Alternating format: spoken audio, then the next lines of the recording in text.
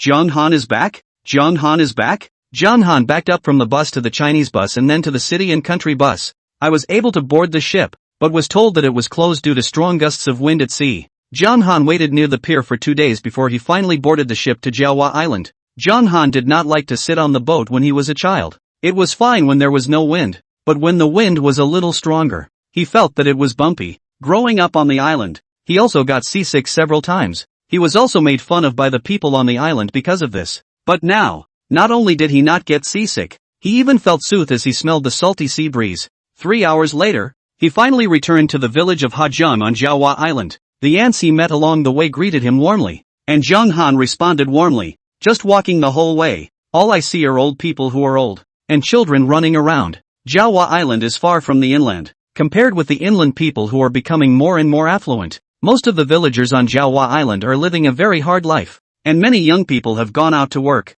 There really aren't many people his age on the island right now. Zhang Han had an indescribable feeling in his heart. Stepping through the door, everything in the house came into view. A black and white television set, a tape recorder longer than his arm, and a radio with a cord that could be pulled on the wall. Even the windows were wood-framed, the kind that pushed outward. Those who didn't know thought he was in the 1980s. The inaccessible island itself is a far cry from the city outside, coupled with the fact that their family was not in good condition. His sister married early and he went away to college, so much so that things in the house are still years old. Jiang Chen returned to his room, which still had 2 star posters on the wall. He tore up the celebrity posters and went to the cupboard to find the padded quilt and comforter. Originally thought that it would be more or less musty. He was ready to take it out to the sun, but after taking it out, he found that not only was there no musty smell on it, there was also the smell of the sun. Could it be that his sister had tanned his quilt for him? Thinking of the spotless table and chairs in the living room, my sister would have come back often to look after the house. Mom and Dad were gone, and for so many years it had been the siblings who had been dependent on each other. His sister also paid for a large portion of his first year of college tuition. In the latter years, his sister also had to pay his living expenses. He refused to take it, and his sister forced it on him again. He owed his sister so much over the years that he didn't know when he would be able to repay her. Zhang Han's stomach growled a bit. He had eaten a tea egg when he boarded the ship in the morning, and now he was really hungry. In a place like theirs, there's no supermarket or food court, and it's nice to have a small store. He went to the small village store and bought a packet of instant noodles, a bag of eggs and a packet of sausages. Because we don't have an electric kettle at home, he grimaced and built a fire and finally put the bubbly noodles in the pot to cook. He cracked 2 more eggs and put in 2 sausages. On the side of a wood stove like his, there was another hole the size of his hand, in which he also scooped water when he boiled his bubbly noodles. The water in the hole boiled while the noodles were cooking. He scooped it out and filled it into a hot water bottle, and that water was ready for drinking. Perhaps it had been too long since he'd done anything like this, and he was sweating by the time he put the steaming hot noodles on the table. Zhang Feng, however, opened the door and came in at this time. Both siblings were stunned and said in unison, "What are you doing here?" Zhang Han dragged out the chair on the side for Zhang Feng to sit on, taking out the graduation certificate again and showing it to Zhang Feng. Graduated. Zhang Feng looked at this diploma rare as hell. It's a diploma from South City University, and it's ranked nationally. Her brother is really something. Only the joy on her face suddenly paused as something occurred to her. Zhang Han knew what Zhang Feng was going to ask, so he simply told Zhang Feng about what happened between him and Yi Dangshan. "She went to grad school and broke up with me." Zhang Feng opened her mouth, many words clogging her throat. "My own brother and Yi Tiantian are both from this village, and the 2 of them grew up together as childhood friends. Neither family is in good condition." A large portion of Yi Sweetie's living expenses in college over the years were still earned by her brother working part-time. "I didn't realize she did graduate school," and flipped out. She carefully observed Zhang Han's complexion, and it was good to see that Zhang Han's face was still good. "You've graduated from college here. You're already educated. What can't you do in the future?" Zhang Han sighed. "Sister, do you remember the major I enrolled in?" "Of course I remember. Financial management. Sounds very lofty," she asked in the village. They all said that this specialty after graduation are to go to a large company as a leader. "Sis, I don't want to hide anything from you. This major is indeed very lofty, but those who fill out this kind of major are usually those who have factories and companies at home, and after they learn something from the major, they go straight home to run their own companies. Then what are your plans now?" Zhang Feng was so anxious that she was scratching her head. Her brother's college wouldn't have been in vain, right? "Let's come back for a few days and then figure out what to do back there. Staying in the old home. At least you don't need to worry about the expensive rent every month. Then you can live in peace." And if you lack anything, you can tell me. Sis, I can take care of myself. Hearing Jiang Han's words, Zhang Feng was instantly relieved. Her brother had really grown up. If mom and dad were alive in heaven, they must be very happy to see their brother like this. Let's go to my sister's house for dinner tonight. Zhang Han paused. I'd better not go. His sister had helped him so much over the years. Brother-in-law doesn't say anything with his mouth, but in his heart he already has an idea. Now brother-in-law has treated his sister as a full-blown voodoo demon. The most crucial thing was that their family's condition was not good either. The family still had 2 daughters to support, and their own lives were tight. So how could he be okay with bothering them again? He just hated that he wasn't capable of doing anything right now, or else he would have been able to help his sister. Zhang Feng, however, didn't realize this as she felt around her body and didn't feel any money. 2 days ago she opened the upstairs window to get some air, and today she came over just to close a window. Alright, if you're not going to eat, you're not going to eat. Probably her brother's lazy again. The 2 villages are so close to each other, walking 10 minutes to get there, but he is not willing to take this leg. Never mind. Next time she came over she'd bring something over and make him some more good food. The siblings exchanged a few more pleasantries. Thinking of the 2 children at home, Zhang Feng had to go back. After Zhang Feng left, Zhang Han slowly finished his bubble noodles. It was a bit boring being alone in the house, so he went outside for a while. The sun was a little too high, so he put the bucket hat hanging on the door on his head. Chapter 2 Infinite Scanning System. This bucket hat, also known as a donpa hat, protects against rain in addition to the sun, and is a standard for islanders. Nonetheless, with the exception of a few with exceptionally good genes, most people's skin color is still a shade darker than inlanders. After all, you don't wear a hat when you go to your own yard to pick an onion or something. Zhang Han's complexion wasn't exactly white, but he couldn't resist being tall and handsome. His slightly darker skin color made him look even more spiritual. Even if he was put into a group of small white men, he was considered to be the one with outstanding looks. Zhang Chen walked and walked to the beach. In the minds of many inlanders, the beach will have golden sands and blue waters, but the truth is that many places do not have sandy beaches. Where he stood now was a mudflat. Looking out into the blackness, Zhang Han liked to roll around in the mudflats when he was a kid, and was beaten up a few times by his sister after he came home with a load of mud. Looking at the constantly receding seawater, Zhang Han didn't expect the tide to go out at this time today. Don't look, it's Xiao Chao. Grandpa Luo walked past the edge with a teapot in his hand. When the tide is low, the water falls low and there are more things to encounter when catching the sea. And the opposite is true when the tide is low. Zhang Han had no interest in the big or small tides. It wasn't like he was here to catch the sea. But he still saw 2 little kids working on the mud flats. One took a sand shovel and shoveled. The other raked and raked. They brought quite a few guys with them and didn't dig up a few things. Zhang Chun unconsciously let out a laugh. The 2 children's movements suddenly stopped, as if they had been humiliated, and together they looked up at Zhang Han. Hey, what are you laughing at? Whose kids are you? With this level of remoteness on Jawa Island, no one from the outside would come over. My dad Wang Fa.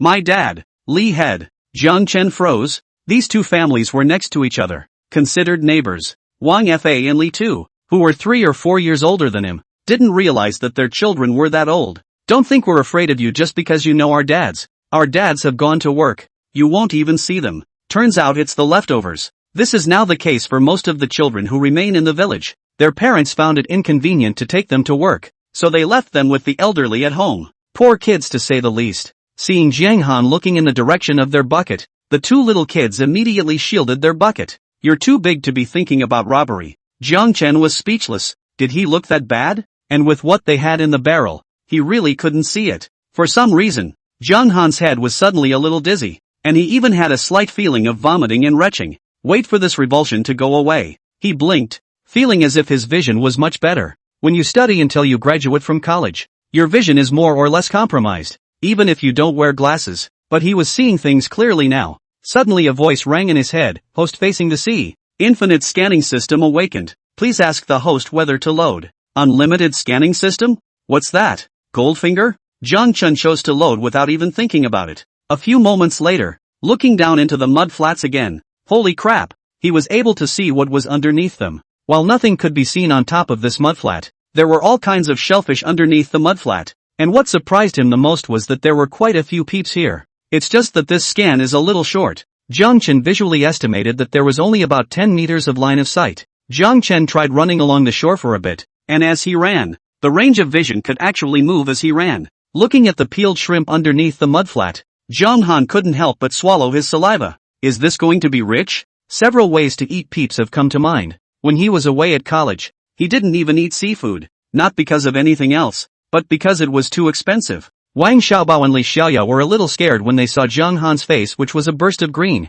white and red, and it's a little scary that he somehow just runs back and forth like that. Had what they had just said irritated him and made him commit some kind of crime? Uncle, are you okay? You're not going to blackmail our grandparents, are you? Jiang Chen was still stuck in the joy of binding the system when he heard the words of these two brats. Why are you calling me uncle? How do you talk? What am I blackmailing you two kids for? He glanced at the two buckets again, for that little bit of mud snail and hermit crab. It was perfectly fine to be merged into one bucket. Zhang Han wanted to ask them to borrow a bucket, but saw the way those two children were protecting the bucket. He thought better of it. He's such a big man. He can't make two kids cry on his first day back in the village. I was too lazy to make such a trip, but now I have to go back for the buckets. He looked around the house and saw an eel plier. The metal part was rusted and the screw part didn't work very well, but it barely works. He dropped the eel tons into a bucket and carried a bucket out the door. The two kids were still there when we walked to the mud flats. The two of them glanced at each other and looked at Zhang Han warily again. They were afraid that Zhang Han would miss the mud snails and the 2 or 3 hermit crabs in their bucket again.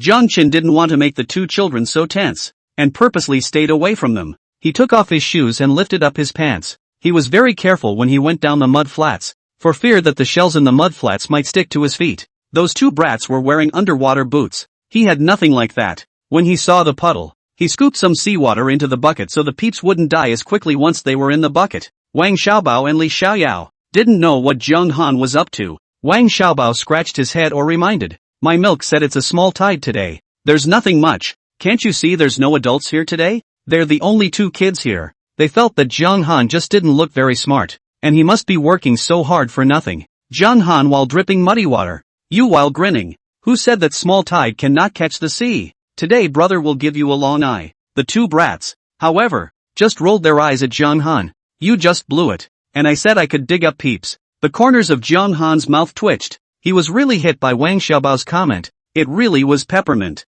Then my brother will dig up some peeps and show them to you. The two brats laughed out loud, thinking that Zhang Han was blowing this bull to the sky. Jiang Chen moved to the peppermint nest with his ability to see through. He'd observed, elsewhere, a 10-meter radius, 1 or 2 peeps at most. Most places not a single one. And this place has piles of peeps. Seeing that Jiang Chen stopped and didn't move, the two brats who were originally nervous instead walked over carrying buckets of water. Zhang Han peeled away the mud on top of it in front of them, then revealed a very large air hole. Chapter 3, Zebra Peeps. Those two little kids' eyes widened. What a big air hole. According to their side of the story, the bigger the air hole, the bigger the cargo underneath. There's a good chance there's a big load under here. The two children were a little sour at once. The man's luck was too good to be true. Such a big air hole, but he turned it over in one go. A hole that big. It's the king of razor clams, right? Wang Xiaobao said. The king of razor clams doesn't have a hole that big. It's a big green crab, right?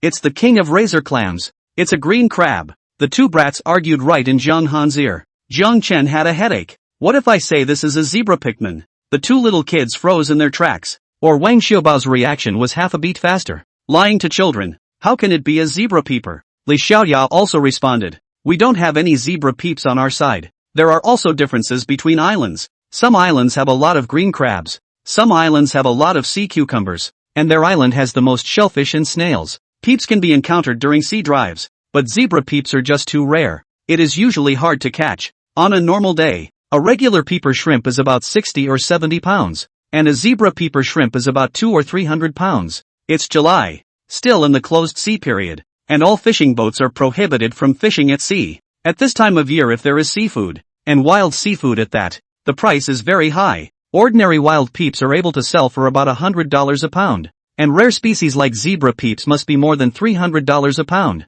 Wang Xiaobao and Li Xiaoyao were sure that it wasn't a zebra peeper underneath this air hole, but they were also curious to know what was underneath this air hole. This is a mudflat that encounters a lot of razor clams at low tide. Ordinary razor clams certainly don't have air holes that big, but if it's a king razor clam, it doesn't seem to have such large air holes. Wang Xiaobao took another look at the air hole and became even more curious in his heart. At this time, Zhang Han was also a little difficult. This pippy shrimp is hiding a little deep. The pliers I brought from home and put in the air holes wouldn't hold up. He looked to the shovel in Li Xiaoya's hand. Give me your shovel to use. Li Xiaoyao was a bit reluctant, and under the dilly-dallying, he still gave Jiang Han the shovel. Jiang Han took the shovel and shoveled most of the mud off the top, and 2 cat's eye snails came out in the center. He squeezed the water off the tops and threw one directly into the buckets of the 2 little kids, one for each of them. The 2 little kids were instantly a bit touched. They thought he was a bad guy, but they didn't realize that he was still giving them snails. If only that water was there for them to squeeze,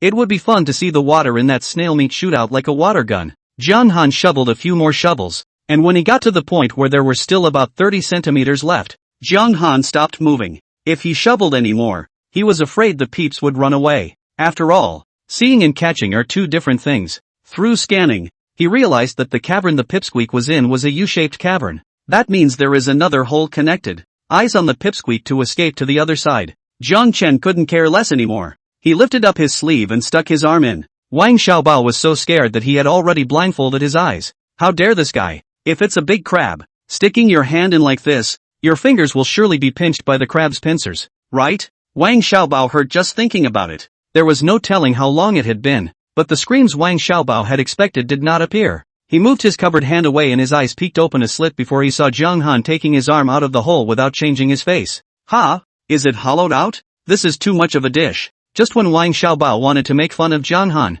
he saw the peeps cupped in Jiang Han's hand. Jiang Han threw the peeps into his own bucket. Wow! It's really zebra peeps, hey! Li Xiaoya had screamed. That peeps was really zebra-striped and not small. Anyone who lives by the sea knows well that the bigger the head, the more valuable the same type of seafood. Look at the look of this peppermint. How to say it is 5 or 6 tails. This shrimp goo still has red in it. Li Xiaoya's observation skills were much better than Wang Xiaobao's. Shrimp nuns and peeps are the same thing, just called different things. Wang Xiaobao went to look closely, and through the translucent shell, he was really able to see the orange-red stuff inside. It's with cream. The ones with paste are even more valuable. While this one isn't quite full cream, it's very rare. Wang Xiaobao sucked in a mouthful of cool air. How nice it would have been if this pippy shrimp had been plucked by him. Wang Xiaobao estimated the price. Maybe this one would be able to sell for $200 or $300. $200 or $300. That's a lot of toys you can buy at a small store. Jiang Chen tilted his head and looked at them. Well, the 2 kids glanced at each other, always feeling that Jiang Han was looking at them with eyes full of mockery. Perhaps feeling mocked to the core, these 2 kids picked up their buckets and ran. Jiang Chen was speechless. This made it seem like he was some kind of big bad guy. Jiang Chen was quite nervous just now. He wasn't very lucky as a person. He didn't think that a good thing like a system would fall on him. Although he did get a good look at what was underneath the mud puddle, he still suspected it was his illusion. Now look at the barrel of this fresh, also with paste zebra shrimp.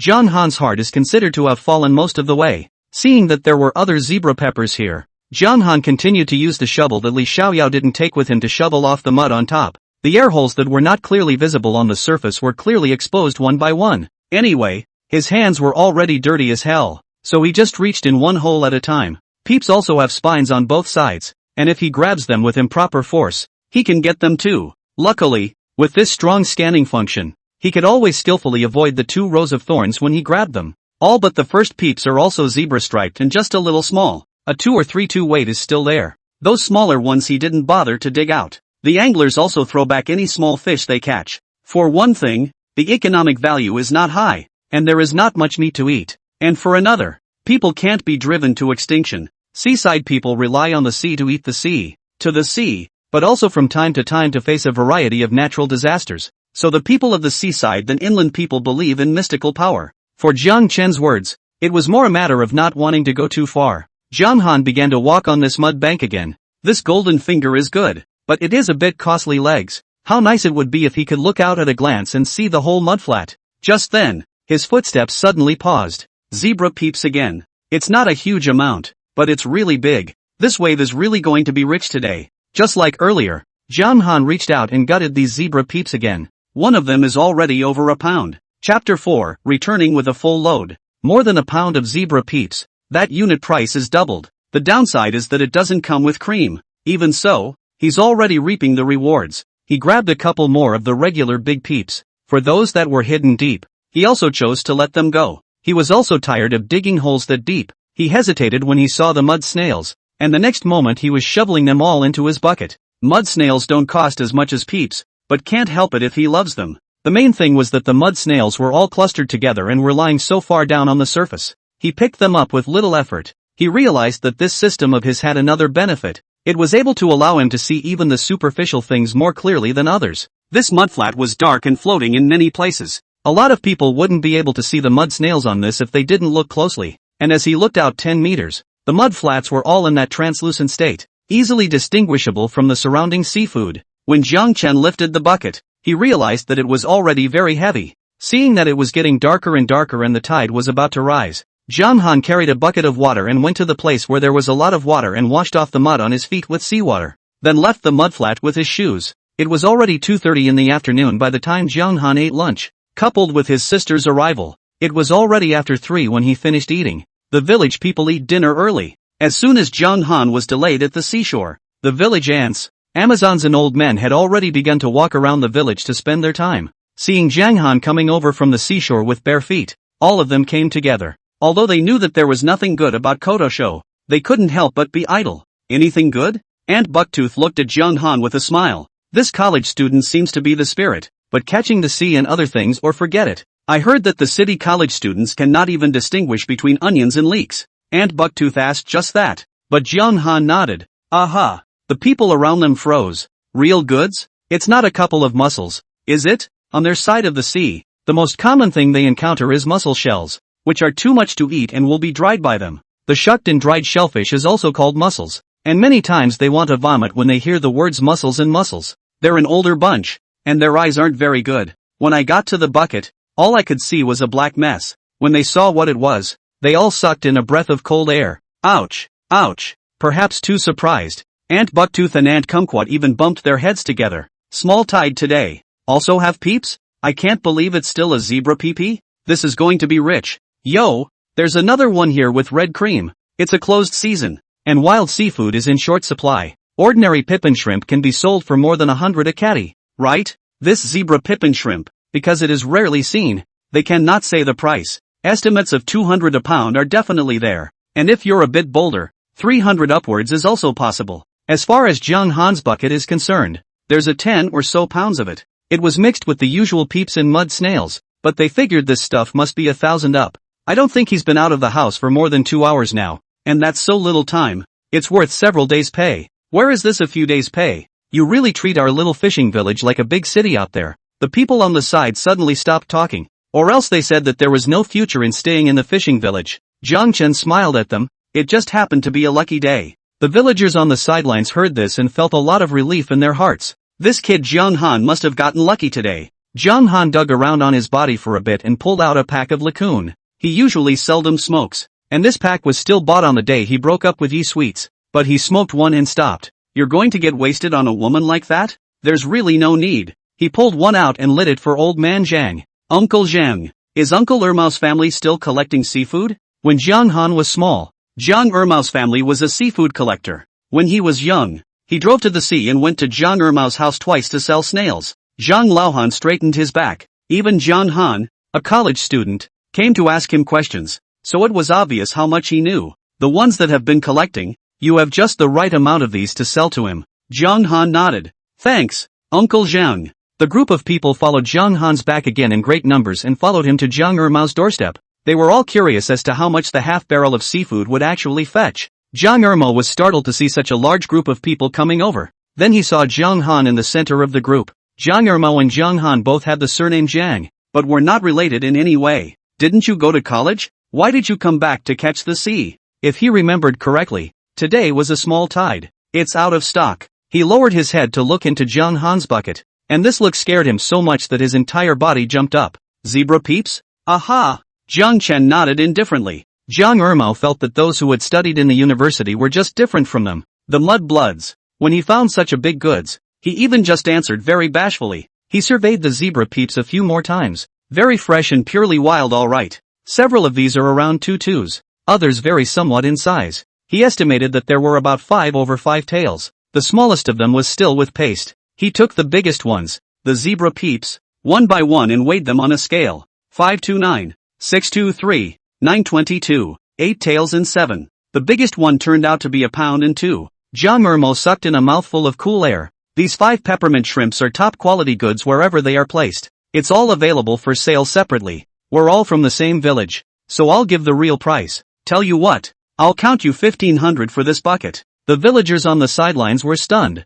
and they wanted to think 1,000 upwards, but I didn't realize it could go for 1500. John Han, you're too lucky. It's amazing how a small tide can catch 1,000 loads when it catches a sea. That's why college students are really different from us. Even the luck is extraordinarily good. John Han's face could not see the expression. The village people are aware of the price of regular seafood. For the rarer stuff, they don't know exactly what the price is. John Han didn't have a clue, so he checked the price when he was by the beach. Peeps over half a pound. The smallest one can go for 300 apiece because it's with paste. 6 tails of that will sell for 200 no problem. The 8 tails one is close to 9 tails, and would sell for almost $300. 922 that only sells for 500 or so, which is fine. That makes it 13,000. Chapter 5, Selling Goods. 6 tails of that will sell for 200 no problem. The 8 tails one is close to 9 tails, and would sell for almost $300. 922 that only sells for 500 or so, which is fine. That makes it 13,000.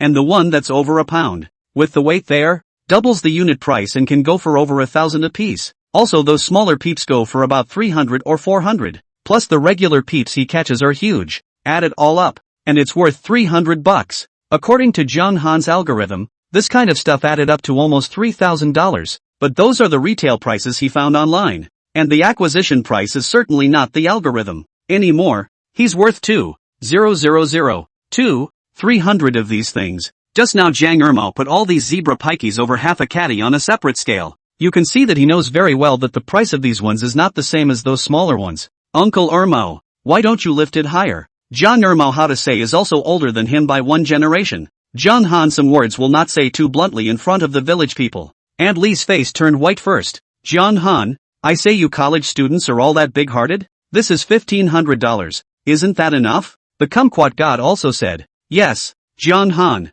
This 1,500 is enough for my man to work hard for most of the month. It's really quite a lot. John Han knows too much about these people in their own village to say that simple is really simple. If there is a thing in anyone's house, the whole village will help over to help. But when everyone is poor, if anyone's family suddenly gets better, the village is prone to red eye. It was as if John Han could cut their meat if he took more. John Ermo hesitated for a moment. How about this? Han, you're a latecomer, so I'll add another 50. The corner of John Han's mouth twitched. If it was only for this $50, he really didn't bother bargaining with him. Uncle Ermo, I think I should be lucky if I can get into a major university. Isn't catching the sea and all that just a matter of luck? You give me a reasonable price, and I'll come back to you when there's a good deal next time. 16,000. No more. John Ermo's face was already a bit impatient. He was the only one in the whole Shajang village who was collecting seafood. If John Han didn't sell to him, was he waiting for all his seafood to die? The price of live seafood is completely different from the price of dead seafood.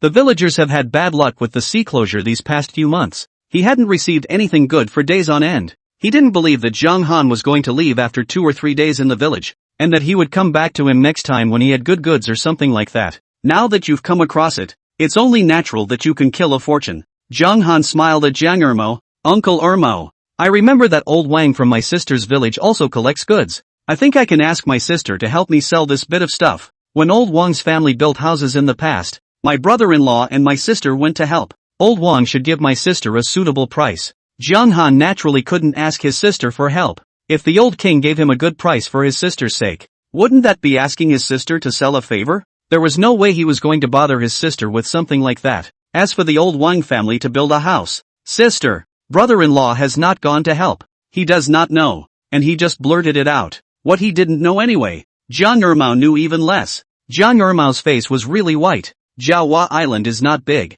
That also has 18 big villages. Pretty much every village has a collector. They have rules for doing business. Like they collect seafood. They don't normally take things from people from outside the village. Handled badly, it's a fight. But if John Han gives the goods in his hand to his sister, and his sister helps him to sell the goods, then it is not considered to be receiving goods from people outside the village. Old Wang, that person he also knew. He did receive goods at a much higher price than he did. Plus John Han's sister and brother-in-law had done him a favor, so the price must be even higher. Seeing that John Han was about to leave with his bucket, John Ermo was really anxious. He glanced at the onlooking villagers, and as soon as he did, he pulled John Han into the house and closed the door behind him. John Ermo's house was renovated, and the condition of the house was not much better than that old house of John Han. Uncle Ermo, what are you doing? Jiang Ermo made a silent gesture. It's not like you don't know what kind of virtue these people in the village have. I'll give you 2,000 now, but you can't tell anyone else. Otherwise people in the village would say he was charging too low a price.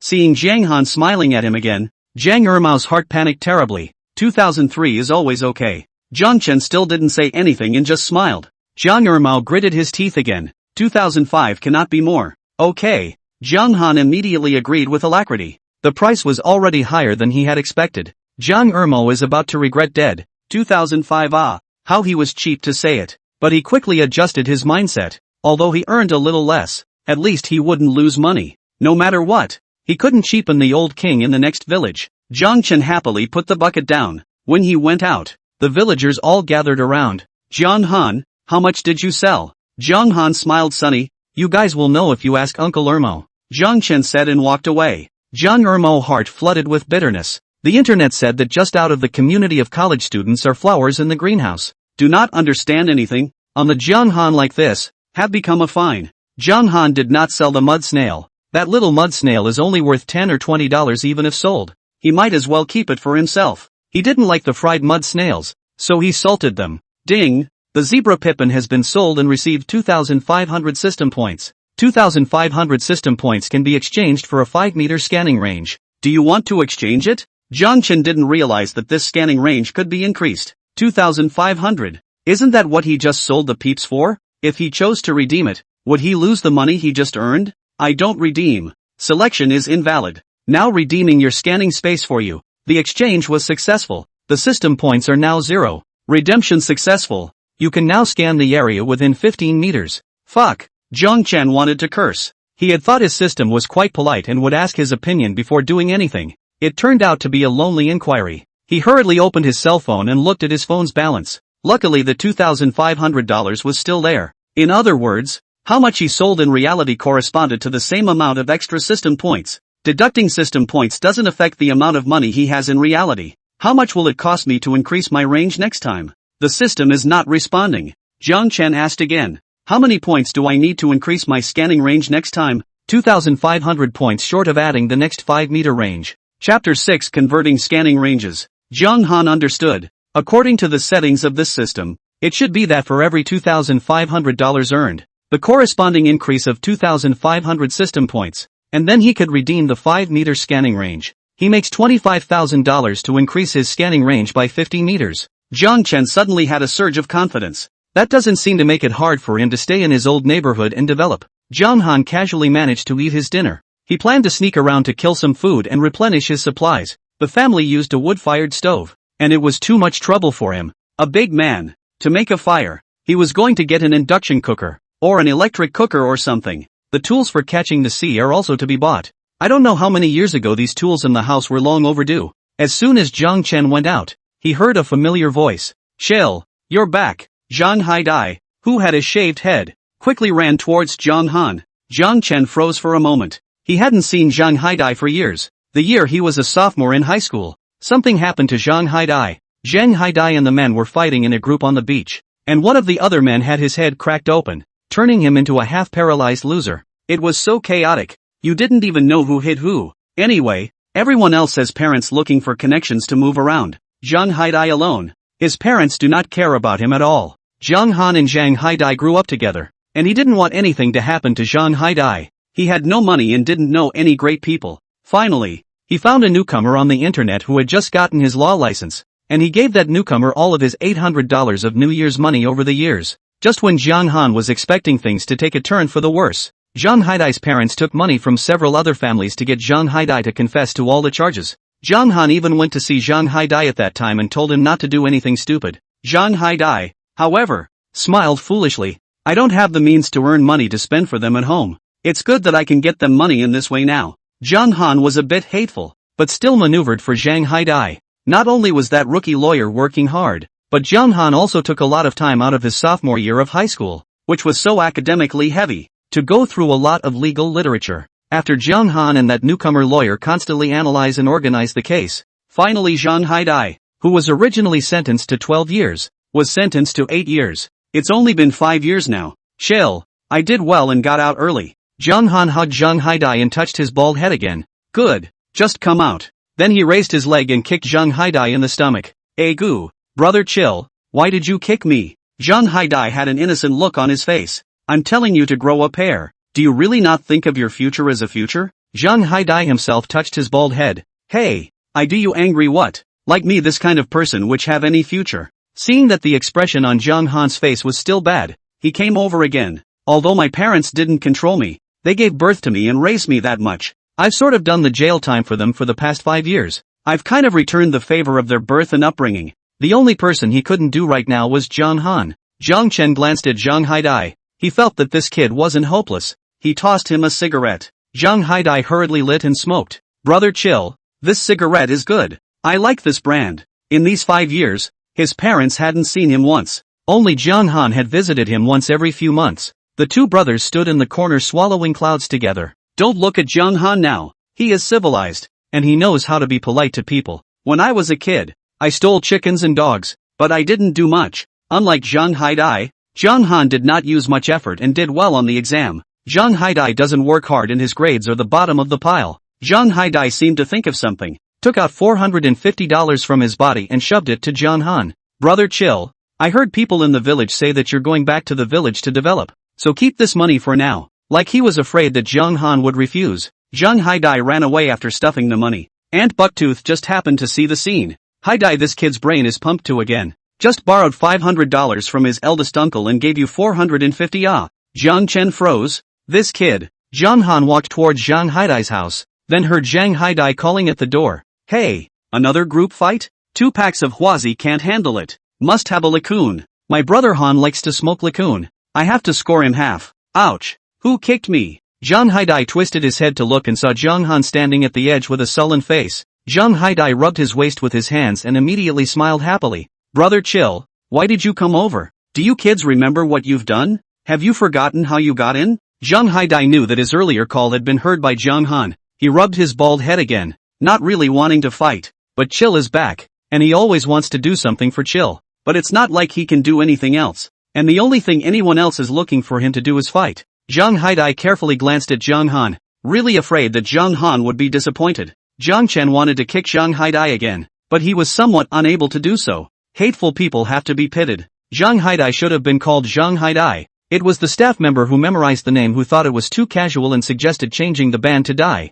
Zhang Haidai and his brother were 12 years apart, and his old lady didn't realize she was pregnant when she conceived him. His old lady was fat, and the day before she gave birth to Zhang Haidai still felt that she had gained weight again. As for the woman once a month that did not come, she thought it was menopause. That night, the skipper's boat reached the shore. Originally it was arranged for Zhang Haidai's dad to clean the boat, but Zhang Haidai's dad was too lazy to go, so he let his wife go. She ended up having the baby on the boat before she could finish cleaning. The ship's captain was furious when he found out that the woman had come aboard, not to mention that she had given birth. He felt that he was going to be bad luck for the rest of his life, and in a fit of anger, he directly fired Zhang Haidai's dad. And because of family planning in those years, the family paid a lot of fines. The couple put all the problems on Zhang Haidai's body, and felt in their hearts that Zhang Haidai was a scourge, either beating or scolding him since he was a child. Zhang Haidai also gradually grew into a scourge. Zhang Han wanted to return the $450 to Zhang Haidai, but Zhang Haidai refused to accept. I have money. Okay, tell me how much money you have? I still have $50. Zhang Haidai had the look that $50 was a huge amount of money. Zhang Han was exasperated and laughed. You are thinking that you are more capable than me? I, Zhang Han, have been reduced to the point where I have to be relieved by you? Zhang Han spoke nonchalantly. Zhang Haidai, however, wasn't angry at all. Instead, he was a bit nervous. No, brother Cold, I didn't mean that. You're a college student and got into such a good university. You're naturally the most capable. Chapter 7, Going to Town. It's good to know that I'm capable. Zhang Chen shoved that money to Zhang Haidai again. Are you going to catch the sea tomorrow? Zhang Chen asked. What's the point of going to the sea? Are you tired? Zhang Haidai felt that if a person like him went to catch the sea, he would still be laughed off by the people in the village. This time I came back. I plan to develop in our village. That's why I went to catch the sea today, and I'll go tomorrow as well. There's a shortage of helpers now. Zhang Haidai immediately patted his chest and assured.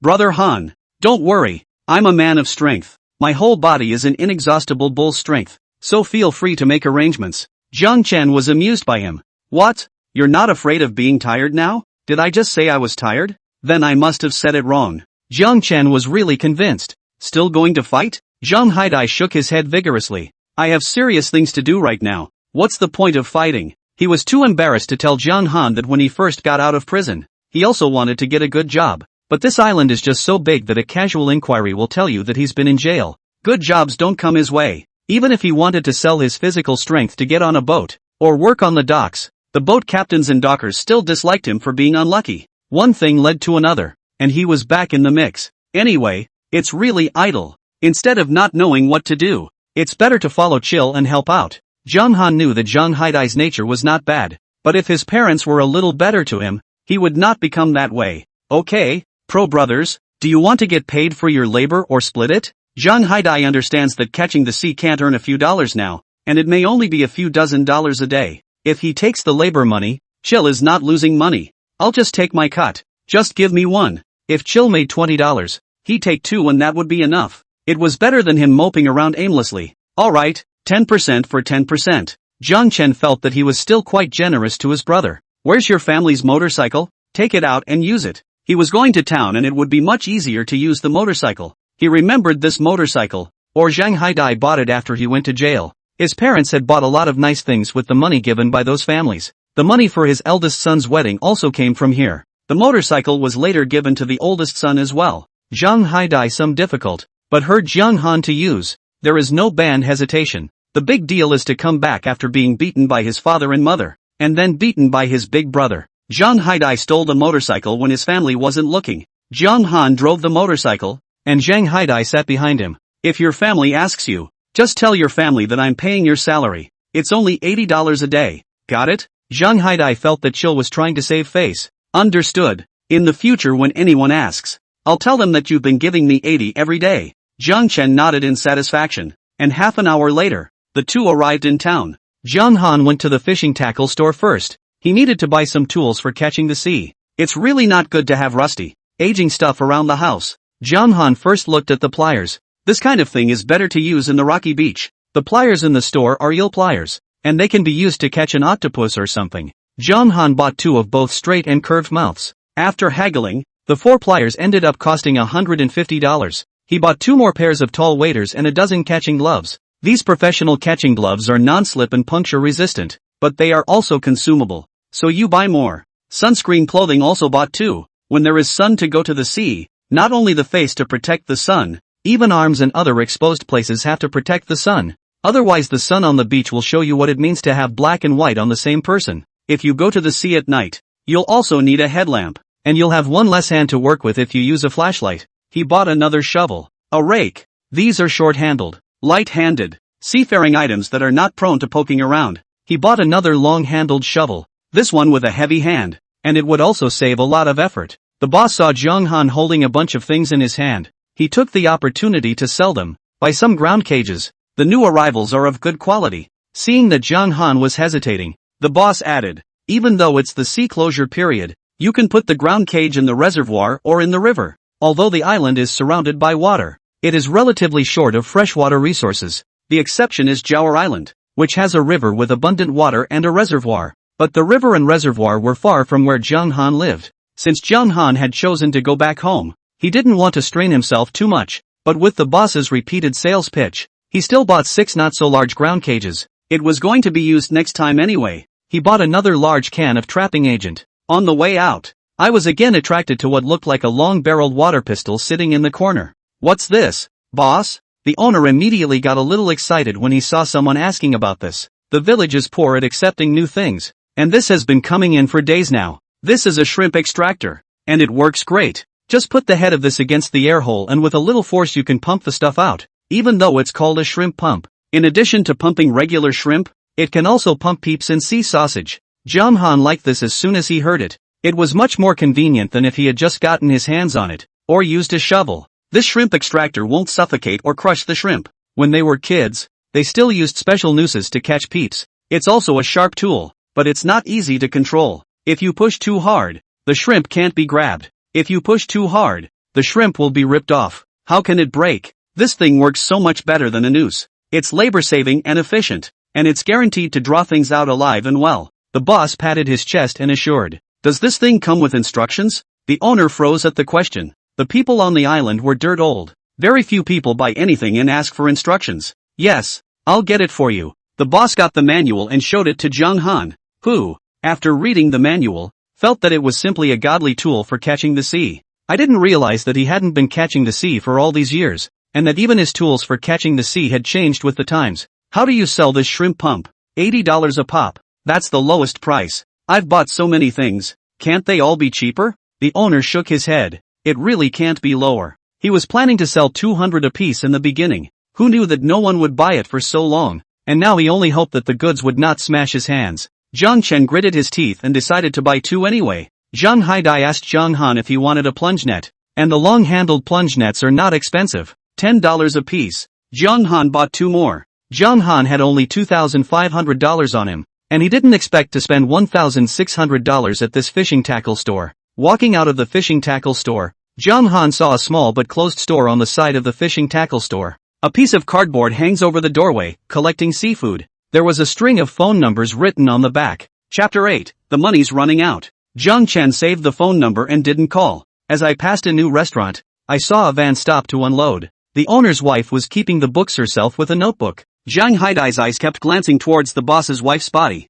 Zhang Chen also looked over. The boss's wife was 27 or 18. The whole person was convex in the front and curved in the back. Very charming. Zhang Han gave a hefty laugh. Like this? Zhang Haidai's face was already red, but he desperately shook his head. Nothing. He's a laborer, and a man like him doesn't deserve a woman to like him. If any woman really wants to be with him, it's a disservice to others. Zhang Haidai suddenly thought of something. Brother Chill, did you really break up with Sweetie Yi? Aha. Why? He could see that Chill really liked Sweetie Yi, and he had always thought that they were going to get married. Split up is split up. There's no such thing as why. When he saw Zhang Haidai, who kept staring at the other boss's wife and could hardly walk, he pulled him. He was really afraid that the boss's wife would rush over and call him a rascal later. Zhang Han still has a lot of things left to buy. There was a small supermarket in town, and Zhang Han bought some daily necessities. The toy area and stationery area were together, and between the toys and stationery, Zhang Han bought 2 Barbie dolls. Knowing that Zhang Haidai likes to smoke, he took another pack of cigarettes and threw it to Zhang Haidai when he paid at the counter. Zhang Haidai looked at all the Li groups and hurriedly took them. It was true that Chill was still good to him, and he even thought of giving him cigarettes. Let's make do with this for now, and we'll buy you something nice later when we're in a better position. This is good enough. I used to smoke $10 cigarettes. Zhang Haidai thought that Chill was thinking too much, and that he really couldn't get rich by catching the sea. I'm afraid that when the time comes, I won't even be able to earn back the money for this equipment. Seeing Zhang Han's confident appearance, he couldn't bear to say anything to discourage him. Anyway, good brothers, we'll take the trouble together. Zhang Han bought quite a few more groceries in front of the supermarket, which also has screws and such. These are all touched by the islanders themselves from the reservoir, and the water quality is top-notch. It's not at all the same flavor as the snails sold outside and touched from sludge ponds. All of these vegetables are also homegrown. I can't eat it all in my own home, so I bring it out to sell.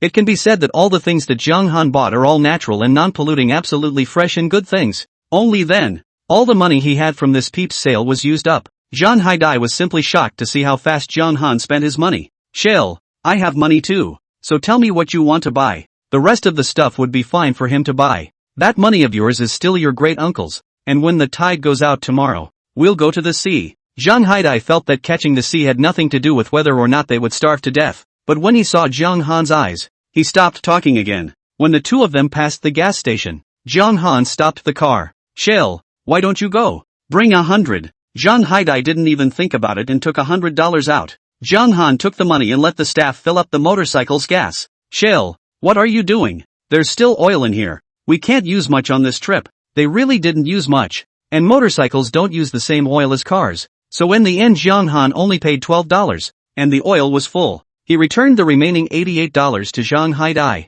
We're not going to keep borrowing your big brother's car, now that we have. We can't afford to be slighted by him. Zhang Haidai stopped saying anything. He knew that Chill was doing it for his own good. When he was almost at the entrance of Zhang Han's house, Zhang Han saw that Zhang Feng had come over again. Zhang Han stopped the car and let Zhang Haidai drive the motorcycle back after asking him to help put the things into the house. Sis, what brings you here? Zhang Feng took one more look at Zhang Haidai's back as he left, but Zhang Haidai had a previous record. She was afraid that her younger brother would be brought down by Zhang Haidai, but she thought that her brother was such a big man and had graduated from a major university. She also felt that she should still trust her brother's ability to differentiate. It's better to look at it again. It's not like you can't have a chance to rehabilitate yourself if you've been in jail. I brought you mats and mosquito coils over. What is in this home? Jiang Feng knows best. The original mat has long been worn out and unusable. This weather is so hot. It's only comfortable to sleep with a mat on top of the padded quilt. It's actually cooler without the padded quilt. But the wooden plank bed was too hard. And John Han was always uncomfortable sleeping on it. So, in the summer, John Han would put a mat on top of the padded quilt. Jiang Chen didn't think about mosquito coils. He searched through the pile of new purchases and pulled out the 2 Barbie dolls. For my niece. Jiang Feng opened her mouth, somewhat wanting to cry. Her brother had really grown up and understood. She used to be the one to buy things for Jiang Han, but she didn't expect that it would now become Jiang Han buying things for her 2 children. Jiang Feng happily took it, but her mouth said, "What's the point of being so broke?" Jiang Chen felt that his sister was just being tongue-tied. After Jiang Feng left, Jiang Han realized that the TV set in the house was no longer on. The tape recorder did still play tapes, but he didn't really want to listen to them either. The radio was even less desirable, and he ended up choosing to play with his cell phone while blowing on the fan. He didn't have air conditioning here, but it wasn't as hot as the big city. An electric fan is also enough. When there is a sea breeze, you don't even need to turn on the fan. Just open a window and blow the sea breeze to stop sweating. The only downside is that the signal is bad and it always lags when you swipe videos. Jiang Chen didn't know when he fell asleep, and once he woke up, his entire body was still a bit confused. The first thing he did when he opened his cell phone was check the tidal software. Older people who live by the sea usually count the tides. Jiang Chen, however, did not understand. It's a good thing the internet is so advanced these days that you can look up anything. The software shows clearly that there are 2 tides today. The first was from 4 a.m. to 7 a.m. The second was from 4 p.m. to 8 p.m. It was now 7:20 a.m. And the time for catching the sea had passed. There were usually 2 tide times a day, and sometimes 3, but only one time was comfortable for Jiang Han. The other 1 or 2 times were either in the wee hours of the morning or in the middle of the night. Jiang Han thought in his heart, if he really made a living by catching the sea, wouldn't he have to catch another time as well? Jiang Chen thought about it for 2 minutes and finally chose to go with the flow. There are so few people inside the village that there are no restaurants or breakfast places. Jiang Han's breakfast was casually dealt with. Today's sea drive was at 4 in the afternoon, and I had lunch with Zhang Haidai at 3. It was Zhang Haidai who cooked in the afternoon, and Zhang Haidai's cooking skills were better than Jiang Han's. Plus that snail itself is delicious. Unconsciously, Jiang Han ate an extra bowl of rice. This was much better than the food he ate in the big city. Chapter 9, Moon Shell. After packing up and preparing the tools for catching the sea, the 2 set off. Because of the heat and the long hours of catching the sea, they also brought their old military water bottles with them. They went to the same mudflats that Jiang Han had visited yesterday. In the past, few villagers came out to catch the sea during the small tides. I don't know if they were stimulated by Jiang Han, but when they came over today, there were actually several villagers on the mudflats. Aunt Buck, Aunt Li and Aunt Kumquat were there. Even Master Luo and Old Man Zhang were there. Zhang Haidai looked surprised. Holy shit, what is this? I've never seen a small tide still so lively. If he's not mistaken, today's small tide or extra small tide kind. Even if kids like Wang Xiaobao and Li Xiaoyao are there, are even adults that idle? Jiang Han was also speechless. Many people in the village were still this pissed off. But you can't blame them. Who'd mess with money? Those who stayed in the village itself were the older people and children. And the family's source of income depended mainly on the money earned by the family's young adults who went out to work. Who wouldn't be happy if they were able to get some money to spend in their hometown as well? The small tides are not available and are also relative to the large tides. As it turns out, if you're diligent enough, you can more or less get something. These older people, in particular, have a lot of experience. In that amount of time, someone had already caught a peeper or 2,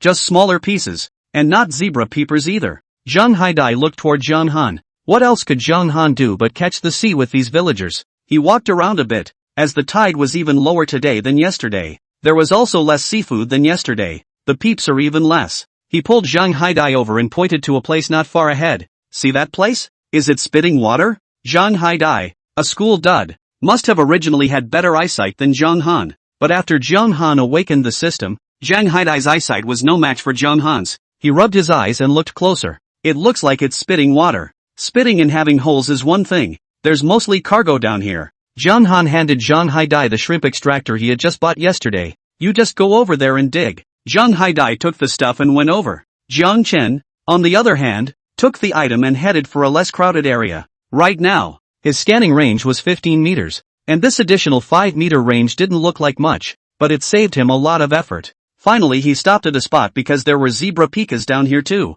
and at that moment, those villagers had surrounded Zhang Haidai. Zhang Han knew why. Because the location he pointed out to Zhang Haidai happened to be the place where the peeps piled up. Zhang Han wasn't ambiguous, and after spitting into his palm, he gripped the shrimp extractor. The first time it didn't come up because of poor control, and the second time it did. All that came up with the muddy water was a zebra peeper. He smoked another zebra peeper in the process. Both of these peeps were a half-pound or more. Next, Zhang Han went back to smoking those ordinary shrimps. The owner of the tackle store hadn't lied to him. It was efficient and wouldn't rip the peeps off. This is so much better than the old rope covers. Zebra peeps. Zebra peeps. It's really zebra peeps. The villagers didn't know when they had surrounded Zhang Han's bucket again. They searched for so long, and the worthless things were a bunch of things, but the valuable ones were all the same. They had originally thought that Zhang Haidai had already been lucky when he had drawn several peeps in a row.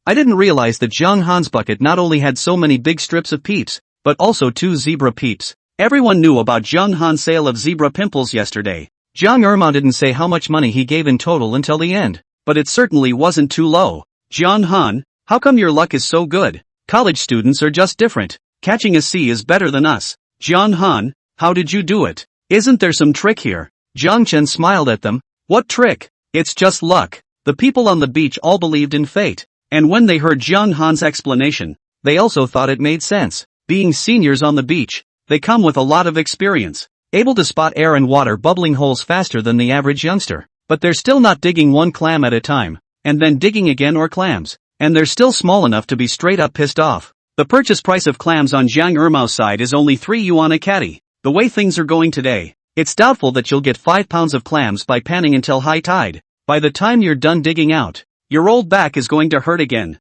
and that's probably not enough money to buy a poultice. With heavy rheumatism, the knees hurt for days. Zhang Haidai was also confused. Zhang Han said that he would take him to catch the sea and make a fortune, and he had originally listened to him just like that. Seeing that there were several water bubbling holes in the place Zhang Han pointed out to him, he didn't think much of it. After all, it's not just peeps that can bubble up. There's a lot of worthless goods out there. Who'd have thought he'd get a peeps on the first draw? And this shrimp pump is very efficient. 1 pump at a time. Basically every draw brings out a peeps. The villagers were also attracted by the shrimp extractor in Zhang Han's hand, and the thing in Zhang Haidai's hand seemed to be the same. It wouldn't be a loss if they dug clams at that rate. Zhang Han, where did you guys get this? There's a fishing tackle store in town.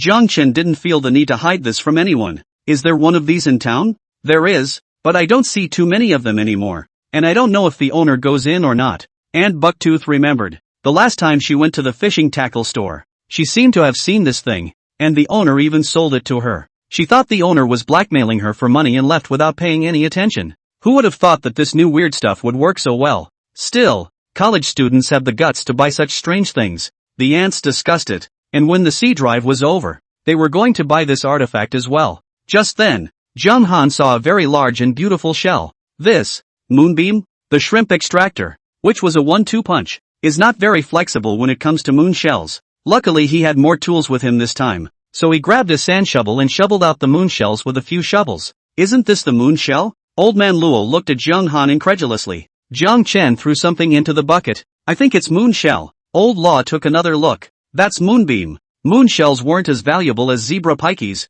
but the stuff ate heavy. For a size like Zhang Han's, 4 or 5 would be a pound. A few more digs and you'll make a fortune. When Zhang Han started to smoke peppermint, although Lao Luo felt uncomfortable, his reaction wasn't this big. But now, he was really having some trouble breathing. The same shells? Why Zhang Han shoveled the moon shells and he shoveled the clams. Chapter 10, Exploding Barrels. Zhang Chen reached out and gave old Luo a hand. Master Luo, are you alright? At such an old age, it's not good if you get sick from anger. I'm fine. Lao Luo braced himself to calm down. He didn't believe that all the good luck had gone to Zhang Han, and Lao Luo turned around and continued to go poking around. Zhang Haidai walked over, his bucket of water in addition to the peppy shrimp that Zhang Han had asked him to smoke at the beginning. The others are also shellfish that are not very valuable, but he was content. He wanted to see how Zhang Han was doing, and if he was not doing well, he would comfort him, and they hadn't lost any money on this trip anyway. When he saw Zhang Han's bucket, his jaw simply dropped in shock. Brother Han, Are you that lucky? John Han said that he would take him to get rich by catching the sea. According to today's situation, it is not exaggerated at all. John Han didn't explain. He asked Zhang Haidai to put the shrimp extractor in and take out the sand shovel. The pump wasn't much use now. At least the ones he'd just run through where he'd run out of peeps. John Han pointed out another place to Zhang Haidai. You can shovel over here. Zhang Haidai took a look over there. That place also had quite a lot of water coming out of it, and he didn't know what was underneath. Shell, you have good eyesight. Jiang Chen didn't explain. He just told him to dig faster and reminded him not to dig through it. It's not worth it if you dig through it. Zhang Haidai rolled up his sleeves and squatted down to dig. Now he had confidence in Jiang Han. Despite being mentally prepared, his eyes widened at this dig. Moonbeam. Surprisingly, he dug up moonshells as well. It's really heavy for such a big moonshell. Seeing that the village people were looking towards him, Zhang Haidai was afraid that the village people would also come his way. Hurry up and put your best foot forward and start digging. There were clams and such dug up, but they were mostly moonshells. Zhang Haidai started very quickly, and when the villagers hesitated to come over and finally came over to his side, those bubbling places had already been dug up almost by Zhang Haidai. Aunt Li scratched her head. Could it be that Zhang Han and Zhang Haidai were favored by the Dragon King? This luck was simply heaven-defying. Zhang Haidai found another place to dig. This time not so lucky. Digging out things began to be worthless again. The villagers looked at Zhang Han again, and when they saw Zhang Han digging up a moonshell, they headed back to Zhang Han's place. Aunt Li smiled at Zhang Han. Don't mind if we dig in here too. Zhang Han looked at the villagers in front of him. If he said no, he would probably be drowned in spittle by them. Zhang Han's face smiled. This mudflat is not my home. Who digging is not digging. Auntie Li also smiled cheerfully as she squatted down and took a sand shovel and started shoveling the bubbling mud. Shell, I didn't realize you were so young and so good at finding places. There are so many water outlets in this little piece. Aunt Li dug 2 or 3 shovels and something came out. Not a moonshell, but a very small clam. Auntie Li was so angry that she wanted to curse her mother. It was then that Zhang Han landed a shovel on the edge where she had just dropped the shovel, and a moonshell was dug out just like that. Aunt Li opened her mouth, and then opened it again. These two things are in one place, so why is she digging for the cheap stuff? Zhang Han laughed, so he put the moonshell into the bucket. He turned back to digging somewhere else. Aunt Li's eyes just stared straight ahead, and when she saw him digging up 2 clams in a row, her heart finally felt a little more comfortable. Where can a person be lucky all the time? But the third one Zhang Han dug up was another moonshell, and the fourth one was still a moonshell. He wouldn't have bothered to dig if those 2 clams hadn't gotten in the way of the 2 moonshells. Auntie Li. After more than an hour, the whole room except Zhang Han and Zhang Haidai digging more and more vigorously,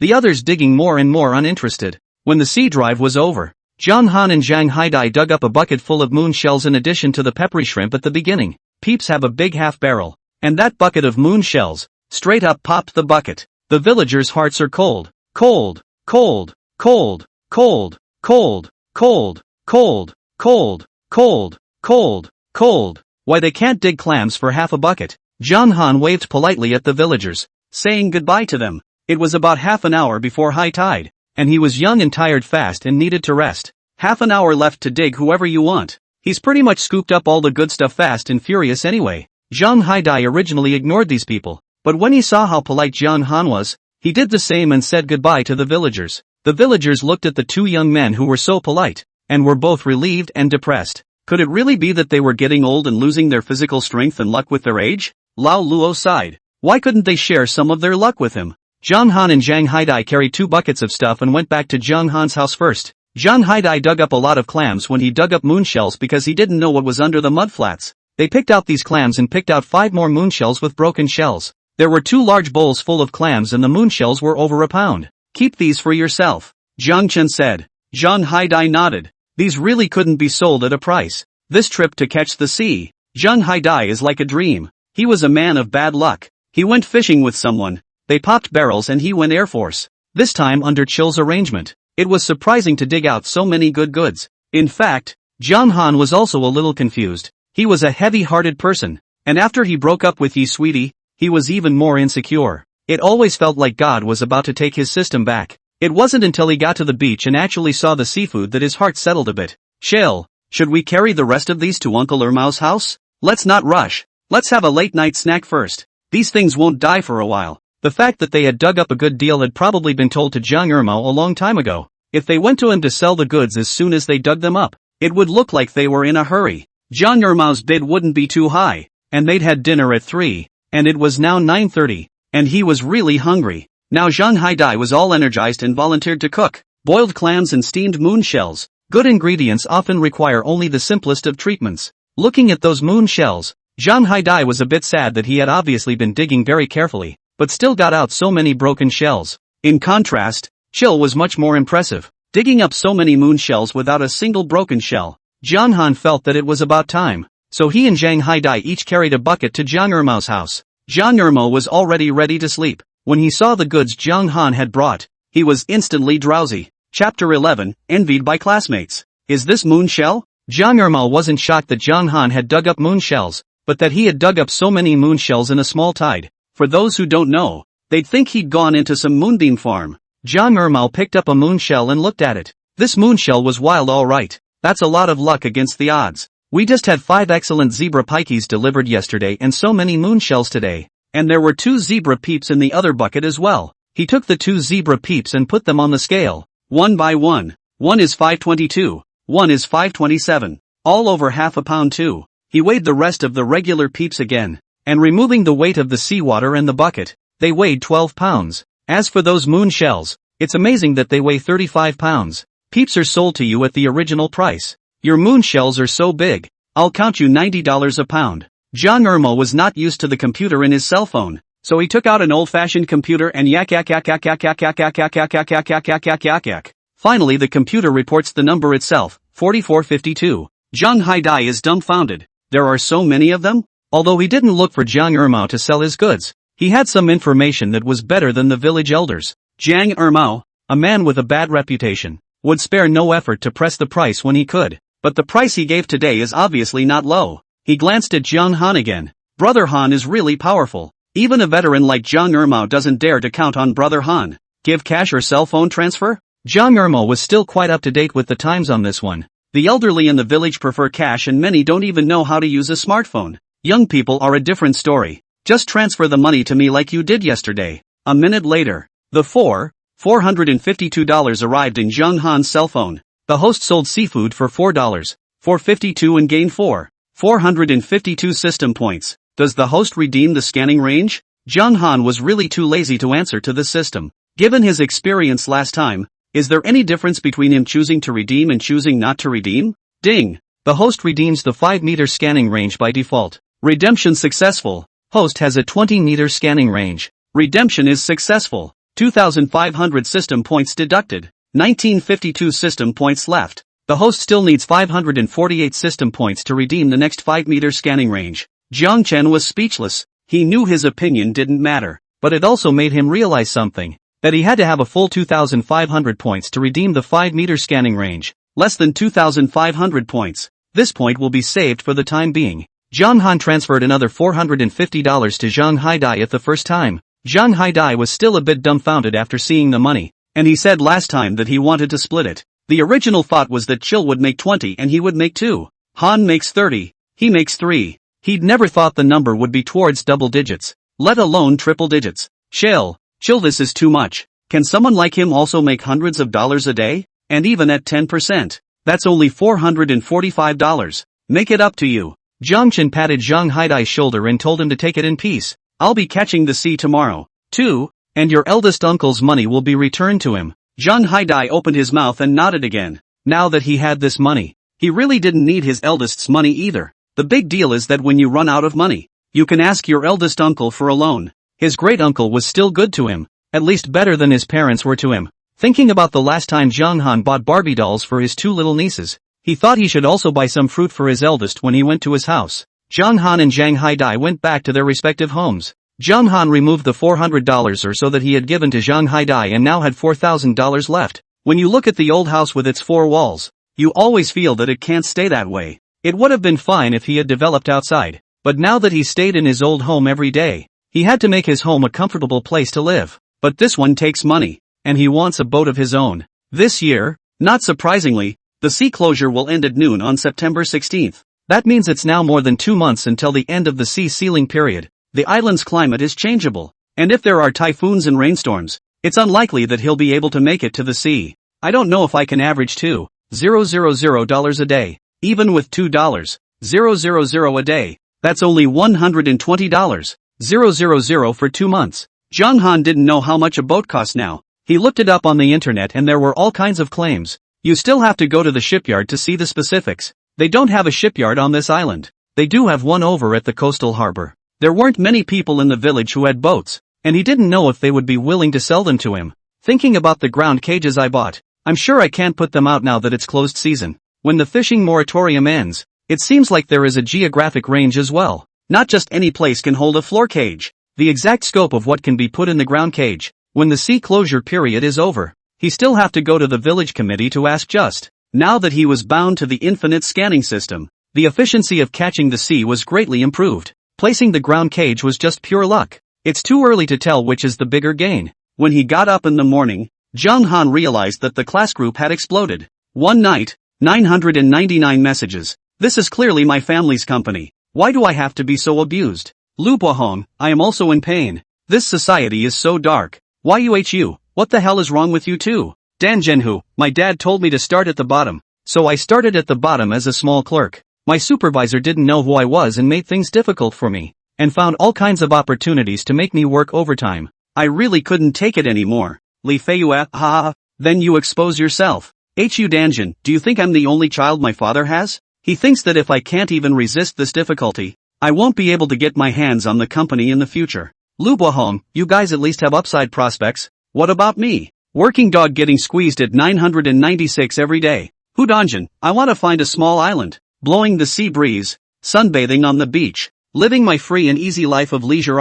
Lu Bohong at Jung Han, haven't heard from you for a long time. What are you doing? Zhongchen didn't expect anyone else to aid him. This Lu Bohong is just like him. His family has no background, and he also enrolled in this sinkhole major in a haphazard manner. Unlike him, he chose to struggle and fight in the big city. Jung Han pushed open the small wooden window of the room and took a picture of the sea and sent it to the class group. The class group immediately blew up again. Li Feiyue, it's so early. You live on the beach? Are you on vacation? Hu Danjin, starry-eyed, so envious. Chapter 12, like a vacation. I remember Jung Han's hometown is by the sea, right? Did you go back to your hometown? Jung Han, my home is on an island. I'm just going home now. The circle of friends got even more lively. Lu Bohong, you're too. At Lu Bohong. Is it true that he doesn't have to struggle to live the life you want to live after struggling so hard? Lu Bohong. Hu Danjin, ha ha ha. A rich man meets a fisherman. And the rich man says to the fisherman that if you work well, you'll be able to rest well and get a good tan.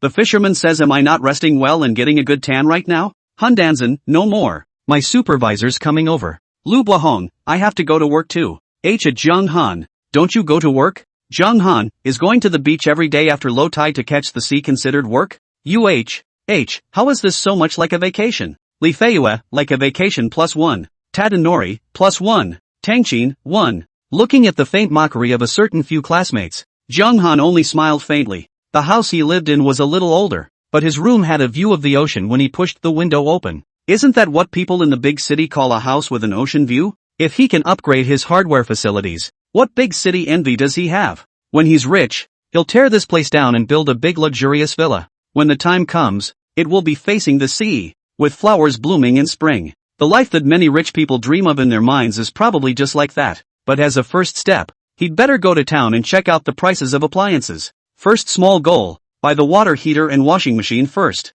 Opening the door, Zhang Haidai's entire body just collapsed helplessly from the door. Just as Zhang Han's face went white with fear, Zhang Haidai jumped like a monkey again. Chill, you're up. After Zhang Han reacted, he directly kicked over. Zhang Haidai covered his butt and shouted out in pain. Brother chill, why are you kicking me? Shouldn't I kick you just like that? Just falling through my front door like that. I thought you were hanging. He just jumped up again so suddenly that he thought he was a fraud again. But seeing the two dark circles under Zhang Haidai's eyes, he calmed down. Went to catch rats last night? Zhang Haidai rubbed his eyes to keep Zhang Han from seeing anything special. I'm fine. He just got yelled at by his mom, who had filled up the motorcycle's gasoline, and she insisted that the motorcycle's tires were worn out for him. Open mouth, why don't you die in prison? He was tempted to take the $450 he had earned from catching the sea and throw it in front of his old mother's face to show her that he could make money too. Just thinking about what Chill had told him, he held back. Just tell mom that Chill gives him $80 every time he catches the sea.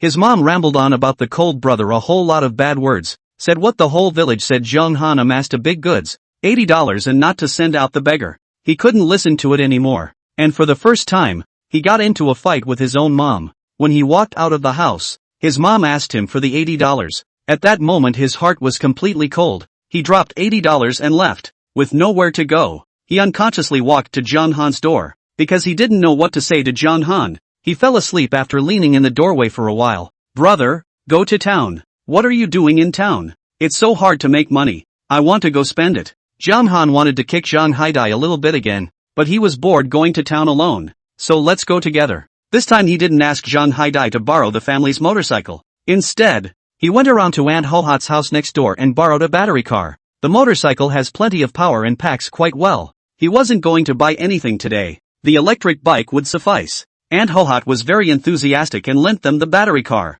She also told Zhang Han to help her ride the bike when he had something to do. The bike is always sitting unridden and the battery is prone to break down. Zhang Haidai opened his mouth without speaking. Why does he think a neighbor is better than his old mother? The two men went to town again. I have to say that appliances on the islands are really expensive. The price of just one washing machine was thousands of dollars more expensive than in the city. Zhang Han's $4,000 was only enough to buy one appliance. Shell, that's the price on the island. Everything has to be shipped from the coastal cities. Jiang Chen could understand. After all, it cost to ship it over. But the amount was too much of a difference. If he buys it online, I wonder if he can get it delivered. Have you ever bought delivery online? Can it arrive? Jiang Chen asked. Not before anyway. He hasn't been back in a while. He doesn't know what's going on now. Zhang Haidai scratched his head. It depends on the courier. Some are able to deliver over, but rarely, usually not. The most pitiful one was putting my express at a coastal harbor. The thought that I have to take a 3-hour boat ride to get the courier. That courier I don't want. Jiang Han caught the point of his words, which meant that some couriers were still able to deliver to the door. Although shopping on a regular basis is not the same as buying a heavyweight appliance, there is still a need to try and ask. Jiang Han opened his cell phone and asked 20 or so merchants in a row if they could send their appliances to Xiajiang village on Jawa Island. To Jiang Han's surprise, one store even said that it was possible, but to add another $100. 50 of these are for the trip to the island and the other 50 are for the trip into the village. It's only $100 for both. Jiang Han thought it was such a good deal that he ordered both the washing machine and the water heater from their online store. At the end of the day there was over $800 left. If it were before, he would never have imagined that only 3 days after returning to the village, he would be able to buy both a washing machine and a water heater. When I was in college in South City, there were many beautiful B&Bs in the suburbs. Yi Sweetie was envious every time she saw them. He was also envious. If he remodeled this house, it would never be worse than those bed and breakfasts. By the time someone asks him to go to the big city, he won't even go. Shell, let's go eat. My treat. Jiang Chen felt that this kid was money hidden in his body itchy. But take money to eat. It is better than to go to do some messy things. In the end, Zhang Han was taken by Zhang Haidai to the Good Levant Hotel. This Halawang restaurant is considered the best restaurant in the whole town. When he saw the boss's wife, Jiang Han remembered that yesterday, Zhang Haidai had stared at the other boss's wife for a long time. It was just about mealtime, and the boss's wife was already sweating from all the work she had done. The thin blouse clung to her body, revealing her very sultry figure. When Jiang Han twisted his head, he saw that Zhang Haidai was about to get a nosebleed. Chapter 13, Continue to be envied by your classmates. Jiang Han pulled him along, and seeing that there were no more seats, Jiang Han felt that there was some bad luck. It's kinda hard to tell that this new restaurant is doing so well. Jiang Han did not hurry to go. Zhang Haidai so heartily want to come here. Today they must eat this meal even if they wait for others to finish eating. The owner's wife smiled and walked over, passing by with a faint scent of cherry blossom perfume. Haidai, you're here? There are no seats downstairs. Let me take you to the upstairs box. Jiang Chen froze, not expecting Zhang Haidai to be quite familiar with the boss's wife. You're not a small hotel. The ones on this island are small restaurants, and a restaurant doesn't add up to more than a few tables in total. She had quite a bit of space downstairs on her side of the house and didn't realize there was an upstairs. It's just so sloppy to get by on this Jawa island. The boss's wife brought Zhang Han and Zhang Haidai upstairs. Zhang Han found a seat by the window and sat down. Here he was able to see the scenery underneath. The feeling of sitting was surprisingly more comfortable than sitting downstairs. The boss's wife pointed to the QR code on the table. What do you two want to eat? You can scan the QR code and order it yourself. If you want to order manually, that's also possible. So advanced? This kind of ordering is everywhere in the city, but it's kind of a first on their little island. I don't know how to order, so just fix a few good dishes from your place for me and Brother Han. John Haidai usually didn't speak sharply, right, but at least he wasn't formal. The whole thing was taut at the moment, and by the look of him he was sweating with nervousness. The owner's smile was bright and airy. If you say so, then I really must be casual. There was a wink when he finished. John Haidai's face suddenly turned red. Whatever is good. After the boss's wife left, John Haidai saw Jung Han looking at him and explained. The day she opened, I happened to eat at her place. I was her first customer and helped her move some goods. Jung Haidai scratched his head somewhat less comfortably. At that time, I didn't have anything serious to do, so I came to her place 2 or 3 days ago to eat egg fried rice. After eating more, I became familiar with it. Jiang Chen looked at him in shock. She's a seafood restaurant here, and you come to her place to eat egg fried rice? I didn't have any money back then. Jiang Chen thought it made sense, and at the same time felt that this boss lady was strangely nice. Zhang Haidai ran to her every day for egg fried rice, and surprisingly, he didn't kick him out. After a while, a sweet-looking girl came over with a baking tray. Table 27. Here's your sea base. Jiang Han looked at her. The girl's figure was good, but not as aggressive as the boss's wife. A kind of pure lust. We're just one sea base? The sister smiled sweetly. There's something else. I'm afraid that the two of you won't be able to finish it. My sister has only prepared 3 dishes and a soup for you. If you want to add more, just tell me. What are the other 2 dishes? Pickled pepper fish skin and scallion seaweed. The pickled pepper fish skin is very down home. That soup is dried clam and vegetable soup. Very fresh. Jiang Han felt even more that the boss's wife was good and didn't think of ripping him off just because Zhang Haidai asked her to serve whatever she wanted. But whenever she serves a big lobster out, Zhang Haidai can't say anything. The dishes she had the girl come up with were all very affordable and in the right quantities. You're the boss's sister? Yeah, they all say I don't look like my sister. It's not like that, but each has its own flavor. The younger sister is more pure and lovely. Didn't your sister say you were studying? Why are you helping out at the store? It's summer vacation. I'm here for my summer job. So that's how it is. Your sister arranged it very well. We are very satisfied. Thank your sister for us. The girl smiled. Yes, I'll be sure to pass it on for you. Jiang Han realized that the taste of this store was really good. No wonder the business was so good. And the service was great and they were given a small fruit platter. Jiang Chen's cell phone vibrated. Lu Buahong in the group was ate him again. Lu Buahong at Jiang Han, what's going on? Jiang Han, eat. What are you going to eat? Jiang Chen felt that these students in his class really weren't generally boring. Do we have to ask what we're having for lunch? Jiang Han still photographed the dishes on the table and sent it to the group. The photo was still a little blurry because his hand shook a little. Is there a mistake? Is this your lunch? Jiang Han, eating at a restaurant with friends. Jiang Han, what? Is young master you looking down on our poor family's lunch? After a while, Yu Hop posted his lunch to the group. A sandwich, a bottle of yogurt. The surroundings are still some kind of square.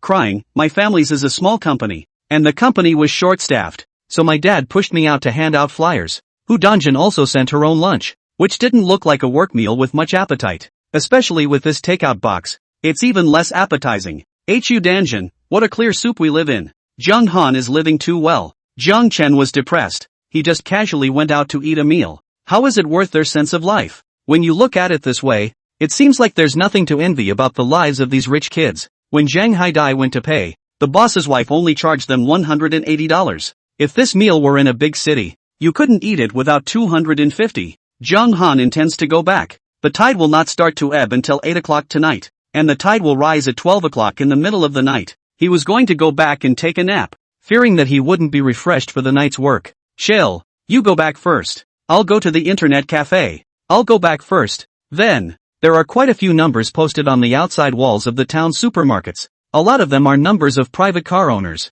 They live in town and don't usually have a real job. If someone calls them, they'll come out and run the car. It's just a little pricey, and they could ask you for $30 or $40 for an 8 or 9 minute drive from town to the village. Jiang Han drove the battery car back and didn't rush to return it, but charged it first. He slept on it and it was fully charged. When he went to return the car, Aunt Cinnamon wanted to keep him for dinner. Jiang Chen refused. He'd rather just make a random meal himself. When he went out, Aunt Hohat's little grandson ran over. The little thing was still trembling when he ran up, but he ran behind Jiang Han and touched Jiang Han's buttocks. Aunt Hohat was startled. You little brat, what are you doing? Milk, isn't that what you said? Jiang Han is lucky. You need to get on good terms with Jiang Han and rub your luck in. The little thing rubbed the 2 little hands that had touched Jiang Han's butt. He wasn't just rubbing his luck now. Aunt Hohat made a big red face. Xiao Han, don't listen to the children's nonsense. How could Auntie think like that? Aunt Hohot didn't even believe herself when she finished speaking. Chapter 14, It's a Razor Clam. John Han was a bit speechless, but he wouldn't have counted on this. He just didn't expect such a statement to be made in the village now. It's okay, Auntie. I was naughty when I was this big. Aunt Cinnamon smiled awkwardly again, and the little guy didn't seem to be satisfied, and wanted to rub his luck in a couple more times, but was held down by Aunt Cinnamon. Zhangchen hurried out of Aunt Hohot's house. When he went out, he bumped into Wang Xiaobao and Li Xiaoyao, and for some reason, he felt that these two little kids were looking at him in a weird way as well. Just as he was about to grab his speed and head home, Aunt Bucktooth smiled and walked towards him. Ah Han, can you give Auntie one of your old clothes? Looking at the buck-toothed aunt with a pleasing smile on her pleated face, a dumbfounded Jiang Han was filled with questions. What do you want my old clothes for? I've never heard of Auntie Bucktooth having any special fetishes before. It's just that my daughter-in-law's stomach hasn't moved until now, so I'll take your old clothes over there and put them under the pillows of both of them to get some good luck. Jiang Han was completely dumbfounded, and he wasn't some kind of child delivery goddess, and putting his old clothes under people's two pillows. He's afraid he'll sleep discreetly at night on his own. Clothes were definitely not going to be given, but he cut an old tablecloth for Aunt Bucktooth anyway. Aunt Bucktooth took the scrap of tablecloth and left with joy. You can catch the sea at 8 o'clock tonight. And Zhang Haidai came from the town at 7:30, and it was on a used bike from who knows where. The corners of Jiang Chen's mouth twitched. This guy had actually played the game until now. The good thing is that there is no delay in catching the sea. When they went to the mudflats, they were even more crowded than yesterday. By now it was all dark. Those who had headlamps at home brought them with them, and those who didn't wandered around with flashlights. It's kinda scary if an unknown inlander walks in here. I don't know what these people are thinking either. Even if they are and Jiang Han is together to catch the sea, that is also Jiang Han full of return. They are still the same as usual. Should be how much is how much, but these people just won't die. Zhang Haidai was dissatisfied. Are they trying to steal goods from us? Jiang Chen's heart, however, was calm. This sea is everyone's. He didn't have the skill to stop others from coming to catch the sea. What made Jiang Han unexpected was that he actually saw two of the ants who had made the chess room their home today had also come out to catch the sea. I don't know when it started, but those who have the skills are going out, and those who are left behind are getting lazier and lazier, excluding some particularly old ones. Some of the ants were between 40 and 50 years old. Being poor doesn't stop them from being lazy. While the men work outside to earn money, they play mahjong in the village. When the money is gone, you ask the men outside for it, and you never think about making money or anything like that. This is a rarity today. Jiang Han didn't move towards the pile of people, but that didn't stop those people from seeing Jiang Han. Zhang Laohan shouted, and all the other people who were driving the sea all stopped, and one by one, they walked over to Jiang Han's side, either patting Jiang Han on the shoulder or looking for Jiang Han to shake his hand. Jiang Han was a little too much to bear and hurriedly ran out from the pile of people. It's a good thing these guys didn't catch up. This piece of coastline was long, and Jiang Han led Zhang Haidai to the north, in the area where sand and mud were combined, where there was more sand. Now that he had a scanning range of 20 meters, it was much easier to scan. Even at night, it didn't affect his vision at all. Hiss dash, it was still strange. What's wrong? Shell? Nothing. He couldn't tell him that he'd realized there was nothing good underneath today. Could he? Could it really be that luck has rubbed off? He had this system that allowed him to see what was underneath, but no luck bonus. With a whole lot of nothing good, he naturally couldn't dig up anything good. Jiang Chen looked back at where the villagers were again. They didn't seem to be much better, and when he passed by there, he saw that it was all cheap stuff over there too. Brother Cold, we've been walking for a long time, Zhang Haidai reminded Jiang Han. Jiang Han sighed, and in the end, the shortest of the short, walked back another 15 meters. Got your salt shaker? Jiang Chen thought that with his open scanning ability, he wouldn't be able to use something like a salt shaker. But now, brought. Zhang Haidai took out 2 large salt pots from his own backpack. If it's a farm, the people who catch the sea know what they're poking at. But this is a purely natural area where you can encounter any kind of thing. Zhang Haidai just brought a little bit of everything in his equipment. That's why his backpack is heavy. These 2 large salt pots, Jiang Han and Zhang Haidai one each. Shell, are we going to use the salt shaker?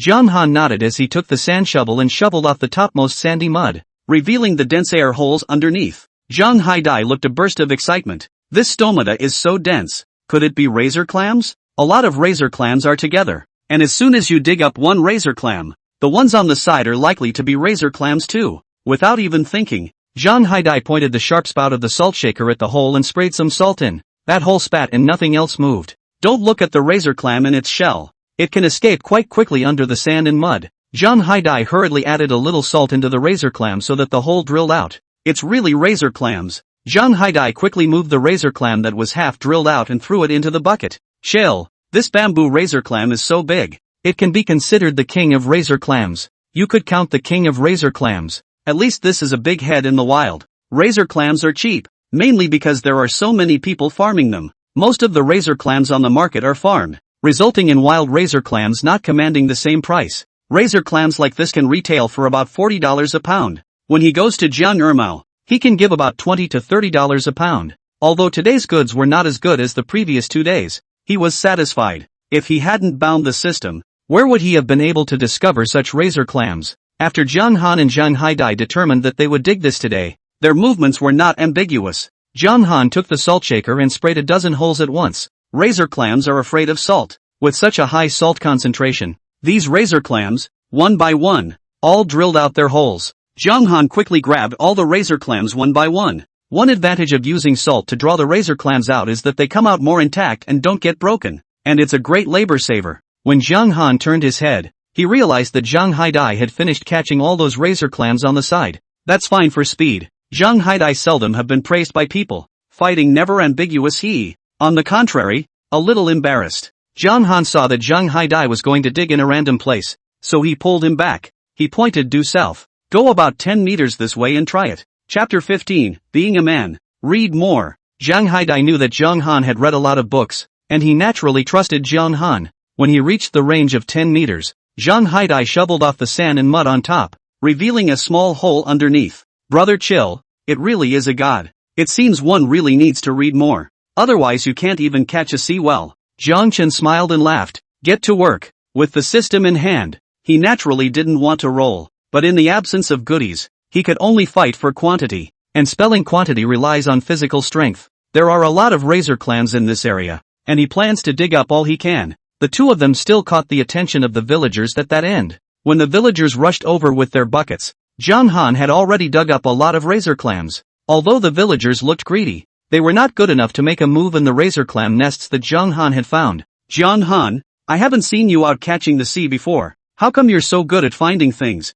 That's too much luck. Why don't you let us get some? Zhang Han's hand also touched. Clothes also touched. This good luck how a little bit not to their body. But looking at Zhang Han's posture today, it is also the trend of exploding barrels. Zhang Han looked at the villagers with different expressions, and then began to fool around. Maybe it's because I read a lot of books. You guys can also read if you read more. There's a learning curve with this wind, the size of the hole, the speed of the waves. He really didn't want to be moved around and groped. Zhang Laohan immediately became interested. What is there to learn about this? You tell us about it. Zhang Chen smiled and didn't say anything. Zhang Liahan's old face turned red and he couldn't ask. There used to be some craftsmen in their village, and that was their skill to eat. If you asked them what the trick to the craft was, they wouldn't tell you. The others were skeptical of Zhang Han's words, and after thinking about it, they felt that there was some luck and learning involved. That's why it's better to be a man who reads more. Mudbloods like them can only muddle through so much. Zhang Chen once again dug in with the villagers watching. The more the villagers look at it, the more they covet it. Aunt Damii is the same one who hangs out in the boardroom all the time, and she suddenly doesn't feel like playing cards smells good anymore. Finding a place to just dog crawl and dig and dig and dig. Auntie Kumquat on the side glanced at him. It's Zhang Han who's been able to get a good deal. What are you excited about? Aunt Damii looked at her like a little cutie, like she was looking at a kumquat. Know why I lose at mahjong? Why? What else could it be? Bad luck of course. I have no luck in mahjong, and no luck in catching the sea. If I had luck like Zhang Han, would I still lose at cards? Aunt Damii glanced at Zhang Han again. I found a good way to verify my luck, and that's catching the sea. When I can catch good goods by catching the sea, that's when my luck comes, and I can go play mahjong. Isn't it silly of her to rush to lose money when she has no luck? Auntie Kumquat thought it made so much sense. If she can catch a good deal in the sea, can't she also go 2 rounds at the poker table? Auntie Kumquat also started digging and digging doggy style. Zhang Han and Zhang Haidai today dug things basically all razor clams. Occasionally there are some clams and some small snails, also all collected. Thinking he was going to buy groceries anyway, he left a little behind. Zhang Chen looked at the time. It was now almost 12 o'clock. They're still back early. Instead of knocking on Zhang Ermao's door in the middle of the night, Zhang Han kept the razor clams in a pool with seawater. The razor clams were weighed early the next morning and totaled 60 pounds. Jiang Ermao gave him a price of $32 a pound. Jiang Chen knew that this was already the highest price Jiang Ermao could give. The final total was 1920. It was obviously less than $2,000, but the village looked at him more like some kind of psychic species. Every one of them smiled as if they were seeing a big leader. As if they could get lucky by smiling at him like that. Zhang Han was glazed over by the look. The host sold seafood for $1,920 and gained 1,920 system points. Total system points, 3,872. Does the host consume 2,500 system points to exchange for a 5-meter scanning range? Ding! Redemption successful. Host has a 20-meter scanning range. Redemption is successful. 2,500 system points deducted. 1372 system points left. The host still needs 1128 system points to redeem the next 5-meter scanning range. Please keep up the good work and cheer up the host. Zhang Chen didn't expect this system to encourage him. When he returned home, he transferred the money to Zhang Haidai, a total of 192. They left quite a lot behind this time. Zhang Han felt that he was a bit too much to eat alone, so he called Zhang Haidai. Zhang Haidai's side is quite noisy. Chill, I won't come over to eat. After hanging up with Zhang Haidai, Zhang Han felt strange. Yesterday, in the middle of the night, when Zhang Haidai left from his house, he saw him riding a bicycle and not going in the direction of his house. Instead, they went in the direction of the town. This guy doesn't sleep in an internet cafe just to play a game, does he? Zhang Han stretched his back, intending to squint a little longer in the rocking chair, but he only slept for a little while before the knock on the door woke him up. When he opened the door, the village chief was standing in front of his house with 2 girls who looked the same. Zhang Chen froze for a moment.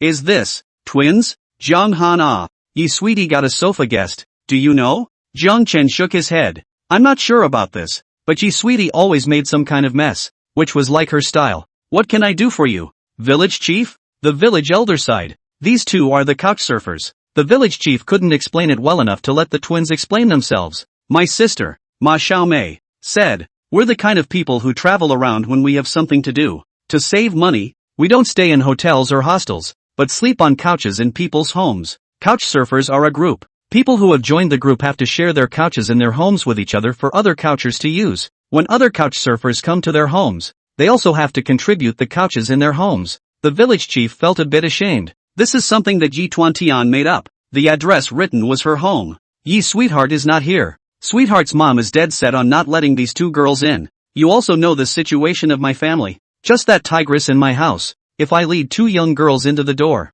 I don't know what kind of a mess it would be. Thinking that you and Sugar are boyfriend and girlfriend. I brought the 2 girls over to show you. I've broken up with Sweetie Yi. The village chief's body stiffened, looking quite anxious. Then what can we do? Well, a typhoon is coming soon. You can't even get out of the island now. Typhoon? Yeah, I saw the weather report say that. When Jiang Han went online, he did see the news about the typhoon, and when he looked at it yesterday, he said that it would only make landfall the day after tomorrow. I didn't realize it was that fast. Chapter 16, Taking in the Twins. Zhang Chen took another look at the twins. They were very green looking and should have just graduated from college as well. My living room is available to you, but it's not in the best condition. When Ma Xiaomei and Ma Xiaomei heard Zhang Han say this, they immediately said, it doesn't matter, as long as there's a place for us to land. Zhang Chen then opened the door completely. Come in. The village chief let out a long breath of relief. Fortunately Zhang Han had left the people behind. Otherwise he really didn't know what to do today. Ma Xiaomei and Ma Xiaomei,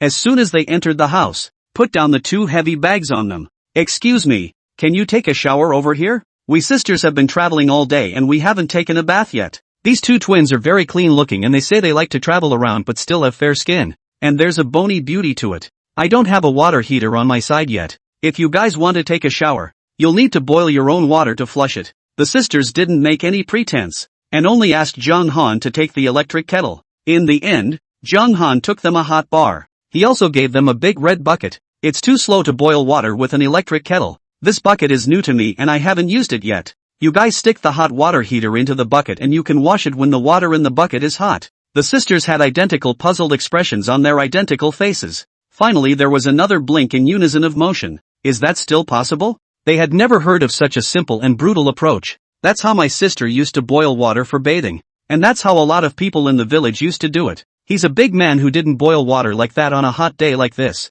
He took cool water directly. The sisters said their thanks and went to boil the water as Zhang Han had done. Perhaps feeling fresh, they didn't take a moment to touch the temperature of the bucket. Then he heard them both fussing. Gosh, this really boils water. Could this be the wisdom of working people? Why can you think of this method? The corner of Jiang Han's mouth twitched. The methods that they had used since childhood on their side had become the wisdom of the working people in their eyes? Jiang Han looked at his cell phone again, predicting that the typhoon would make landfall in Songcheng in 5 hours, and that it would sweep their island before reaching Songcheng. This time the typhoon had a force 10.5. A strong tropical storm. Let's just hope that the worst part of the typhoon doesn't come to their island. Jiang Chen checked around and closed all the windows he could. At this time the village radio also began to sound, advising everyone to go home early, do not stay outside, and actively do a good job in preventing and combating Taiwan. Another message from Zhang Haidai was received on his cell phone. Brother chill, there's going to be a typhoon. Thinking that Zhang Haidai was still in town,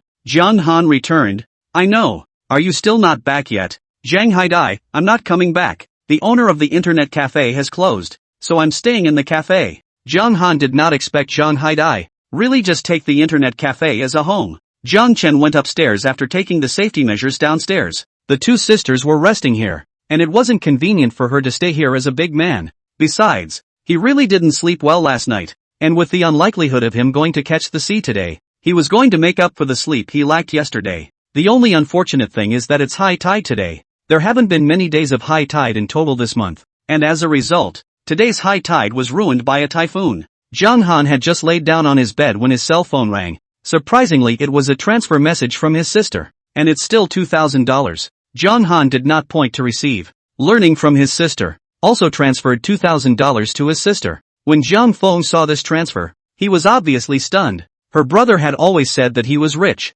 so he was really rich. The money, presumably earned from his part-time job when he was in the South City. She would ask him again when he had spent almost all of it. Zhao Hai, who was on the side, pushed his own mother-in-law. What's the point of being silly and happy all by yourself? I am happy. My brother is really getting the hang of it. Zhao Hai didn't say anything. Jiang Han just got into a good university. The gold content of college students nowadays wasn't as high as it used to be. Jiang Han, he's not dragging their family down, even if it's not bad. If Jiang Han didn't click to receive, it was even more unlikely that Jiang Feng would bother to click to receive. The transfer between the two just hung in the chat dialog box. Jiang Chen thought he could finally get some sleep when there was a knock on his room door. Jiang Chen was a bit angry and his face was not good when he opened the door. Then he saw that his twin sister, Ma Xiaomei, was standing in front of him in a thin silk camisole nightgown. That neckline is going to be uncovered if it's any lower. What's the matter with you? Jiang Han's tone was cold and Ma Xiaomei was taken aback. I'm sorry.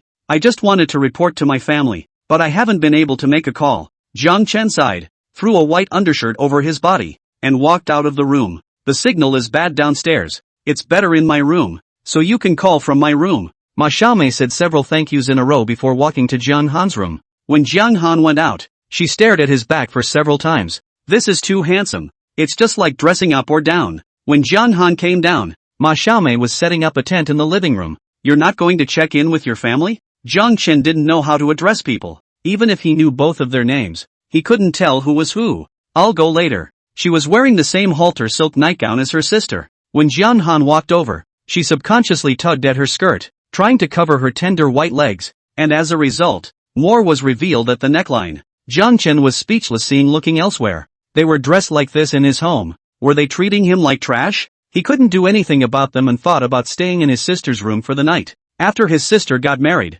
she didn't come back to stay, but the room was still reserved for his sister. He had only taken a few steps when he was stopped by Ma Xiaomei again. May I ask if you have anything to eat here? Jiang Han was going to contribute his bubbly noodles to save himself the trouble. As a result, Ma Xiaomei spoke to him in a pitiful tone. We, sisters, have either been eating instant noodles or self-heating hot pots or self-heating rice along the way. We're tired of eating all these convenience foods. We want to eat something different. Jiang Chen gritted his teeth. This was quite a request, but he endured. Everywhere up and down the country is now trying to raise the tourist profile of their hometown. This part of Jawa Island is rarely visited by tourists. If one day you become famous because the people of Jawa Island are famous for their lack of hospitality, you're going to be laughed out of the room. He could already imagine the ventures everywhere, making fun of the Jawa Island ventures. Do you cook?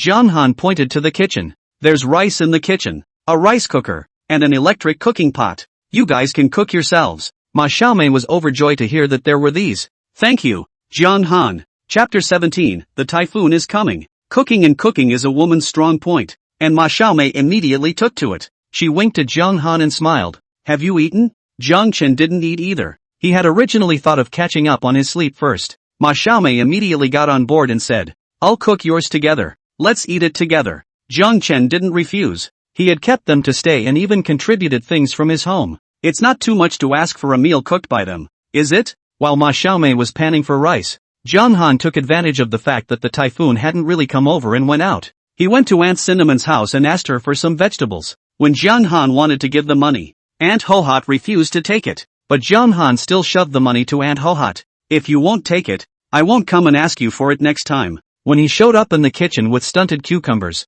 and stunted lettuce, Ma Xiaomei couldn't help but laugh out loud. Knowing that she had acted inappropriately, she hastened to say she was sorry again. The land on the island is definitely not as fertile as inland. Plus the vegetables you grow yourself don't use chemical fertilizers. They use farmyard fertilizers. The appearance and whatnot is definitely not as good as the vegetables you buy in the supermarket. Ma Xiaomei suddenly felt shallow. The two of her and her sister had traveled extensively, but in many ways, there are still gaps. She looked again at the piece of green, watery stuff that Jiang Han had placed in the bowl. What is it? Astragalus tofu.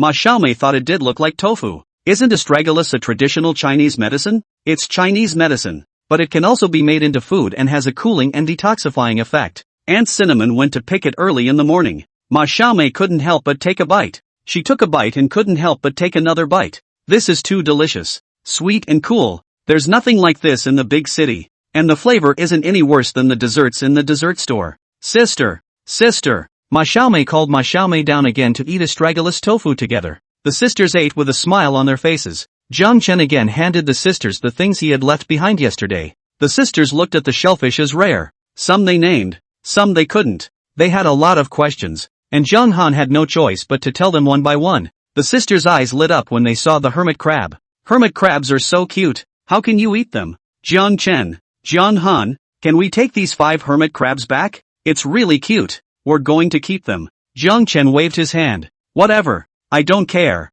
Hermit crabs. This kind of thing. The seashore is a lot. He is too lazy to pick up. These few are Zhang Haidai picked up. The sisters were overjoyed to hear Jiang Han agree. The sisters are not very good at cooking seafood. Jiang Han let them put in the water to cook on the line. The sisters didn't believe it. How can it taste good if it's just boiled in water? What's the difference between this and boiled meat? But they still did what Jiang Han said. Wow. It's so fresh. I'm swallowing my tongue. Our seafood restaurant over there is famous for its freshness, but the taste of the same thing can't be compared to your side at all. They literally just put things in water and boil them in the most primitive and crude way of cooking. The taste of farmed is definitely different from the taste of wild. No matter how fresh your seafood is over there, it's been sitting around for days with all kinds of tech. What they call fresh is also just keeping the seafood alive before cooking. The two of them, Ma Xiaomei and Ma Xiaomei, unconsciously ate a whole lot. This kind of pure wild seafood, they usually can't eat at all. If they did eat it, it would probably cost thousands of dollars for a few dishes like this.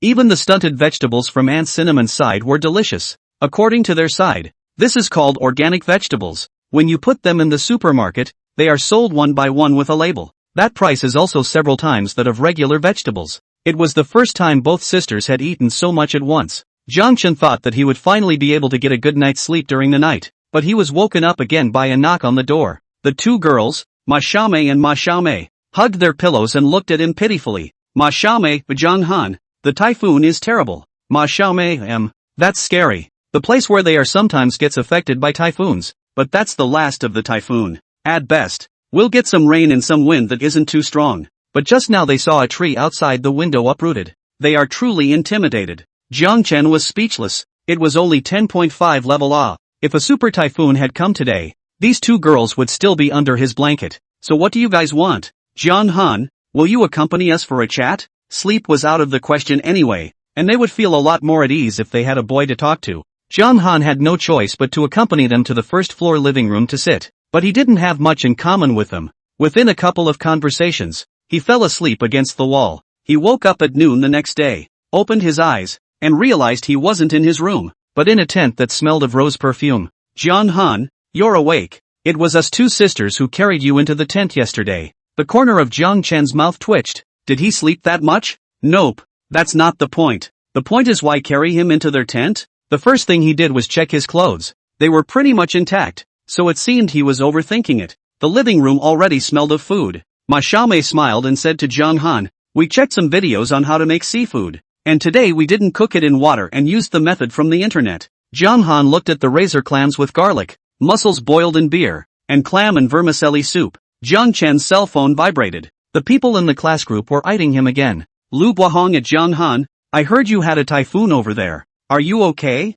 Hu Danjin at Zhang Han, "The typhoon on the island is pretty bad, isn't it?" Tian Chengwen at Zhang Han, "Is there even a shortage of supplies when a typhoon comes?" Li Feiyue at Zhang Han, "Do you have something to eat now? Have you had breakfast?" Zhang Han took another picture and put it to the group. Zhang Han, "My breakfast." The group blew up again. Yuhua, seafood dinner for breakfast. 2. Lu Buahong, "It's okay to eat seafood in a restaurant last time, but is it that extravagant at home?" Hu Danjin, "It looks so delicious. Just the way it's sold. It's no worse than in a restaurant." Li Feiyue, "It's a meal that costs several hundred, right?" Zhang Han, "You eat several hundred for breakfast?" Lu Buahong, "What's across the table? A woman, 2 women, and wearing the same silk pajamas?" Tian Chengwen, Zhang Han, "Do you play that fancy?" Zhang Han took a closer look at the photo. He didn't include Ma Xiaomei and Ma Xiaomei's faces, but he did include half of their bodies when he photographed the dishes. Zhang Han, "Don't talk nonsense, you guys.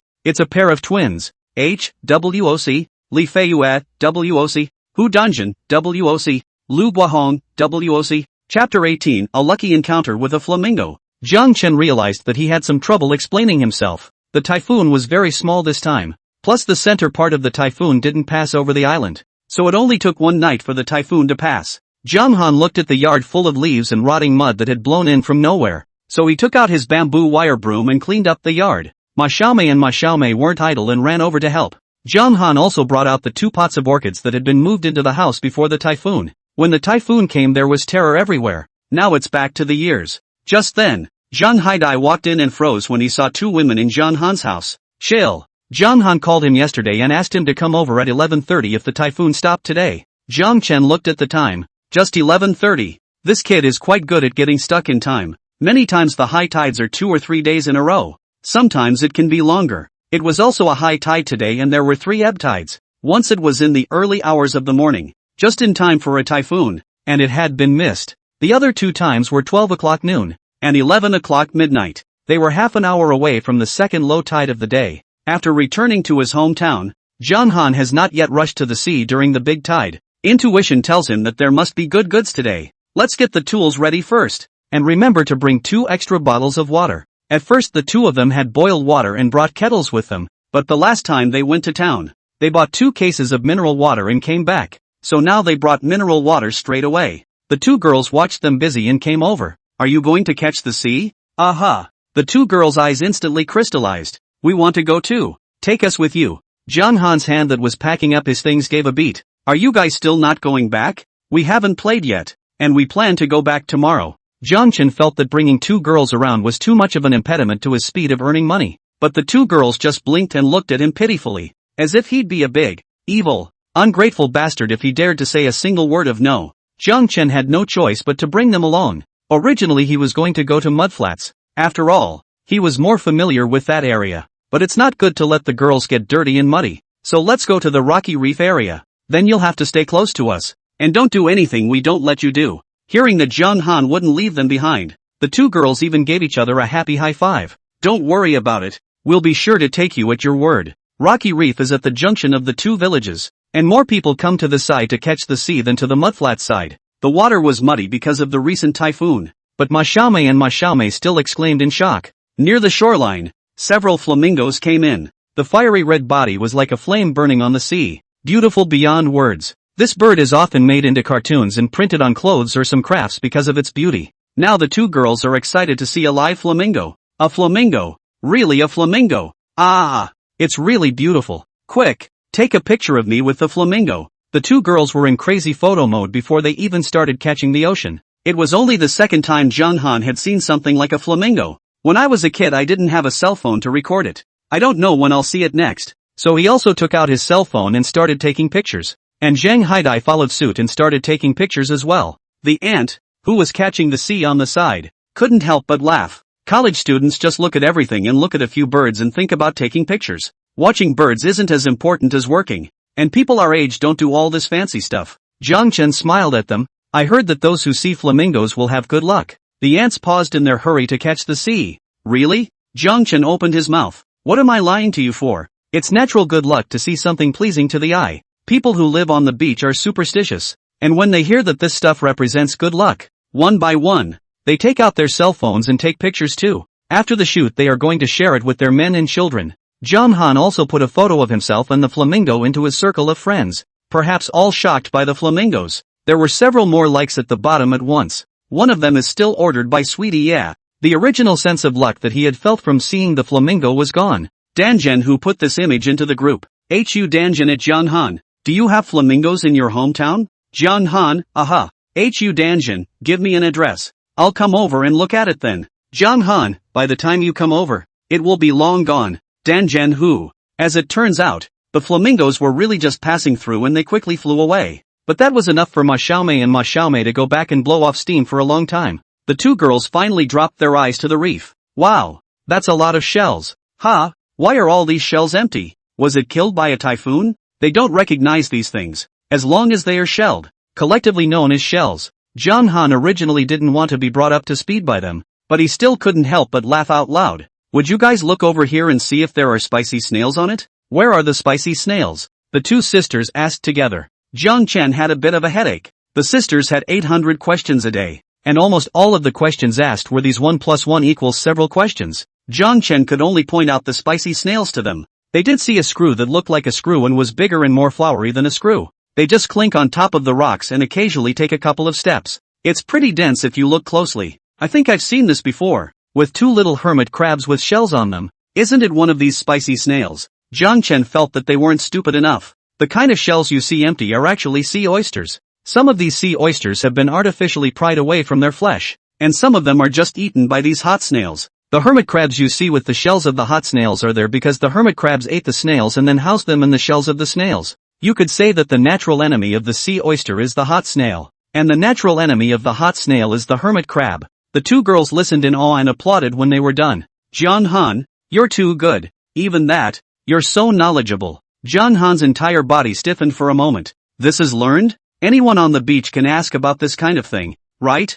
Jiang Chen, like Zhang Haidai, began to pick at the densely packed spicy snails on top of the rocks. The spicy snails that were peeled off all fell into the mesh pockets that had been brought in. The sisters felt something was wrong with the mesh pocket. The holes in this netting are too big. They're as big as 1½ of our fingers. Chapter 19, Discovery of the General's Hat. Look at all these little ones falling through these holes. Jiang Chen felt his mouth dry. Bringing a girl to catch the sea would really affect the speed at which he could make money. A lot of the very small spicy snails are inedible, and straining those out saves you a lot of work when you're picking them out later. The two girls hadn't expected that to be the reason, so it was true that they were alone again. So many spicy snails. Aren't we rich then? Jiang Chen pointed behind him, and there were people walking around in the back. It's a common consensus that the big tides are loaded with goods, so people who don't usually catch the sea come out to do so. The ants were faster than they were, and if they had only fished for these spicy snails, they would have been able to get only so much. And the spicy snails aren't too expensive. Antalan smiled and looked at Jiang Han.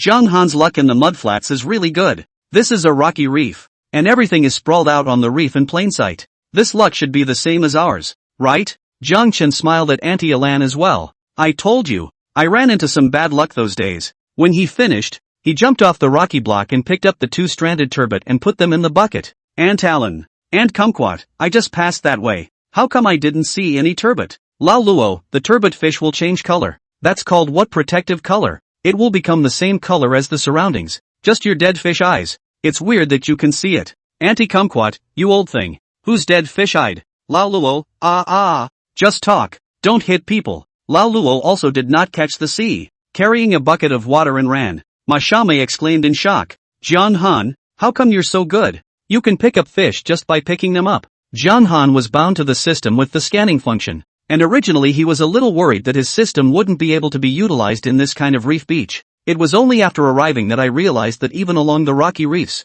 it didn't stop him from playing. His eyesight is really getting better. Within a range of 20 meters, he could see everything even on the ground. Even the turbot, a marine creature with a protective coloration, was able to easily distinguish itself from its surroundings in his field of vision. The more Ma Xiaomei looked at this fish, the more familiar it became. Sister, do you see if this fish is the kind that my mom always had flown in? Ma Xiaomei looked a few more times. It seems like my mom says that this kind of fish is beautiful and nourishes the skin, so she often has it airlifted. Zhang Haidai lightly glanced at the two girls, but also air transport, and not open restaurant. Who has something to do will let people often go to air transport seafood. Jiang Chen called out to Zhang Haidai, who came back to his senses. Heyday, let's go over there. Zhang Haidai had 100% trust in Jiang Han and immediately went that way with a bucket. A few villagers also glanced that way, and with their eyesight, all they saw was a big rock, and didn't see any difference. They didn't think that Jiang Han could see clearly. The distance was too far, and it was expected that Jiang Han would just point so casually. And they were two big men with two girls, and that rocky outcrop wasn't too big, and once the four of them got there, it was a little crowded for the others to squeeze in. Once there, Ma Xiaomei and Ma Xiaomei also noticed the difference. The shells here seemed different from the ones over there. Zhang Haidai also saw these things clearly. These were actually generals' hats. The inquisitive nature of the two girls came back. Is this abalone? Abalone they do eat often, so they abalone still recognize. Jiang Han took another sip of water and began to output to them. This thing looks similar to an abalone, and in some places it's also called a small abalone. On our side, we call them generals' caps. Compared to abalone, they're really small and less likely to grow. When cooked they taste even better than abalone. Is this expensive? Ma Xiaomei asked. I don't know exactly, but it's definitely worth a lot more than those spicy snails. The wild general's cap must cost more than 100 per pound, and that was still his conservative algorithm. This wild one sells well, maybe up to 200 a pound, and there are stone turtles here, which are almost the same price. The two sisters were energized when they heard that it was worth more. Jiang Han and Zhang Haidai also have only one flat shovel in their hands, and they are not good enough to ask them for it. They didn't die, either, and went straight for it with their hands. It's not easy to grab it with gloves on, so you take them off and grab it. The general's cap is not poisoned, and it has no thorns. Jiang Chen didn't say anything when he saw them take off their gloves. Grab the general's hat fast, or it won't be easy to grab it if it sucks in. Sure enough, it was just like Jiang Han said. The general's hat is with suction cups underneath, and once it realized that someone was grabbing it, it was firmly sucked onto the rock. Ma Xiaomei and Ma Xiaomei have their own ways. Jiang Han has many eel tongs at home and gave them one each. The two of them then took the eel pliers and knocked the general's cap off before it could react. The girls didn't spare the stone turtle on the side. Isn't dried stone turtles just this kind of stuff dried in the sun? My mom likes to put a handful of this stuff in her porridge. Jiang Han choked. The dried stone turtle in the market must be more than 1,000 a catty. The good quality ones are almost 2,000. A handful of dried stone turtles is used to make the porridge. Suddenly, Ma Xiaomei yelled out, and Jiang Han thought something had happened. Instead, it turned out to be just Ma Xiaomei seeing sea cockroaches. There were a lot of sea cockroaches on this side of the rocky reef. If this could be scared, Jiang Han would probably have been scared to death. Jiang Chen didn't want to care about these two women. He let them make a scene. He left the stone turtle and the general's hat here for the three of them, ran himself over to the other rock. He realized that with these eyes of his, he was able to see not only what was underneath the mudflats, but also what was in the cracks or underneath the rocks through the rocks. After the tide goes out, many animals head under the rocks. Those with more strength would aimlessly turn over rocks, and those with less strength would take an eel pincer and reach into the crevices of the rock to explore their luck. And he didn't need that to be able to see underneath the rock. After he saw an octopus, he clamped one of its legs with eel pliers.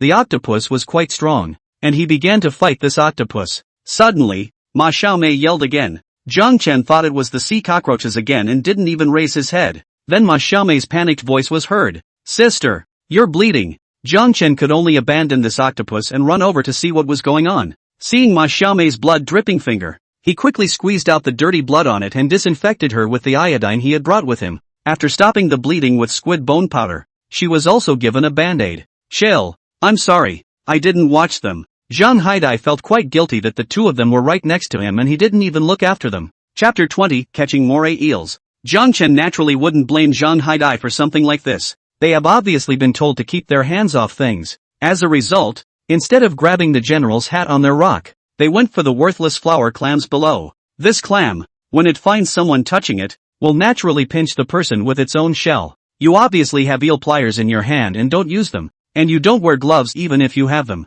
Just grab it with your bare hands. Jiang Chen didn't even know whether to call them stupid or bold. If it was him and Zhang Haidai who were pinched, they had thick skin and flesh, and it would only hurt that much. As a result, the girl's skin was so tender that she bled from the clip.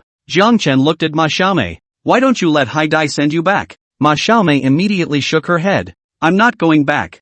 I'll just bleed a little. It won't bother me. And I haven't seen the puffer fish yet. You're crazy. Wild puffer fish is highly toxic. Don't you want to die? You really want to eat it? By farmed ones. Jiang Chen could only say that the ignorant were fearless. Ma Xiaomei was so aggravated that she was on the verge of shedding tears. It's not like I said I wanted to eat it. I've seen a lot of beach bloggers taking puffer fish to polish their shoes. And I want to take puffer fish to polish my shoes too. Jiang Chen. All he could say was that women's hearts were so deep that he couldn't really figure out what they were focusing on. The purpose of this sea drive is just to polish your shoes with puffer fish? Zhang Haidai couldn't figure it out. The brain circuits of these girls were just too upside down. Because of the toxicity of puffer fish, no one will catch puffer fish to eat, so the chances of catching a blowfish are high. Zhang Han scanned around and found puffer fish in several puddles. If you're going to polish your shoes, a smaller puffer fish is better. The spines aren't as hard and are denser. He walked over and grabbed the smallest of the puffer fish. Puffer fish puff up only in response to stress.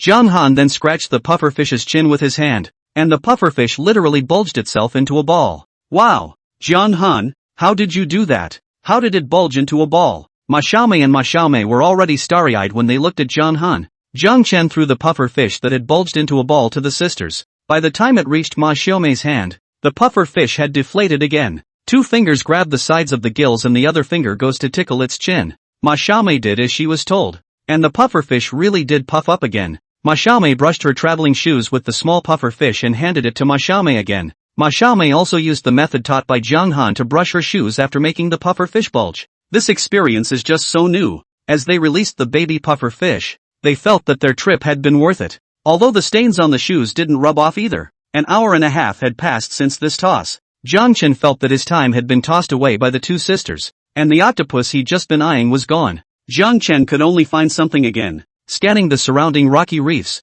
I was surprised to skin 2 moray eels. He hurriedly reminded the 2 girls, don't go anywhere. There are moray eels here. Getting bitten by a moray eel is not as simple as a little blood. When he was a kid, he'd also seen people get their finger bones chewed up by moray eels because they were careless. From that time on, his sister forbade him to catch moray eels. Now that he's grown up, Jiang Han is still a little afraid of this thing. The old fisherman dared to grab it with his hands, but he didn't dare. He took out his eel pliers and stuck them into the rocky hole. Clipped it once and it didn't hold. Clipped it twice and it didn't hold. It's so slippery and forceful that it really doesn't go down well. His scanning function only helps him see the seafood. It doesn't help him catch it. He still needed to practice his skills more when facing such a species. Shell, try pinning it towards the head area. Clamp the head and it won't be able to shake it off. In this aspect, Zhang Haidai was obviously more experienced. Jiang Han thought about it made sense. Clamping down on his body, the head could break free with a push. If that head wrapped around his hand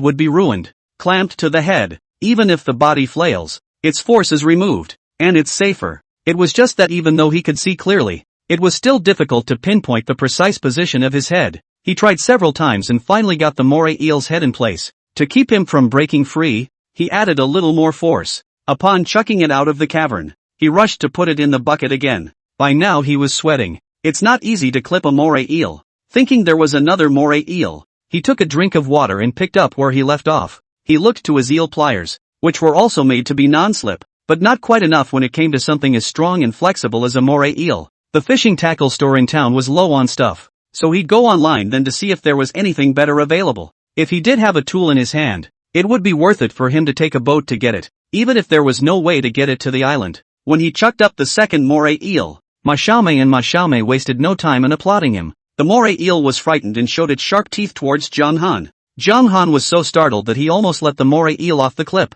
Is he bringing 2 audiences with him? The kind that also turns into a cheerleader at all times. Ma Xiaomei's eyes fell on a starfish, but she had learned her lesson from Ma Xiaomei and didn't dare to just grab it. Jiang Han, there's a starfish over there. It's so pretty. Let's catch it. Jiang Chen glanced at the starfish. Well, see, then he turned around and went back to looking for other seafood. Ma Xiaomei was stunned. Why this reaction? She ran behind Jiang Han. Let's catch it and sell it. Jiang Han began to popularize Ma Xiaomei again. Although the starfish in some places can be eaten, we can't eat the starfish here? Why can't we eat it? Ma Xiaomei blinked her watery eyes inquisitively. Jiang Han stayed for a moment. Can't eat is can't eat? Where does he know so many why? He's not an encyclopedia. Perhaps seeing that Jiang Han's face didn't look too good, Ma Xiaomei immediately changed the topic. It looks really pretty. Can I catch it and play with it for a while? Jiang Chen looked at her and let out a hefty laugh. You can grab it if you want. Ma Xiaomei felt something was wrong. This stuff won't be poisonous. It's not poisonous. If it really was poisonous, he wouldn't dare let her touch it. So it bites? Just wear a glove and don't touch its spines. Starfish don't actively attack people. Ma Xiaomei was relieved to hear this. She put on her gloves and went to catch the starfish. Before I could start playing, I threw the starfish back into the sea. Starfish are so beautiful, and she's seen people using them for taxidermy. But no one had ever told her that starfish smelled so fishy. Chapter 21, Jiang Han is so powerful. The smell was so bad she didn't even want these gloves. But thinking that this was Jiang Han's stuff, she washed the gloves several more times. Jiang Han couldn't help but laugh out loud. Ma Xiaomei reacted. Jiang Han, you tricked me? She took her gloves and chased Jiang Han to beat him, and Jiang Han carried the bucket and ran. After the two had messed around enough, Jiang Han went to get some more stuff. After a while, he saw the villagers, one after another, going back. Auntie Kumquat also called out to Jiang Han. The tide will be rising soon. Hurry back. Jiang Chen's entire body froze.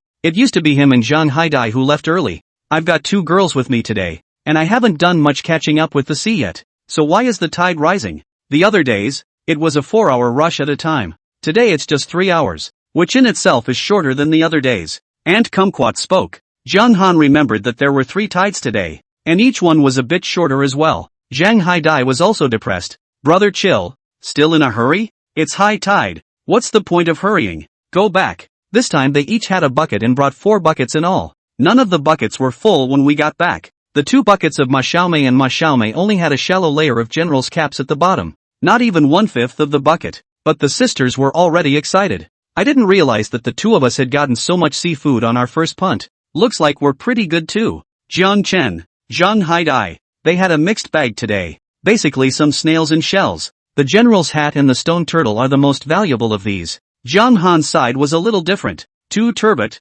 7 moray eels, and 5 bread crabs. Got a lot of spicy snails too. We'll give you our general's hat and stone turtle. We won't take them back. Ma Xiaomei said. They had a long way to go, and carrying all this live seafood was not convenient at all. Jiang Chen didn't say anything more. He took these things. When the time came, he would just buy some sun-dried seafood from Aunt Hohot and give it to them. The dry goods were easy to take on the road, so consider it his gift to them as a Jawa Island specialty. They sorted the stuff a little and mentioned Jiang Ermao's house. Yo, the stuff this time is quite flowery. Jiang Ermao's mustache curled up. Uncle Ermao, help calculate the price. Jiang Ermao picked up the computer and started counting the money. These general's hats count for you 102 pounds. The stone turtle counts for you 81 pounds. And the sea eel counts for you 35 pounds. The more Jiang Chen heard, the more wrong he became. Uncle Ermao, this price is low, especially since the stone turtle was only 80? Jiang Ermao had a defeated look on his face. No lower. This is the price now. Dried stone turtle is quite expensive, but fresh stone turtles don't fetch a price. It's mainly because it's too troublesome to handle. Auntie Kumquat also came over at this time, and Jiang Ermao began to give him a reckoning. There were a few things that he and Aunt Kumquat were heavy on. Jiang Ermao gave the same price. The previous times Jiang Ermao had given him a higher price. This time it was not higher at all. This Jiang Ermao isn't profitable. Presumably he came a few times, each time to give a high price. Feel to give a loss. Again. I decided that I would not go to my sister's village to sell my goods. So again, he's been priced out. Auntie Kumquat looked at the contents of Jiang Han's bucket. So many things. You're going to be rich again. Knowing that Jiang Han always meets good goods when he catches the sea, he is still shocked when he sees it that his luck is just too good. These moray eels, in particular, became more and more coveted the more she looked at them. Although the purchase price of the sea eel, although not high, but the sea eel heavy Jiang Han, these Hainan each have about 3 pounds. You can count on $100 or so per strip. These 7 must cost more than $700? These shipments will probably add up to another $2,000 or so. Everyone inside the village was 1 or 2 generations older than Jiang Han. Nonetheless, there was still an imbalance in their hearts. How come the god of wealth only favors Jiang Han alone? There are many temples on Jawa Island with all kinds of bodhisattva deities. The Dragon King is in charge of peace, and the god of wealth is in charge of fortune. If you can't figure out who to worship, you can always worship the goddess of mercy. Auntie Kumquat is going to worship every temple during this time. Maybe her luck will improve. Jiang Chen smiled at Auntie Kumquat. I just got lucky. Aunt Kumquat's mind spun and spun. If it was shit luck, shouldn't he go step on some shit? When Jiang Ermo had finished counting Auntie Kumquat's money, he found Jiang Han taking the seafood that had already been weighed and filling it back into his bucket. Jiang Ermo was shocked. Jiang Han, what are you doing? Isn't it fun to have friends from afar? Jiang Ermo was full of questions. What? It's rare for a guest to come to my house. You should always leave something at home. Jiang Ermo was shocked. This is leaving too much. The two girls responded, also dumbfounded. You're not selling these? Not for sale. You're not leaving until tomorrow anyway, so stay and eat these together. Ma Xiaomei and Ma Xiaomei wanted to say no, but their family was also in business, and they clearly saw Jiang Han's face look bad when this boss quoted the price, so they went along with it and said, yeah, let's eat together then. Jiang Ermo didn't believe them. He was probably just not satisfied with his price, so he probably compromised after a while. Well then, I'll let you guys have the rest. The rest of the things scattered all added up. Jiang Ermo gave Jiang Han a total of $950. Jiang Han left all the sea eels behind, the reason being that he didn't want to deal with something so ferocious. It wouldn't be appropriate to leave these things in the hands of two girls. Then it would be cheaper for Jiang Ermo. Jiang Han sighed in his heart, not realizing that the first time he encountered a big tide after returning to his hometown was like this. It was a really fierce operation, with an income of only $950. But when I think about it, if I don't go back to my hometown and work hard in the big city, it would be nice to have an income of $300 a day. The sisters felt that $950 was really quite a lot, and Jiang Han had left most of the seafood behind. Their employees at home work hard for about $200 a day. Jiang Qin didn't even have half a day for this trip. I didn't realize that Jiang Han was not only handsome, but also so good at making money. The more they looked at Jiang Han, the more they felt that Jiang Han was powerful. Ding! The host sold seafood for $950 and gained 950 system points. Accumulation of last points. Total system points, 2,322. 5 meters of scanning range requires 500 system points. The host can't exchange the scanning range yet. The host still needs 178 system points to redeem the next 5-meter scanning range. Please keep up the good work and cheer up the host. Chapter 22, New Channels. Jiang Han was a bit dizzy. This was the first time he had worked so hard for so long that he couldn't even redeem a 5-meter range.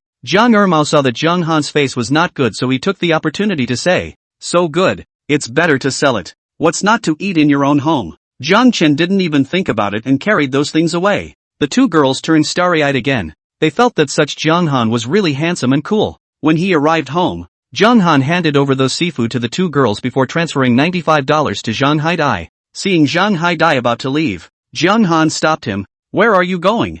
Aren't you going to eat together? No more food. I'm going to the internet. You're really addicted to playing games. Zhang Haidai scratched his bald head and smiled without saying anything. Don't go today. Have dinner here first. Don't go to the house either. Just rest here with me. By midnight, I'll go with you to catch the sea. Zhang Haidai looked at Jiang Han in surprise. Brother Han, you've changed. I never used to catch the sea in the middle of the night, but now I'm actually thinking of doing it in the middle of the night. Is it that stressful after having a woman in the house? Jiang Han really wanted to take a knife to cut him. He went to catch the sea because of this? It's not because today is a big tide. The daytime earned too little. The heart is not comfortable. Ma Xiaomei ran out from the kitchen. Jiang Han, what about this stone turtle? Jiang Qin slapped his head. He had forgotten about this. He focused on the fact that the moray eel was too fierce to handle, but forgot that the stone turtle was a pain in the ass to deal with. When I was a kid, Mom and Dad were still around, and Mom was too much of a pain in the ass to handle the stone turtle. Just get him and his sister and 2 kids over there to deal with the rock turtle. It was hard enough to wash the thing, let alone deal with the filth inside the stomach. That one simply broke them down. I remember when my sister cried and said, even if the stone turtle is delicious, don't ever eat a stone turtle again. If he had known, he would have left all the stone turtles to Jiang Ermo. But when he thought that the stone turtle on Jiang Ermo's side was only 81 pounds, he felt that he was losing money. Forget it, don't get that stone turtle. You guys get the others. Ma Xiaomei thought about the fact that she had brought back a lot of seafood this time. And anyway, it was impossible to get rid of all of it at once. So let's just put this stone turtle away. Brother chill, even if we go to catch the sea in the middle of the night, wouldn't the things we catch back still have to be sold to Jiang Ermo? What if you're still not satisfied with the price Jiang Ermo offers? Jiang Chen felt that this was also a problem. Do you remember the number we wrote down when we went to town? Zhang Haidai remembered. It seems like that person also collects sea cargo. Jiang Han called over, and as soon as he heard that Jiang Han was a villager from Shijiang village, he refused. Just hand over the goods from your lower river village to Jiang Ermo, and Jiang Ermo will give them to me when the time comes. Jiang Han sort of understood that the goods from each village would end up being centralized in the town. The man in town was considered the general buying point for each village. Zhang Ermao also gave the goods to him in the end. No wonder Zhang Ermao's family didn't have a boat and got the goods out. So he was just one part of the collection. What then? Zhang Haidai was a bit anxious. How could this person not accept it? Every place has its own rules. Right. And can we people live to be pissed on? Zhang Haidai didn't expect Zhang Chen to be so calm by this time. Brother Chen, do you have any good ideas? Otherwise, we'll just take a loss. Or give the goods to Zhang Ermao. Zhang Han thought of someone. Don't you often eat at the Hao Lai Wang restaurant? Isn't that a seafood restaurant? Does the owner's wife take seafood? Zhang Haidai was confused. I don't know. So what do you know? Zhang Haidai shook his head. When he went to eat, all he knew was that he had stared at the boss's wife. He didn't even pay attention to the rest. Zhang Han was speechless. Then do you know her contact information? Like a phone number or something? Zhang Haidai still shook his head. It's almost like you don't know what you're asking. Just as Zhang Han couldn't help but want to slash Zhang Haidai again. Zhang Haidai suddenly remembered. I remember the boss's wife mentioning last time that they got a public number. You search for Hao Lai Wang restaurant and see if you can find the contact information. Zhang Han felt that this Hao Lai Wang hotel was really quite advanced. Even the public number had come out. Zhang Han typed in the 3 words, Hao Lai Wang, and immediately the public number of Hao Lai Wang restaurant appeared. A greeting message popped up after Zhang Han followed it. Hello, I'm your Hao Lai Wang. You can also call me Xiao Wang. Wang Wan. Before the 15th of this month, 3 days in advance of the booking of 10 people meal, you can enjoy a discount of 88%. Oh, Hao Lai Wang restaurant will always be waiting for you. Oh, the corner of Zhang Han's mouth twitched. Such a cute tone. It looked like it was written by a girl. He thought of the boss's wife's sister who studied hotel management. That QR code was made by her sister. This public number wouldn't be made by her sister too, right? Zhang Chen clicked the Contact Us option. And surprisingly, a phone number popped up. And it was still a cell phone number. Zhang Han called directly.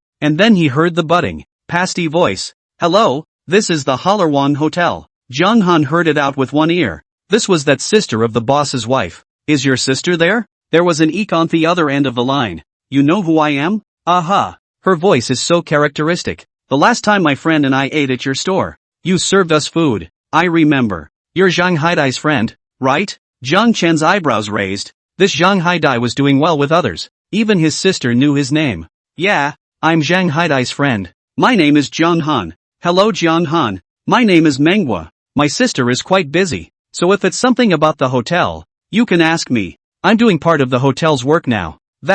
I'm just asking. If we have seafood, do you take it? We'll take it as long as the goods are good. Our restaurant has to purchase fresh seafood every day. But if the goods are bad and not fresh, we won't take it. The goods are definitely good. How much do you pay for things like stone turtles and general's hats if you collect them? Depending on the seafood market, the market is different every day. And our purchase price is also different. Wait a moment. I'll check today's purchase price. A sibilant voice then sounded on the other end of the phone. And soon Manhwa's voice rang again. The general's cap is 118 today. And the stone turtle is 150. But the quality of these goods is required to be superior. Holy shit. That's too much of a difference. That's almost retail price. Even if some of them are small and they don't accept them at the Halawang restaurant, it's okay for him to keep them for himself. If you buy someone else's, you might as well eat what you get from the sea. Anything else is better than selling it to Zhang Ermao. What about moray eels? Sea eels are 42 a pound today. Chapter 23, 2 in water. Zhang Han nodded. This price was $7 different from the price on Zhang Ermao's side. But the unit price of the sea eel was also low. Though 7 moray eels would have made over $100 more if we'd sold them to the Halawang Hotel. Xiaogua. Don't worry. In the future we'll definitely give all the best goods to your restaurant. Manhwa laughed. Then I'll wait for your goodies. Oh. After Zhang Han hung up the phone, he was instantly confident. If you look at it this way, these two sisters were really too sincere compared to that old fox Zhang Ermao. Zhang Ermao, this said in the past, is okay. To put it bluntly, it is a monopoly in the village. But nowadays there are so many different channels and doing business is more about sincerity. At that moment, Aunt Halhat entered and gave 2 eggs to Zhang Han. Zhang Han had told her that if her hens had newborn eggs, he could buy them for $3.05 apiece. The egg was still warm when it reached Zhang Han's hand. If the 2 girls weren't here, he would have opened it directly and drank it. But for now, he took the eggs to the kitchen anyway. When Ma Xiaomei got the hot egg, her whole body was confused for a moment. Why is this egg hot? Is the weather hot and sunburned? Of course a freshly laid egg is hot. That's common sense, right? Ma Xiaomei blinked her 2 big eyes at Zhang Han in surprise. Gosh, this is the first time I've ever touched a hot egg. Sis, come and touch it too. The egg is surprisingly hot. Ma Xiaomei really put down the work in her hand and came over to touch the egg, revealing the same shocked expression as Ma Xiaomei. Oh my god, it's really hot. I've never thought of an egg being hot before. This is too Mrs. Fresh. Jiang Han was speechless. How here again normal things. How let the two girls rare to not. Aunt Hohat took the money and happily came out of Jiang Han's house. Before she could walk into her house, she was stopped by Jiang Ermo. Aunt Hohat was startled. What are you doing? Let me ask you. What is Jiang Han doing inside his home? Aunt Hohat felt that Jiang Ermo was simply inexplicable. What else can he do when he stays at home? Did they cook? How's the food? Aunt Cinnamon thought for a moment. It's not dinner yet, is it? But there are 2 dishes already on the table. What are all the dishes? Aunt Hohat felt that Jiang Ermo was getting more and more idle, and had even started inquiring about other people's food. Steamed turbot and a plate of breaded crab. What? Jiang Ermo was dumbfounded. How did he really burn these things? He couldn't calm down any longer, and ran straight into Jiang Han's house, where a plate of turbot and a plate of breaded crab were indeed already on the table, and a bowl of General Hat bamboo shoots and dried soup was now brought out. The scent kept coming from the kitchen side, and there was no telling what was being made now. Jiang Ermo's heart is dripping blood. How nice it is to sell these things to him. Jiang Han saw Jiang Ermo's face look bad, as if he didn't know anything. He came over. Uncle Ermo, why did you come over? Do you want to drink tea or smoke? Jiang Ermo wasn't in the mood for tea. Smoke. Jiang Han looked at Zhang Haidai. Come, bring a cigarette and light it for our Uncle Ermo. Okay. Zhang Haidai responded and went to pull out the body's pockets. Ouch. My cigarettes just finished. Forgot to buy new ones. That's a terrible coincidence. Uncle Ermo, you know, I don't smoke, and I can't pull out any cigarettes on me. Jiang Ermo can see that these 2 boys are playing with him. Okay, I'm not smoking. I just came over to ask if you're selling the rest of your stuff. Jiang Ermo thought for a moment, then gritted his teeth and said, I'll raise you $5 for each of the general's hat and stone turtle, and for the breaded crab and turbot, I'll raise you $2. For the spicy snails, I'll add you $1. He remembered that Jiang Han had 2 turbot fish. This made 1. There should be another 1. Breaded crabs made 4. With 3 to go. You heard the price I gave Aunt Kumquat, and I definitely gave you a higher price than anyone else in the village. Jiang Han heatedly smiled. There are 4 of us here, so with just this much, I don't think it's enough for us to eat. If there's more, I can still send it to my sister's house and give it to my 2 nieces. Jiang Ermo was so angry that his beard stared up. Eat, just know to eat. Not thinking of saving money at a young age. All spoiled. If your parents knew, they would be heartbroken. Jiang Han immediately stopped talking. Jiang Ermo froze, feeling that the atmosphere was a bit strange. He didn't say anything wrong. Uncle Ermo, you're not my parents. How do you know they're not proud of me? Jiang Ermo involuntarily shivered. Not knowing why, he felt that Jiang Han's voice tone was strangely cold. Knowing that there was no more to talk about, he left from Jiang Han's house. He even spat on the floor as he walked to the door. Humph. What the hell? Anything good to eat. Don't sell him anything in the future if you can. Zhang Chen was now spending all his time coordinating the time to catch the sea. Breakfast was after 10. And now it's almost 4 o'clock for lunch. After lunch, Jiang Han pulled Zhang Haidai into a nap in order to maintain his strength. By the time I got up at 9 p.m., the 2 sisters had dinner ready. They ate and then rested for a while. By 10:30, the 2 sisters had fallen asleep, while Jiang Han and Zhang Haidai gently prepared their things and went out. Shell, are we still going over to that rocky reef? Zhang Chen looked at the night sky. There wasn't even a moon overhead, let alone stars. The terrain on the rocky reef side is so complicated that you have to be careful during the daytime, let alone at night. Let's change places, run a little farther this time, and go to the 4 gates. As soon as Zhang Haidai heard that he wanted to go to the 4 gates there, he wanted to ride a bicycle. Shell, I'll take you. Jiang Han didn't refuse. Just really sitting on the back of the bike, he felt weird again. In the end, he preferred to run there rather than take Zhang Haidai's bicycle. He was really tired to the point of running to the 4 gates.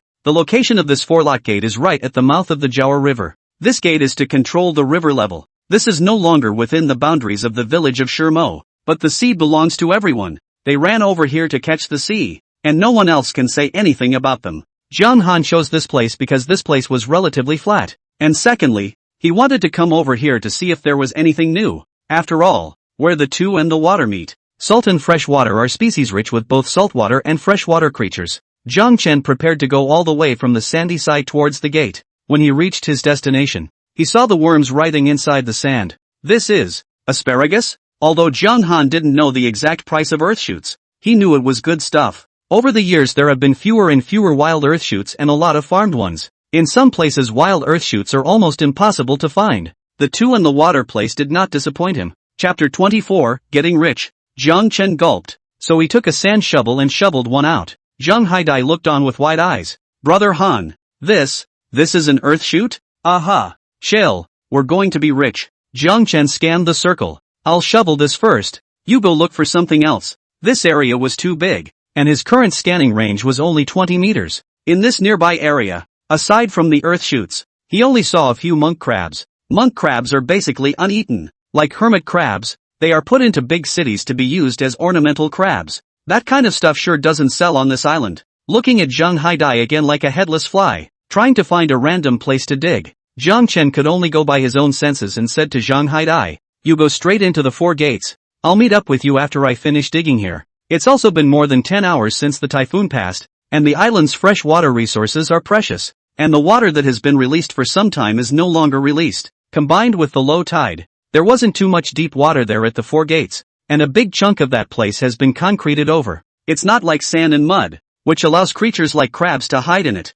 In that kind of place, Zhang Han's advantage wasn't obvious. Zhang Haidai could go over there by himself. When Zhang Haidai heard Zhang Han say that, he headed over to the 4 gates. Zhang Han also began to roll up his sleeves. Suddenly lights flashed before his eyes, and when he looked up he realized that there were also people with headlamps catching the sea not far away. It looks like there are people besides them who want to take their chances. It was Zhang Han's first time digging earthshoots, and he felt tired after digging a few. For the first time, I realized that this sea drive is also a physical job. He put the sand shovel away and replaced it with a shovel. Digging with a long handle really saves a lot of effort, and he could see exactly where the earthshoots were, and he wasn't afraid that the shovel would break them if he pushed too hard. Still, after digging 60 or 70 strips in a row, he got tired and his arms began to ache. He rested for a moment and took a drink of water. After a few dozen more digs, he stopped. A thing like an earthshoot is not like those creatures that get stranded at low tide. He himself lives in sandy soil like this. At high tide it will break through the sand to come out and play,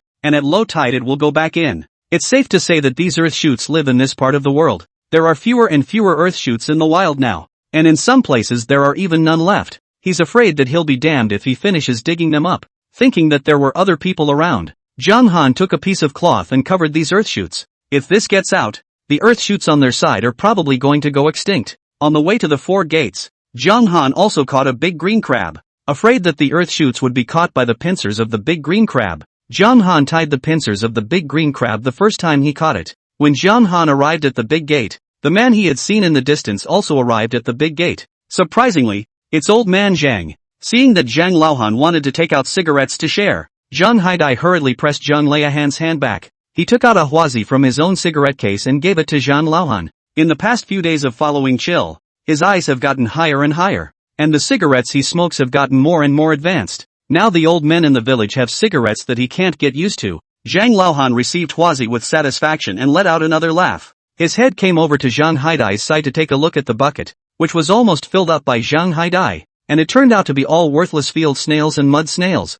Zhang Laohan's heart burst with complacency. Young people still lack experience. Although he didn't find much, he found 2 big green crabs. His 2 large green crabs were almost 2 pounds apiece, and these 2 alone were worth 300 or 400. He's had a big night. If he could go back later and get another one, he could lie awake laughing. At that moment, he looked again at Zhang Han's bucket, which was covered with a piece of cloth, and he reached out to lift that piece of cloth. As a result, Zhang Han chucked a large green crab on the side and threw it into the bucket. Zhang Laohan was startled and hurriedly withdrew his hand. It's so big. It's got to be 3 pounds. It was bigger than anything he'd found. But when he thought that Zhang Han only had 1 and he had 2, he mentally balanced himself a little. Just as this thought came out, Zhang Han threw another big green crab of about the same weight into the bucket. Why is there another one? Where did you get it? Zhang Laohan's eyes bulged out in surprise. He had just searched for so long before finding 2. Jiang Chen caught 2 of them in that short while. Just crawled over my foot. How can that be? How come I didn't see it? Zhang Laohan felt that Zhang Han was just joking with him. Zhang Han smiled at old man Zhang. Maybe I'm young and have good eyes. Zhang Laohan was furious. Was this mocking him for being old? Just then, he also saw a large green crab that was running rampant. It was also about 2 pounds. He was just about to draw his pincers on it when Zhang Haidai had already grabbed the crab with one pincer and thrown it into his bucket. Seeing Zhang Liahan's pale face stiffening in place, Zhang Haidai even asked kindly, "Uncle Zhang, what's wrong with you? Kidney deficiency?" Zhang Liahan's face turned even whiter. This Zhang Haidai opening his mouth was even more infuriating than Zhang Han. "Kidney weak what? I'm fine." Although Zhang Laohan missed these big green crabs, with his experience, there should still be green crabs in this place. He simply followed Zhang Han and Zhang Haidai's side. It was said that Zhang Han was lucky, so he would rely on Zhang Han and rub his luck in today. Zhang Han took advantage of Zhang Liahan's inattention to put the crabs in his bucket into Zhang Haibei's bucket. These two crabs haven't tied their feet yet, so don't really pinch those dirt shoots. Zhang Laohan walked through the stagnant water under his feet. The river clams and snails were worthless, but they were really quite plentiful here at the gate. Occasionally, he was able to catch a few shrimp. Just as he was having fun picking up the river clams, he saw that Zhang Han on the side had already taken the pliers and picked up a sea urchin. Why are there sea urchins here? This place where Zhang Han was now standing was slightly higher than the water level where he was standing, but he had passed by this place just now. He didn't see any sea urchins at all. Zhang Han chucked another sea urchin. Isn't it normal for this place to have sea urchins? Sea urchins just love to stick on top of places like this. The dam piece was built by hand with reinforced concrete, and this piece just had a notch in it. These sea urchins are hiding right in these grooves, and an unusual person can't really tell unless they look closely. And he had an infinite scanning system, which he saw at a glance. Zhang Han's movements were quick and he chucked 7 or 8 in one breath. And Zhang Haidai also chucked 2 at Zhang Han's prompting. When Zhang Laohan dribbled over, Zhang Han clamped 5 more, the last one still white. Chill, is this sea urchin poisonous? Why is it white? Chapter 25, White Sea Urchin. The average sea urchin is black. This white sea urchin looks really pretty. And they say the prettier something is, the scarier it is. Zhang Haidai subconsciously felt that there was something wrong with it. It was also the first time Zhang Han had seen a white sea urchin. I don't think so. Sea urchins he wasn't sure about, but he knew that crabs came in white too. It's just that white crappie are very rare. It is a variant species. To put it more scientifically, there is a lack of astaxanthin in the body. I wonder if the white sea urchin is also a mutant species, also caused by a lack of some substance in the common sea urchin. Zhang Laohan glanced at the white, too pretty to be true sea urchin. The poison is not poisonous. It's just that the price is the same. Jiang Chen's eyes lit up. You know about this? Zhang Han gave Zhang Haidai a look, and Zhang Haidai handed over another cigarette. Zhang Laohan took a drag on his huazi and felt awesome again at the young man's expectant gaze.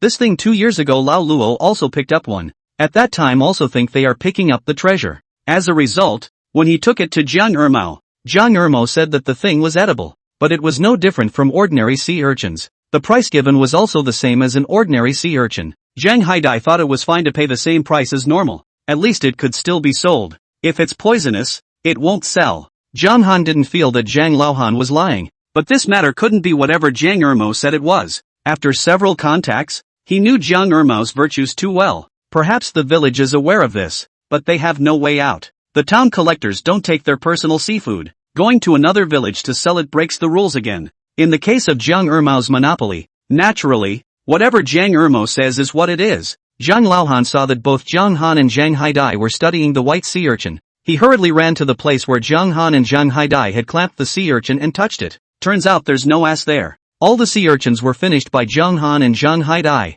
Seeing that the tide was about to rise, Zhang Han finally used the plunge net to tease some small shrimp. Zhang Laohan once again looked dumbfounded. He plunged net down at most 2 or 3 small shrimp, but Zhang Han's plunge net turned out to have about 10 small shrimps. The same place, the same $10 a coping net. Zhang Han, this is the luck of the draw? Zhang Han didn't forget to turn his head and smile at Zhang Laohan. It's almost high tide. We have to go. When he finished speaking, he caught another bread crab at his feet. The corners of Zhang Liahan's mouth twitched. What kind of dog luck is this? It's just infuriating. It was already 3:30 a.m. When Zhang Han and Zhang Haidai arrived home, and the two of them lay down on the bed on all fours because they were too tired. Zhang Han learned from Zhang Haidai's mouth that the Hao Laiwang Hotel would open at 8:30, just a 7:30 alarm. When they both got up, they thought Ma Xiaomei and Ma Xiaomei were still sleeping. Turns out they were up long ago. Ma Xiaomei put a good induction cooker not to use. Suddenly wanted to tinker with Zhang Han's firewood stove. Zhang Han, a head too big. I'm saving that firewood for when the power goes out. If you use it, I won't be able to cook next time the power goes out. Do you always have power outages over here? Ma Xiaomei was curious. More often than your big cities have power outages anyway. After all, we're a small island. and energy-based things must be a bit scarcer than in the big cities. Ma Xiaomei instantly stopped moving, even feeling that she was going too far with the wood stove. Did you go to the sea last night? And didn't take us with you? As soon as they woke up they saw a lot of extra seafood in the pool. The corners of Jiang Chen's mouth twitched. If they had taken the two of them with them, where else would they have been able to find so many good things? When I saw you sleeping, I couldn't bear to wake you up. The two girls were suddenly so touched and felt that Zhang Han was a good man who could make money and have compassion. They ran off to make breakfast even more vigorously. The final product is a bowl of seafood handmade noodles for one person with an earthy egg. The noodles were filled with some shellfish and assorted shrimp brought back from the middle of the night. Even if you don't put too much high-grade seafood, it's still fresh off the tongue. Such a pure wild seafood handmade noodles with a local egg. How can you say that it is $70 to $80 a bowl? Jiang Chen looked at the time. It was already 10 minutes past 8. Just as he was about to call a car, Ma Xiaomei and Ma Xiaomei put on their backpacks and stood in front of Zhang Han. The two identical faces of Ma Xiaomei and Ma Xiaomei smiled together at Zhang Han. Are you guys going out too? Together. You guys leaving now? Yeah, we have somewhere else to go. While Zhang Han was wondering how they were going to leave the village, a private car stopped in front of Zhang Han's house and honked twice at the door. This is the same chef who brought it here for us when we arrived, and we saved his number on the way. I called him while we were cooking. Ma Xiaomei winked playfully towards Zhang Han. They would like to stay a few more days if they could, but their trip was scheduled early in the morning. As one of the members of the Couchsurfers, they have couch reservations all over the place. It would be a pain in the ass to change. Jiang Chen felt that these two sisters also had their moments of wisdom, which saved him from having to call for a car again. Zhang Han fished out the seafood that needed to be sold from inside the pool, so the four of them got into that private car together. Since the sisters needed to change shuttles in town to the harbor, they got off the bus with them. Today, Meng Fei arrived earlier, and she had already opened the door when Zhang Han and the others arrived. Manhwa saw them and waved at them. Hi, Zhang Haidai and Zhang Haidai's friends, you really brought seafood. Jiang Chen was speechless. Manhwa couldn't help but laugh out loud when she saw Zhang Han's depressed face, then made a very standard welcoming gesture at him. Welcome, Zhang Han. Jiang Chen froze. You remember? Manhwa smiled a cute and sweet smile. How could I not remember yesterday's events? I even noted your number with a name. Seeing that Zhang Han and the others had brought 3 buckets with them, she went over to look at them. One of the buckets was tide crabs, and some shellfish snails. The other bucket was stone turtles and sea urchins. The last bucket was still covered with a cloth. Manhwa looked at Zhang Han curiously. Can I open it? Jiang Chen nodded. I'm selling these things to you, and they were meant to be waiting for you to open them. But I have one request. What's in this barrel? I hope you won't let anyone else know about it. Manhwa frightened Jiang Han, but he was so mysterious. Don't worry, no one will say anything. She was so excited all of a sudden, and her hand shook a little when she held the piece of cloth, as if she had the feeling of opening a blind box. When she opened the cloth, she froze. This is actually earth shoots? Chapter 26, No Poison, Sellable, Farmed? It wasn't surprising that Manhwa would ask that, because wild earth shoots were really rare. Even the farmed ones were worth a lot of money. It's wild. Memphis came out of the back kitchen and saw the scene. When she saw these earth shoots, she was shocked too, but she was certain it was wild earth shoots. I didn't expect you two to find something as good as this. Zhang Haidai was a bit embarrassed and scratched his head. This is all because Brother Han found it. Where could I find such a good thing? I'm just worthy of giving Brother Han a hand. Zhang Han patted Zhang Haidai's shoulder. I'm also relying on you to help me. Otherwise I wouldn't be able to get so many things. The time to catch the sea was limited, and he needed someone to work with to pull out more. Meng Fei looked at Zhang Haidai, and his impression of Zhang Haidai got a lot better. He used to think that he was just a jerk, but he didn't realize that he was also able to do things on the ground. Meng Fei took another close look at the goods Zhang Han had brought. When Manhwa told her yesterday, she didn't take it seriously, but she didn't expect them to really bring the goods today, and it's all top quality. Even the stone turtle was divided into 2 parts. One for the bigger ones and one for the smaller ones. You can see that it has been picked with care. This big one is collected on my side, but this small one is a little difficult, said Memphis, with some difficulty. She takes her business seriously and uses the best in everything. Her restaurant hadn't been open for more than a few days and her reputation had already spread. There are even people from off-island who make a special boat trip to her for seafood. Boss lady, this little one, I just brought it along. Just wanted to ask, can you help clean up here? I'm willing to pay the processing fee. When Meng Fei heard this, she immediately smiled. What processing fee do you need? I have tools here. It's easy to clean up. When it's cleaned up, you can just bring it back. Zhang Han was immediately happy. Thanks then. Memphis's restaurant management is still very standardized, and also made a special place to weigh food. Ma Xiaomei and Ma Xiaomei glanced at each other. They were all in town and were in no hurry for a while. Solely let's see how much Jiang Han can sell these goods for. Memphis weighed things on the scale one by one. The stone turtle is 5 pounds, 2 tails, for a total of $780. 3 breaded crabs, 5 pounds, total $198. 4 pounds, 3 tails of earth shoots, total, $3, $698. How much? Jiang Chen asked, thinking he had heard wrong. $3,698. The account just now was reported by Meng Fei, but registered by manhwa. Manhwa directly took her ledger to Jiang Han. The earth shoots you brought were 4 pounds and 3 tails. My sister counted them for you according to 860 a pound. 860. This unit price is not low. Or do you suspect that there is a problem with our weighing? No.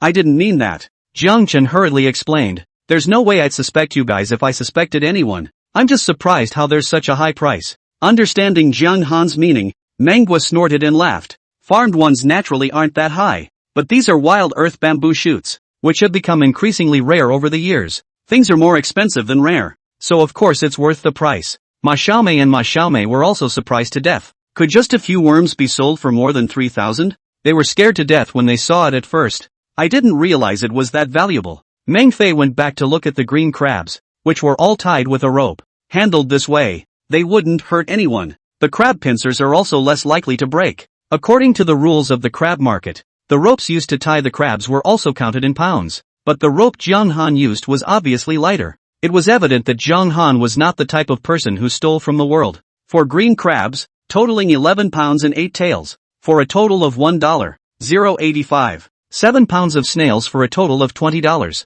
8 pounds of river clams for a total of $20. 5 pounds of mud snails for a total of $92. When the price of the mud snail was reported, Jiang Han was surprised again. He remembers that when he was a kid, mud snails were only $3 to $5 a pound, and when he got to the big city, he didn't eat any more mud snails because seafood was generally more expensive. So he was under the impression that mud snails just weren't worth anything back home.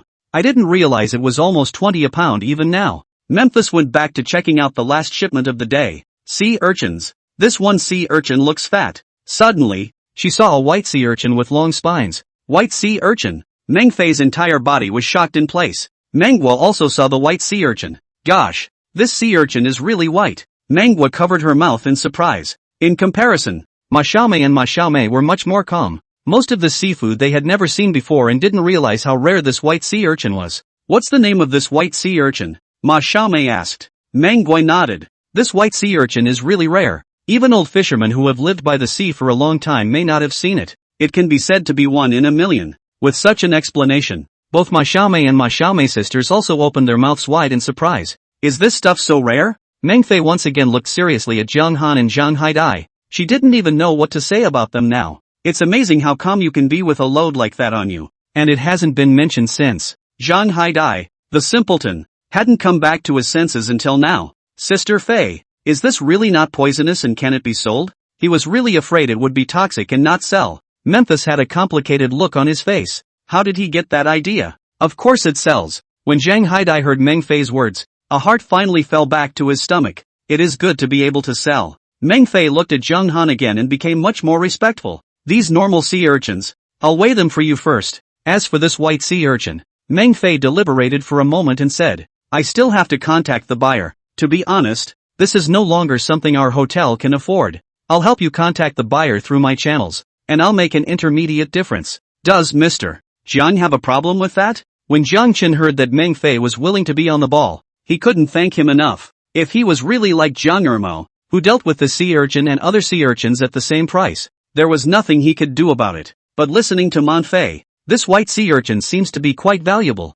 No need to call me Mr. Jiang, just call me Jiang Han. There's nothing I'm uneasy about when this is in your hands. Memphis nodded, satisfied, and put those plain sea urchins on the scale. These sea urchins totaled 4 pounds and 7 tails for a total of $258. All the goods altogether add up to an amazing $6. 151. Once this number came out, Ma Xiaomei and Ma Xiaomei's mouths opened even wider. It's amazing how many there are. The things they caught in the sea for the first time were basically eaten by them. Except for the ones they sold to Jiang Ermo. All that is sold here now. with the exception of the stone turtle, is the second catch of the day. I didn't realize you could make so much money from a single sea drive. That doesn't include the one white sea urchin of unknown price. Chapter 27, all want to get lucky. Their parents are also businessmen, and although they make a lot of money, they work hard every day. Either they are worried about their peers counting on them or their employees being lazy, and every now and then, they are afraid that customers will get tired of their stuff. Before one gets old,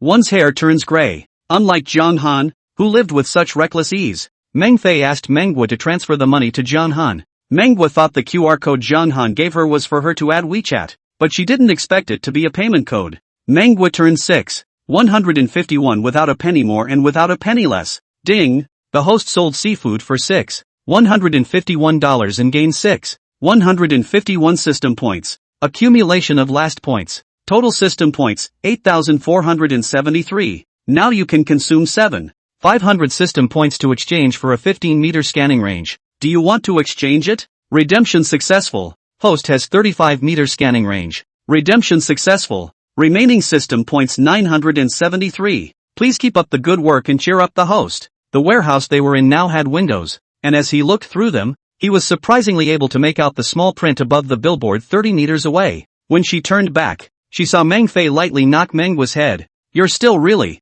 and you don't know how to make it up to people. Manhwa looked at Meng Fei with an innocent face. How do you round up and deduct that dollar? Meng Fei couldn't help but cry and laugh, and could only tell Jiang Han, sorry to make you laugh. After Meng Fei finished speaking, Jiang Han saw Manhwa standing behind Meng Fei and poking her tongue out at him. Jiang Chen understood. This girl had just said that on purpose. I think Coco did a great job. And again, I took advantage of you guys today. He won't eat something like a stone turtle when he's allowed to clean it himself. There was nothing Man Fei could do about his sister. Jiang Han finished taking care of his things and was ready to go back. Ma Xiaomei and Ma Xiaomei were also ready to leave for the station. When they parted at the door, Ma Xiaomei suddenly hugged Jiang Han. I'm my sister Mei. I have a little mole in the corner of my eye. You have to remember me. Jiang Chen looked at the two identical sisters. The younger sister Ma Xiaomei did have a small mole at the corner of her eye, while sister Ma Xiaomei did not. The sisters waved with Jiang Han. Goodbye, Jiang Han. Jiang Han also waved with them. It's good to go. 2 more female guests in the house. Many times it's not very convenient. Jiang Han had originally planned to stay in town for a while, but the logistics called, saying that the water heater and washing machine he had bought would arrive in the morning. Jiang Han then didn't stay in the town. He rounded up and transferred $700 to Zhang Haidai. We won't catch the sea today. Take a day off. He's really tired of digging dirt chutes. Plus it was a small tide today and he wasn't too keen on moving. He thought it was better to combine labor and rest. And if he died of exhaustion, who would he talk to? Zhang Haidai realized that the number was wrong. Brother, it's given too much. I'll give it to you. Just take it. The ones that were originally kept were intended for the two of them to eat together. But Zhang Haidai was always away. And those things, he wanted to send a little to his sister. So it's only right that he give more to Zhang Haidai. Asked Zhang Haidai. He still had to stay at the internet cafe. He rode Zhang Haidai's bike back. Zhang Haidai looked at the extra $700 on the account and raised his eyebrows.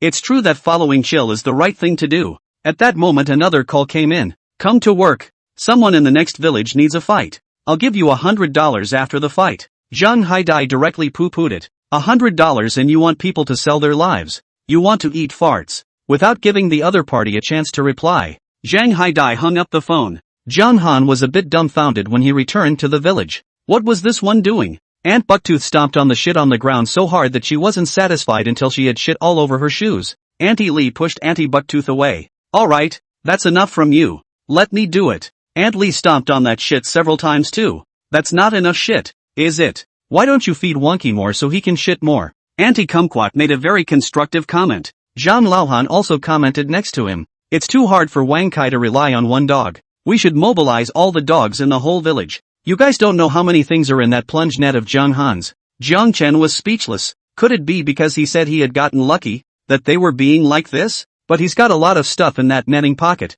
purely because he can see it so well. There wasn't much water in that area yesterday, but it was muddy from the typhoon. The others couldn't see, so they had to take a couple of random shots with their plunge nets. It's all luck, and he fished wherever the goods were plentiful, and fished for more naturally. Perhaps those villagers were too focused, and they didn't even see Jiang Han as he passed by them.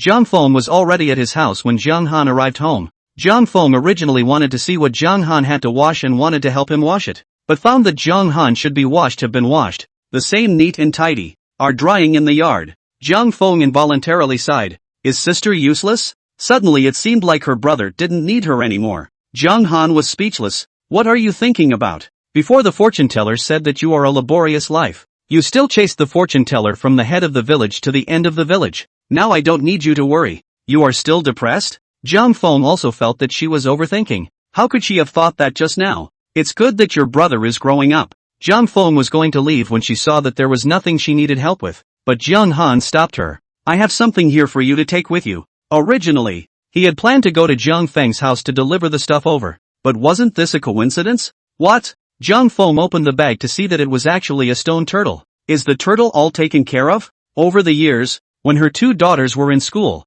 she would go pry something off the top of the rock, but something like a stone turtle, she wouldn't even pry it if she saw it, because she's afraid to deal with it. Thinking about it this way, she hadn't made a stone turtle in years. The two kids, that is, have eaten a few times when they've followed her to the table. Shell, how did you do that? I was under the impression that her brother didn't like handling this stuff either. Don't ask about that. These meats were just processed and are still fresh, so take them back and make them for your two children. Jiang Feng was touched and wanted to cry again. How could her brother be so understanding? Jiang Han fished a lot more snails and river clams out of the pool. These river foods are not worth much, so you keep a lot of them. That freshwater river was even farther away from his sister's village, and his sister was even less likely to go there for river food. He guessed that his sister's family didn't have many chances to eat river food, so he fished out some more for her. You take these too. This time Jiang Feng couldn't control it anymore, and the tear water just fell down. Chapter 28, The Richest Ever. Jiang Chen had a headache. Were women really made of water? Move and cry. Sadness cries and happiness cries. Originally, he wanted to leave some of the earth shoots for his sister, but he thought that if too many people knew about this matter, the earth shoots in that area would become extinct. He then stopped. The horn sounded, and then there was a knock on the door. Is it the Jiang Han family? Jiang Feng went to open the door and saw a burly middle-aged man standing at the door. This is Jiang Han's home. What is your business? The washing machine and water heater arrived. Where do I put them? The middle-aged man spoke in a neutral tone. Before Jiang Feng could react, Jiang Han came over. Put me in the bathroom. This bathroom, or my sister's part-time job all those years back to renovate. In the old days, there wasn't even a bathroom in the house, so it was inconvenient to go to the toilet. The middle-aged man left after putting the stuff away and told Jiang Han that the installer would come over in the next 2 days and told him to keep an eye on the phone. Jiang Han said thank you, and when he reached the door, many more village people gathered around. Ouch! Jiang Han bought a washing machine, even bought a water heater. Jiang Han, aren't you going out? If you don't get out, isn't this college a waste? Jiang Feng was disturbed by the noise. Our family Han just bought a washing machine and a water heater. What does that have to do with going out or not? We don't need you to worry about our family's affairs. Jiang Feng closed the door after saying that. That's the thing that's bad about villages. The whole village gets to know about shit, and especially like to talk about other people's families. Jiang Feng looked at Jiang Han's newly purchased washing machine and water heater and was both delighted and worried. He'd wanted to buy these things for his family for a long time, but she'd gotten married early after working part-time for a few years. After you have a husband and kids, you definitely don't have the freedom to spend money or anything like before. You don't have any money on you, do you? These appliances can be worth a lot of money. How could my brother have any money on him after buying these things? How can that be? Where are these things going? He was going a long way. Jiang Feng felt that Jiang Han's words were a bit of bragging, but since childhood, his brother had always been a very reliable person.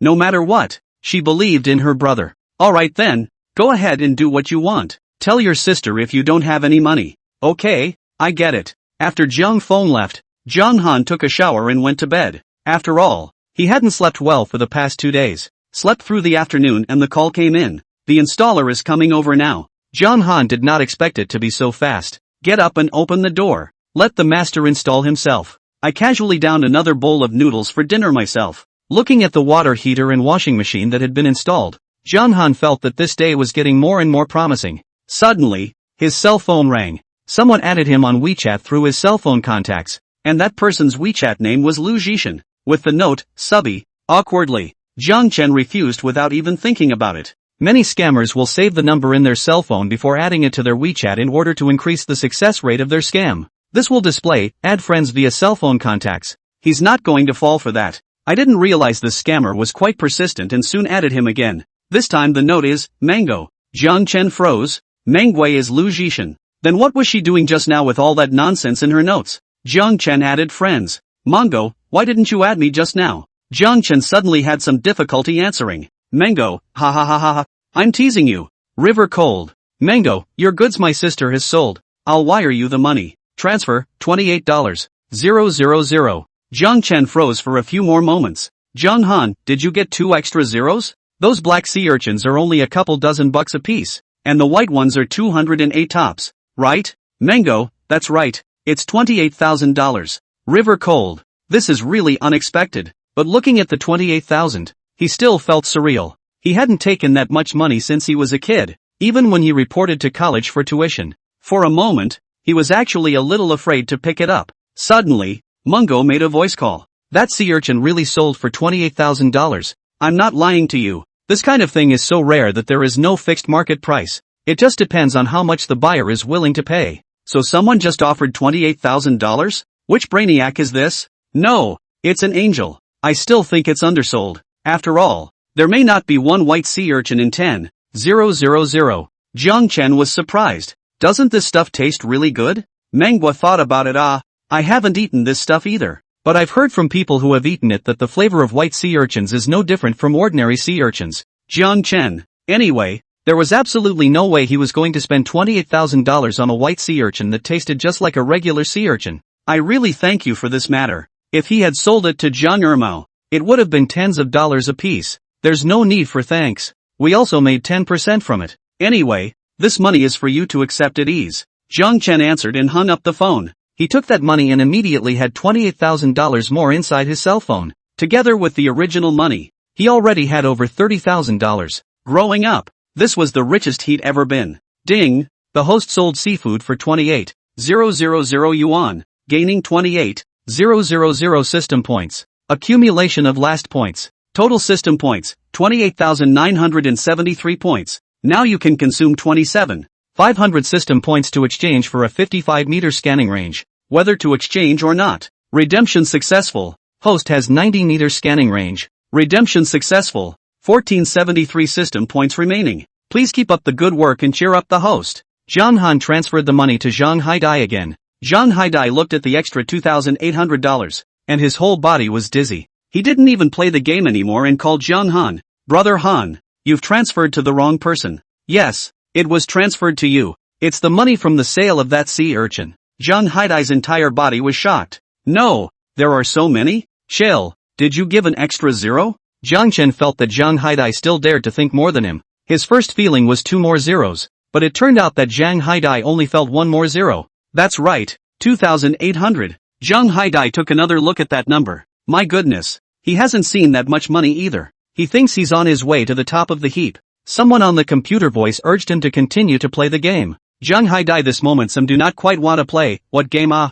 am now a rich man. To slow down. Slow what down? I'll watch you guys fight first, and then I'll fight you when I've calmed down enough. What Jiang Han didn't expect was that when he woke up from a sleep, the people in the village looked at him strangely. When he tried to ask for clarification, the ants ducked and ran. It looked as if they had encountered some kind of flood. Ant Bucktooth, in particular, even wrapped herself nervously. Chapter 29, What's the point of bringing Wa? Jiang Chen was simply stunned. What do they suspect? Think he'll molest them? How did they come up with such a shocking idea? In the end, it was Aunt Hohat who stammered out. They said, you, say what about me? Saying that you're a big bad guy doesn't mean that you're just going to take in the girls. It's just to take advantage of them. Those 2 girls still cried when they left. Zhang Han's brain was a bit unresponsive. What did the scum they were talking about have to do with him? Aunt Hohat looked like she wanted to say something. These rumors were only worse than what Aunt Hohat said. He took in Ma Xiaomei and Ma Xiaomei purely out of goodwill. The 2 of them ate and drank in his house. He also paced in a lot. It turned out to be a mess instead of a good thing. Aunt Cinnamon. What else do you know? Just, Aunt Cinnamon said anyway through clenched teeth. They said you might have knocked up 2 girls. Jiang Chen was really speechless. Ma Xiaomei and Ma Xiaomei had only stayed at his house for 2 nights in total. Can you tell how big their tummies are in these 2 nights? Jiang Han, you 1T. 1T really? Aunt Hohat really didn't know what to say. Jiang Han smiled at Aunt Hohat, revealing a mouthful of large white teeth. If they say yes, then it's yes. If they say no, then it's no. It's good that they're happy. Jiang Han left. Ho-hot Ansem puzzled. This child in the end what meaning in the end did not do There are such and such gossip in the village every year, and Jiang Han doesn't want to pay attention to it. As a result, just after leaving Aunt Cinnamon's door, I heard someone arguing in front of the house. I only saw my own sister, holding up a broom and cursing at Auntie Lee and Auntie Bucktooth. Jiang Han had two big heads and ran over to drag Jiang Feng back home. I say, what are you stirring up with them people? They talk about you like that. Can I not argue with them? Jiang Feng was practically exploding with anger. How could her brother, such a bright and open person, bully two girls? Jiang Han was heartbroken and amused when he saw Jiang Feng's face redden with anger. He dragged out the only electric fan in the house and blew it at Jiang Feng. He also poured her a glass of water. The mouth is on people. They can say whatever they want. It's not like I'm missing a piece of meat. Jiang Feng looked at Jiang Han's unconcerned demeanor and felt that he had been hasty. My brother is right. Haven't they heard enough gossip over the years? There's no need to get pissed off over a few words from someone else. Seeing that Jiang Han's washing machine and water heater had already been installed in his house, she was a little envious. You don't stay and work in the big city now, but your days are getting better. It's more important than anything that we live well on our own. Jiang Chen saw that his sister had finally figured it out and let out a long sigh of relief. When Jiang Feng was about to leave, Jiang Han also bought a box of Waha drinks from the small store for Jiang Feng to take with her. This will be for Ling Ling and evening night to drink. I as an uncle have never bought them anything. Haven't bought any yet. Didn't I just buy Barbie dolls for them last time? You, don't buy such things next time. Just buy them practice papers. The corners of Jiang Han's mouth twitched, and when he thought of the expressions on the faces of his two nieces when they saw the practice papers, he didn't dare to take his sister's words. If he really bought practice papers, Ling Ling and evening night must not hate him. Seeing that his sister had left, Jiang Han called Zhang Haidai. I'm not going to catch the ocean today after all the talk of rest. Knowing that Zhang Haidai was still staying at the internet cafe, he rode the bike he rode from Zhang Haidai yesterday to the town. He was going to buy some coke, but it was sold out. He then bought another dozen Wahaha. Zhang Haidai was a bit dumbfounded looking at these Wahaha. Brother Han, what did you bring Wahaha over for? Drink it. Do you still use it to wash your hair? Zhang Haidai touched his bald head. Usually he took a towel to wipe his head on the line. Do not even need to wash. Jiang Han handed a bottle of Waha to Zhang Haidai. Zhang Haidai took a sip. It's been years since I've had this stuff and the flavor is kinda nostalgic. Jiang Han pulled open the seat next to Zhang Haidai and sat down. What are you playing? Together It's time for him to relax and unwind. Chill. You're a college student. Can you do it? When he was in prison, Jiang Han presented himself as a very busy kind of guy. Either you're busy falling in love or working part-time, or you're busy studying. With a guy like him, he shouldn't have time to play games, right? He wasn't afraid of being dragged down himself, but he was afraid that Chill would lose too badly by then and his self-confidence would be hurt. Jiang Chen glanced at him. Underestimate me? Just because he practiced less doesn't mean he's a vegetable. In other words, only people who are vegetables should practice more. Jiang Han quickly let Zhang Haidai see what it means to be a brand-name college student. At first, Jiang Han wasn't familiar with the game and wasn't quite used to it. By the time he adapted, it was him leading a group of people in a fight. He didn't know how long he had been playing, but Jiang Han's stomach growled twice. He looked at the time. It was already mealtime. So he and Zhang Haidai went to eat at the Haolai Wang restaurant. It was then that Jiang Han realized that this internet cafe was right behind the Haolai Hotel. As soon as he walked into the restaurant, Zhang Haidai's eyes were again glued to the body of the boss's wife, Meng Fei. Jiang Han opened his mouth. This Zhang Haidai wouldn't stay in the internet cafe every day and not go home because of this reason, right? Manhwa bounced over. Boss Jiang, why did you come over today? Jiang Han almost choked on his own saliva. What's the name of the boss? Manhwa smiled sweetly at him. You've sold such expensive sea urchins. Why aren't you the boss? Jiang Han realized that Manhwa especially liked to joke with him. Fine. Whatever you say. So am I going to order for you guys today? Or are you going to order for yourselves? Manhwa's voice was still as crispy as ever. You order for us. Jiang Chen didn't bother thinking about what to eat. Manhwa looked at him with a smile. How about a big lobster? Big lobster is big lobster. My treat. Jiang Chen's face didn't carry any hesitation. Zhang Haidai's brow wrinkled slightly. Brother Chill, let's not have the big lobster, right? He'd seen the price of a large lobster, and this plate alone was over 1,000. Manhwa also didn't expect Jiang Han to be so brash. I was joking with you. Let me give you something else. Things like big lobsters are put out when people have a banquet or treat. You wouldn't eat this kind of thing for your own daily meal. It's fine. A big lobster is a big lobster. It's not like he can't afford to eat it now. This rumor once again made him realize that he had to be kind to himself, or else one day he would suddenly have an accident only to realize that he hadn't even enjoyed life properly. Manhwa didn't say anything when she saw Junhan insisting. After all, Junhan had just sold a $28,000 large sea urchin. That money was still wired to him by her. Chapter 30, bought a triple trampoline. Manhwa additionally helped by ordering a fried squid, a fresh shrimp soup, and a cold cucumber. Junhan was having his second meal at Halo Wang restaurant. The more I ate, the more I realized that the restaurant was good at what it did. As Manhwa served the last cold cucumber, Junhan called out to her, "Can you do processing in this restaurant? That is, I'll bring my own seafood and you guys do it for me." Of course, processing is the price of processing, and we have a clear price list. Junhan had just casually asked, not realizing that they really had this project. "Can I see the price list?" Mongo quickly brought the price list. Looked at the price list. Junhan more think they hotel norms. How many pounds of each category within 2 processing fees written clearly. If you're a visitor from out of town, you don't have to worry about being ripped off at all. The seafood and shellfish alone states different prices for 6 types of processing. Boiled shellfish up to 2 pounds is $5 a serving. Spicy fried and steamed are $10 a serving. Soy sauce and scallions are $20 a serving. The oil splash is $25 a serving. Junhan pointed to the side of the large lobster and king crab.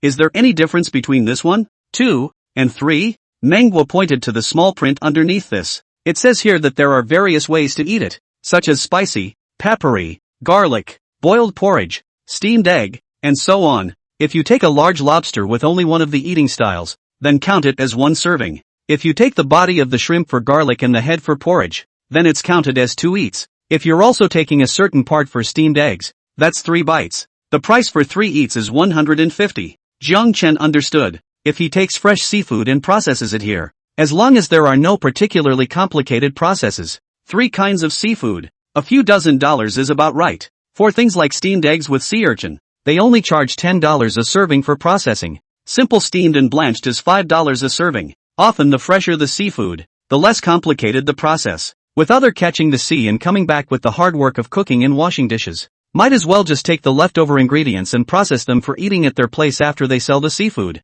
If I bring more seafood than I can eat in one sitting, can you guys store it for me?" He had seen on his last visit that they had oxygen equipment and refrigeration in this hotel. Caught seafood is more likely to survive than if you keep it in your own home. Manhwa covered her mouth and laughed. "Of course the others can't. You're different." Junhan saw Manhwa being so jocular and also joked. "How am I different?" Manhwa choked. She didn't expect Junhan to ask her back. "Anyway, it's just different. You give us such good seafood. We are strategic partners." Manhwa ran away after saying that. Zhang Haidai scratched his head. Is Faye's sister's sister that talkative? Junhan had enough to eat and drink, so he went to pay. After giving him a discount, it totaled $1,200, which was a really solid price with a big lobster of that quality in the mix. After all, after eating his fill, Junhan realized that his hair had grown long. Just went to the barber store across the street from the hotel and got a haircut. One of those most standard slabs of hair. He came out just in time to collide with Manhwa, who was walking his guest out the door.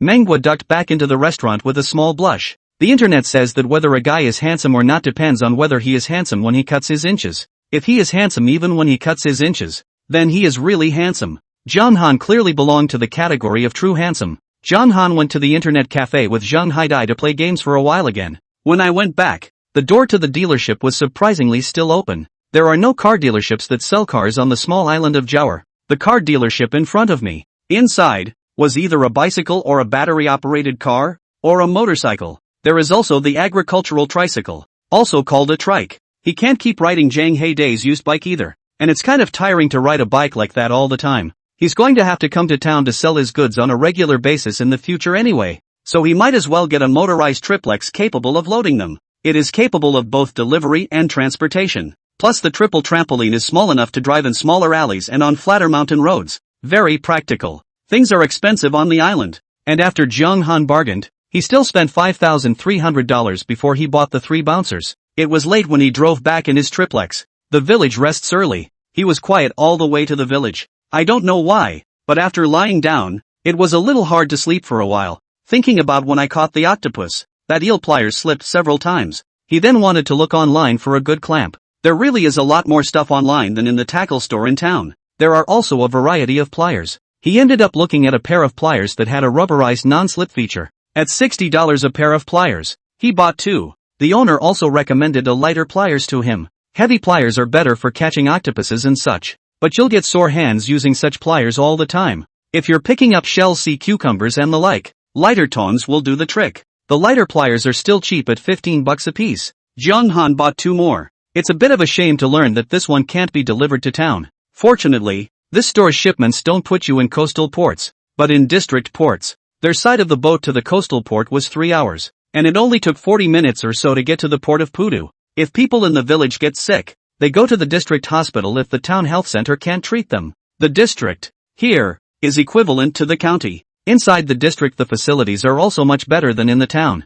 Thinking that he was going to make the trip anyway, he looked at the rest of the store. One good thing about buying from the same store, everything can arrive together and he can just go get it once when he picks it up. When he saw that there were crab cages, he bought a couple of them. He went inside the village and asked, although it was the sea closure period, but individuals put a few smaller crab cages as no one will care. He bought 2 more simple fishing rods, because it was too complicated for him to use. Saw that they also have kids fishing rods at the store.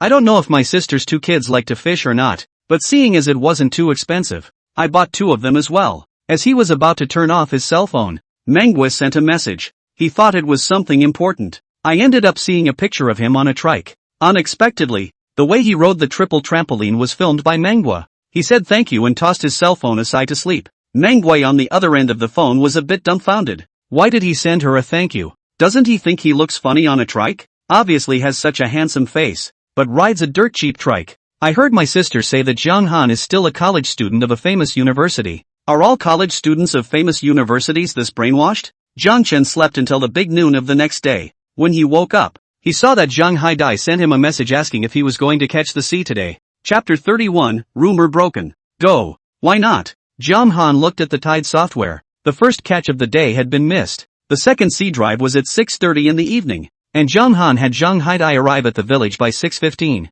He had wanted to go out for a walk, but he hadn't expected those rumors to get even fiercer, and that he peeked at 2 girls in the shower. Zhang Laohan giggled with a cigarette in his mouth. Seeing Jiang Han come over, he was also full of gossip. Jiang Han, how is the body of those 2 chicks? He even gestured with his hand when he finished. That's how people in the village speak, especially these older ones, who dare to open any yellow accent. Jiang Chen skimmed his lips. Of course it's good. Can it be bad? It's summer, not winter, and ma Shirmei's and ma Xiaomei's bodies can be seen with their clothes on. So why take off their clothes to see them? Zhang Laohan was instantly a little envious. Those ants then spat on the ground. Bah! Really read to the stomach of a dog. Such obscene things can be done. Zhang Han was out of sight, out of mind, and returned home to swipe his cell phone. Outside the door, Yi Sweetie's old mother was sandwiched between a group of women, listening to various rumors. This Zhang Han, he's still a college student. I didn't expect it to be so shameless. Mom and Dad could be pissed off if they were alive. All those years of reading have been for nothing. If he's really capable, why would he go back to the village? He even bought home appliances in the past 2 days. So I guess he's going to stay as a fisherman. Then it's really a waste of study. And now you're doing something like this, with no face. The more Yi Dongdong's mom heard, the more she felt that Zhang Han was hopeless. As soon as she got home, she called Sweetie Yi. Sugar, you're really splitting up the right way. Yi Sweetie was eating instant noodles inside the dormitory. After breaking up with Zhang Han, no one went out to work for her to make money. Just relying on a graduate student's $600 a month stipend really wasn't enough to spend. Now her quality of life has gone way down. If Zhang Han had begged her more at that time and bought her some more nice gifts, she might not have broken up so quickly. That way, she could break up with him after grad school. In the end it was all Zhang Han's fault. Zhang Han, what's wrong? A few days ago, weren't there 2 couch surfers who wanted to stay at our house? Later, they went to Zhang Han's house. Then Zhang Han bullied them,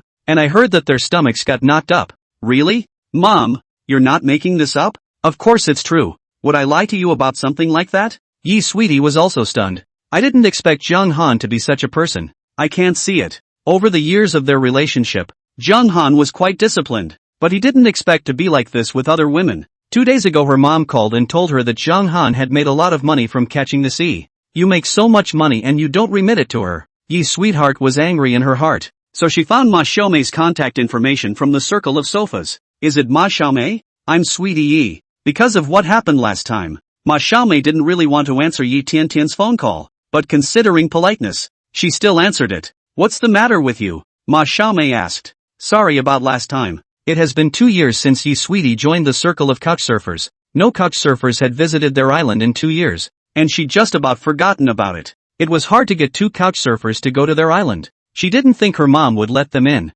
Couchsurfers are all about mutual benefit, and it occurred to me that after I graduate from graduate school, even if I go traveling, I'm sure I'll be staying in a hotel, not going to stay on someone's couch. Since she couldn't get any benefit from anyone else, she let her old mom have it. Just say what you have to say. Ma Xiaomei was a little impatient. He hated this kind of untrustworthy person the most. Since you don't want to be a couchsurfer anymore, get out of the couchsurfing scene early. What is this now? I'm calling this time solely because I care about you. I know that you are in a bad mood. Jianghan is really too much. We girls shouldn't hold back after we've suffered a loss. We should unite and use the weapons of the law to protect ourselves. Ma Xiaomei was confused by what she heard. What are you babbling about? Yi Tian continued to comfort. I know you're sad, but now is not the time to be sad. You should cheer up. Ma Xiaomei felt puzzled. I don't know what you're talking about. Yi Sweetheart felt that Ma Xiaomei was so fake, still pretending at this time. Don't you deny it because you're embarrassed. We all know about it.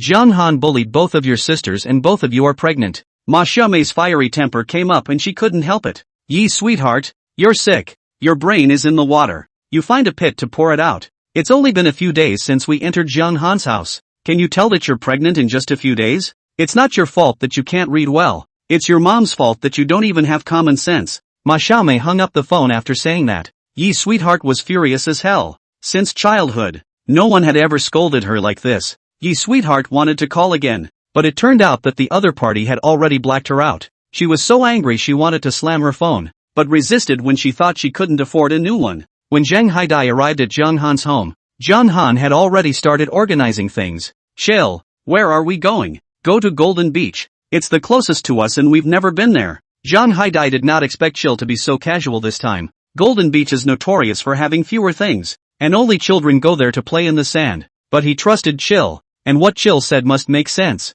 It was only when they were halfway there that they saw 2 familiar figures, 2 identical, beautiful silhouettes, distributing candy to a group of children in the village's sunny valley. Pretty sister, what kind of candy is this? It's called pear paste candy. It's good for your throat when you eat it. The village aunts and grandfathers also gathered around, and they looked at Ma Xiaomei and Ma Xiaomei curiously. Sis, are you guys really not being bullied? Ma Xiaomei and Ma Xiaomei smiled brightly. Do we look like we're being bullied? Where's the real bullied one? Ha! The village rumor mill doesn't know how it started, but the rumor just went out the window. When the 2 girls looked up, they saw Jianghan and Zhang Haidai. The 2 girls waved at them enthusiastically. Jianghan, Zhang Haidai. These ants in the village were not by nature mean people, just mouthy and gossipy. Now that they knew they had wronged someone, each one of them was a little embarrassed. Getting them to apologize is impossible. Thinking that Jianghan, a big man, didn't grow vegetables at home, they went back in droves to see if there were any fresh vegetables at home.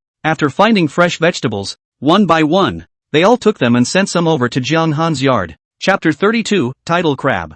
Jiang Chen was also surprised to see Ma Xiaomei and Ma Xiaomei. Didn't you guys go to Shanghai City? How come you're back again? It was to Hucheng, and these pear paste candies were bought from Hucheng. Ma Xiaomei said. Jianghan, why didn't you look for us when you encountered such a thing? Ma Xiaomei was a bit upset. It's the kind of thing that obviously they could have cleared up with an explanation. Jiang Chen smiled indifferently. In fact, it was fine if they didn't make this trip. This kind of thing would be fine after a few days of rumors inside the village. He didn't care about such things at all. He really didn't expect them to come all the way over here to clarify things because of him. Thank you. What's the point of being polite with us? You entertained us so warmly. This is what we should do. Ma Xiaomei saw what Jianghan and Zhang Haidai had brought with them. Are you going to catch the sea? Bring us along. We won't make the last boat even if we go to the harbor now. Jiang Chen agreed. Of course, though bringing the 2 of them along would have been much less rewarding. But they came here because of him. It was only right that he should do his duty as a host and accompany them on another trip to the sea.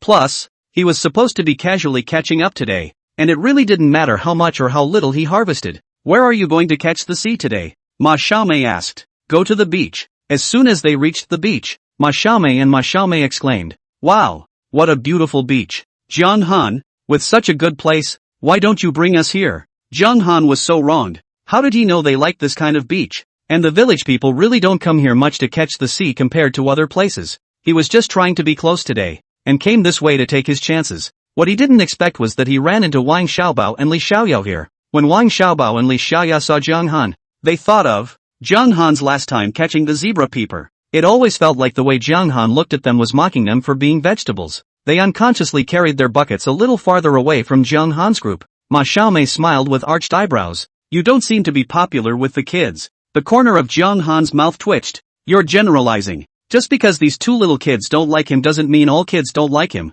Because of the heat, Ma Xiaomei and Ma Xiaomei simply took off their shoes and socks and stepped barefoot on the sand. The sand grated against the soles of my feet. A little painful. A little itchy, but comfortable. Just then, two very large birds flew in the distance. Ma Xiaomei exclaimed out in shock. Gosh, what a big bird. The feathers are so white. Jiang Chen looked over. Wasn't that a white heron? It's a common bird on the beach. You know about flamingos but not egrets? Jiang Chen was a bit surprised. My family uses a flamingo pattern for their sheets, so of course we know about flamingos. Jiang Chen really didn't expect it to be for this reason. Just then, Ma Xiaomei shouted excitedly again. Oh my god! There are crabs here! The scanning range of Zhang Han's line of sight was now huge. With a scanning range of 90 meters, it could be said that he could see clearly within 90 meters. The crabs were literally nowhere to be seen. Is there something wrong with his eyesight? He looked over at Ma Xiaomei, and saw her pointing at a small crab that had crawled over the back of her foot and exclaimed, "This crab is so cute." Zhang Han was a bit at a loss as to what to say. Wasn't this inviting North Korea? Zhang Han, why is one of the crab's pincers so big and one so small? The pincers of a fiddler crab are just one big and one small. The size of the fiddler crab was two pocket-sized, and the one crawling past Ma Xiaomei's feet at this time was only the size of a fingernail cap. To Zhang Han, seeing a fiddler crab was like someone seeing an ant. At a glance, he didn't really think of the fiddler crabs as any kind of seafood. Zhang Han took a closer look. There were quite a few fiddler crabs over here. Do you guys like crab dip? Crab sauce? The first time the sisters ate this stuff, their dad brought it back from the beach. They thought it was delicious. It's just that when that jar of crab dip is finished, and you eat other crab dip, it will never taste the same again. At this point, they had a flash of light. This is the island. The crab sauce here should be authentic, right? Zhang Han, can you make crab sauce? Zhang Han shook his head. There are many ways to make crab paste, but I haven't done it. You guys can do it according to the online tutorials. Ma Xiaomei and Ma Xiaomei were a bit disappointed after hearing this. He heard Zhang Han add, for crab sauce to be delicious, the ingredients must be used well. This kind of beckoning tide crab is most suitable for making crab sauce. Ma Xiaomei and Ma Xiaomei suddenly felt like they had found their focus. Could it be that their later crab sauce was not good? Not because of the method, but because of the ingredients? Looking at the golden sand, a cute crawling fiddler crab, they felt it must be so. Ma Xiaomei reached out to grab the fiddler crab, but it turned out that the fiddler crab was very sensitive and hid in the sand as soon as it sensed someone grabbing it. Ma Xiaomei was at a loss. How could this be? Jiang Chen felt that it was indeed difficult for them to let the two girls catch fiddler crabs. This stuff isn't exactly easy to catch for people who have lived on the beach for a long time. Wang Xiaobao and Li Xiaoya had only caught 2 fiddler crabs after being here for so long. Zhang Han looked around again, and after the range of vision widened, it was really much easier to scan. To his surprise, this beach he had been looking at, there were a surprising number of lugubrious shrimp hiding at the bottom. Zhang Han handed Ma Xiaomei the shrimp extractor he was carrying on his back, and asked Zhang Haidai to hand Ma Xiaomei the shrimp extractor he was carrying on his back. He used a sand shovel to remove some of the topmost sand, revealing the air vent underneath. Then they were told how to use the shrimp pump. Ma Xiaomei and Ma Xiaomei are very smart and can learn as soon as they can. Ma Xiaomei pumped a bucket first, and a lugu shrimp was pumped up along with the sand and mud and water. Peeps ah! Ma Xiaomei exclaimed. This is not a shrimp. It is a lugu shrimp. The shape of the top is somewhat similar to the skin shrimp, and smaller than the average skin shrimp. Certain parts are similar to crayfish. Jiang Chen realized that he acted as a narrator whenever he followed the two sisters around. The two girls heard Zhang Han say this, and it was really true. This stuff really looks like a combination of crawfish and peeps. Ma Xiaomei pointed to the piece of air outlet hole that was shoveled out by Zhang Han's sand shovel. It won't all be this kind of lugu shrimp underneath this air hole. Zhang Han froze. He almost revealed himself. I guess so. You guys just smoke here. Zhang Haidai and I will go catch tide crabs. The two girls immediately understood that Zhang Han was leaving the simple things to them. They also realized that they had been too rowdy last time, making Zhang Han and the others catch a lot less. The two girls immediately patted their chests and assured, "Don't worry, I promise to complete the task." The two girls got right to work and did a pretty good job. Chapter 33, Exploding 4 Barrels in a Row. Fiddler crabs are really the best for crab sauce. This stuff really needs to be put on the market. It can also be sold for $1 or $2 or $10 a pound. It's just that the fiddler crabs are so small and light that it's not easy to catch a couple of pounds of fiddler crabs. People who live by the sea, even if they catch fiddler crabs, they take them home to make their own crab sauce. Rarely do they have extra crabs to sell in the market. So it's still not easy for inlanders to get crab sauce made from wild fiddler crabs. John Haidai catch tide crabs all depend on experience. See, there is crawling out of the tide crab. He quickly run over to catch. See it hide into the sand. He will use the fastest speed with a sand shovel to shovel it out. John Han was different. His sight swept over and directly grabbed it out with his gloved hand. Zhang Haidai had only caught 5 or 6, but John Han had already caught almost 20. Zhang Haidai looked at John Han adoringly. Brother Han, you're awesome. It's no wonder that when they studied together as kids, Chill was always in the top of the class even when he didn't put in much effort. Sometimes he reads very carefully, but he just can't learn. So some things are just innate. Luckily, Chill didn't mind him and let him follow him in his work. Otherwise, he's still fighting for his life for a pack of cigarettes. The two girls' side of the air hole is all pumped up. Ma Xiaomei then came over to Jiang Han, who shoveled a new piece out for them. Ma Xiaomei looked at Jiang Han adoringly. You're really great. These places are spot on. Looking at the dense air holes at the bottom of this, I guess there are many more lugu shrimps at the bottom. Ma Xiaomei leaned toward Jiang Han. Jiang Han, who do you think I am? Jiang Chen looked at the sexy little black mole by the corner of Ma Xiaomei's eyes. You're Ma Xiaomei. Ma Xiaomei was so happy that she clapped her hands. Jiang Han, you finally remembered me. Ma Xiaomei looked up at her sister in disbelief. Probably having too much fun smoking shrimp. She also walked over carrying a bucket, and she couldn't hide her joy when she saw those air holes. Jiang Han, you have this skill, so you really don't need to stay in the city and work. In his opinion, men without class flavor were always a little more spontaneous and spontaneous. Jiang Chen smiled at them. Maybe, I'm really more suited to being a fisherman. Jiang Han's cell phone vibrated, and Jiang Han took off his gloves to check. Someone inside the group was at him again. Lu Guahong at Jiang Han, let us, the social animals of 996, have a look at your island life. Futanjan, yeah, I haven't heard from you in the last 2 days. Jiang Chen still had to be busy catching the sea. He didn't have any extra words, just sent over a picture of the catch. In the summer, it gets dark late. The sun was no longer visible, but the sky's brilliant red evening glow was picturesque. Reddish colors, printed on the beach. It makes the whole beach look golden. Add to that the egret accents, and the stunning backs of the two girls. It makes this ordinary photo into the most beautiful painting. Those in the group were, for a moment, surprisingly silent. This Jiang Han, day by day, also eat too much. Jiang Han saw that the beckoning tide crabs for making crab sauce were almost caught, so he stopped catching them. Called Zhang Haidai together to pull out lugu shrimp. The two girls felt that Jiang Han was just too nice, giving them the only 2 shrimp pumping buckets to use. Myself and Zhang Haidai, on the other hand, reached into the shrimp hole. Zhang Haidai originally did not dare to casually pull out the shrimp hole. Who knows what will be pulled out from the inside? But seeing that Jiang Han had reached out to pull it out, he didn't bring any hesitation to reach out as well. He trusted Chill, and Chill would never harm him. Sure enough, this one pulled out all lugu shrimp and nothing dangerous. This time the two girls not only didn't mess up,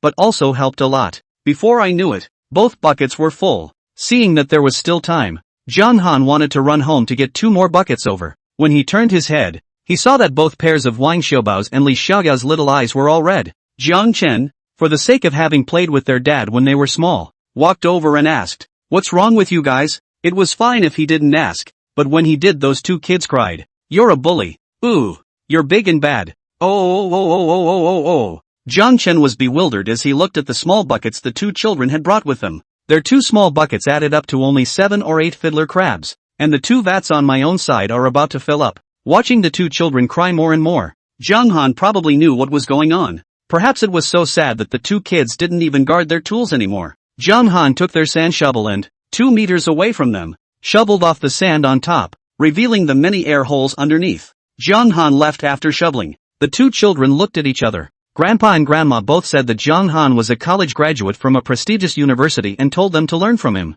But this Jiang Han doesn't seem to be very smart. Isn't it silly to shovel out all those air holes and not dig them? Jiang Chen was stupid. But they weren't. They immediately took their gadgets and started digging and digging. A dig turned up a surprising number of white shells. If you take this kind of stuff to Jiang Ermao's place and sell it, it's also $2 a pound. Of course, they don't get enough of the seafood they plucked to sell. When they got home, they were satisfied to have their mom make them a bowl of soup. White scallop and winter melon soup is very fresh. and there are so many white shells here. Enough for several meals for both their families. And this place, full of white shells, was only a little distance away from the place where they couldn't dig anything just now. Seeing Jiang Han return with 2 more empty buckets, again, they felt that Jiang Han was actually okay as a person. Serves him right for being lucky enough to get a bargain. Jiang Han scratched a few more ranges, and before high tide, all 4 buckets burst. He took the biggest bucket in the house today. Those 4 buckets add up to almost 200 pounds. Jiang Chen slightly estimated that his income this time was probably going to be $10,000.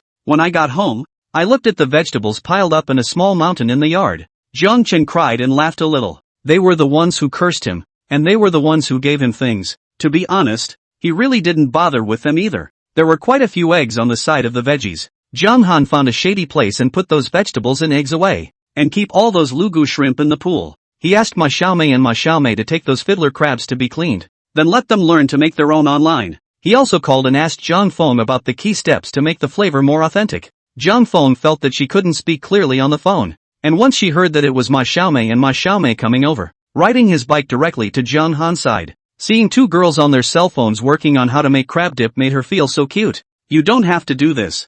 I'll do it, you guys just watch. When you guys get back, if there's any fiddler crabs, you can do it yourselves. The 2 girls were a little embarrassed. Zhang Feng, however, was happy. I want to thank you all for running over to help clarify my brother. Chapter 34, Selling at a High Price Again. Zhang Feng was used to doing work since she was a child, and she handled these things very neatly. She mashed the clean crabs in a stone mortar. Then it's 1 layer of crab and 1 layer of salt in the jar. The last layer is those big pincers of the fiddler crab. Ma Xiaomei stood next to her taking videos while Ma Xiaomei took careful notes. Zhang Feng was a little embarrassed when she saw 2 such beautiful girls, so earnestly learning things from her. Zhang Feng sealed the altar. You can eat it in 15 days. When the time comes, it will be delicious for mixing with rice and noodles or for dipping steamed buns. It was just that when he thought of these 2 girls still having to travel, Zhang Feng felt inconvenient again. You guys don't walk well with an altar, do you? The 2 girls felt the same way. Jiang Chen thought for a moment and said,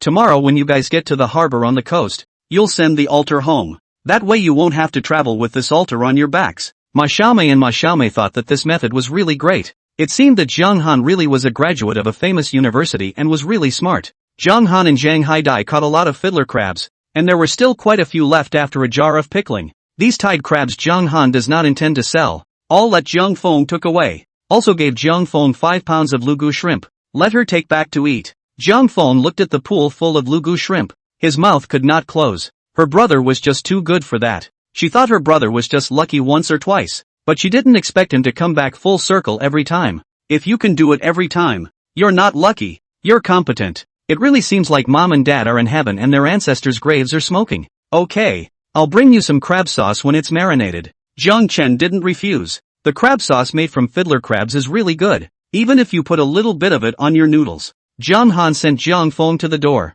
Zhang Haidai said he was still going to the internet cafe. If the time is early, Jiang Han let Zhang Haidai bring these lugu shrimp to the Good Laiwang restaurant to sell, but it was now almost 11 o'clock at night, and the hotel doors had long since closed. If you let him take the lugu shrimp to the internet cafe, I guess by the time the restaurant opens the next day, these shrimp are all smothered to death. He might as well run it again the next day. Jiang Han had finished washing up and was about to go to bed when the door to his room was suddenly knocked on. Ma Xiaomei stood at the door of his room wearing a white silk nightgown again. Jiang Chen thought she was trying to contact her family again, so he planned to give up his room. Instead, he ended up being called by Ma Xiaomei. Jiang Han, is Sweetie Yi really your girlfriend? It's ex-girlfriend. Jiang Chen corrected her. Looking at Ma Xiaomei's gossipy eyes, Jiang Han sighed. She got into graduate school. I didn't. She couldn't see me, so she broke up with me. Ma Xiaomei didn't expect it to be for this reason. That's because she doesn't have a vision. You'll definitely find a better one.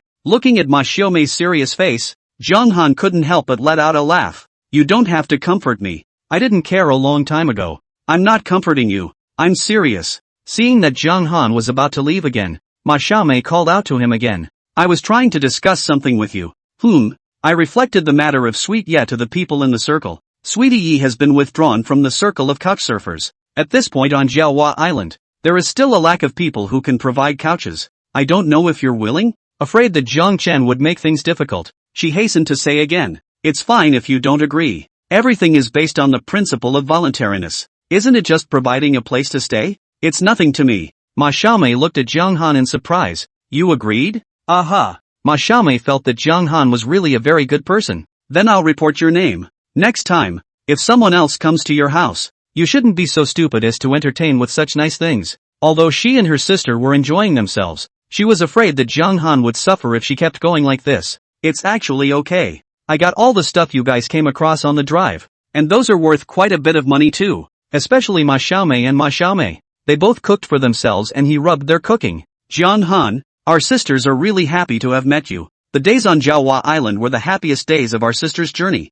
On the second day, Jiang Han and the two girls were going out together. This time they were a little late getting out the door. Last time they left in a private car. Plus the windows were fully blacked out. No one knew they were out. This time, Ma Xiaomei and Ma Xiaomei just sat in Jiang Han's newly purchased triple trampoline in a big way, and even passed in front of a bunch of chatting villagers. Ma Xiaomei and Ma Xiaomei greeted them warmly. Farewell, villagers of Shimo village. When they saw the little children come out, they took out candies from their bags again and sprinkled them to those children. Jiang Chen knew that Ma Xiaomei and Ma Xiaomei were helping him. They left so happily that the village could no longer speak of him in that way. When they arrived at the Haolai Wang Hotel, Jiang Han's buckets of lugu shrimp were put on the scale. Excluding the 5 pounds given to Jiang Feng and the 5 pounds he left behind, there were surprisingly 202 pounds. Lugu shrimp are in short supply this time of year, and Memphis gives a price of 73 a pound. This trip yielded a total of $14,746. Mongo gave him $14,800. Mengfei looked at Manhwa. You know to put it together this time? Manhwa spat out her tongue without saying anything. Ding! The host sold seafood for 14,800 yuan and gained 14,800 system points. Accumulation of last points. Total system points, 16,273. Now you can consume 15,000 system points to exchange for a 30-meter scanning range. Whether to exchange or not. Redemption successful. Host has 120-meter scanning range. Redemption successful. Remaining system points 1273. Please keep up the good work and cheer up the host. Jiang Han, you're really amazing. Ma Xiaomei couldn't help but praise. Both girls' eyes were turning to stars. Tens of thousands of dollars a day. If you put it in a big city, what kind of level is this? The last time they came to sell goods with Jiang Han sold over $6,000. But that day was a big tide. They thought it was Jiang Han's luck that day, but they didn't expect to sell more today. Nowadays, rich kids may not be able to make that much in a day even if they have their backs to the family. The fact that Jiang Han was completely on his own made it all the more remarkable. Jiang Han didn't expect there to be so many today. He thought there would be about 10,000 today, but he didn't expect there to be more than 14,000. It seems like Memphis is giving really solid prices. Ma Xiaomei blinked a pair of big eyes at Jiang Han. Tell me honestly, how much did you sell the white sea urchin last time? Jiang Chen didn't need to hide it from her. 28,000. Ma Xiaomei covered her mouth in surprise. This was too powerful. Chapter 35, there's always someone to warm him up. I just got lucky that time, picking up that rare white sea urchin. Having luck is also a form of strength. Ma Xiaomei gave Jiang Han a thumbs up. If he sweetie knows now that you're that good at making money, she'd probably regret her gut. I don't need her to know. Since it was broken, there was no relationship between him and her, and whether she regretted it or was pleased with it, it had nothing to do with him. Ma Xiaomei opened her mouth, really feeling that a woman like Yi Dangtian didn't deserve Jiang Han. Ma Xiaomei also couldn't imagine how Jiang Han, who was so outstanding, could have dated someone like Yi Dangtian in the past. The two girls too called a car and went to the harbor. Ma Xiaomei sent Jiang Han a sheet of information from their couchsurfing site.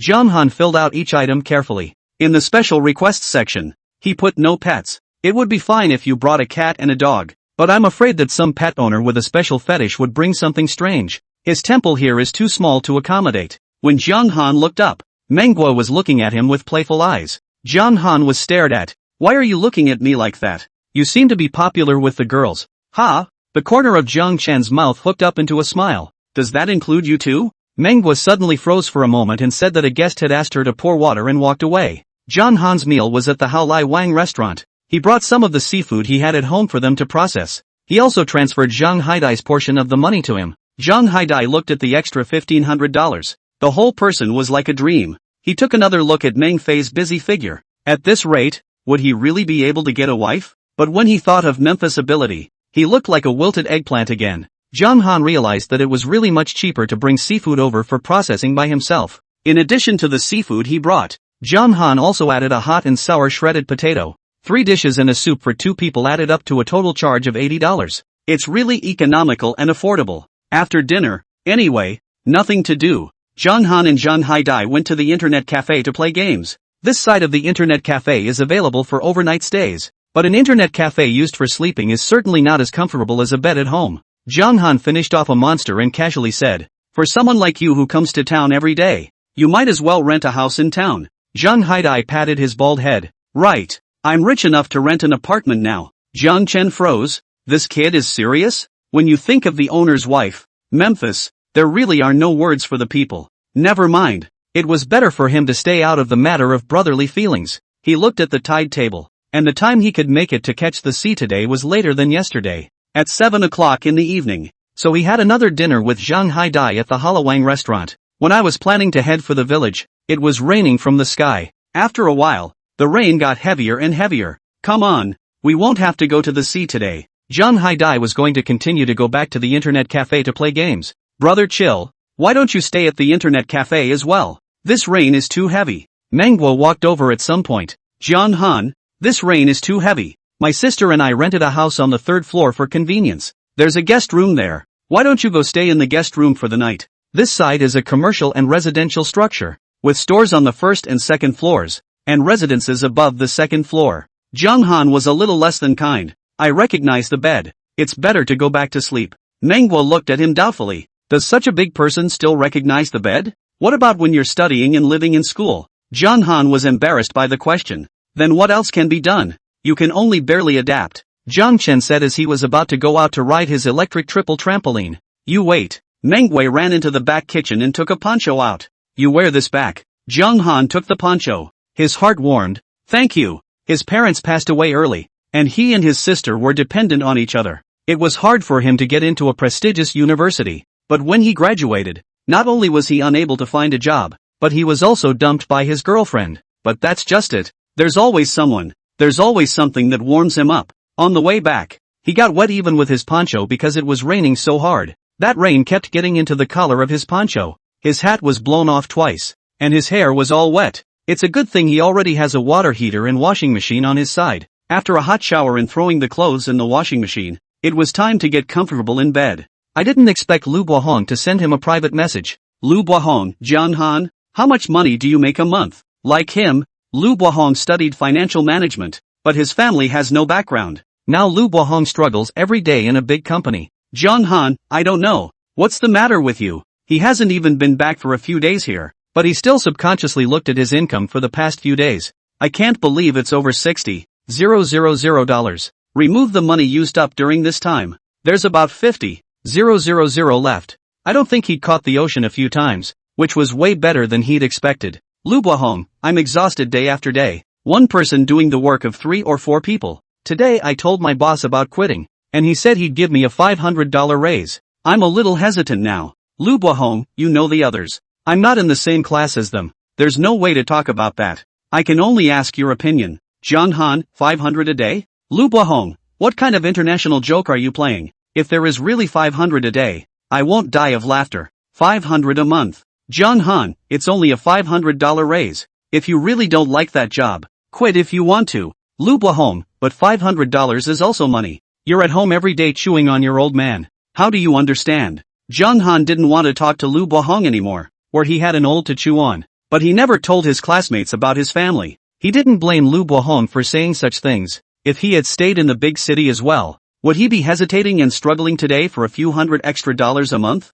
Jiang Chen found a game from his phone and started playing it. By the time the next day rolled around, the rain still hadn't stopped. The last time Aunt Hohot came over, she was quite envious of his yard. He has a large yard, in which he sprinkled some onions, built a grapevine, and planted some loofahs and cucumbers on the side by sticking a bamboo pole. The grapevines, loofahs, and cucumbers all need to be tended, and Jiang Han is definitely not going to get them. But he could have sprinkled some onion seeds, leek seeds, green seeds. He doesn't bother to take care of it. He grows it if he can, and wastes a little vegetable seed if he can't, and he does have land on his hill. He sprinkled some rice seeds on the ground of his house and then left it to fend for itself. In case it can grow, he can eat the rice he grew. Chapter 36, to the district. Unlike last time when you had to pick specific pliers, there are plenty of online stores that sell seeds. He looked for stores that could deliver to the island and placed orders. Took another look at the last purchase. He didn't realize that he would be able to get to the district tomorrow, and if the rain stopped tomorrow,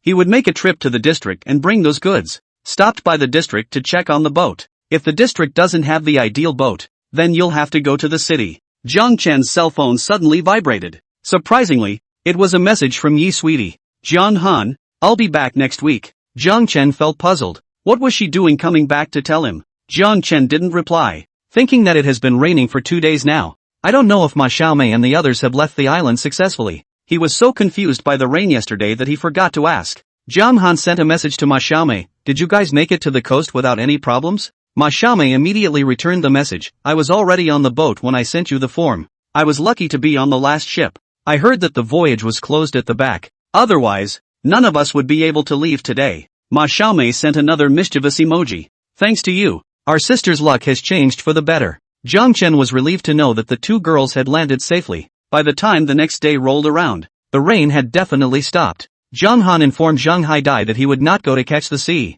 For himself, he drove his tripper to the harbor, and because of the torrential rains of the past 2 days, the first boat, which had been at 5:30 a.m., was now the first boat at 8:30 a.m.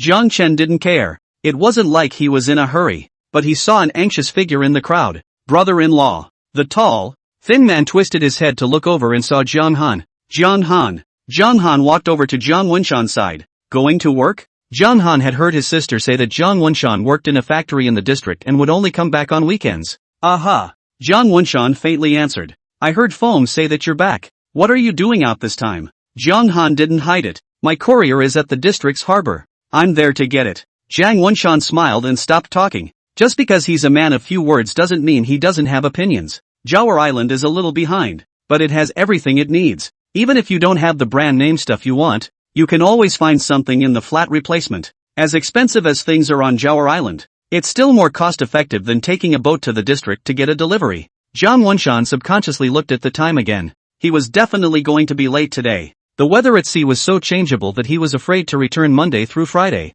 Even if he comes back on the weekend, he'll be gone by Sunday evening. This time, I came back after work on Friday, not realizing that I was caught in a 2-day rainstorm and had to catch the ferry back early Monday morning. But it's still late. Don't even think about a perfect attendance award this month. Jiang Han guessed 7 to 8 by looking at Jiang Wenshan's expression. Brother-in-law, you're late because of a special reason. Talk to the leader. The leader should be able to sympathize. Jiang Wenshan softly no longer have unnecessary words. In his opinion, even if Jiang Han got into a good university, his nature is also not down to earth. Even if I told him, he wouldn't understand his difficulties. Jiang Han suddenly became a little embarrassed, and for a moment, he didn't know what topic to find to say to Jiang Wenshan. It just so happened that on the other side of him sat another old lady holding a duck. The duck stretched its neck and quacked, and the beak was close to kissing him in the face. Jiang Chen's head was spinning. That's when the phone vibrated. Sweet yeah, did you get my message? Jiang Chen thought that Yi Xingtian was trying to make sure that her cell phone was not broken. Jiang Han, roger that. Sweet yeah, why didn't you reply to me when you received it? Jiang Chen was still really speechless. His one message and no important things. What did he return? They used to be boyfriend and girlfriend, and he was willing to spoil her and everything, but now they were no longer in a relationship. And now this one, he didn't feel like replying to. After a while, Yi Sweetie sent another one over. Jiang Han, you've changed. Jiang Chen felt that these words from Yi Sweetie were simply inexplicable. Out of sight, out of mind. Jiang Han directly blacked out Yi Dangtian. Yi Sweetheart had just sent out an aggrieved emoji when she saw that red exclamation mark on the side of the emoji. Jiang Chen dared to pull the plug on her. Yi Sweetheart was so angry that she wanted to smash the phone again, but thinking that the phone was so expensive, she held back. When he got off the boat, Jiang Han was followed by a granny who picked a flat stretcher. Seeing that the head of the stretcher was about to hit Jiang Han, Jiang Wenshan didn't know when he stood on the edge and reached out to help the stretcher away. Granny, be careful. The granny picking the flatbearer apologized repeatedly. Sorry, backwoods boy. Jiang Han looked at Jiang Wenshan. Thank you, brother-in-law. Jiang Wenshan gently nodded his head and ran up with his bag. He still had to catch the bus. Jiang Chen sighed. Forget it. It's not like his brother-in-law was doing this to him alone. He was doing it to all of them. Either way, brother-in-laws are dependable men. Work hard to make money and support your wife and kids. And emotionally stable. I heard from my sister that my brother-in-law never got red in the face with her over the years. My brother-in-law could have gone to work in a big city further away as well. But considering the two children, the brother-in-law asked his sister to take care of the two children at home. He himself gave up his future and chose to work in a small factory in the district. It was only by his arrangement that the two children did not become left-behind children like the other children in the village. After all, there's still a big difference between an elderly person bringing up a child and a parent bringing up a child on their own. Never mind. For the sake of his sister and his two nieces, he put up with his foul temper. When he used to go to school, ships sometimes docked on this side of the district harbor, but he hadn't set foot on the island in years. Compare that to the rustic and primitive fishing village life on Jawa Island. The district is quite industrialized and commercialized, and there are not only many factories on the island, but also a very busy commercial center. Add to that the fact that Busan is a notorious tourist destination and there are a lot of tourists walking around the district. There were travel agencies just over the harbor with signs soliciting tourists. The tickets say $120 a head. Zhang Chen took one look and walked past. It's no fun to play alone. Next time my sister's family is coming, let's join them. Instead of going straight for the delivery, he stopped a cab. Where are you going, boy? Zhang Chen wanted to take this opportunity to look at the ship in passing. He did look up the address on the internet, but the internet is not as reliable as a local living map. Zhang Chen took out the longboat in the world from his body and distributed one to the driver. Master, let me ask, how many shipyards are there in this area? Chapter 37, What an expensive ship. The driver master glanced at the cigarette and then at Zhang Han, a little surprised. Zhang Han looked like a young man in his early 20s. Late bloomer, not very old, but a pretty good smoker. Out of professionalism, the master driver didn't smoke it, but clipped it to his ear. Tell me, how big a boat are you going to buy? For what purpose? Zhang Han thought for a moment. 15 meters or so, just for fishing. The driver's master was shocked again. So young to be able to buy a 10-meter boat? You've got a lot of skills, young man. That's right. Otherwise, how could you smoke such a good cigarette? Zhang Han smiled. I'm just taking a look, not necessarily buying. Master, do you have an introduction? There are now a total of 2 shipyards in the Fuquoc area. I've heard that these 2 shipyards, right now, are mainly producing fishing boats. For fishing boats, they probably customize them a little more. Which of these 2 plants is more cost-effective? The driver's master hemmed and hawed. I can't say about that. Zhang Chen handed the master another cigarette. I'll just ask casually. You just tell me. The driver's master clamped the cigarette on his other ear again, thought for a moment and spoke. A factory. Rather old. I was there when I was a kid, so I'm sure I have enough experience. But because of business and other problems, it's not doing too well now. The other one, which only came up in the past 2 years, has a newer style of boat. The price. It seems that the new factory is still a bit cheaper. Zhang Chen felt that the specifics still needed to be seen for himself. So he said, then let's go to the closer one first. The closer one is the newer one. The shipyard. Inside the boatyard, he saw several fishing boats that had just been made. The look was really good. As soon as he heard that Zhang Han wanted to buy a boat, the people from the shipyard received him warmly. I don't want one of those fishing boats. I want one of those specialized fishing boats. As soon as the salesman of the shipyard heard that he wanted to catch fishing boats, he became even more enthusiastic. Taking the brochures, he introduced them to Zhang Han one by one.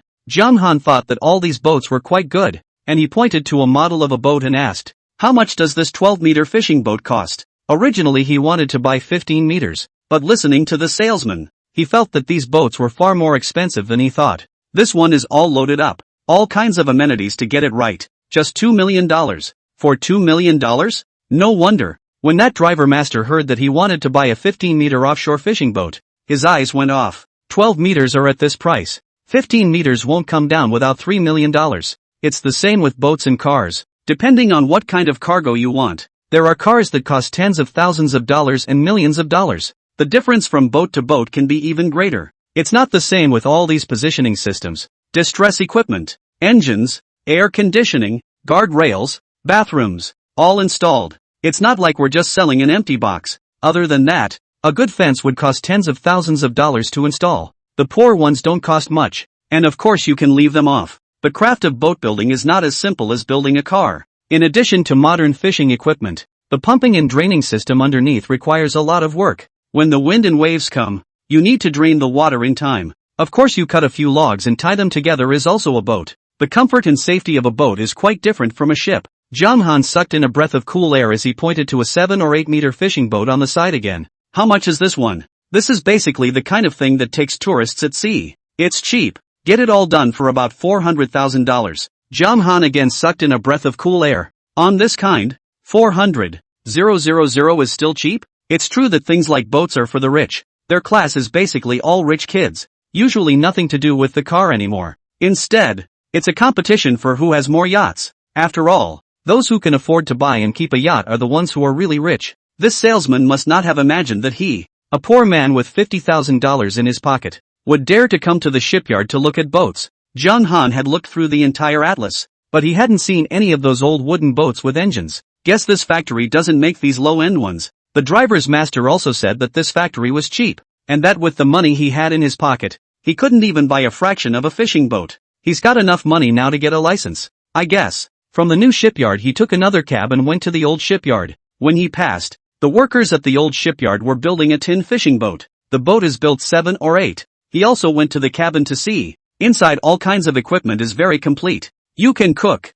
you can sleep, and there is a luxury bathroom. He looked at the workmanship, which was really good, and the configuration was top-notch. When I asked the price, it was over $6 million. Jiang Chen's heart died. The 15-meter fishing boat he had his heart set on would be over $6 million if he bought it at this shipyard. Are there no wooden boats on either of your sides now? That kind of thing. It's all outdated. Who produces that kind of boat now? And even if it's a wooden boat, it's not going to be cheap when all the various equipment goes up. Just all that wood and the craft of doing carpentry might be more expensive than a tin ship. Is there a cheap one for that tin boat? The salesman pointed to the other side. This side is a $700, $000 to $800, $000 boat. John Han had seen a $6 million boat and then went to see a $700, $000 to $800, $000 boat. The gap was not normal. Like a car. Can a car that costs tens of thousands of dollars be the same as a car that costs millions? He can't afford even a $700, $000 to $800, $000 boat. Maybe there were cheaper boats elsewhere, but he didn't have the energy to look. A cheaper boat also meant that the contents were more Spartan. John Han's hanging heart died completely. It seemed that he was still far away from the matter of buying a boat. He still had to make good money catching the sea when he got back. Knowing that the seafood market was just around the corner, he made another trip to the seafood market. The seafood market was full of all kinds of shellfish, fish, and snails, and there were some that even John Han couldn't name. He asked roughly for a price. Discovered that the price she was being offered by the Halloween restaurant was close to the retail price at the seafood market. Serves Memphis right for doing good business. She's really so real in business. That's when he saw the earth shoots. That look could tell it was farmed. He asked the price and was surprised that the farmed ones cost $200 as well. John Han had originally asked the price and was about to leave when he heard the boss yell. Although they are farmed earth bamboo shoots, they are also very nutritious. Girls eat it for beauty, and children eat it to boost their immunity. I thought about how my sister always said that her 2 daughters were in poor health and that they were sick with colds and flu when they moved. He had the owner weigh 2 pounds. Because of his own concerns, he didn't leave some of the wild earth shoots for his sister last time. Let's bring some of the farmed ones over now. When he pulled out his cell phone, he found that Mengwei had sent him a message asking where he was. John Han, I'm in the general area. Mengwei, then help me go to the commercial street and buy the eyebrow trimmer. The one I bought in town doesn't work well. It's better to buy one in the general area. Jiang Chen thought it was a bit strange for a big man like him to buy an eyebrow trimmer. Jiang Han, no go. Mengwei sent several cute emoticons over in a row. And finally another voice. Mengwei, brother Jiang Han, you're the best. Just go buy it for me. Next time you come to eat at the store, I'll give you another fruit platter. The voice was softer than he usually heard. Jiang Chen thought about it, but it was better to go to the commercial street. He hadn't been to his sister's house in all the time he'd been home. In addition to these earthy shoots, he wanted to buy something else for his 2 nieces and nephews. He bought a lot of school supplies, then went into the children's clothing store and told the salesman that he was buying clothes for the 3rd and 1st grade girls. The salesman then helped him to pick out the right style, because he wasn't sure exactly how many sizes. John Han was buying toward the larger size. Even if they don't fit now, they'll be ready to wear by next year. The jewelry store is across the street from the children's clothing store. He bought some more headbands and hair clips and stuff for girls. By the way, he bought Mengwei's eyebrow trimmer. Chapter 38, Release of Crab Cages. It's getting late looking at the time. Only then did he head back to the harbor and pick up his delivery from the delivery point there. I was afraid the delivery would be bad and I would have to run to the port site to return it. He simply unpacked them here in the harbor and checked them over. Finding it all in good condition, he collected it all together and took the boat back to Jawa Island again. Returning from the prosperity of Poo District to the rusticity of Jawa Island all of a sudden, Zhang Han unexpectedly had a momentary trance. Jawa Island is also under the jurisdiction of the Fuquoc district, but the difference between the two really isn't that big. However, the good economy of Fuquoc has helped the villagers of Jawa Island in many ways. The elderly in the village receive $500 a month in security benefits even if they have never paid social security. For the elderly in the countryside, there is little spending, and this money can sometimes be saved to buy some candy for the younger generation.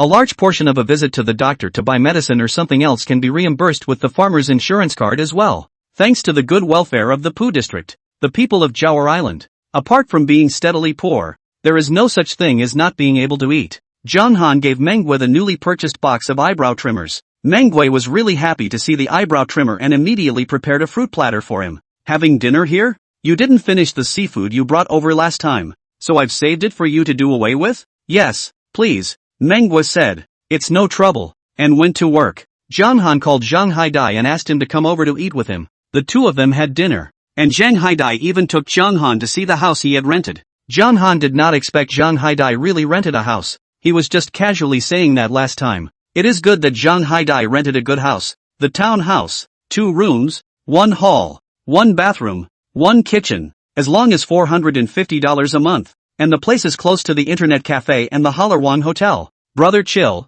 I've reserved a room for you. In the future, if you come to town and are too lazy to go back, just stay here. $450 was a really huge amount of money to the old Zhang Haidai. But now, $450 in the eyes of Zhang Haidai is just rain. Brother chill, there's only one dilapidated old guest house in this town. I've heard from people who've stayed there that flies and rats and whatnot can run out at night. Do you think if we rent out this whole house and make it into a guest house, those people will just come and stay with us? Zhang Chen glanced at Zhang Haidai, not expecting him to consider such a problem anymore. If you want to make money off the hotel, you have to have tourists. We don't have many tourists over here to make any money in a year. Today's cab ride was through Busan. Obviously it's not a holiday, but the Busan area was so crowded that cars were stuck there for quite some time. Zhang Haidai sighed. So it doesn't work. Sure enough, it's still Chill who's great and knows whether it's reliable or not as soon as he hears it. Zhang Han left Zhang Haidai's rented room and rode his electric tricycle back home. He put what he needed to put away at home and went to the seawall with the crab cages he bought online.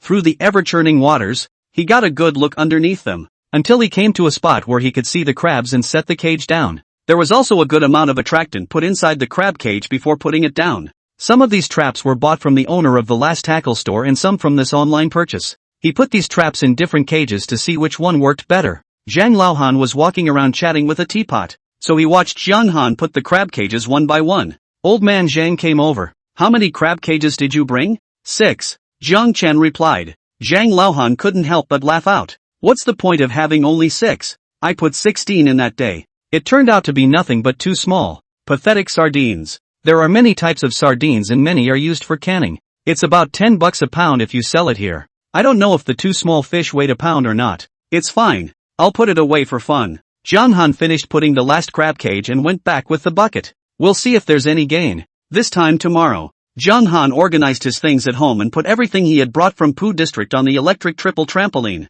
He rode the trike to his sister's door in a few minutes. Before he even entered the door, he heard Zhang Feng's growl. How many times have I told you to count inside the brackets first? Why do you always listen? And you, 28 points in English. How did you get that out of you? The more Zhang Feng cursed, the more angry he became. And when he became angry, he started to slap the table. Patting and cursing, he began to cry. Your father and I, for whom are we working so hard every day? Why can't you guys fight for your lives? Hearing Zhang Feng's voice going hoarse, Zhang Han pushed the door in. Sis, didn't you say the hair dryer at home was broken? I bought a new one for you. Zhang Han said and pulled out a new hair dryer. Zhang Feng froze and immediately turned tears into smiles. You came just in time. These 2 children. I really can't teach them. You have good grades. You teach them. Zhang Chen didn't push back and walked over to look at Ling Ling and Evening's test papers. His brow furrowed. Wrong enough indeed. But he was patient and explained to them one question at a time. Fortunately, the 2 little girls were not stupid,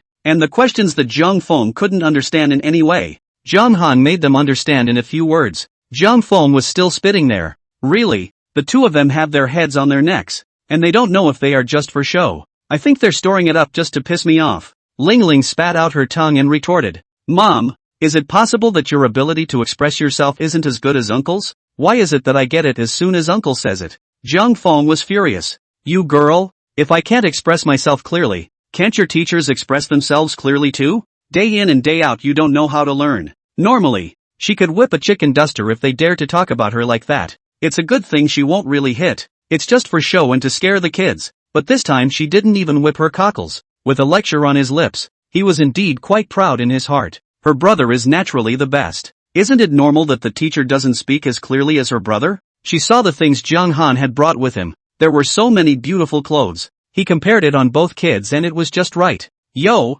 you buy clothes in the right size. Jiang Chen also hadn't seen Ling Ling and Evening Night for a long time. Children nowadays grow up just as fast. And after not seeing them for a while, they have grown so much. It's a good thing he was buying in the larger size or he would have had to buy smaller. Jiang Feng put the clothes away and didn't be polite with Jiang Han. She was so relieved in her heart. Her brother was really getting the hang of it. Still, she spat. Next time, even if you're going to break the bank, don't buy something like this. Just buy more practice papers. Chapter 39. Spirit and Evening looked up at Jiang Han at almost the same time. The little girl's eyes were buling. But she looked at Jiang Han's heart panic. That, sis, reading this kind of thing should pay attention to the combination of labor and rest. You see, I was not very serious about reading when I was a child. Didn't I also do well in the exam? Can that be the same? You have a good brain. How can they compare with you? Spirit, Evening, this is their real mom? Jiang Han was a bit embarrassed by the two little girls looking at him. I am saying that learning should be flexible,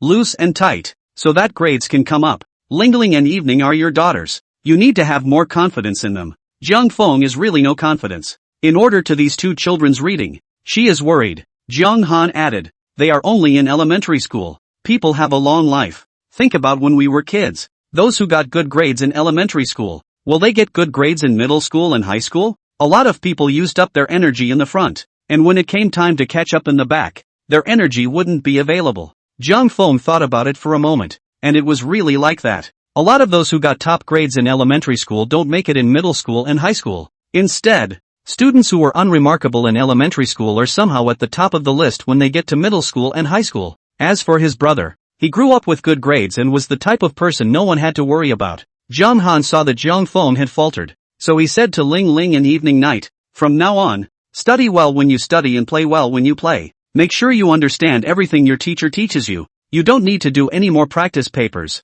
If you don't understand, you can contact me anytime with your mother's cell phone, and as long as I'm free, I'll explain it to you. After Jiang Han finished speaking, he felt that he had said a bit too much. This was, after all, the child of his sister and brother-in-law. When he says something like that, his sister won't take it seriously. Just fear that his brother-in-law will be angry. Or the brother-in-law thinks that to get good grades is to do more practice papers and thinks he's teaching his kids bad. When the two little girls heard this, their eyes, which were originally meant to be scratchy, were suddenly soft and squishy, moving in unison. He nodded desperately. Uncle, we know. Uncle, you're so nice. Mom is anxious to the point of no return whenever she stumbles upon something in their studies. In kindergarten, they are taught to read and do addition and subtraction within 100. It is the hope that they will be able to make a name for themselves by studying. But for some reason, they tried to learn it too. But once the difficulty of the course went up, they couldn't learn. Every now and then, Mom gets cranky.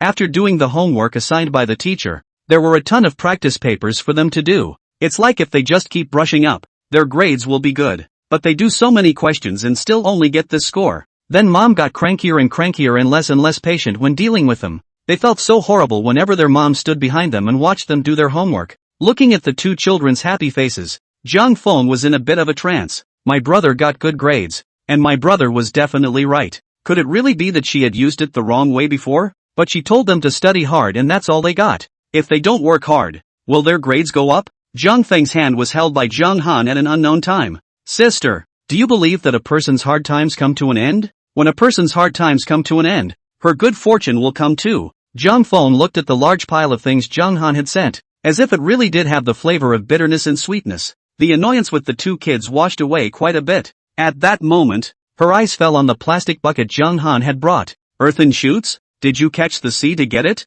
No, these are farmed. I bought them from the seafood market in Pu district, saying that they can boost immunity, so give them to Ling Ling and Evening Night when you're done. Jiang Feng was so moved in her heart that she was close to shedding tears. The village where she and Jiang Han originally lived was called Lower River Village. And the village where he married was called Upper River Village. Many of the villagers in the Upper River and Lower River villages know each other. After she married, her husband Jiang Wenshan never said anything wrong about her. Instead, there was a lot of gossip within the village. Said he Jiang Feng is a stupid, single-minded to raise his brother out. When his brother becomes successful in the future, he won't miss her. These people who say she's stupid are the ones who say she's stupid. And isn't her brother taking care of her right now? Then there's no need to buy so many. Although it was farmed, Jiang Feng also knew that the price was not cheap. Except that despite the words, she couldn't keep the corners of her mouth down. I heard the boss who sells it say that women eat it for beauty, men eat it for strength, and children eat it so they won't get sick. If there's a lot of it, you and your brother-in-law will eat some too. Jiang Feng's mouth pressed even further. The boss wants you to buy more, so naturally he will brag about his goods. Jiang Han smiled. Everyone knows that this earth bamboo shoot is good, and that boss isn't the only one who says so. Jiang Feng was even happier. Since you went to Pu District, did you go to Pu Mountain to worship Guanyin? Regardless of whether you go out later or not, you're going to catch the sea now. That's relying on the sky. Guanyin Bodhisattva's place is definitely a place to visit. I don't have time this time, so I'll go with you next time. When it's free, I'll run through our side of the temple. Jawa Island is part of the boat city in Fuquoc. The entire city of Zhou consists of an archipelago of many islands, large and small. Jawa Island is one of the very remote and ordinary small islands. Like most of the islands in the boat islands, Zhou Island has many temples, both large and small. The people of the sea live by the sky and believe in metaphysics more than those inland. If anyone in the family is going to be sailing, it's going to be a lot of temple runs. Go to the goddess of mercy's side and pray for all peace and smooth sailing.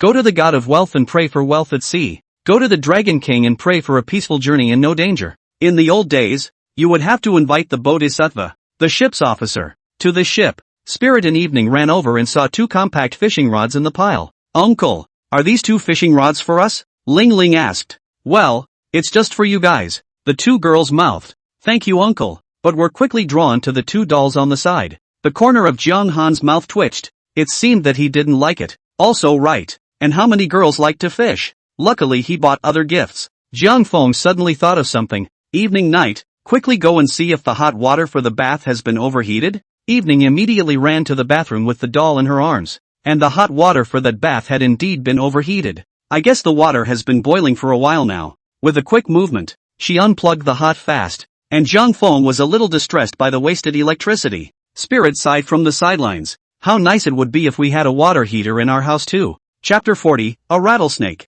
Jiang Chen looked at the empty bathroom, not realizing that so many years had passed. The bathroom in my sister's house is nothing but a simple toilet. Jiang Feng slapped Ling Ling on the side of her head. Haven't you heard? One who eats the bitterness of bitterness is the only one who can achieve it. If you know how to enjoy your happiness now, where will you be successful in the future? Mom, you've heard wrong. They all say that once you get used to suffering, there's no end to suffering. After Ling Ling finished speaking, fearing that her mom was beating her, she spat out her tongue and ran away. Jiang Feng was furious and poured half of the hot water out of the bucket and put it into another clean bucket, added cold water to both buckets again. Feeling that the water was about the right temperature, he let Spirit in evening come in for a bath. Jiang Feng and Jiang Han walked to the living room and Jiang Feng asked Jiang Han, have you eaten yet? Let me put some rice noodles on for you. She and her 2 children had long since had dinner at this hour, but she knew her brother ate at unpunctual points, and had probably not eaten at this time. No need to do that. I came here on a full stomach.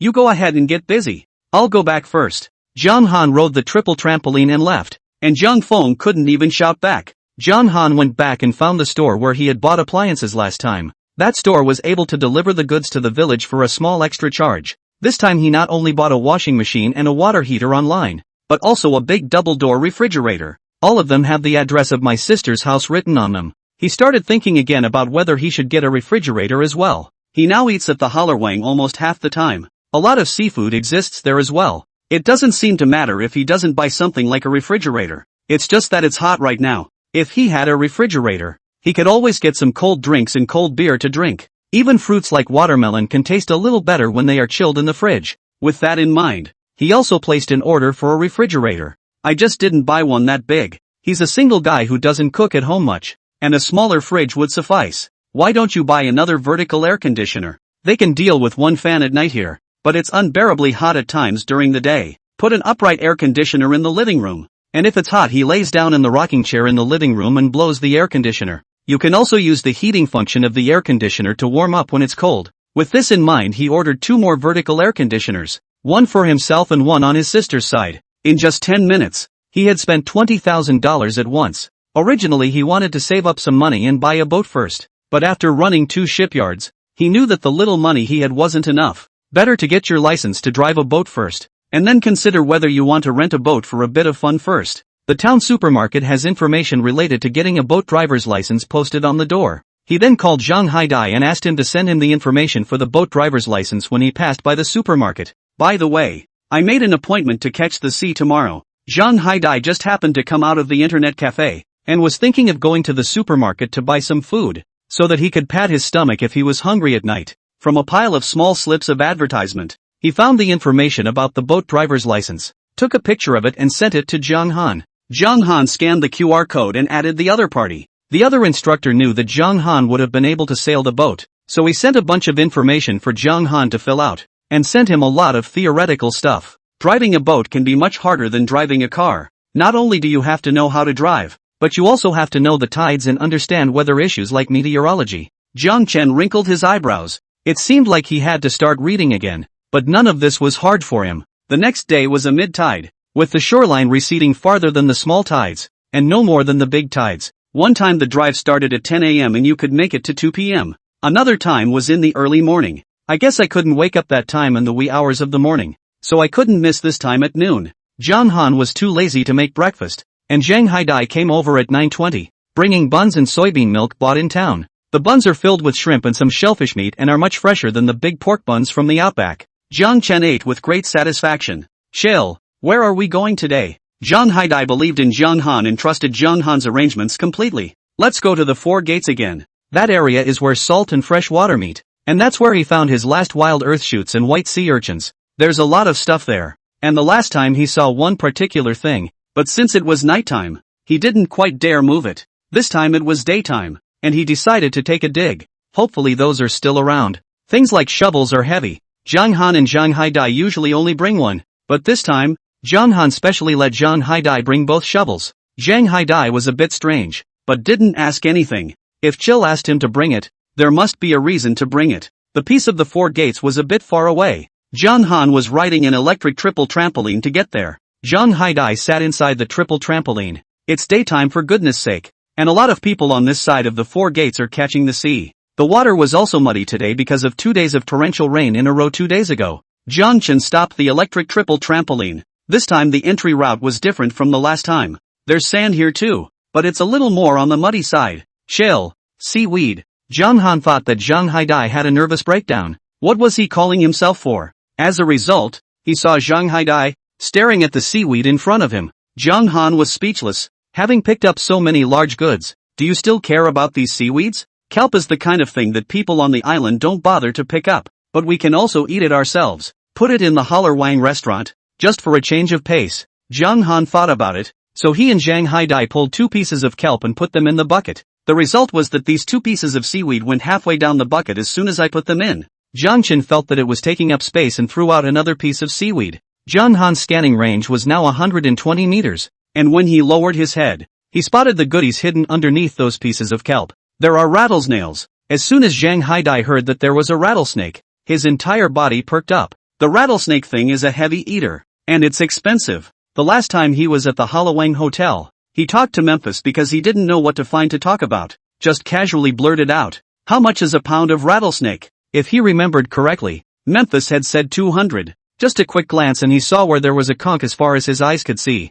Jiang Chen was in no hurry and walked to the edge of a large piece of kelp. Zhang Haidai looked confused. Didn't Shil say not to get any more seaweed? How did it get to the kelp again? Only to see Zhang Han turn the piece of kelp over and lightly shoveled it twice more with a sand shovel. A large loud snail emerged. The tide hadn't been out for long, and the whole thing was lying in the sand. Zhang Han pointed Zhang Haidai in a direction. Go over there and rummage under the kelp. Chapter 41, A Splash of Riches. Zhang Han saw a few rattlesnails underneath the kelp over there, before they could fully recline into the sand. Zhang Haidai can be found if you look carefully. Zhang Haidai took a sand shovel and walked over, turning over the kelp to see a rattlesnake struggling to lie on the sand. He looked elsewhere and fished out 2 more rattlesnakes. Jiang Chen's side was much easier, although many of the rattlesnakes on his side were buried in the sand. His extreme scanning system was able to allow him to see the situation underneath the sand and mud clearly. That's 5 or 6 rattlesnakes picked up in a while, and each one was about half a pound. Jiang Chen felt that he had found the nest of rattlesnails today.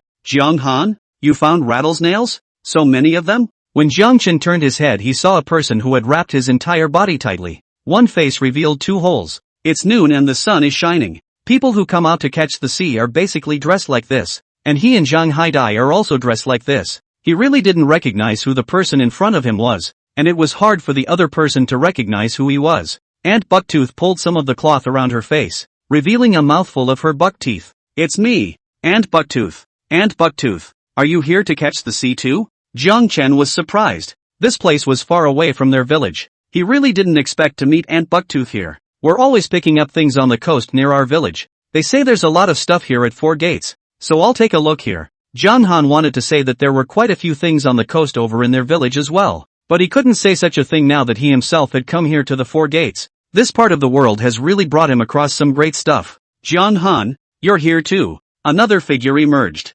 Jiang Chen blinked, still not knowing who this person was. Aunt Hohat smiled a little and pulled the cloth off her face as well. I'm your Aunt Hohat. Ouch. Ringing snail. Aunt Hohat's eyes bulged out when she saw those rattlesnails in Jiang Han's bucket. They say you're lucky.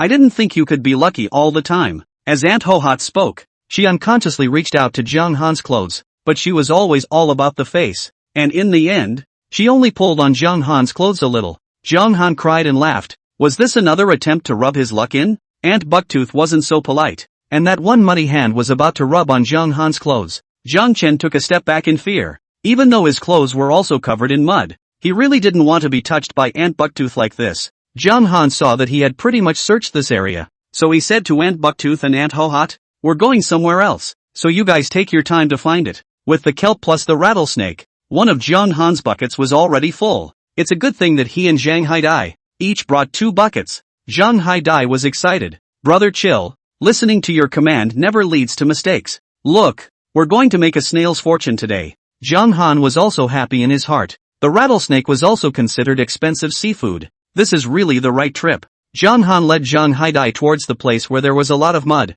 Brother Han, are we going to catch crabs? Zhang Haidai remembered that last time they caught a lot of big green crabs in this neighborhood. Grab whatever you have. Zhang Haidai felt that Jiang Han was too right. He just asked a stupid question. As the two talked and walked, Jiang Han walked to the place where he had seen that thing last time. Now that thing is gone. I don't know if it's gone elsewhere or if it's been taken. He looked into the distance. His sight scanning range was now 120 meters. You could see a lot of places with that glance. Just as his range of vision was about to disappear, he saw the thing's tail. Jiang Chen hurriedly ran towards that place, and the thing was seen in full view. When he got to the place, he realized it was in a few places on the side as well. Jiang Han took out the shovel he had prepared beforehand. Take out your shovel as well and dig together. Zhang Haidai immediately took out that shovel of his. The two men combined their efforts and started digging. Although Zhang Haidai didn't understand why, he was strong and could bring out a lot of mud with one shovel. Perhaps they had dug their hole too deep, and the villagers on the side gathered around quite a bit.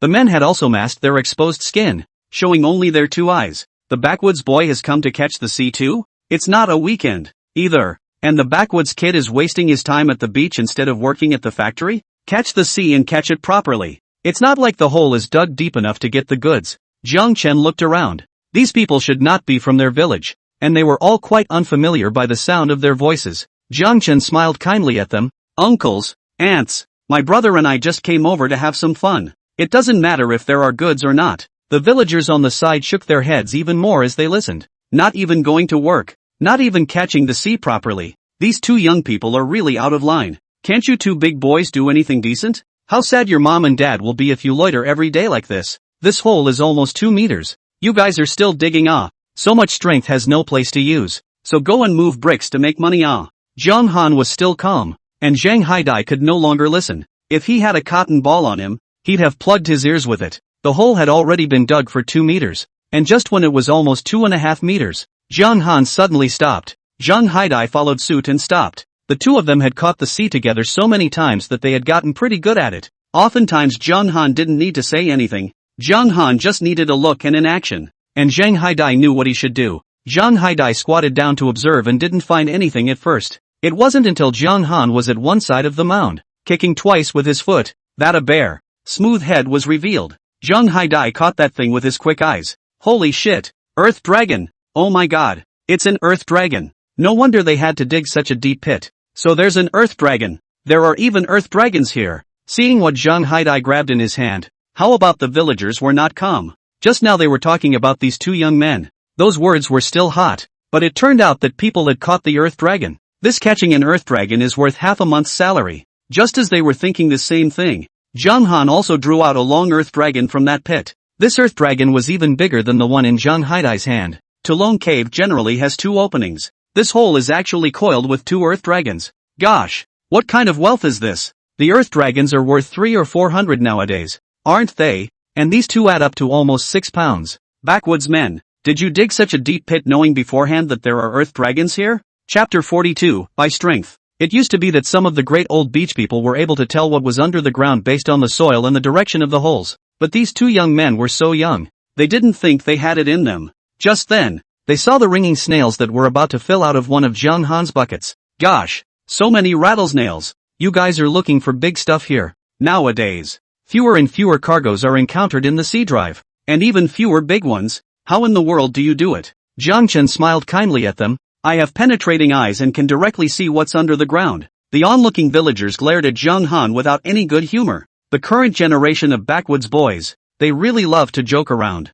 It's not like we're shooting TV. Where did we get perspective? Zhang Han laughed dryly. Yeah, I'm joking with you guys. My family's old man used to teach me some skills, so I'm not starving to death now. The villagers on the sidelines understood that this was an ancestral craft. I've heard that over inland, there are still ancestral grave robbers. One look at the mountains and water above will tell you if there's a big tomb underneath. People will definitely not teach such a skill, and they can't learn it. Seeing Zhang Han and Zhang Haidai carrying buckets of water to other places, the villagers also dispersed in 2s and 3s. It's better to watch people panning for the big stuff than to work a little harder yourself and pan for the small stuff to go back and make a soup. There were also 3 villagers who didn't want to catch the sea, so they followed Zhang Han and Zhang Haidai, wanted to see if they were really that competent. Only Zhang Han was seen carrying a bucket of water and stopping at a place with a clear goal in mind. He drew a circle around that piece, then together with Zhang Haidai, they took shovels and dug the pit together. The mud here is soft and doesn't require much effort to dig. Even with hand planing, you can get a lot off. This time, a nearly 3-meter hole was dug. Zhang Han jumped down and grabbed that earth dragon with pinpoint accuracy. The 3 villagers who had gathered around were simply dumbfounded. That's too awesome. If you have this skill, where do you need to go to the factory to screw in the screws? Those villagers actually applauded as Zhang Han dug out the 4th earth dragon. Also envy and jealousy. How nice it would be if they had that same skill. Aunt Cinnamon and Aunt Abalone also passed by. They did catch a few shrimp, and a couple of bread crabs. The total adds up to maybe $100 or so. Originally, they were happy, thinking that they were rubbing off on Zhang Han's luck today, but when they saw Zhang Han's harvest, they were only envious. It's really a case of people being able to be angry at each other. But Aunt Hohat was still quite happy for Zhang Han. Their 2 families had been neighbors for so many years. Zhang Han's parents didn't know how worried they were about their siblings when they closed their eyes. Now their parents can finally rest in peace. It was just that if Zhang Han had stayed on the island, then his prestigious university would have been in vain. Zhang Han didn't know what Aunt Guihua was thinking as he dug another hole and grabbed out another earth dragon. Aunt Hohat and Aunt Bucktooth saw this and listened to the other villagers around them, and finally figured out that Zhang Han was not relying on luck from the beginning to the end, but on strength. This area was so big, there were so many places to dig pits. Why was there an earth dragon underneath every place Zhang Han dug? Some of the villagers saw that Zhang Han had dug up so many more earth dragons and ran over to watch again. They were eager for Zhang Han to take them to catch the sea. Wanted to pick up something after Zhang Han's ass, but something like digging up an earth dragon is too much of a fixed target. They couldn't dig an earth dragon even if they dug a hole next to it. An old man pushed Zhang Han. Late-born boy, are there any more earth dragons in this area? Zhang Chen smiled at the old man. No more. Even if he had, he wouldn't have said anything. But this piece of the earth dragon was pretty much dug up by him as well. He actually had a thing for these snake-like things, and after catching so many of them today, he felt a hairy chill on his body. Look at the early hour. He picked up some more snails and river clams. The snails and river clams were not expensive, and he wasn't going to sell them this time. It's just eating by yourself. They do have a little less access to river food compared to seafood. While picking up the snails, he picked up 3 more large green crabs along the way. Zhang Haidai was also lucky and picked up a few bread crabs as well. Mud snails also got quite a few. By the time they had filled all 4 buckets, the tide was coming in too. Those villagers, just like this, watched Jiang Han and Zhang Haidai, two big men, straining to carry 4 buckets away. And they had buckets of water in their hands that they could just carry. Because of the heat and the amount of wrapping on my body, both Jiang Han and Zhang Haidai broke out in a sweat. Jiang Han's side has installed a water heater. The two big men took a shower, and did not dare to rest, riding an electric triple trampoline to the town. It's daytime and it's hot as hell. Plus they were catching big loads this time. And it was better to sell the insurance as fast as possible for fear of these things dying from lack of oxygen due to the heat. Meng Fei and Manhwa were also shocked to see what Jiang Han had brought this time. Manhwa patted Jiang Han's shoulder. You can do it, Jiang Han. Every time, you can get such a big haul. Jiang Han raised his eyebrows toward Manhwa. Brother is based on strength. Manhwa looked at Jiang Han with somewhat different eyes. Alright, I know you're good. When she heard Meng Fei urging her, Manhwa weighed the items one by one. 5 earth dragons, 16 pounds total. 500 per pound, $8,000. 23 pounds of rattlesnakes at $220 per pound. $5, 0.60 total. 3 green crabs, 6 pounds total. $90 per pound. $540 total. All the seafood added up to $13. 600. After Manhwa finished his math, he immediately transferred the money to Jiang Han. The money was again beyond Jiang Han's expectations. Memphis gave him a price that was so real every time. The money was a little less than last time, but there were 4 people last time. Ma Xiaomei and Ma Xiaomei also helped a lot. They left all that seafood behind when they left. This time, he and Zhang Haidai, the two of them, could have these incomes already very good. Ding! The host sold seafood for 13,600 yuan and gained 13,600 system points. Accumulation of last points. Total system points, 14,837. Now you can consume 12,500 system points to exchange for a 25-meter scanning range, whether to exchange or not. Redemption successful. Host has a 145-meter scanning range. Redemption successful. Remaining system points 2337. Please keep up the good work and cheer up the host. Jiang Han, don't you sell anything in this bucket? Manhwa asked in a soft voice with a cute little face on top. Not for sale. I exist here to eat slowly. So much. You're filling up. Chapter 43, We're friends. Jiang Chen smiled. If you want to eat, feel free. I'm not eating yours. Manhwa flipped it over. There are still 2 large conchs. Together they can be sold for $300. You're not selling them either? Well, one I'm saving for dinner today with Haidai. The other one is for you. Didn't you say you like to hear the sound of the conch? Manhwa froze. She just casually said it last time when she was chatting with him. She didn't expect him to remember it. Then I just need the rattlesnake shells. I'll pry out the conch meat and give it to you and Zhang Haidai. Manhwa said and happily went to the back kitchen holding the rattlesnake. Jiang Han's breakfast was late, but he didn't eat lunch. The digging dragons had expended so much physical energy that they were long hungry by now. Zhang Haidai was even more hungry in front of his back. It was a good thing that this time of day was not the time for dinner, and none of those dinner guests had come. The store was pretty empty, so the food was served quickly. Conch in clear soup, rattlesnake meat, steamed breaded crab, spicy shredded seaweed, and a bowl of seafood soup. Jiang Han and Zhang Haidai wolfed it down. Zhang Haidai ate 3 bowls of rice, and Jiang Han also ate 2 bowls of rice. Jiang Han transferred $1,400 to Zhang Haidai, and the corners of Zhang Haidai's mouth curled up again. Chill, I realized I'm going to run out of money. Jiang Chen glanced at him, out of breath. If you don't mind the money,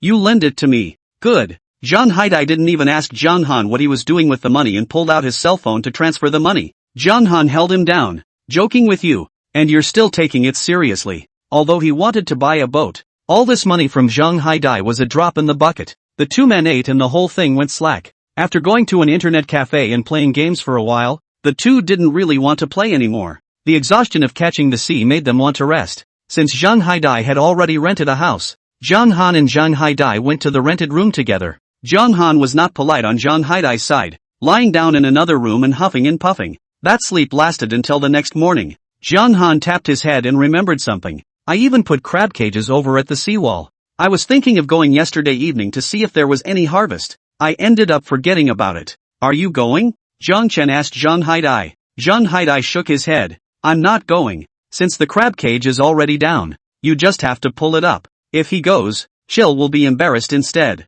It's fine if Chill doesn't share his money. What if he wants to share his money? Now he could earn so much just by following Brother Chill to catch the sea. He then felt that he had taken advantage of Brother Chill's great advantage. He couldn't take advantage of brother Chill for everything. Zhang Han saw that Zhang Haidai did not go, so he let him. Put on your own shoes and head out the door. The electric trike was still parked in front of the Halloween Hotel, and as he went to ride it, he was suddenly stopped by a middle-aged man. Late bloomer. You're the guy who delivers to the Halloween Hotel, right? Zhang Chen looked at the man in front of him warily. Excuse me, which one are you? The man was in his 40s and 50s, with a beer belly, and the whole person was a bit fat. Smile but kind eyebrows. The man pointed to the buyout store next to the restaurant. Every time Zhang Han passed by, this acquisition store was sometimes open, sometimes closed, and today it happened to be open. I'm the owner of this acquisition store. My last name is Money. Zhang Chen became even more puzzled. What's your business? Boss Qian handed Zhang Han a cigarette.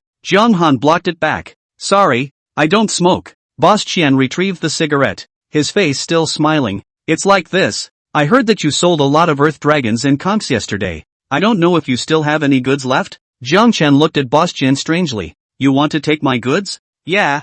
You can give me whatever you've got. Zhang Chen was even more strange. I thought you didn't take goods from Jian Village? Boss Qian remembered. It seems that some time ago a person called and asked him if he would accept seafood. As soon as he heard that he was a villager from Hajiang Village, he asked him to give the goods to Jiang Ermao. To him, whether the villagers came to him or Jiang Ermao came to him, the price he offered was the same. He'll make as much or as little as he deserves, not a penny less. If the villagers send the goods directly to him, the villagers do get more money, but it harms Jiang Ermao's interests. This would make his relationship with Jiang Ermao unpleasant. Instead of that, it would be better to have money for everyone. Jiang Ermao was also able to sell his goods and help him collect them. Who would have thought that instead of taking the goods to Jiang Ermao, this backwoods boy would take the goods to the good Laiwan Hotel? I heard that some time ago. This one, Jiang Han, even sent a lot of goodies to the Holland Hotel. That hurts him. Boss Qian was still smiling. I thought you were like the other villagers, getting some sea rainbows and selling them to me.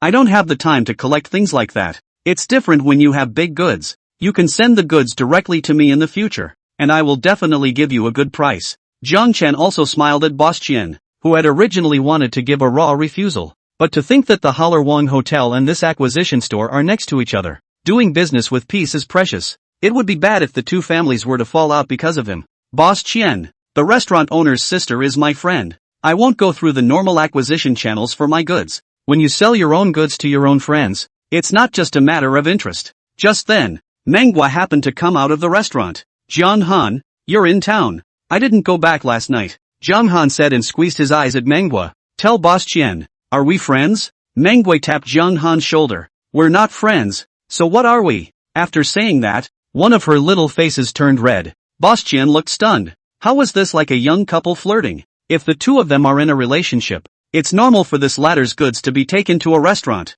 Maybe because of them, those things are half sold. Boss Qian was heartbroken when he thought about it, feeling that he had made so much less money. The smile on Boss Qian's face became a bit awkward. You guys chat. With that, he closed the store door and rode off on his electric bike, not knowing what he was going to be busy with. Have you had breakfast yet? Want to come together? Manhwa fluttered a pair of big eyes, softly asking Jiang Han. The Hallerwan Hotel does not operate a breakfast, but sometimes, if Jiang Han and Zhang Haidai wanted to have breakfast at their restaurant, Memphis would also make them a seafood noodle or seafood fried rice or something. Buns and the like are definitely not available. Jiang Han originally didn't intend to eat breakfast. It's been like that for years. There was one breakfast or another, and it didn't seem to matter if you ate it or not. I haven't eaten, so come along. Chapter 44, Carrying the Crab Cage. There's a bakery in town. In addition to selling buns, they also sell big cakes, donuts, sesame balls and oil dumplings. The owner didn't hire outsiders and used his own family.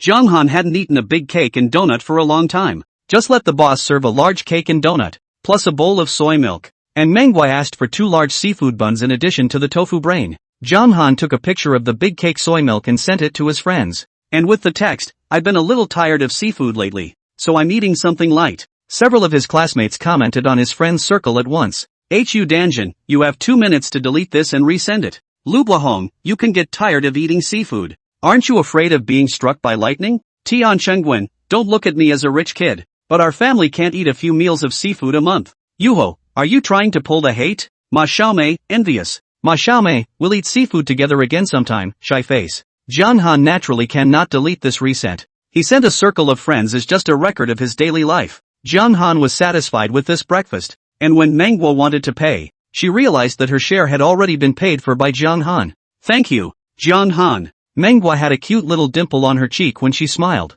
What's the point of being so polite with me? Every time you put together a whole lot of money for me, it's enough for me to buy you several breakfasts. Jiang Han and manhwa walked together to the entrance of the restaurant. Jiang Han still had to ride his electric triple trampoline back. Manhwa thought it was quite funny when she first saw Jiang Han riding a trike. Now that she's seen more, she actually thinks that Jiang Han riding a trike is quite handsome. Jiang Han had already ridden the triple trampoline away. Manhwa was still waving her hand behind her. Jiang Han, be careful on the road. Jiang Chen didn't turn around, just stretched out the back of one hand and waved it at her. Got it. When Jiang Han arrived in the village people looked at him differently again. With Aunt Bucktooth's publicity, the entire village knew that Jiang Han had real skills. Zhang Laohan cheekily came over. Ah Han, what are the techniques for catching the sea? Why don't you teach me as well? Jiang Chen glanced at him and sighed. It's not really a skill. I just have perspective eyes. A pair of eyes are able to see everything clearly. Zhang Laohan cried and laughed.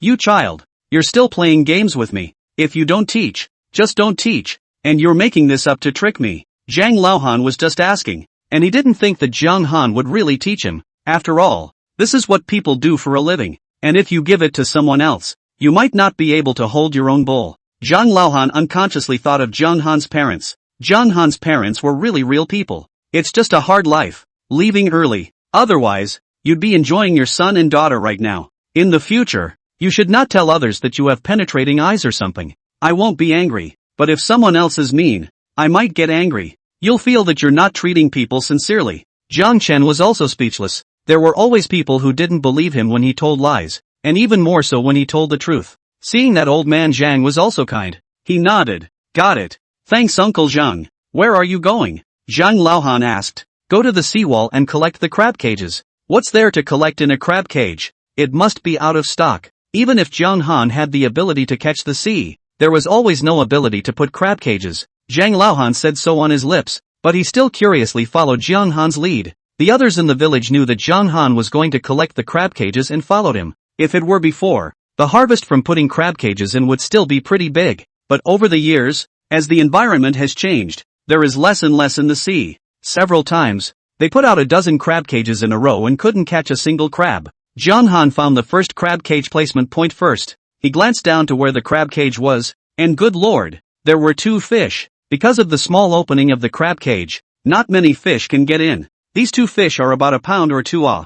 The scales were black and white, surprisingly blackheads. In addition to the blackheads, there were 2 bread crabs. These 2 bread crabs were presumably fresh in, and by the look of their open pincers, they looked like they were trying to eat the fish. Jiang Han hurriedly pulled this crab cage up. The villagers on the sidelines all sucked in a breath of cold air when they saw the crab cage that Jiang Han had pulled up. Surprisingly, there are fish, and 2 bread crabs that big. This fish is still a blackhead. If we take this fish to Jiang Ermo, won't it cost $50 or $60 a catty? That's a couple $100 just for those 2 fish. If Jiang Han is relying on strength to catch the sea, then releasing the crab cage won't always be strength. Yeah, Jiang Han's luck is too good. Jiang Han was glad he had brought 2 buckets over. Afraid the crabs would pinch the 2 blackheads, he separated the fish from the crabs. He went back for a second cage. The ropes of these crab cages of his were all 20 meters long, and the water level on this side of the seawall was not very deep, so 20 meters of rope was basically enough. The second cage was much shallower,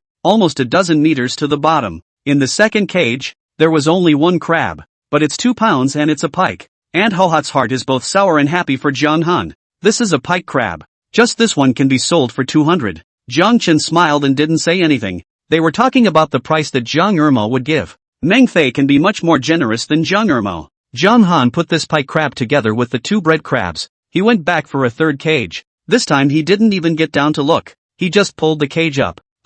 This cage is an empty one. The villagers laughed. Not maliciously, but more or less gloating. This empty cage is normal. Jiang Han went back to the 4th cage. This time he got down to look at it, and through the seawater he saw that the cage was also empty. He didn't really care if the villagers would laugh at him. He just saw a fish swimming on the side of this crab cage. Although Jiang Chen had bound the extreme scanning system, he was looking down from above, and with his current angle, he could only see the top of this fish. The bottom part could be seen a little bit, but he was not familiar with this fish. It was surprising that he couldn't tell what kind of fish it was for a while. With a quick thought, Jiang Han lifted the rope of the crab cage and went to lasso the fish that he didn't know what it was. I don't know if that fish was stupid, but it didn't hide when it saw the crab cage coming and swam directly into the cage. Jiang Chen, is that okay? Auntie Bucktooth spat from the side. Why don't you just pull it up if you want to? What's the point of waving a rope around? Lao Luo stood next to him and smiled. Be careful of this rope wiggling around and shaking the cage. While they were talking, Jiang Han pulled the cage up. Oh my god. I'm not mistaken. It's an earth spot. Chapter 45, Good luck. There are many types of grouper, and the earth spot is one type of grouper, and it is an extremely flavorful one. If you take it to sell, you can sell it for several $100s a pound too. The villagers on the sidelines, one by one, all smacked their lips. What kind of luck is this? Surprisingly, I was even able to catch an earth spot. Jiang Han, did you take this crab cage to the goddess of mercy to have it enlightened? Yeah, it's been 77 days since I let the master enlighten it, Jiang Chen said casually. When the villagers heard this, they didn't think it was true. If it's really enlightened by a master, it's no wonder. The village chief's wife came over at some point. Can the master enlighten the crab cage? I took an even smaller cage over last time, and the master wasn't even willing to open it. Said it was sinning. Jiang Han didn't think that there were really people who took cages and had them opened. Auntie Li asked, Jiang Han, where did you find a master to open the light? It worked so well. She's going to have it enlightened too. For Jiang Han's harvest today, she would be willing to let her pack a red envelope of hundreds or thousands. Jiang Chen pointed down at himself. Isn't the master me? You can't rely on anyone as much as you can rely on these eyes of yours. When the village people heard Jiang Han say this, they were both angry and amused. So Jiang Han was just making fun of them. Jiang Han, how many cages did you put down in total? 6, for have been fished out now. Old man Zhang answered for Jiang Han. What goodies do the other two have? Almost all the villagers looked on with bated breath. Jiang Han was somewhat speechless. Next time he fished for crab cages, it would be better to do it when no one was around. Being watched by so many people always makes you feel less comfortable. The other 2 crab cages were placed a bit far away, and Jiang Han walked all the way along the seawall, with people from the village following him all the way. With such a vast array of people, Jiang Han found the 5th cage. The contents of this cage were less surprising, but there was a large green crab and a small white pomfret.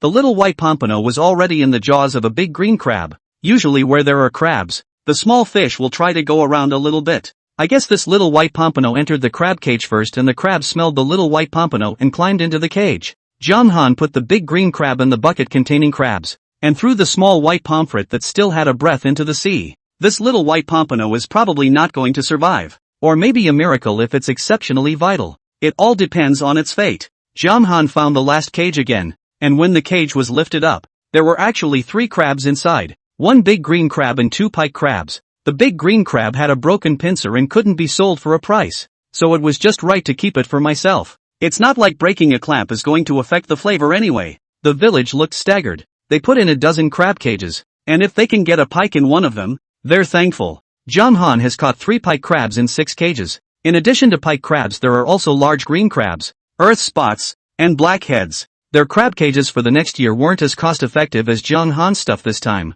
Jiang Han, you're so lucky. Can't you share some of your luck with us? Aunt Bucktooth's eyes were glazed over as she watched. Jiang Han smiled. We're all from the same village. If I could share this, I would have shared it with you guys a long time ago. He had told them long ago that he relied on these eyes of his, but they didn't believe him. The villagers looked at the 2 buckets of Jiang Han's stuff, and again, there was nothing but envy in their hearts. Jiang Han thought about it and put a blackhead fish in his own pool, and also put the crab with a broken pincer in the water basin. There's only 1 pincer left, but that one is lethal. Put it with the blackheads and you're afraid of clamping them down. He ended up putting the 2 bread crabs in the water bowl. He called Zhang Feng. Sister, I got something with a crab cage and put it in the pool at home. Come and get it yourself. Zhang Feng's windy voice came from the other end of the phone. What can a crab cage catch? You'd better eat it yourself. Sis, you underestimate me. Not only can I leave it to you, I can take it and sell it. Okay, you're good. Don't go out yet.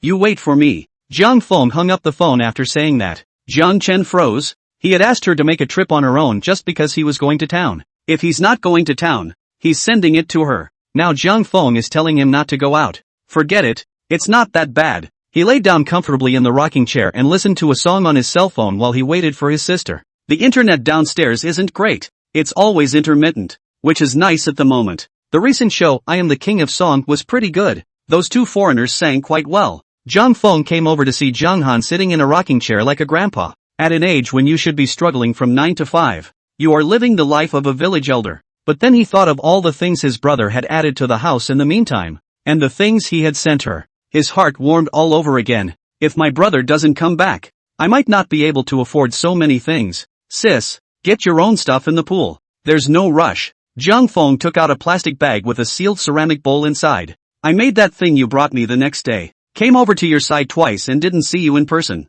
It's been chilling in the refrigerator at Auntie Wang's house next door. Auntie Wang is a neighbor of Zhang Feng's family, and her family's conditions are quite good. I even gave the family a small bowl for icing this earthy asparagus jelly. The asparagus jelly was a golden thing, but she didn't feel bad about giving it out. She just wanted the village to know that her brother knew what he was doing and was capable. After having the ability, he was also able to take care of her as his sister. She was not the ungrateful person they were talking about. Jiang Chen smiled. Wouldn't you have called me? I also thought I'd stop by and see what you need help with here. Jiang Han remembered. Yesterday he changed his dirty clothes, put them in the washing machine and went to the town. Didn't even have time to dry it up. When he came back today, the clothes were not only dried, they were neatly folded and placed on his nightstand. My sister really saw fit to help him pack. Jiang Han opened the sealed lid of the ceramic bowl, and inside was indeed earth bamboo shoot jelly. When I was a kid, Mom and Dad were still around, and Dad dug up earthy asparagus. The asparagus jelly was made by my mom herself.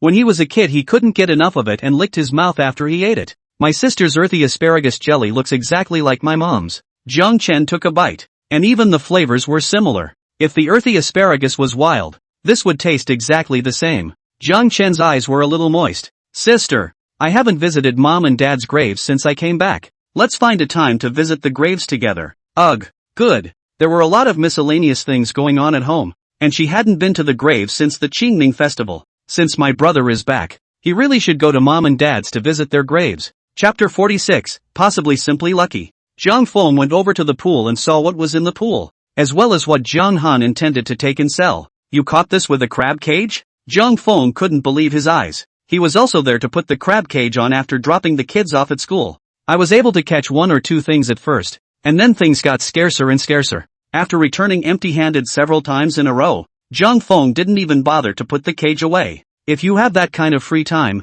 you might as well weave some fishing nets to make some money. But Jiang Han the cage was put down the day before yesterday and was supposed to be visited yesterday evening. I forgot about it. Just went to mention it this morning. Thinking about it, if he had gone to pick it up yesterday, he probably wouldn't have had as much as he did. Then he should lift the cage once every 2 days from now on, so that he can still relax a bit. Where did you put the cage? Just over the seawall. Zhang Feng really didn't expect it to be the seawall. That place she also put the cage. But where were these things of Jiang Han? At this time, Jiang Han's cell phone vibrated, and the people in the class group were eyeing him again. Knowing that he lived on the island, the group spent day after day trying to see his daily island life. Hu Danjin at Jiang Han. What are you doing today? H at Jiang Han. I want to know too. Narumi Tanaka. It's good to see other people's beach life when you don't have the means to live there yourself. Jiang Chen really couldn't do anything about them either. Jiang Han, snacking on it. What's for a snack? Jiang Chen felt that these people could simply plant a camera on him.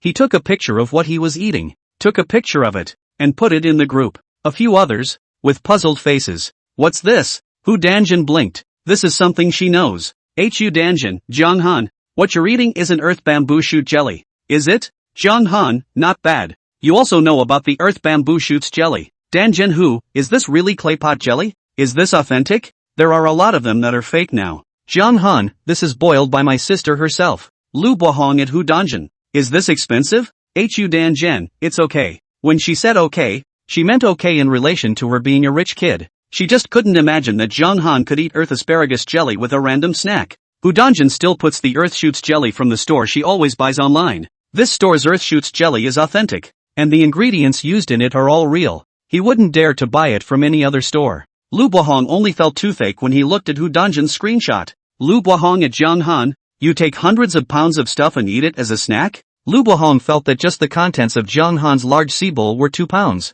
He just digs in with a spoon? Jiang Han did not expect that the earth shoot jelly on the internet was sold so expensive. He bought the cultured goods for 200 pounds. A caddy of earth shoots can actually make a lot of earth shoot jelly. His big bowl of earthworm jelly added up to just a few earthworms in total. I didn't realize they were that surprised. That's when Lu Bohong sent him a private message. Lu Buahong, you really don't plan to go back to the city? John Han, I'm a person with poor stress resistance, and life in the big city doesn't suit me. Lu Buahong, I thought about it and stayed with my original company. After all, I added $500. If I change a company, there really isn't such a salary. John Han sigh. Before graduation, Lu Buahong is the class of the most spirited, but also pulled him to talk about the future. I didn't realize that after graduation, $500 would make him make a choice against his will. Lu Buahong, things like earth bamboo shoots should be very cheap on your side of the world, right? It should be picked up for nothing on the beach. John Han returned Lu Buahong's expression and didn't speak. Lu Buahong didn't have a family background, and it wasn't easy for him to make his way in the big city alone. He'd better not say anything to irritate him. When Xiang Feng saw that John Han had finished eating the earth bamboo shoot jelly, he put that ceramic bowl back into the plastic bag. As I was leaving, I asked an extra question. Where did you put the crab cage again today? Jiang Chen froze. His memory was still really bad these days. After he brought up the crab cage, he actually forgot to put it back. Jiang Feng also froze for a moment when she saw Jiang Han take out the crab cage. You didn't put it back? I'm going to put it on now. Jiang Feng's hand was still carrying the seafood that Jiang Han had left for her. Thinking that there was nothing left in the pool to make bait, she asked again. What did you take as bait? Jiang Han took out a bottle of trapping agent. He found that the effect of the trapping agent bought online and the one bought from the fishing tackle store in town seemed to be similar, so it doesn't matter which one you use. That's all you use? Jiang Feng asked. Last time I put in some shellfish meat. There really doesn't seem to be anything to put in it this time around. I should have known that little white pompano wouldn't be thrown into the sea, chopped up for bait. After thinking about it, John Han went to fish the blackheads in the bucket for bait. Jiang Feng looked at the face of meat pain. This wild blackhead fish is not cheap. Can be sold for $100 or so a catty. The blackheads on Jiang Han's side are each about 2 pounds. 200 of fish. Where to spare for bait? Stay here. I'll go get it for you. Jiang Han didn't want to bother Jiang Feng, but Jiang Feng had already run out. The 2 extra blue jackets in his hand when he came back. This green gem has a heavy flavor and makes an especially good bait. In terms of experience, Jiang Feng was much richer than Jiang Han. Sis, how much are these 2 green gem fish? I'll transfer them to you. Jiang Feng glared at Jiang Han. You're going to count the money for me even for this $3 or $4 a catty of green John fish? Then if you send me so many things, do I have to transfer the money to you as well? Jiang Han did not speak. This way to count, even if it is not clear. Jiang Feng cut each green gem fish into 3 sections and loaded them into the bait bucket of each cage.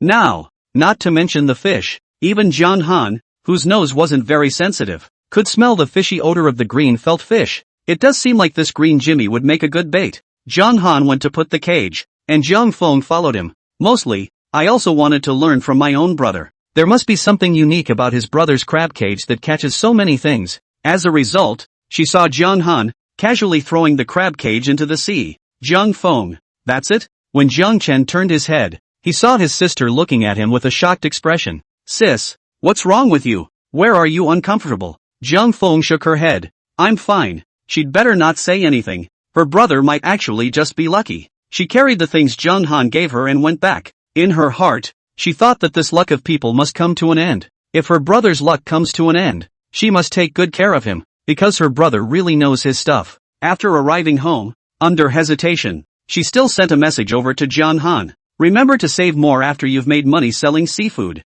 Chapter 47, Too Much Luck. The money will come in handy later on when bad luck strikes. Jiang Han gave her a blackhead fish, a large green crab with a broken pincer, and 2 bread crabs. Originally, Jiang Han was going to give her a pike crab. She didn't want it and returned the pike crab. During this period of time, Jiang Han would always send some seafood over to her, and there really wasn't a shortage of seafood in their house. She took another look at what she had in her hand. Large green crabs with broken pincers that wouldn't fetch a price. She then joined the 2 breaded crabs and steamed them for her 2 children. Blackheads are delicious and expensive, and she doesn't usually buy them. After thinking about it for a while, before going home, she sold the blackheads to the seafood collector in the village. A wild blackhead, 2 pounds, 2 tails, sold for $150. Jiang Feng decided to keep this money for Jiang Han. It was also considered that she helped him save a little money. As Jiang Han took his stuff and rode on the trike, he received a call from the courier. The seeds he bought a few days ago have arrived at the town courier point.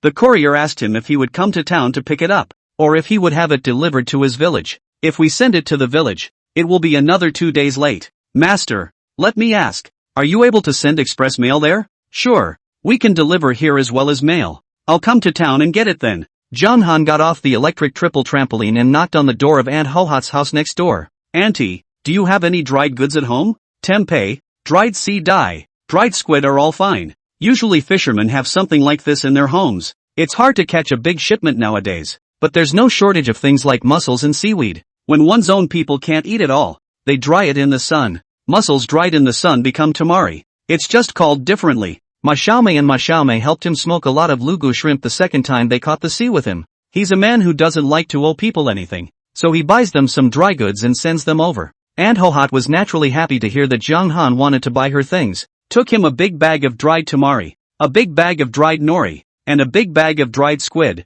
Aunt Hohat didn't say how much she wanted, so John Han gave her 600. As she watched John Han leave, Aunt Guehua smiled with arched eyebrows. Even if she couldn't catch anything by rushing to the sea, so what? As long as John Han was willing to buy things from her, she would earn more than the other old women in the village. During this time, she had made a lot of money by relying on John Han. No, she still had to go to the beach and pull more kelp back, just in case John Han asked her to buy it again someday. Even if she wasn't asked to buy it, she could keep it for herself and not lose out anyway. When John Han mounted the electric trike again, Jang Irmo stood in front of him at some unknown time. John Han smiled and greeted Jang Irmo. Uncle Irmo, out for a walk. After saying that, without waiting for Jang Irmo to respond, he rode his electric triple trampoline and went around him. Jang Irmo's beard stood up in anger. He purposely stood in front of him because he thought John Han would at least sell him something for the sake of the same village. At least this time something will sell him. He ended up saying hello and walking around him. He had seen clearly that John Han had put 2 buckets in his electric triple trampoline. There are no secrets inside the village. The village people either said he caught an earth dragon, or he caught an earth spot, and a large green crab, a pike crab. Those are some good ones, but none of these things have ever been sold to him. In favor of him, he couldn't say anything. These things are John Han's. He can sell them to whomever he likes. Even if the emperor came, it was John Han's freedom. It's only been a few days. John Han even bought a triple trampoline. Is he really not planning to go back to the city? The person who spoke was Yi Tiantian's mom, who had gone back to her mother's house in the past few days. As soon as he came back, he saw John Han riding a motorized trike out of the village. It's been a few days since I bought it. Auntie Li had a good relationship with Yi Tiantian's mom. She said what she knew to Yi's sweet mother. This electric triple trampoline isn't cheap. Besides the electric triple trampoline, John Han also bought a water heater and a washing machine. After Yi's sweetheart's mom heard this, she became even more contemptuous. All of them bought so many things. Then he really doesn't intend to go to the city. A college student from a prestigious university. Yet he wants to stay on this shithole island. It's not embarrassing to say it. Auntie Li felt some pity when Yi Dongdong's mom said, yes, so many years of studying have been in vain. If you really want to be a fisherman, you can do it even if you can't read big words. He looked enviously at Yi Tian's mom again. It's still your family Tian who has the ability. Surprisingly, she got into graduate school. It's really smoke coming out of your ancestors' graves. The smile at the corner of Yi Sweet's mom's mouth also thickened a few points. It's also our Sweets herself who is striving for success. By the way, isn't it summer vacation now? All the other schools are on vacation. Why doesn't Sweetie come back from vacation? Speaking of this, Yi Xingtian's mom was even more proud. This is all graduate students. Where can they be the same as college students? They have a lot of things to do following their mentors. Isn't that a lot of work? Not even a day's vacation? The vacation is there too, but not that long. Wee Sugar is back next week. Yi Dongdong's old lady was getting happier and happier.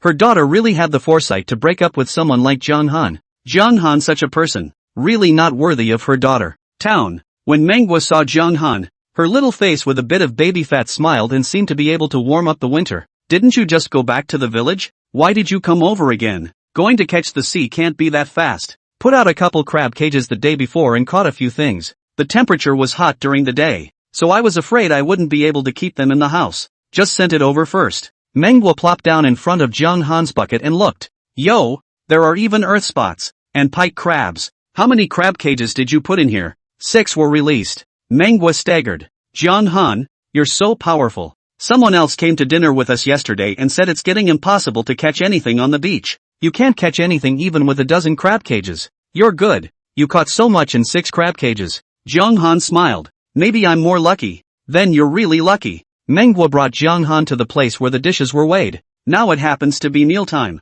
The restaurant inside busy. Meng Fei cannot spare. Let Manhwa alone to John Han weigh seafood. 1 blackhead, 2.5 pounds, count it as $300. 1 large green crab, 2 pounds, count $180. 3 pike crabs, 5 pounds total, I think, count $990. It adds up to $1470. Manhwa said and transferred $1,500 to John Han. John Han suddenly felt that putting the crab cage was quite a hassle-free. Put the cage down and the stuff went in by itself. When the time came to go and lift it, there would be money. Ding! The host sold seafood for $1,500 and gained 1,500 system points. Chapter 48, Puddles. Accumulation of last points. Total system points, 3,837. Now you can consume 500 system points to exchange for a 5-meter scanning range. Whether to exchange or not. Redemption successful. Host has 150-meter scanning range. Redemption successful.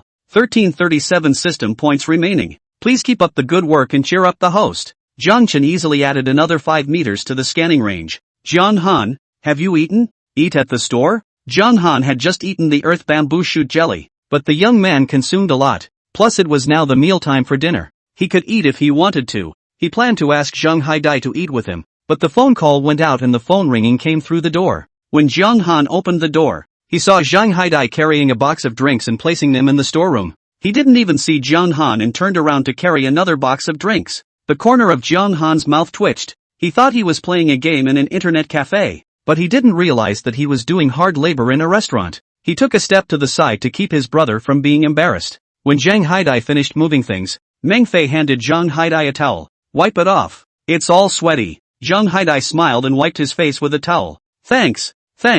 I should be the one thanking you. Always coming over to do us a favor. What do you want to eat? I'll have the kitchen make it for you. Both. Let's make you a grilled fish then. Good. All good. Zhang Han smiled at Manhwa. I won't eat here. He was really surprised.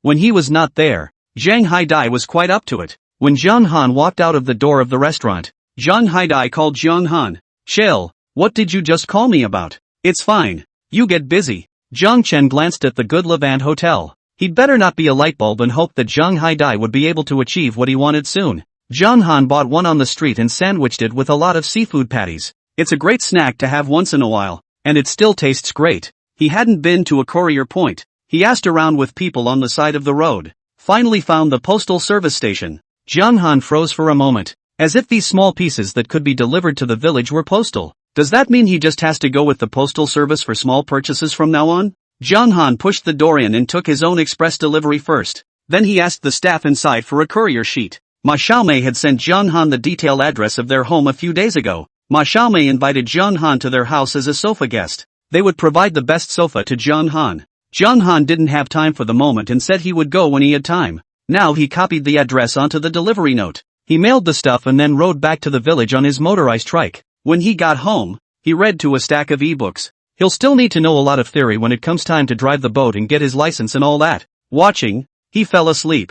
I don't know how long he slept, but he was pushed awake by Zhang Haidai. Shell, didn't you say you were going to catch the sea? Jiang Chen looked at the time. It was already 10:30 p.m. Shell, if you're tired, you just rest at home. You tell me a place and I'll catch up. I just fell asleep reading. I slept for a while just now, and I'm in good spirits now. If he just let Zhang Haidai go alone, he was afraid that he wouldn't be able to rush a few dollars in a night. Today is a giant tide. Shell, why don't we go pump the puddle? Take a bigger bucket to scoop up water. It's a pity we don't have a pumping pit, otherwise we could use it. Jiang Chen thought for a moment. It might not need to be that troublesome. Let's bring the coping net with us. Last time, Zhang Han bought the longest handled plunge net, but the total length is also only 1 meter 6. Had he known, he would have bought a telescopic coping net online. The last time he took a glance, the telescopic type of coping king could reach up to 2 meters 8, a full meter more. Zhang Haidai did not understand how Zhang Han was so obsessive about the coping net this time.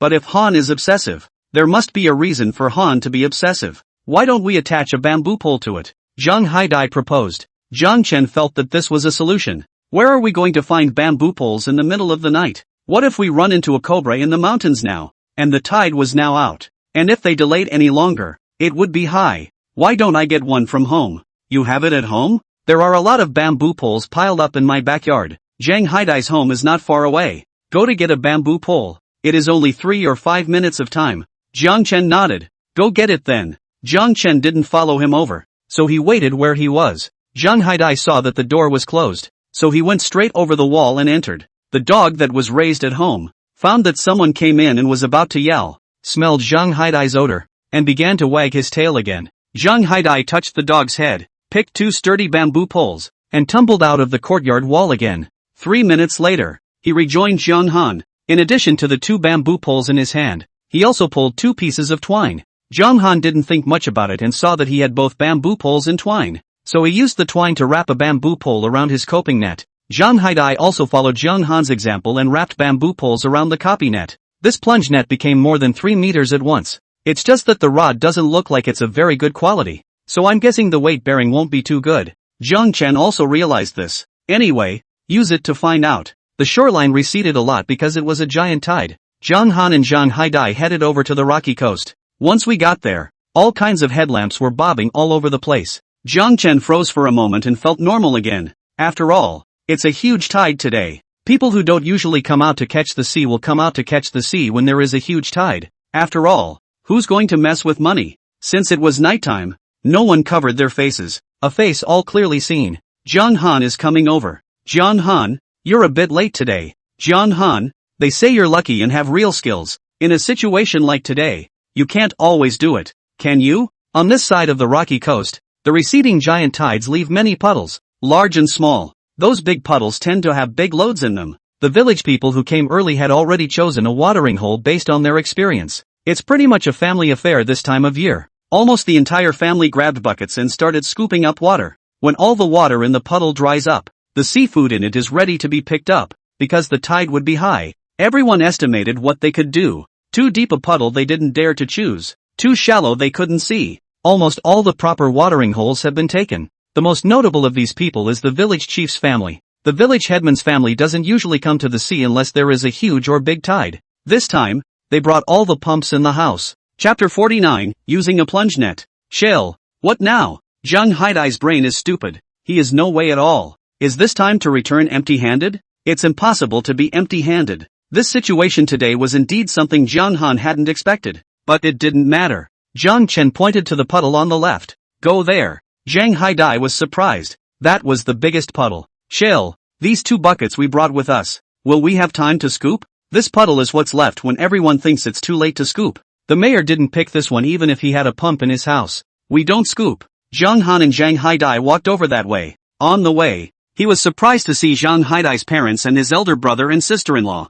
Big brother and sister-in-law, who usually don't live in the village, came back especially because of today's huge tide. The people of the Zhang family saw Zhang Haidai as if he was a stranger and didn't even greet him. Instead, Zhang Haidai went up to greet them one by one. Zhang Haidai's mom glanced at Zhang Haidai. This day in and day out, just eating and not working? You've been born and raised for nothing. Zhang Haidai's fists unconsciously clenched. In the past, because he was uncomfortable eating with his family, Zhang Haidai would eat their leftovers after they finished. After eating, he would consciously wash the dishes. Of course, sometimes there were no meals left over. Zhang Haidai would still wash the dishes. During this time, Zhang Haidai has been living outside. Zhang Haidai's parents, who only know that Zhang Haidai did not wash the dishes, do not know that Zhang Haidai has not been home. It's amazing how a person can be ignored to this extent in their home. Zhang Haidai's elder brother passed his own bucket towards Zhang Haidai, with the obvious meaning of letting Zhang Haidai scoop. Zhang Haidai closed his eyes and walked away as if he hadn't seen anything.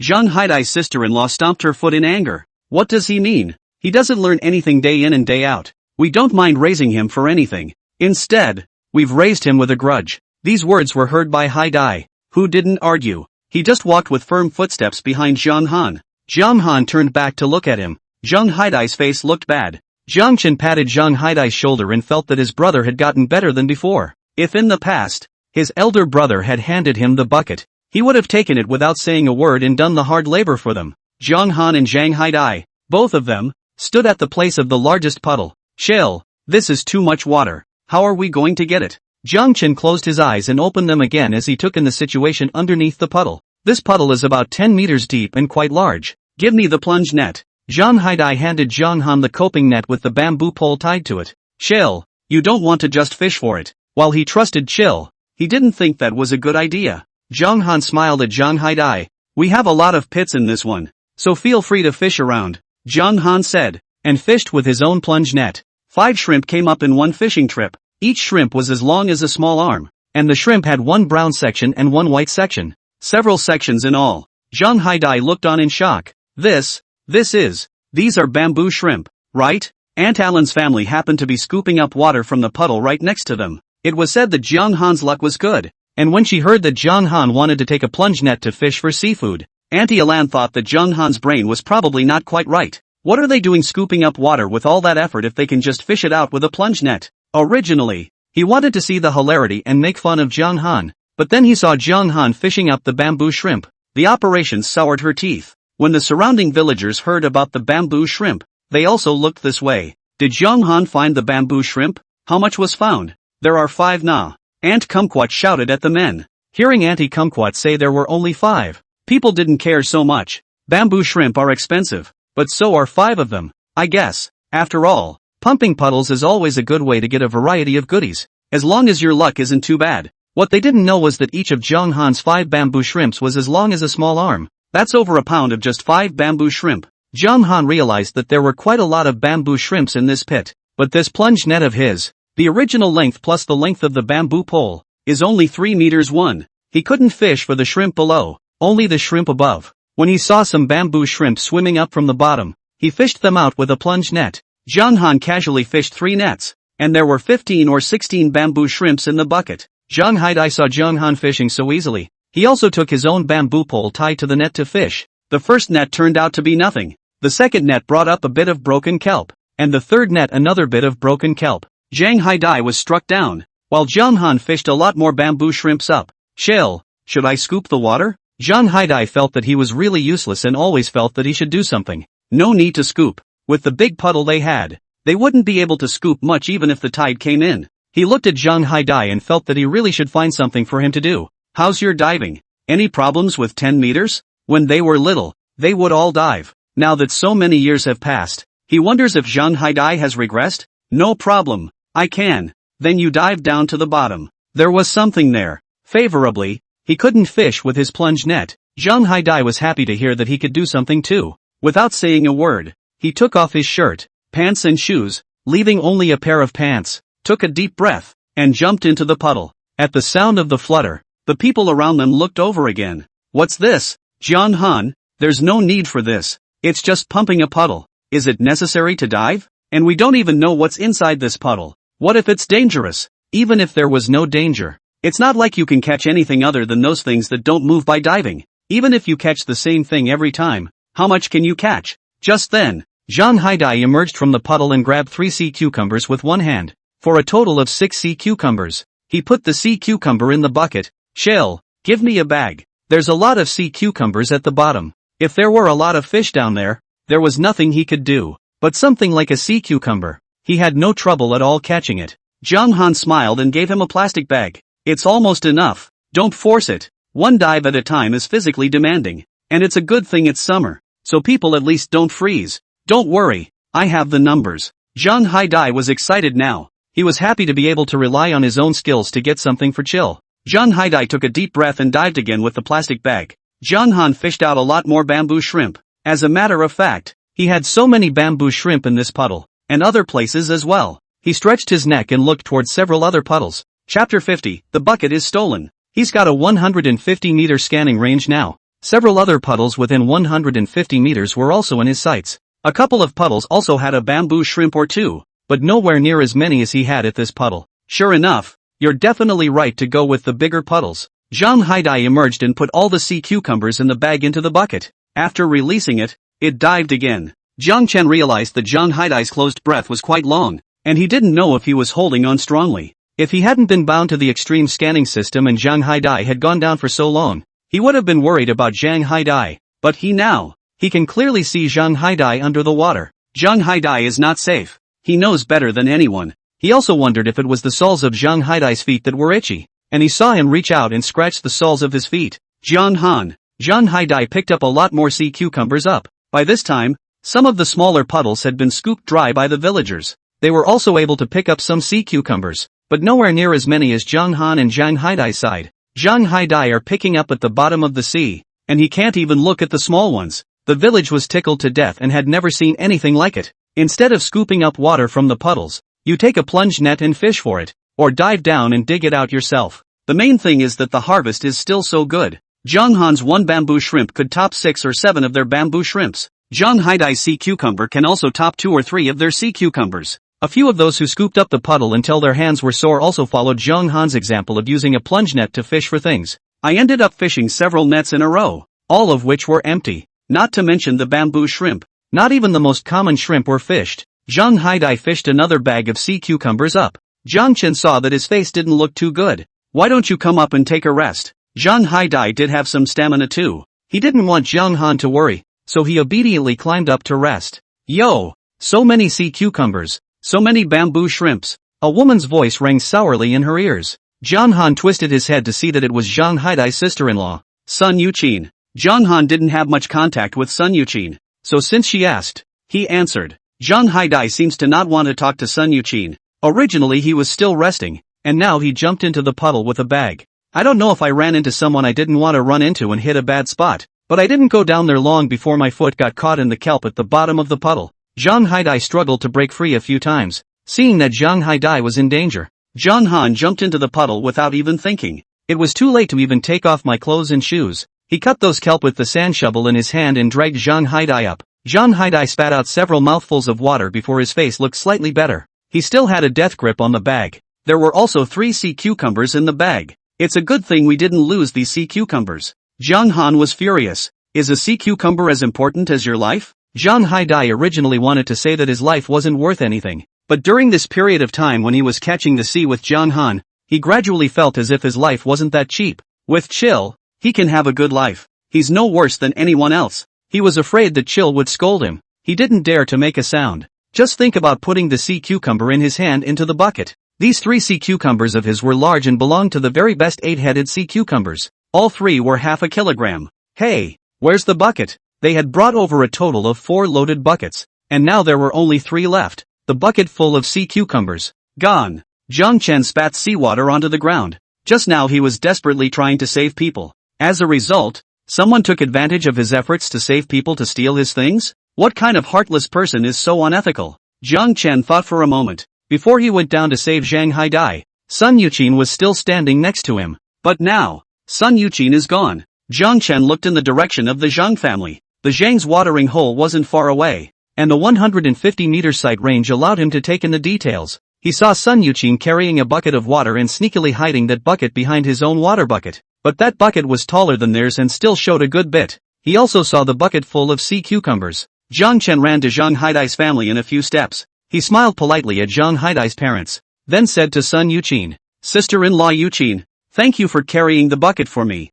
Now it's time to return the bucket to me." Sun Yuqin pretended not to know anything. "What did you say? What bucket?" Zhang Han let out a laugh. "I said behind the buckets in your house. That big one is mine." Sun Yuqin was a bit nervous and didn't know how to respond for a moment. Zhang Haidai's mom looked at Zhang Han angrily. "Zhang Han, what do you mean? When did our family's bucket become your family's?" "Just now. Sister-in-law Yuqin came over and accidentally lifted one of my buckets. Now please return the bucket to me." Zhang Chen still spoke in a good-natured manner. The people in the village are all spectators, and when they saw the situation over here, a lot of people gathered around. Just now, they did see Sun Yuqin go over to Zhang Han's water pit. As for whether or not she took Zhang Han's bucket, they didn't see it clearly. The main reason was that Sun Yuqin had looked around when she carried the buckets of water. Realizing that no one was around to notice her, she lifted the bucket of sea cucumbers. Zhang Haidai's mom saw more and more people surrounding her, so she wanted to send Zhang Han away quickly. "You're a good college student.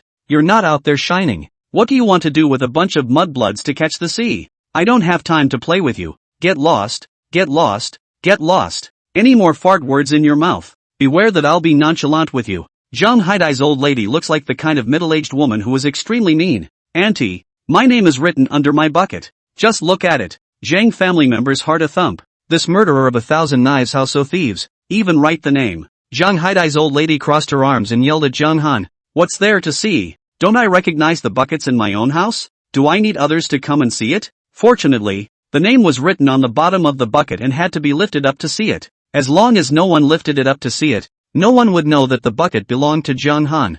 Zhang Chen sighed. "I carved the name on the inside wall of the bucket as well." The Zhang family's hearts stuttered once again, but they quickly put their hearts down again. Luckily it was carved into the inside wall. Now the bucket is full of sea cucumbers and you need to dump them all out to see the names inside. John Han, are you done? I've told you to leave. If you don't, I'll beat you up with a shovel. Mother. Zhang Haidai stood in front of Zhang Han. Actually, Brother Han carved his name on the outer wall of the water bucket as well. Chapter 51, The Great Cat Shark. Zhang Haidai used to be a famous gangster in the whole village. After he got out of prison, he also relied on fighting every day to make a living. He was so tall that it was surprising that the guys at home didn't stop him when he pushed his way in. He took the tall bucket from the back of those buckets and carried it out. His headlamp shone on the outer wall of the bucket. The word, Zhang Han, was indeed carved out on the outer wall of the bucket with a small knife. Because of the darkness and the fact that the words were carved with a pocket knife, there was no difference in color from the color of the barrel. So Sun Yuqin didn't realize that the bucket had a name written on it.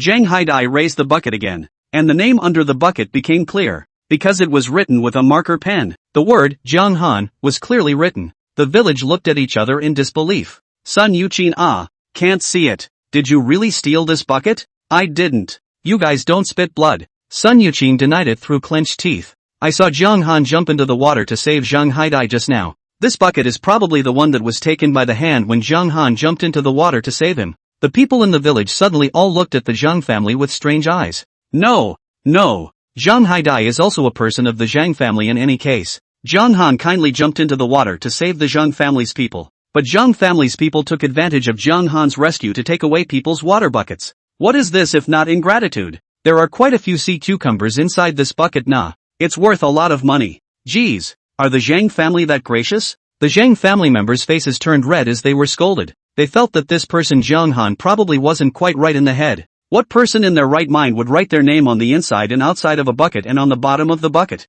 At that time, Zhang Han thought that he had written it anyway, so he might as well write a few more. If you can't read one name, you have two others to spare. Zhang Haidai's dad directly ripped the bucket from Zhang Haidai's hand. He placed the bucket in front of Zhang Han. He still didn't forget to glare at Zhang Haidai. He knew that he had given birth to a rebellious son. Zhang Han, the bucket is right here. Why don't you take the bucket and hurry up? Come let's to hokey pokey our house. Zhang Han didn't bother with them when he saw that the things had been returned. Zhang Haidai's family is what kind of virtue? He has long known. If they had a little conscience, they wouldn't have let Zhang Haidai take the blame for the money. Zhang Chen carried the bucket of water and left, watching the village people pointing at the Zhang family. The four members of the Zhang family hated Zhang Han. It's just a bucket of sea cucumbers for him. We're all from the same village. Is it necessary to embarrass them so much? Chill. I'm sorry. I didn't know my sister-in-law would dash. It's none of your business. If you have this free time to spend on self-internalization here, you might as well get more seafood for me. Zhang Haidai didn't quite understand what Zhang Han meant by self-internalization. But he really should help Cold get more stuff. Zhang Haidai wanted to dive down again to fish for sea cucumbers, but was stopped by Zhang Han. The tide's going to be up in a little over half an hour, so take advantage of this last bit of time to fish for something big. You just help out on the side. Zhang Haidai's eyes lit up. There are valuable goods? Not as valuable as bamboo shrimp and sea cucumbers. Zhang Haidai had some disappointment in his eyes. Zhang Chen added, it's not that worthless. It just wasn't as valuable as those two things. The main thing is that thing is big. This is why a lot of people are buying boats for walleye fishing. Some fish are actually only a few $dozen a pound. But what if this fish weighs hundreds of pounds? That's thousands of dollars for one fish. Some of the smaller things are expensive, but it's hard to get a pound together. You don't make as much on the total. He swam up just now when I was fishing for shrimp. It was too big to fish for. This coping net of his was too long for him. That thing was so big, and he was fierce and strong by nature. He was really afraid that if that thing twisted a few times, his coping net would break. Once the plunge net broke, he couldn't catch anything. He didn't even dare to fish too many shrimp at once just now. Now thinking that the tide is coming in anyway, might as well fish that thing out. Zhang Chen waited quietly, waiting for the thing to swim up a little bit. Zhang Han was quick on his feet and pocketed the plunge net. The thing felt that it had fallen into the net and struggled desperately. Attempted escape. Just like Zhang Han thought, that thing was wild. The strength was very great. The pole of the plunge net in his hand was bent. Zhang Haidai's eyes lit up when he saw what Zhang Han had pocketed. Cat shark. Chill. You caught the cat shark. The people around them didn't care much when they heard that Zhang Han had caught a cat shark. Everyone had scooped up almost all the water by now. Some of the villagers have a cat shark or two in their buckets as well. What they didn't know was that this cat shark of Zhang Han's weighed more than 10 pounds. Not even in the same league as their 1 or 2 pound cat sharks. Zhang Haidai was afraid that the pole of Zhang Han's plunge net would really be broken. He hurriedly pocketed his own copy net underneath John Han's copy net. The two plunge nets worked together to catch the cat shark. Chill, you're just too good to catch a cat shark that big. Cat sharks are also considered a type of shark. Not very good in terms of meat and flavor. And they're not very popular with the locals anyway. But the prices don't sell cheap. They also sell for about $100 a pound. This cat shark alone is over $1,000. It was indeed what Jiang Han said. Not as good as bamboo shrimp and sea cucumber. But not cheap either. Jiang Han made a silent gesture. And Zhang Haidai froze for a moment. Then he saw Jiang Han put the plunge net into the puddle again. Not long after, another cat shark appeared in Jiang Han's netting. This one is bigger than the one just now. Zhang Haidai hurriedly went to catch it with his own netting again. Nonetheless, the two men heard the sound of the plunge net clicking and snapping. Well, at the last minute, they were able to put the cat shark in the bucket. Chill, both of these scrims are useless. The cat shark is much smaller in size and less vicious than other sharks. But it is a shark after all. It's not surprising to break two coping nets when struggling to get up. Aha! If it was broken, it was broken, and he wasn't going to keep fishing for it. There were other goodies inside this big puddle, but because of the equipment and other conditions, he couldn't take them all. Nonetheless, he was content. After all, this trip fished so many bamboo shrimp and sea cucumbers, and there were two big cat sharks. Those villagers who were still busy didn't expect Jiang Han and the others to leave so soon. Still got about 20 minutes to catch up. Are you guys leaving that soon? After all, Jiang Han and the others had come the latest. Jiang Chen waved his hand at them. We'll leave first. As the two of them passed by the villagers probed at their buckets. Good lord, what's with the big cat shark? This bamboo shrimp is too big. It's as long as my little arm. Chapter 52, listening to manhwa playing the conch. This sea cucumber is big too. This one sea cucumber is worth several of ours. Jiang Han, you're really going to make a fortune. You're so lucky all day long. The whole ocean is going to be made by you alone. They looked again at the puddle they had worked so hard to scoop up. These puddles are randomly chosen by them based on the amount of water they scoop. Some of the selections were okay, but by the time they finished scooping up the water, both arms felt like they were going to waste away. And the stuff in the puddle was nowhere near as big as Jiang Han's haul. Some of the choices were worse. Arms ruined, not to mention the puddles. And not worth a few bucks. At this moment, looking at Jiang Han's harvest that had not been scooped up in a bucket of water, his heart was full of emotions. Jiang Han, what kind of luck are you having? You don't really have a pair of see-through eyes, do you? The person who said it was also just talking. How can a person's eyes see through? Jiang Chen smiled at them. Maybe it really is perspective. The village laughed harder than they cried. See, Jiang Han was afraid of hitting them. He even joked to comfort them. When Jiang Han and Zhang Haidai passed by the Zhang family carrying 2 buckets each, the Zhang family was not in a good mood. None of the 4 members of the Zhang family said anything. When Jiang Han and Zhang Haidai had gone over the top, Zhang Haidai's dad indignantly threw an empty bucket aside. This unfilial son. I knew I shouldn't have had him. Dad, don't be angry. My younger brother has always been like this. Aren't you unaware of that? Zhang Haidai's elder brother, Zhang Yaozu, comforted. Just, after pawing through so many things, you don't know to honor your parents. Sun Yuqin added oil. They are really unlucky today. She was caught stealing buckets of water. The point was that the puddle they were looking for wasn't exactly small. As a result, after scooping up half a day's worth of water, they only found 2 bread crabs so far, and neither of those bread crabs are big. At Jiang Ermao's place, the 2 together could probably be sold for $30 or $40. It wouldn't be enough for all 4 of them to eat one by themselves. Among the villagers who drove to the sea today, their family had the worst luck. It's a huge tide today, and everyone else has a minimum haul of $200 or $300. When Jiang Han returned home, he raised all the contents of the bucket in the pool. It's not so hot at night that you don't get too much oxygen deprivation. And he left the window open. Again, I was afraid something might come in and eat the seafood, so I closed the screen again. He and Zhang Haidai took separate showers and went to bed first, waiting to sell the stuff to the Halloween hotel early tomorrow morning. As a result, Jiang Han had just laid down when he saw the message manhwa had sent him 20 minutes ago. Mongo, are you asleep? Jiang Han, it's 3 a.m. Don't you want to sleep? Jiang Han sent these few words for a long time. It felt like his cell phone wasn't working very well anymore. When he saved Zhang Haidai, he jumped without taking out his cell phone. This is a cottage phone he bought 2 years ago for $999. When he bought it, the salesman even told him that the phone was waterproof. It doesn't seem to be completely waterproof. Mango woke up from a nap and then couldn't sleep. River cold. Mango, why don't you talk with me? River cold. Jiang Han, it's too late. Go to bed. You have to help your sister tomorrow. It's just too much work to type all that. Manhwa on the other end of the screen was also a bit confused. She saw that John Han's end kept showing that he was typing. I didn't realize that after all that typing, there were only a few words. Manhwa, but I really can't sleep. By the way, the conch shell you gave me last time, I've taken care of it. Why don't you listen to me play the gong? Jiang Chen really had some interest. Jiang Han, then you blow it. After Jiang Han sent the sentence, Manhwa called on the video phone. Jiang Chen tapped the connect button several times before he connected. What are you doing? Unpowdered Manhwa, soft and cuddly in her pajamas. She thought Jiang Han wouldn't answer her call. No, just some hand slips. Manhwa didn't think much about it as she picked up the conch. Then I'll really blow it. Jiang Han saw that the ringing snail in Manhwa's hand had a hole open behind his butt and 4 more holes on the side. It was a good thing that she did. He saw Manhwa aim her cherry-like mouth at the hole in the back of the rattlesnake, and a couple of fingers pressed against the side. He thought Manga was just blowing off steam. I didn't expect that Manhwa would blow out an extremely nice melody. The sound of a ringing gong is very different from other instruments. It has a natural ancient and heavy feel.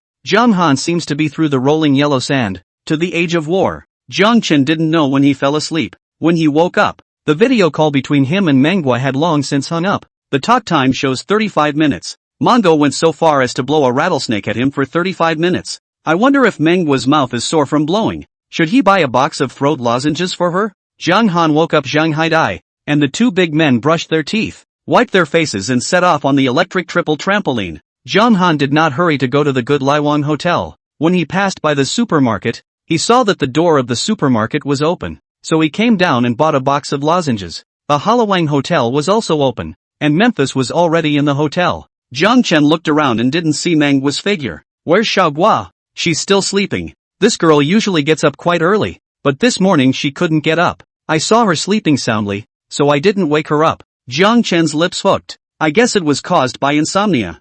I wonder if she fell asleep after blowing the gong. Maybe it's just that it's bedtime at dawn. Meng Fei looked at Jiang Han. Do you have something to find her? If there's something I'll call her and ask her to come down. They live upstairs here anyway. No, let her sleep. I was just casually asking. Then the lozenges would be better for him to eat by himself. Memphis smiled and didn't think much of it. She brought the 2 men to the place where the food was weighed. At first, Meng Fei didn't look at what Jiang Han had brought. Now that she saw clearly what was in Jiang Han's bucket, she was surprised. Jiang Han, you're also too powerful. The average person catching the sea isn't as good as you. Even if yesterday was a giant tide, there couldn't have been so many good goods. Jiang Han here is very clear, as if it is specializing in picking up good goods to pick up. The bad stuff, he didn't even seem to pick up on. If others knew about Jiang Han's good fortune, I don't know if they would be envious or angry. Zhang Haidai helped a lot. He helped pick up all these sea cucumbers. Meng Fei took another look at Zhang Haidai and felt that Zhang Haidai was indeed a down-to-earth and reliable type of person.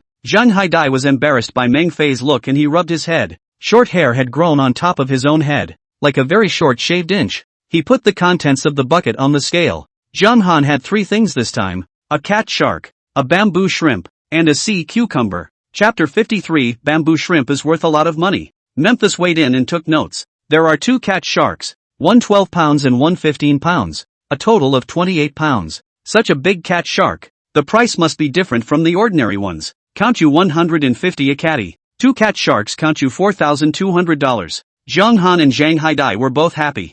I didn't realize that 2 cat sharks would make $4,200. It broke 2 plunge nets. But a plunge net is only $10. They are simply making a killing. Memphis weighed the sea cucumber on again, which is very absorbent. Wild sea cucumbers can be squeezed out in a very long column of water just by squeezing them in your hand. Memphis got on the scale without squeezing a bit of water. This wild sea cucumber of yours is very large, counting you at 200 a catty. 35 catties in total here, a total of $7,000. Zhang Haidai is very excited. These sea cucumbers are all he dived into the water to catch. It made him feel useful too. Meng Fei weighed those bamboo shrimps again. These bamboo shrimps are so big. They're also superb. Plus it's the sea closure period. You can sell these bamboo shrimp to 450 a catty. Here is a total of 38 pounds. That's 3 pounds more than the sea cucumber. These bamboo shrimps will give you a total of 17,100. Do you think that's okay? Yes, it can be great. Jiang Chen nodded repeatedly.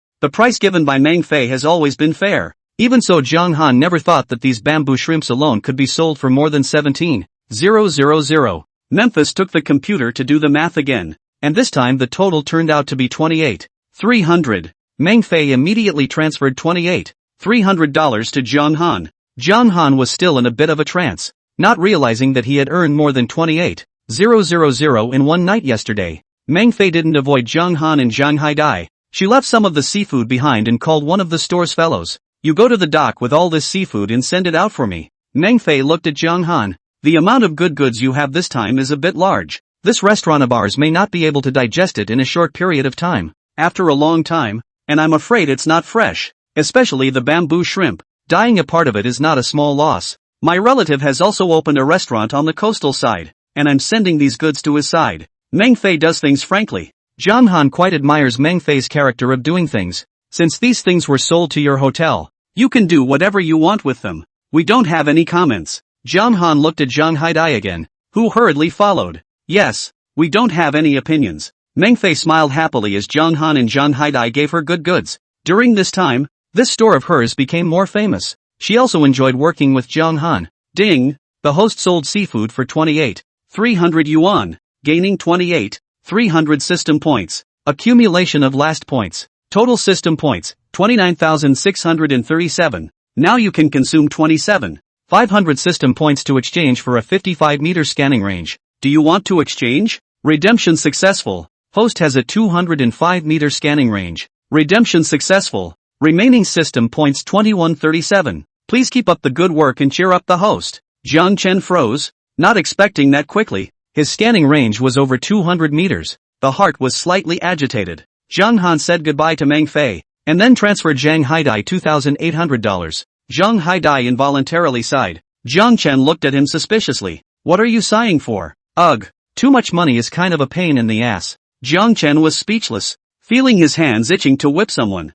He looked at his cell phone again. This cell phone really didn't work very well anymore, and it took half a day's effort to transfer money to Zhang Haidai just now. Better take this opportunity to get a new phone. It's time to retire this 999 cottage. He and Zhang Haidai walked into a cell phone store. There were two clerks in the cell phone store. The one standing in front of him saw Zhang Han and Zhang Haidai go in, with a look of love and disregard. She's been in sales for so many years. She's gotten pretty experienced. Young guys like that usually don't have much money. Bias is very interested in those good cell phones. Flipping around with those expensive phones for half a day, only to end up buying the very cheap kind. Salesman, bring this cell phone to me, Jiang Chen asked, pointing at a cell phone that cost more than $8,000. The salesman standing in front of him rolled his eyes directly at the ceiling. She knew this would be the case. Always picking out the good stuff for him to present and then not buying it in the end. He dodged right out of the way and twisted his way to the corner. The saleswoman standing in the corner came up enthusiastically instead. You want to see this? Yes? I'll get it for you. The salesman took out the cell phone that Zhang Han pointed to and showed it to Zhang Han. He also introduced the functions to Zhang Han. Zhang Han took it in his hand and played with it for a bit. It felt good in his hand and everything. Something popped into his head. So, let me ask, is there a waterproof cell phone? The other sales clerk gave a light giggle. Are you looking for a cottage phone? Cottage machines do have this kind of function. Jiang Chen ignored her and looked towards the sales clerk who was helping him with his cell phone. This salesman is still very patient. Said, many cottage phones say they are waterproof, but they are not completely waterproof. Can only say that a little water is not a problem. For example, it doesn't matter if it's washed by the water from the faucet or something, but if you soak into the water, it's not so good. There's another branded machine that has this feature, but this one is more expensive, and it's also a new model that Fangwei recently came out with. Fangwei still has this kind of function. Ha! Jiang Chen was a bit surprised. The salesman nodded. Yes, this phone won't have a problem soaking in water for an hour. That doesn't take an hour. He's been catching the sea for a long time here at the beach, and even if he doesn't have a situation like last night, things like dropping his cell phone in a puddle can still happen easily. All he had to do was pick up the phone when he realized it had fallen and it was still working. The salesman took out this Fangwei waterproof cell phone and showed it to Zhang Han. Jiang Chen realized that this phone was even more comfortable than the one he had just looked at. The interface inside is also smooth to use. How much is this? The salesman had just said it was very expensive, and Zhang Han was a little worried that he didn't have enough money. This cell phone cost $7,500. The salesman genuinely thought it was expensive. Jiang Chen froze for a moment. How much? The sales clerk felt that this price might have scared Zhang Han. $7,500. If you really like it, you don't have to pay it all at once. You can pay it in installments. You can also use a credit card. Jiang Chen was a bit bewildered. The one I just looked at was more than 8,000. The sales clerk stiffened. The one just now was indeed more than 8,000. But didn't he just look at it? She didn't think he would buy it. But this waterproof phone, she realized he really liked. Junhan took the phone in his hand and tried it out again. Alright, let's go with this one. Give me a set of phone cases and everything. Chapter 54, bought a new cell phone. The sales clerk was delighted. So fast? Sold so quickly? She'd been working here for 3 days and hadn't sold a single cell phone yet.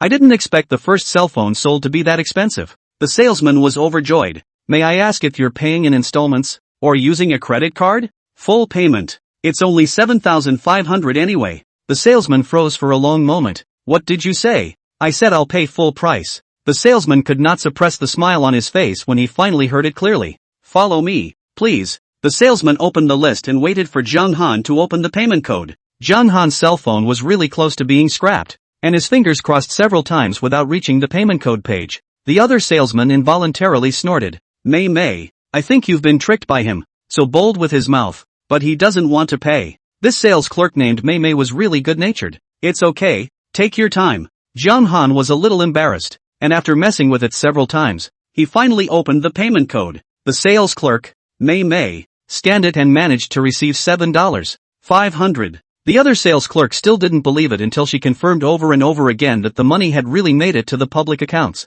How is this possible? It's really just paid for? Why not? This gentleman just looks like he's got it. Mai was really pleasantly surprised. Shall I wrap it up for you? Sir? No need. He held his old cell phone out to her. Help me switch my cell phone card here to my new phone. $7,500 for a Fong waterproof phone is a great deal. A banana cell phone would be tens of thousands of dollars more. The sales clerk, May, took Junhan's old cell phone and cheerfully helped Junhan change his cell phone card. She can get a lot of commission for today's order. Junhan used the new phone again, and it did work well. Jung Haidai also looked a little greedy. Does this phone come in different colors? There are white ones. The sales clerk May smiled politely at Jung Haidai as well. Then give me a white one. Jung Haidai said. Mommy froze again. May I ask if you want $7,500 for this one too? Yeah, I'm going to waterproof it too. Just the right opportunity to use a little of the money off. Before, the most money he had on him was never more than $500. Now that so much money was hidden on his person, he always felt something strange. There seems to be a sense of insecurity. Junhan didn't really want Jung Haidai to buy the same model, making it look like he was using a couple's cell phone. However, Jung Haidai followed him to catch the sea, and he did need a waterproof cell phone. Forget it. Consider it a job requirement. One of the same working machine for one person. Jung Haidai paid the money very quickly. The other sales clerk had gone crazy with jealousy. Originally both orders were hers. Junhan and Jung Haidai didn't even give her a look before taking their new cell phones and leaving. The sales clerk named Mai even waved at them from behind. Have a nice life. Gentlemen. Shell, are you going back to the village? If you don't go back, let's go play a game together. At that moment, the sky was drizzling. Rainy days and playing games go together even better. Jiang Chen took out his new cell phone and looked at the weather forecast, which showed light rain at times today. Not going to the game. I have things to do. It's raining. What can there be to do? I bought a couple packages of canola seeds last time. I'm going to plant them today. Ha! Planting in the rain. Ha! As for the matter of farming, actually Junhan didn't know much about it. The land on this side of the island is not as fertile as inland. Although the people in the village also farm, none of them would consider farming as their most important thing like the farmers in the interior. The young people on the island, in particular, have been studying since they were young and have basically never been exposed to how to farm. Jiang Chen had only heard his sister say, when it rains to plant, the ground is wet, saving watering. Jiang Han then didn't want to water, and such a gross drizzle was nothing to him, so he thought he'd take the opportunity to plant the few bags of canola seeds he had at home. I'll help you then. As long as he could help chill. Jung Haidai didn't want to play the game. The two made another trip to the tackle store before heading back. After asking the owner that there was no plunge net he wanted, Jiang Han and Jang Haidai came out of the fishing tackle store. Jiang Han opened his new cell phone and immediately looked it up on the internet. None of the plunge nets online were the size he wanted either. He asked 2 stores that could make custom fishing gear. He told his boss what he wanted, and when he didn't get back to him for a while, he didn't wait. He pulled out the motorized trike parked in front of the Halawang Hotel and went back to the village with Zhang Haidai. Jiang Han bought a lot of seeds, including seeds of rice. Shell, are the seeds for this rice planted today too? Since we're planting today, let's plant them together. Zhang Haidai opened his mouth, feeling a bit strange. Is this hot day the season to plant rice? I don't know. The family's land is barren anyway. sow the seeds. If you can grow it, grow it. If you can't grow it, pull it down. Zhang Haidai gave Zhang Han a thumbs up. Brother Han, I admire you like this.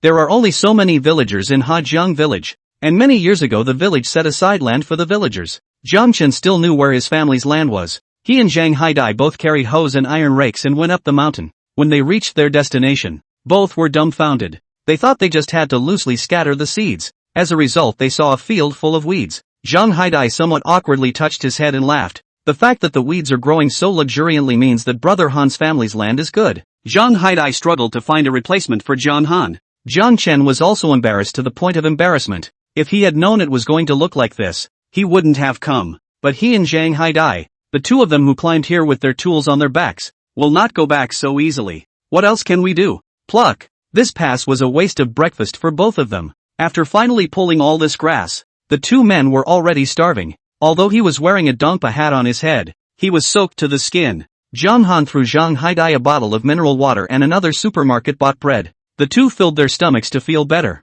But because they were unprepared beforehand, they didn't wear gloves and they already had red marks on their palms. Good thing two big men with thick skin don't care. What follows is seemingly simple but more backbreaking. Both men breathed a long sigh of relief when they had scattered all the seeds. Brother chill, when the rice grows, do we still have to plant seedlings or something? Zhang Han had a bit of a headache just thinking about it. No rice planting. I bought dry rice seeds. If it can grow, it will grow on its own. If it can't grow, let's just say we've been busy today for nothing. In this matter, Zhang Han had always had this idea. Chapter 55, Lightning Strike Wood. Zhang Haidai once again gave Zhang Han a thumbs up. Maybe it's because they've never planted before. After the two older men have sown all those seeds into the ground, feeling pain everywhere in my body. When he was about to go down the mountain, Zhang Han remembered something else. There should be prunes in this season, right? I don't know. It was on sale at the fruit store in town a while ago. I don't think it's there anymore. Is it? Go around and take a look. It's not far anyway.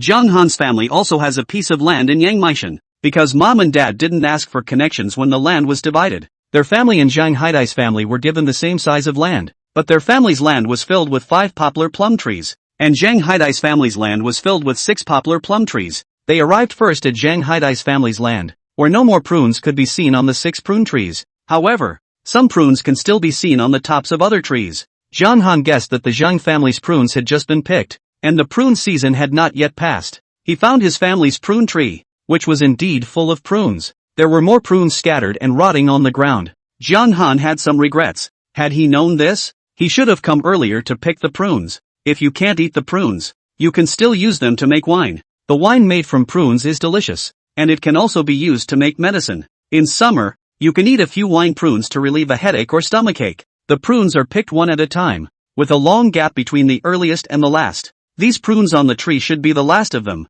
Perhaps it was a habit developed from catching the sea. Zhang Han and Zhang Haidai habitually pulled 2 snakeskin bags when they went up the mountain. Now these 2 snakeskin bags come in handy. Zhang Haidai casually picked one and put it in his mouth. Brother Han, not to mention, your home's prunes are quite sweet. Although the first course is fresher, the last course is better in terms of sweetness. Pick more if they're sweet. Mengfei and manhwa have always given us fair prices. Send some of these prunes over to them. As soon as Zhang Haidai heard that these plums will also send Mengfei a share, he picked more vigorously. The prunes seem to be late this year, or else I wouldn't even be able to catch the last one. Jiang Chen felt that he was still quite lucky. He used to be out studying and couldn't care less about these things at home. Now that he's back, there are some things he should be on top of. After all, this mountain picked off the pure natural and pollution-free prunes. How are better than the fruit store inside the drugstore? Zhang Han picked and ate at the same time, although a little tired, but also picked happily. The prunes below were quickly picked up, so Zhang Han and Zhang Haidai climbed to the top of the prune tree to pick them.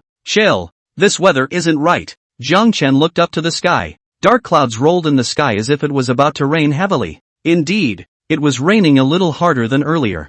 Jiang Chen felt that he had been tricked by the weather forecast again. It also said that the whole day was a light rain. How it looked like it was going to rain heavily. Forget it, let's go back. Picked 2 sacks anyway. Just as the two of them jumped down from the tree, a thunderbolt struck down, straight on the poplar tree they had just climbed. The trees are all split in half. Zhang Haidai was scared out of his wits. Brother Han, what kind of sins have we created? The heavens are going to split us like this, but if they climbed down the tree 2 seconds late, it would be the two of them who would be split. Jiang Chen was also startled. The lightning was too fierce. He didn't know if he was affected by the aftermath of the lightning, but he felt that his fingers were numb. This tree has been split black. Zhang Haidai sighed. He thought it was safer for them to go back early. Zhang Han felt the same way, but at the last moment, he took out his cell phone and took a picture of the poplar tree. After thinking about it, another 10-second video was taken. Zhang Haidai looked a little stunned. Although he usually encountered fun will also send a circle of friends, but he really do not think that this tree that has been struck by lightning. What is good to commemorate? Chill. Are you trying to send out a circle of friends to tell people we've been struck by lightning? It's the lightning strike wood. What wood? Isn't this a poplar tree? Zhang Haidai was confused by what he heard. I don't understand the specifics. It seems like it can keep you safe and make magic spells and stuff. Zhang Haidai touched his head. This was simply his knowledge blind spot. Forget it. Chill is a college student who learns a lot. He'd better not ask more questions. In fact, Zhang Han would know about this matter still because there was a Taoist enthusiast in their class. The family has a large collection of magic weapons, and specifically told him about the lightning strike wood. It says that all the lightning wood you buy online is fake, and you can't even buy real lightning wood. After Zhang Han went back, the thunder and lightning got even worse. He told Zhang Haidai to take a shower first, while he pulled out his newly purchased cell phone. The cell phone was also wet from the rain at this point, but it didn't affect it at all. Looks like he really did buy the right phone for waterproofing. He posted a picture of the lightning struck wood to the class group. Zhang Han, I watched the split out of the lightning struck wood. Who wants it? Zhang Han at Shinren. This Shinren is the classmate who told him about the lightning strike wood. Normally, Shinren didn't know if he was too busy, and basically didn't chat in the class group. At this moment, he was the first to reply to Zhang Han. Shinren, Zhang Han, is this really true? Zhang Han, I watched him chop it out with my own eyes. Shinren's avatar moved as he sent Zhang Han a private message. Shinren, do you have any other credentials? Zhang Chen didn't expect this kid to be quite cautious. Luckily, he had also taken a video, and he sent the 10-second video he had taken to Shinren. In the video some part of the poplar tree has been split black. There was lightning and thunder all around and it was raining hard. And there's a little poke of fire that jumps around the rainy poplar tree. Shinren immediately called Zhang Han after watching the video. Zhang Han connected and realized that it was a video call. The manly-looking Shinren was drinking tea on a factory floor. Zhang Han knows that Shinren's family also runs a factory, and this factory he is in is estimated to be their family. After all, everyone else was wearing overalls and working earnestly on the assembly line. He was the only one sitting in a chair wearing a hangdog outfit, sipping tea and making a video call at the same time. Zhang Han, did you really come across the lightning struck wood? Where did you encounter it? Where else could it be? My old home. Of course, because the signal in his room was good. Zhang Han answered the call in his room. The window of his room was left open when he went out. At that moment, a lightning bolt swept through the window like a traveling dragon, accompanied by a rumble of thunder. Asterisk asterisk asterisk asterisk it's still true. You really didn't lie to me. Shinren shouted in awe. Chapter 56, I didn't expect to give so much. Jiang Chen was speechless. Together with this kid, they were all testing him just now. It took a special video call to see what was going on his side, and seeing that it was indeed thundering and lightning on his side, to make sure that the lightning struck what he'd sent over was real. Having assets in the family really makes a difference. Looking at all the stupid rich kids, that heart of gold is genetic. It's a good thing I'm back on the island, or I couldn't match these people with 800 heart eyes. Just tell me about this lightning strike wood. Do you want it? Yes, of course. How do you plan to sell it? I don't know anything about that. Name your own price. Zhang Han has already calculated in his heart. If Shinren only gives a few $100s, he'll just let him come over and dig it up himself. He's not going to bother with this effort to help him dig up the tree. With that kind of free time, he might as well go catch the sea and find some good goods. If he's offering 1,000 or more, then he'll dig up and mail it to him. After all, give 1,000 or more. Shinren thought for a moment and held out 2 fingers. Jiang Chen blinked. What did it mean? 200? I don't think it's 2,000. It's just a broken tree that can't even bear fruit. But it's too cheap to give 200. You should give 500 anyhow. It wasn't easy for him to replant a poplar tree of that size. Zhang Han, I'll pay you a 20,000 deposit first. I'll give you another 180,000 when the item arrives. Do you think that's okay? Zhang Han's whole body was stunned. 20,000 plus 180,000. Isn't it 200,000? Shinren saw Zhang Han's wide-eyed and open-mouthed look, presumably frightened by himself. That price does seem a bit low. That, or I'll add another 50,000. 250,000 can't go any higher. Jiang Chen's mouth opened even wider. Okay, 280,000. $000. That's all I can get out of my body now that my dad is keeping me on a tight leash. Anymore and I won't have any more. Jonghan finally came back to his senses. A classmate. Can I still make things difficult for you? 280. 000 is 280. 000. Shinren was touched. Thank you. If it wasn't for the fact that he was Jonghan's classmate, Jonghan definitely wouldn't have sold this wood to him. Send me the address and I'll send this over to you.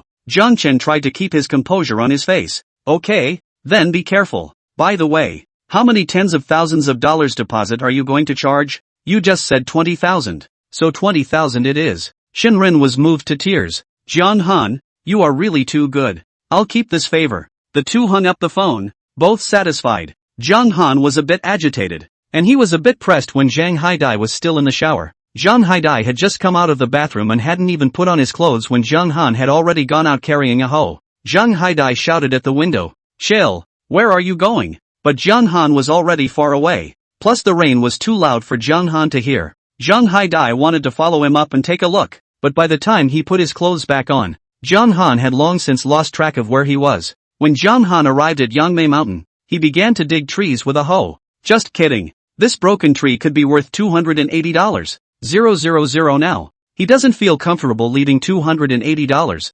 000 just sitting there on the mountain. Good thing the tree was partially struck by lightning and partially burned by fire. Otherwise, he really couldn't carry such a big tree. When he carried the tree to his home, Zhang Haidai looked dumbfounded. "Shell, what are you doing carrying this broken tree into the house? It's not a broken tree anymore. It's lightning strike wood. It's worth $280. 000. Zhang Haidai's mind still couldn't turn around, but he believed that Zhonghan was definitely doing the right thing. "Shell, go take a shower. Don't catch yourself a cold." "Good. It was the clothes sticking to my body really hard." Zhonghan went to take a shower, and when he was drying his hair, he sneezed. He had a bad feeling. It couldn't really be a cold, could it? But it's worth getting yourself a cold for $280. 000. After all, a box of cold and flu punch doesn't even cost $20. Thinking about the two coping nets, he opened the shopping app again. A few of the stores he's asked have gotten back to him. His requirements were that the plunge net carry 60 pounds and that it be 5 meters long.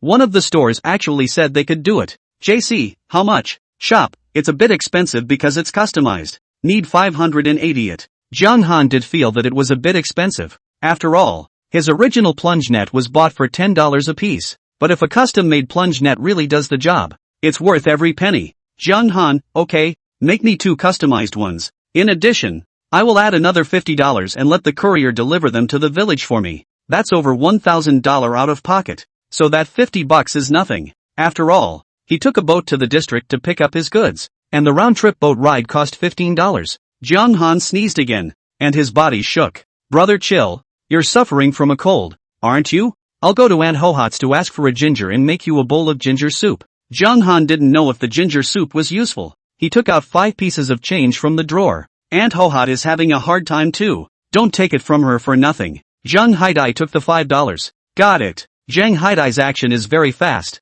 A few minutes to take the electric cooker to cook ginger soup. Zhonghan drank the ginger soup and felt that his body wasn't as cold, but it still sneezed. "Could it be that you didn't get enough ginger soup? Shall I make some more?" "No need to cook it. When the rain stops, I'll go to town and get a packet of cold punch. There's no telling when this rain will stop. This is the season when it just doesn't move and it rains. Or there's a typhoon or something. It's going to stop soon." After all, the rain was much lighter than it had been a moment ago, and no more thunder and lightning. Zhonghan transferred $800 to Zhang Haidai. "Help me go to the small store and buy a high-altitude wine. A jar of wine doesn't cost that much, does it?" Zhang Haidai went to the small store for his dad to buy a high degree of liquor. The most expensive large altar as long as 680. "Buy it as you see fit, and you can have the rest for pocket money." "How's this going to work? I'll just make a trip to get you a drink. Why don't you help me collect the crab cages again when you get back?" Zhonghan had originally planned to collect it once every 2 days, but if he wanted to collect it once a day,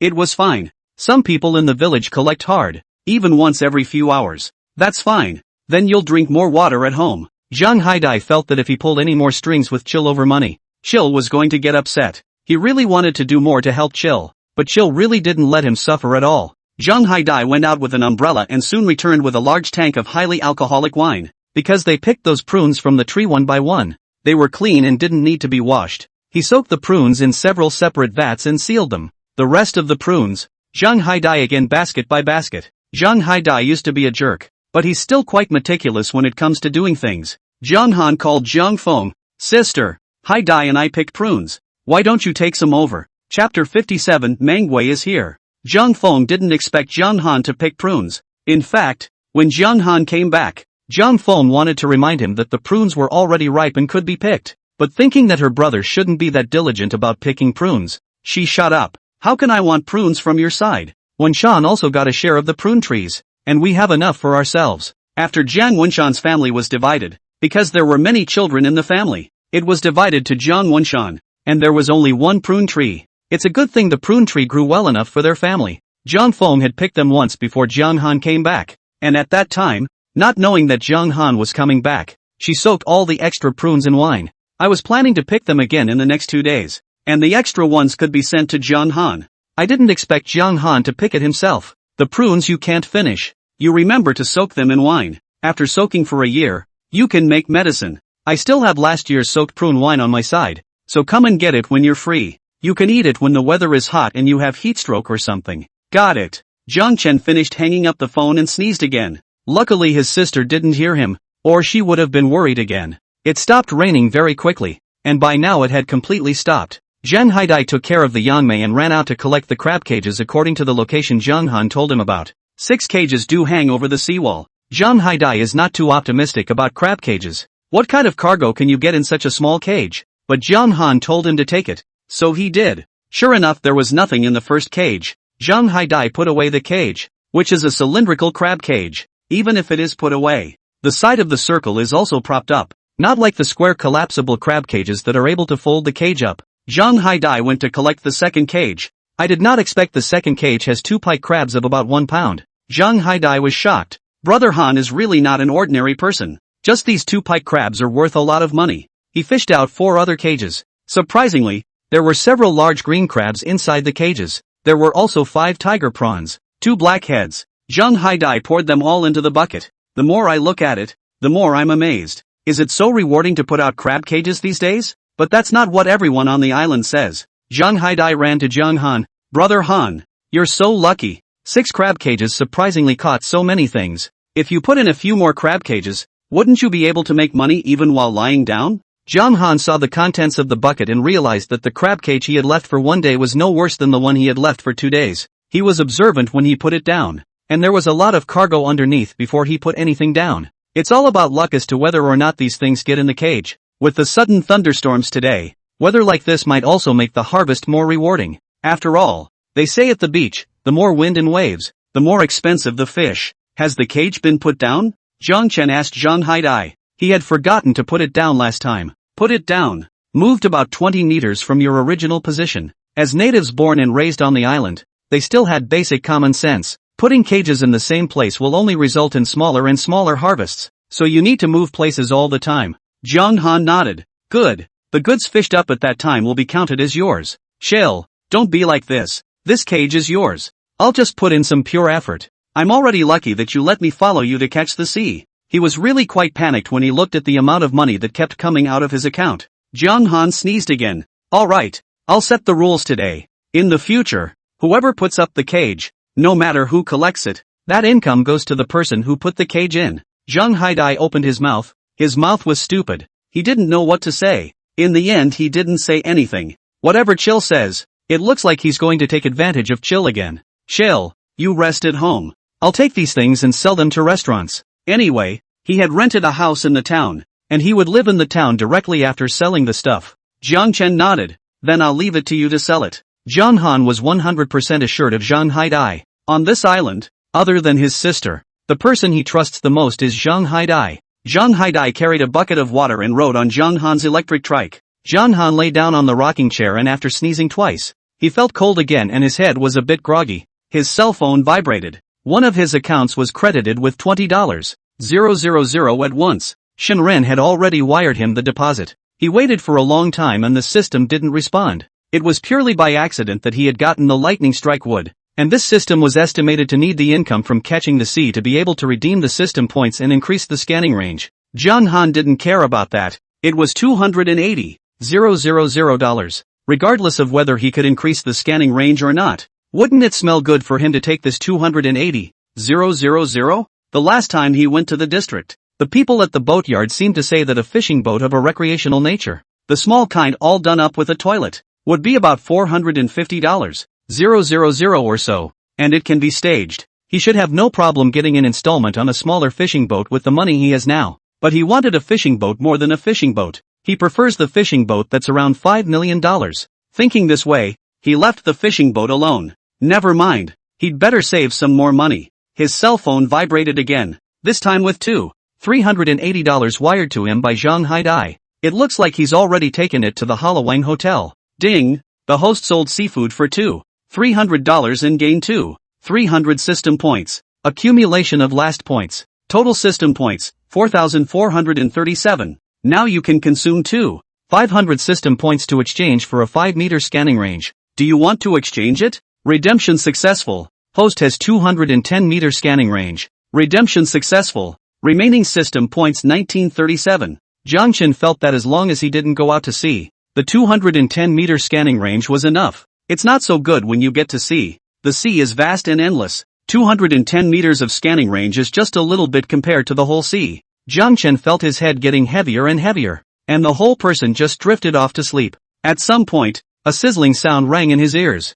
The rich scent of meat porridge lingered in his nose. Could it be that Zhang Haidai is back again? This guy is getting more and more attentive. Jiangchen didn't think much about it and fell asleep for a while longer in a daze. When he woke up again, he didn't feel right. The rich scent of meat porridge was interspersed with a flavor that was very familiar to him. It was a scent he had often smelled at the Halawang Hotel, a very special four-season scent. Manhwa also had this scent on her. Zhang Han sat up from his rocking chair with a start, and when he turned his head, he saw Manhwa shaking his broken bushel fan and looking at him with a smile.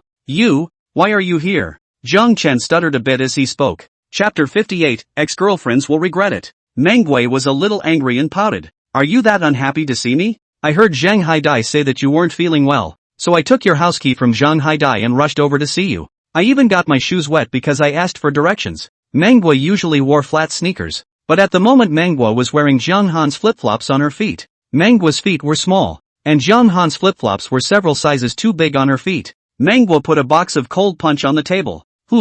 I was kind enough to bring you cold medicine. If you don't welcome me, I'll leave. Jiangchen hurriedly stopped her. I didn't make you unwelcome. He was just a little nervous earlier. Now that it's hot, sometimes he goes without a top inside the house by himself. He was afraid that his naked appearance would frighten her. He was relieved to see that he was wearing an undershirt over his body. I'm just a little dizzy. I may have gotten dizzy just now. Yeah, let me see. Manhwa stood on her tiptoes, so she placed her hand on Zhang Han's forehead. Oops, you have a fever. Yes? Zhang Han really hadn't thought that he had a fever. No wonder he was so dizzy. It's a good thing I brought you fever-reducing medicine. 2.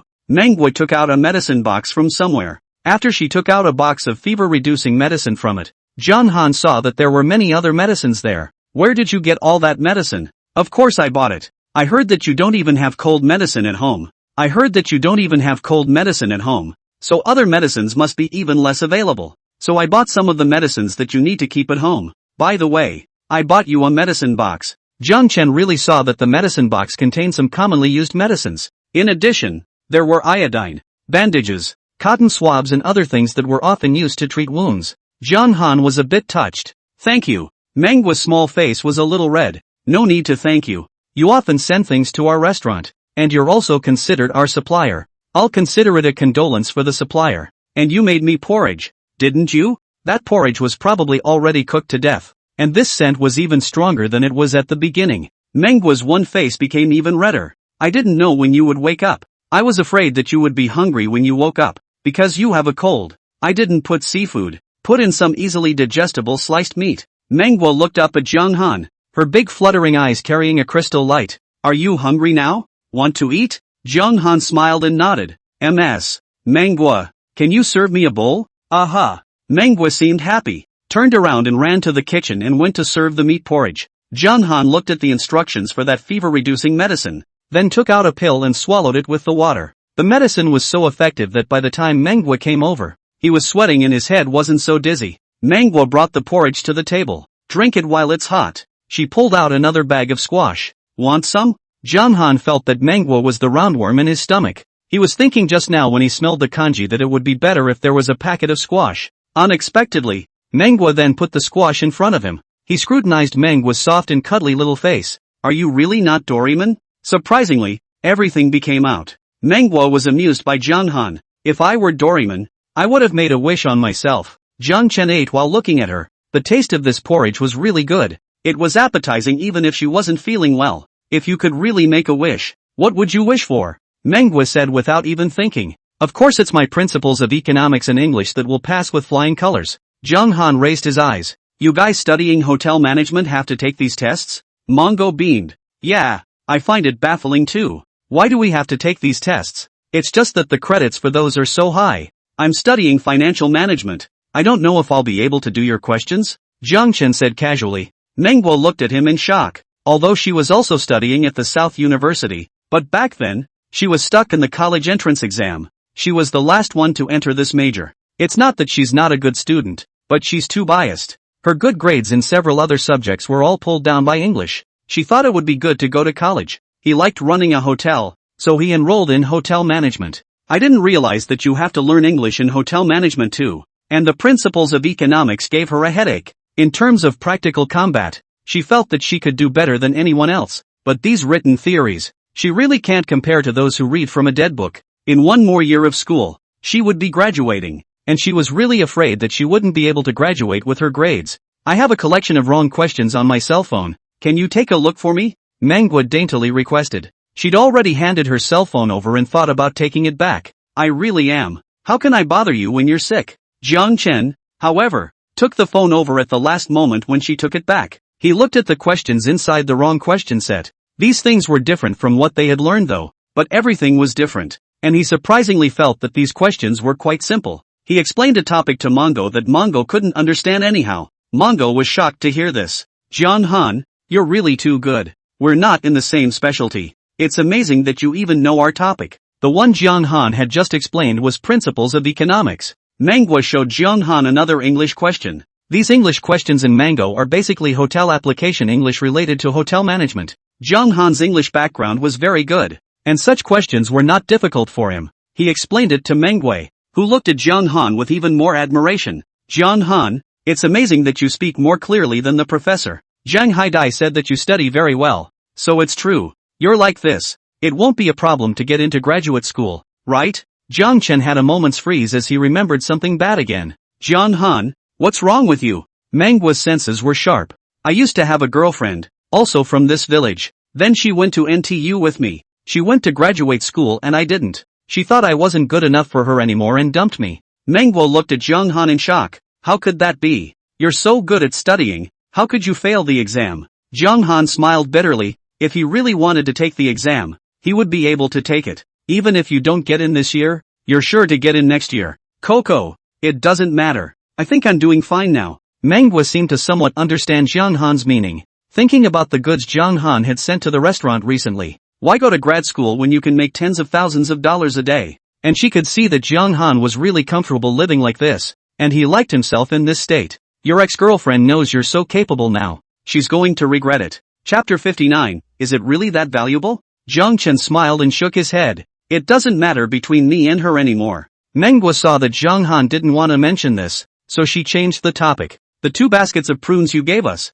My sister and I love them. I wonder if there are any more prunes on the mountain. Can you take me to pick them with you? There are no more. Even if there were, the trees had dropped all the prunes after this rain. And he's just 5 trees. And one of them was split. Chen looked at the sky. It was already dark. It's not safe for you to go back alone. I'll take you back. But you're still sick. It's okay. I'm better already with the medicine. She had come here specifically to take care of him. If anything happens to Shagwa when he goes back, he'll feel guilty for the rest of his life. At this time, Manhwa saw the poplar tree that had been struck by lightning. Why is this tree black? Why did you put this tree in the house? This tree I am selling. He was afraid that Zhang Haidai wouldn't be able to figure it out. So when Zhang Haidai went to town, he didn't let him take it with him. Now that it's completely dark again, the mailing point must be closed. He could only send it tomorrow. His electric triple trampoline was ridden away by Zhang Haidai, and Manhwa came over on an electric bicycle. Han let Manhwa sit on the backseat of the battery car and rode the battery car himself, taking Manhwa towards the town. Manhwa sat on the backseat of Jiang Han's battery car and felt very secure. How can there be a woman in this world who doesn't like Jiang Han like this? His ex-girlfriend is probably blind in both eyes. Jiang Han, can I ask you about any topic I don't understand from now on? Sure. Jawa was adorable, and he had the same patience with Manhwa as he did with his two nieces. Jiang Han kept sending Manhwa to his home. Jiang Haidai parked his electric triple trampoline in front of the entrance to the Good Levant Hotel. He sent a message to Jiang Haidai and rode the electric trike back. He came back through the night chilled and sweating. Rummaging through the medical kit Mongo had brought, he found some medicine to take by feel. When I woke up the next day it was 1:30 p.m. I was so hungry and the whole thing was so much more comfortable. As he walked to the living room, he realized that Mongo had left him bread last night. The bread was eaten and the whole man regained his strength. In order to prevent a long night's sleep, he'd better send this lightning-struck poplar tree out early. The people at the post office were all stunned when they saw that Jiang Han wanted to mail this broken tree. It might not be cost-effective for you to send this thing. It's too heavy and too large. Courier fees far exceed the value of the item itself. It doesn't matter, as long as it gets mailed. The staff checked the address Jiang Han was going to send it to. Weighed the tree again. You're looking at $330 just for delivery. Okay, $300 or so to get something delivered was a great deal. Jiang Han was afraid that there might be a mistake on the road. Excuse me, can I add insurance to this tree? The staff looked at him in shock. It's just a broken tree. You don't need insurance, do you? The price of shipping alone was already high. No, I'm going to add. It's a little more reassuring to add insurance to something like that.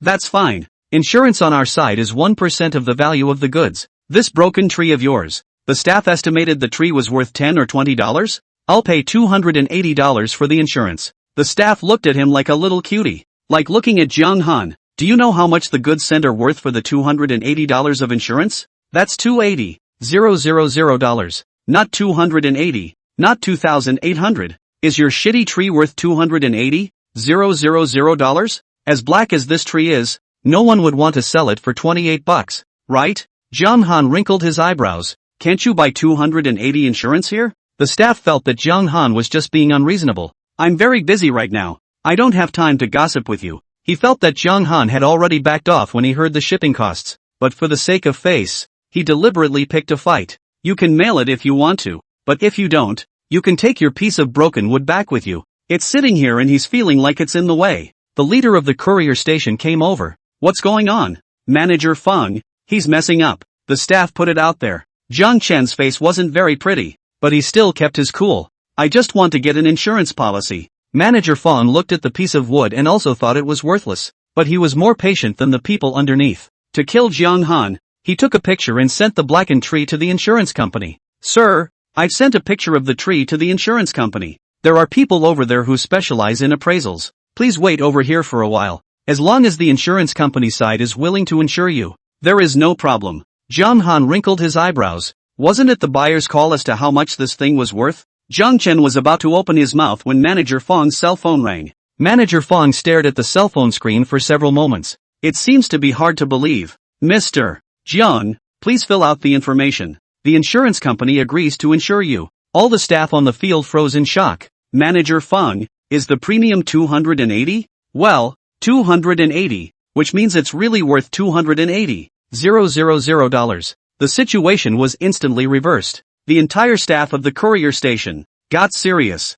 They greeted Jiang Han seriously and very carefully wrapped and rewrapped the blackened prune tree, afraid that something might happen to this thing because they didn't pack it carefully. It's the single most valuable thing they've sent since the site's inception. Manager Feng handed a business card respectfully to Jiang Han. Mr. Jiang, the staff at the courier station is quite mobile. If there's any trouble in the future, you can look for me directly. Jiang Han said thank you and took the business card. Their island was so remote. Plus there was only so many delivery points. It would be nice to be able to talk directly to the person responsible at the delivery station. Jiang Han took the bottom sheet, took a picture, and sent it to Shinrun. He was riding back on his electric trike when he ran into someone he didn't want to run into. Jiang Han, is that you? Jiang Chen twisted his head to look, and saw Yi Tian, who had gotten down from the private car. This private car of hers should have been called by the town, because the roads in the village are not hardened. And because of the thunderstorm yesterday, the roads in the village are full of mud and water. These private cars were reluctant to enter the village, so they left the people at the entrance and left. Yi sweetheart waved her hand at Jiang Han. Is this the triple trampoline you bought? Take me for a ride. Her dress and shoes were new, and now this floor was sticky. She'd get her shoes and dress dirty if she just walked over there. John Han's mind unconsciously conjured up Meng was bare feet wearing his slippers. The nails were still coated with pinkish nail polish. It's cute. Chapter 60 Yi Sweetie is back. Jiang Chen glanced at Yi Tian. Everyone else is walking. Are you the only one with 2 legs who can't walk? Yi Sweetheart couldn't believe that these words were coming out of Jiang Han's mouth. Yi Sweetie wanted to say something else, but Jiang Han had already ridden away on his triple trampoline. Yi Sweetie was furious, and she wanted to wait to see if anyone else was passing by. But there were already few people in the village, and even fewer in the village passing through here at this hour. Yi Sweets had no choice but to grit her teeth and step on the muddy ground 1 foot at a time. Jiang Chen returned home, and exhaustion set in. Yesterday was spent plowing and picking prunes, coupled with the rain, cold and fever. The whole person has not fully recovered until now. Now that he's back on the island, he's not learning from the big city 996 social animals. Rest when you are sick and never work with an illness. He sent a message to Zhang Haidai, telling him to get some rest as well, and laid down on his bed to continue sleeping. At 6:30 in the evening, Zhang Feng's phone call reached Jiang Han's cell phone. Shell, do you think these people are fraudsters? Jiang Chen sat up from the bed with a jolt. Sister, what happened? Speak slowly. He externalized his voice, talking on the phone and getting dressed at the same time. Something came up on his sister's side, and he definitely had to make a trip over there. Here comes a big car. It had a lot of appliances on it. These people said that I had bought the appliances and that they were going to move them to my house. When I looked at it, it not only had my home address on it, but also my name and contact number. You say how these scammers are so good at knowing everything. Jiang Chen slapped his head and cried a little. He had forgotten to tell his sister about this matter. I bought that off the internet, and I wrote your recipient and contact information.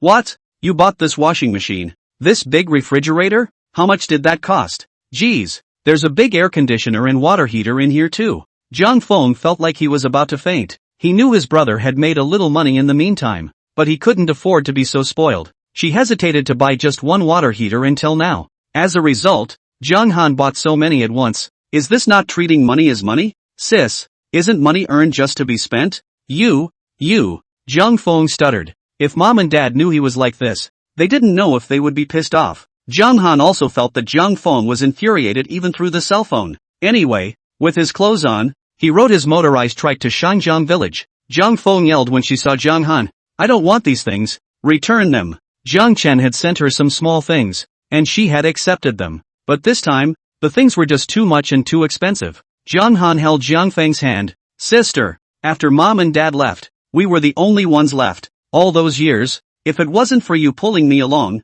I would have died long ago. Sis, you believe me. I didn't spend money recklessly without knowing the depths. The money I've earned over this period of time is enough for me to buy you these things. Jiang Feng looked at Jiang Han carefully, and the more he looked at him, the more he felt that his brother had grown up well. Really? She was also really afraid that Jiang Han would spend money without restraint. Of course it's true. Jiang Feng was so moved that she wanted to cry. As she hugged Jiang Han, Ah Han, I'm so lucky to have you as my brother. In the countryside, there are plenty of older sisters who take care of their younger brothers unconditionally, and younger brothers who don't give a dime in return. But her brother was just so understanding. Knowing things is heartbreaking. The hard work of the past had not been in vain at all, and her brother was worth the effort. Such a big car also made the villagers of Shangjiang village gather around. Feng, you've gotten rich. You bought so many big things. Is this the dowry you prepared for your 2 daughters? Ha ha ha. How old are the 2 girls in her family? Do you need to prepare a dowry so early? All this stuff, it's not for your own use, is it? Jiang Feng wiped away her tears and smiled as she rushed the village. These big guys were all bought for me by Ahan. I all said I didn't need them. My brother had to buy them for me. Jiang Feng, who was still in a black face just a moment ago, couldn't even suppress the corners of his mouth at this moment. My brother, not only good grades, can study, he is also filial. To me as a sister is simply to respond to all requests. I'm afraid I'm not doing well. You guys, look at these things. Just by looking at the material of this cardboard box, you know what's inside can't be bad. Everyone in the village was shocked. Some time ago, Jiang Feng also complimented Jiang Han, but they had always felt that Jiang Feng was just casually saying it to save face. Or that is, Jiang Han sends some small things for his own face and does some superficial work. But these things, they're all big. These things aren't shabby even for a dowry for your daughter. Whose brother is so generous that he would give his sister so many things? It would be nice not to gouge something out of my sister's hand. The master who carried the goods wiped his sweat. Young man, so you bought these things? Your sister thought we were bad guys and was dead set on not letting us in. The master even laughed when he finished. These were supposed to be delivered yesterday, but it rained yesterday, and the car broke down this morning, so it took until now. It's okay, you guys just send it over. It's been hard work. Jiang Feng also felt embarrassed as she opened the door, and also made a cup of tea for each of the two masters. Master, you guys have a cup of tea first. We don't have good things in our countryside place, and I still picked and roasted this tea myself. I hope you guys don't mind. The two masters deliver things to their clients and have seen a lot of human kindness. They were fine as long as the customers didn't speak coldly to them. I didn't expect that there would be people willing to make tea for them. Thanks, we'll drink after we move. Where do I put this washing machine? Put it in the bathroom. Their country place wasn't like the big city. Inches and inches. The bathroom in Zhang Feng's house was huge, except that it was empty and there was nothing in it. Empty space, just put it anywhere. The movers still put her washing machine in the perfect spot in the corner. They moved the water heater again. Everyone in the village was shocked when they saw the big refrigerator. Is this refrigerator that big? Isn't this a cabinet? Jiang Feng is also a little confused. Looking at the material as the refrigerator is right, but this style is like a cabinet. Shell, is this thing a mistake? There's no mistaking it. It's one of those double opening fridges that are popular around town. He opened the refrigerator door, and there was room for several people inside. So big. Jiang Feng was still in a bit of a trance. She had to borrow Auntie Wan's refrigerator next door when she made the earth bamboo shoots, but now she has a refrigerator at home too. And such a big, imposing refrigerator. Auntie Wang also sighed in admiration. Your brother has really grown up. Surprisingly, he bought you such a grand refrigerator. Chapter 61, Another Appliance Purchase. Auntie Wan's family conditions are also considered good, but their family's broken refrigerator and Jiang Feng's side of the new refrigerator, compared to a pile of broken metal. Jiang Feng was all smiles to the point of creases. Younger brother is just too competitive. Competitive and loving sister. There's really no way around it. That's when another vertical air conditioner was moved in. Jiang Feng was surprised. Why did you buy an air conditioner? Getting an electric fan to blow on it at night won't make it any hotter. This air conditioner is a waste, isn't it? Sis, I bought all this stuff online. It's not expensive to buy the basics, without all the fancy features. No matter how inexpensive it is, you don't have to buy things you don't need, right? Jiang Feng was happy for real, and the flesh pain was real. Her flesh ached for Jiang Han, who says it's not necessary. Ling Ling and Evening Night are almost done with their interest classes, aren't they? It's also hot for them to be at home during the day during summer vacation. Can't you turn on the air conditioner for them during the day so they can cool off? Ling Ling and Evening, who were doing their homework, were happy to hear this. Uncle, you're so nice. During the day at home, they are often too hot to do their homework. Jiang Feng, however, was furious. With grades like theirs, do they deserve it? The two little girls lowered their heads at once. Their grades were really bad. Sister, you are their mother. If you also think they are not good, who will think they are good? In the future, even if they grow up and go out into society, they'll be filled with low self-esteem. Although Jiang Feng didn't understand, she again felt that her brother was speaking sense. That's fine. If it's really too hot, I'll turn on the air conditioner for them during the day. When the two little girls heard this, they immediately jumped up happily. Long live Uncle. Jiang Qin was happy to see Ling Ling and Evening Night happy. Among the villagers who were watching, there were also several who were older sisters. It would be nice if their younger brothers could be that understanding. Thinking about their brother. Forget about it. It's good to keep them out of trouble. I really don't expect my own brother to honor them. The master who moved the electricity drank his tea sharply and turned his head to ask Jiang Han. Late born, do you know where to go in the lower river village? Jiang Han looked at him with a smile. Are you going to send the goods to Jiang Han of the lower river village? Master froze. Yeah, how did you know? Then with a tap on the head, realization dawned. You're that Jiang Han? Yes, Master. Follow me. Master was surprised and followed Jiang Han's triple trampoline in his van. He didn't look too big at Jiang Han, like he had just graduated from college. How could he buy so many home appliances for his sister and himself at such a young age? My own children also graduated from college this year. So far have not found a job at home to chew the old. The car stopped in front of Jiang Han's house. Jiang Han didn't make any tea, but gave them a bottle of iced tea each. You two siblings are just too kind. You deserve to have your lives made better for being such nice people. Aunt Li and Aunt Kumquat saw the van at the door and saw that Jiang Han's door was open. So they walked in. Then came the large object that had just been placed in the hall. Yo, what's this big thing? It's air conditioning, Jiang Chen said. Isn't the air conditioner hanging across the wall? Is it this big? This was put on the ground. The same as the ones put in the town supermarket. Jiangchen patiently explained. John Han, you've made a fortune. Surprisingly, you bought such an overbearing air conditioner. Aunt Li uncontrollably slapped John Han's shoulder. John Han, turn on this air conditioner. Let's see if it's powerful. Auntie Kumquat was even more excited than Auntie Li. Auntie Kumquat, I bought this online. The guy who installs the air conditioner won't be here until tomorrow. In that case, is it okay if we come back tomorrow to see it? Sure. Auntie Li uncontrollably patted John Han's shoulder again. Gu, your kid is really outstanding. You've also given us a long insight. Right at this moment, Yi Dongdong's mom just happened to walk past John Han's door. Aunt Li's smile suddenly froze on her face before she spoke in a somewhat gossipy manner. I heard that Sweetie came back. Did you see it? John Han wrinkled his eyebrows. Auntie Li, I don't have any relationship with Sweetie Yi anymore. John Han had always meant this when it came to Yi sweets. John Han's face wasn't looking very good, but Aunt Li and Aunt Jean Ju didn't see it at all. Backwoods, is this fridge for here? Master, can you help me put it back a little? Aunt Li and Aunt Kumquat were even more shocked. You even bought a refrigerator? They were thinking that if John Han's refrigerator was bought big, they could put it in John Han's refrigerator if they couldn't finish any dishes in the future. It turned out that refrigerator was smaller than even the vertical air conditioner that John Han had bought. John Han, what are you doing with such a small refrigerator? It's not like I usually cook anything. Even if I did, there's nothing to ice. This fridge just holds drinks and popsicles. Auntie Kumquat and Auntie Li were stunned. You bought a refrigerator to put this in?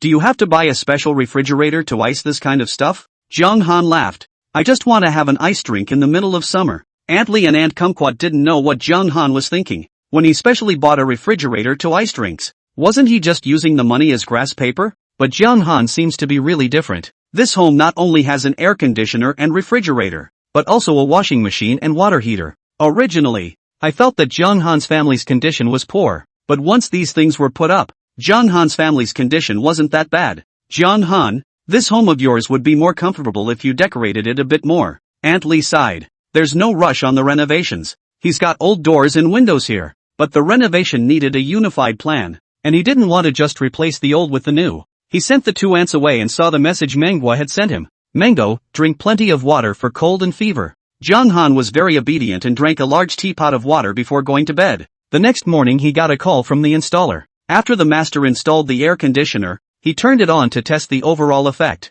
It worked great and in no time the whole hall was cool. Auntie Li and Auntie Kumquat didn't know where they received the news, and smelled the smell and came knocking on his door again. When John Han opened the door, his line of sight just happened to meet with Yi Tian who was passing by his door. Auntie Li directly pulled over Yi Dang Dang. Dang Dang. You also know that John Han installed air conditioning over here and came to rub the air conditioning, right? Yi Sweetie hadn't thought about the air conditioning thing, and she didn't know how she had gotten here. Before she could open her mouth, Aunt Li dragged her into John Han's house. Today's weather is particularly hot. Compared to the dry heat outside, John Han's home is cool and comfortable. Chapter 62 John Han's home is different. Aunt Li's entire face stretched. John Han, your air conditioner is too good. It's better than even the air conditioner in the village chief's house. No wonder the town supermarket is going to use the same air conditioner as yours. You're wrong. It's John Han who uses the same air conditioner as the town supermarket. Auntie Kumquat corrected her. What does it matter? It doesn't all mean the same thing,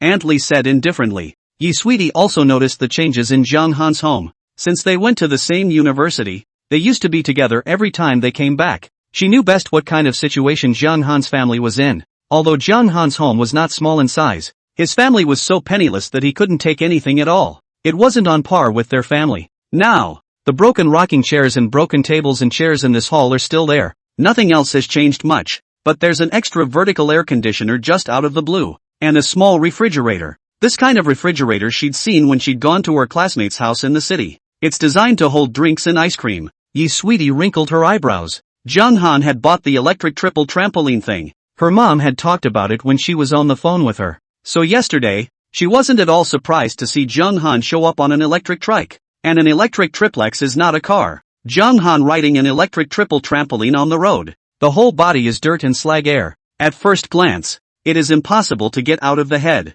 But why did he buy another vertical air conditioner and refrigerator? Where the hell did he get the money? Especially with a refrigerator like this. Who would buy something like this without spare cash? Yi Sweetie thought about it and felt that she might have thought wrong. He probably didn't buy this kind of refrigerator to ice drinks and ice cream. Just because this kind of refrigerator is cheaper than those big refrigerators. Maybe it's full of vegetables on ice. The more Yi sweetheart thought about it, the more she felt that this was the reason. She wanted to tear off Jiang Han's fake mask of disguise, so she deliberately said, Jiang Han, I'm so thirsty. Do you have water in the refrigerator? Before Jiang Han could reply, Yi Sweetie walked to the front of that small refrigerator. Selfishly, he opened the refrigerator. She didn't see all the messy seafood and vegetables she wanted to see. See the neat rows of drinks. 2 or 3 bottles of each flavor were put in. She opened the lower freezer place again and there was no frozen meat or frozen seafood. Only the various flavors of ice cream and gelato. Just now when the master was installing the air conditioner,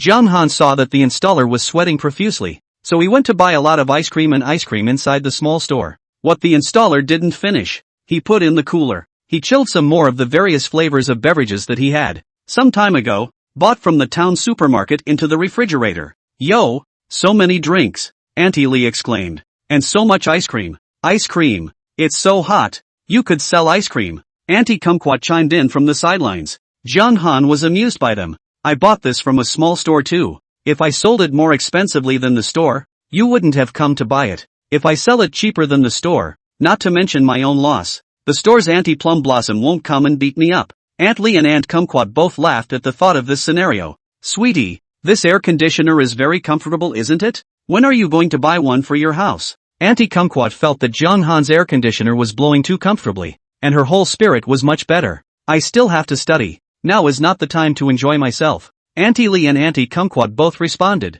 Right-o. You're already a graduate student. After you graduate, you must be very powerful. That's for sure. Yi Sweetie raised her head proudly. So what if Jiang Han is enjoying himself now? He's just a loser who graduated with an undergraduate degree and can't even get a job in a big city. From the moment she went to graduate school, Jiang Han and her were no longer in the same class. Yi Sweetie went to the toilet, not expecting to see the washing machine and water heater in the toilet again. The water heater is always on, unlike some people in the village who buy appliances just for show. When she saw the faucet in Jiang Han's bathroom, Yi Sweetie smiled. Even schools don't use such rudimentary faucets anymore, even if he buys all those appliances. So what? It's only a few appliances. It's a concrete floor with not a single tile. The ceiling was also just white paint. Not even a ceiling. The rest of the place is even more Spartan. Yi Sweetie walked out in a good mood. The concrete floor in the bathroom is still at least the light kind. The concrete floor in this hall is the original gross floor. The smile on Yi Tian's face was a few more points more sincere.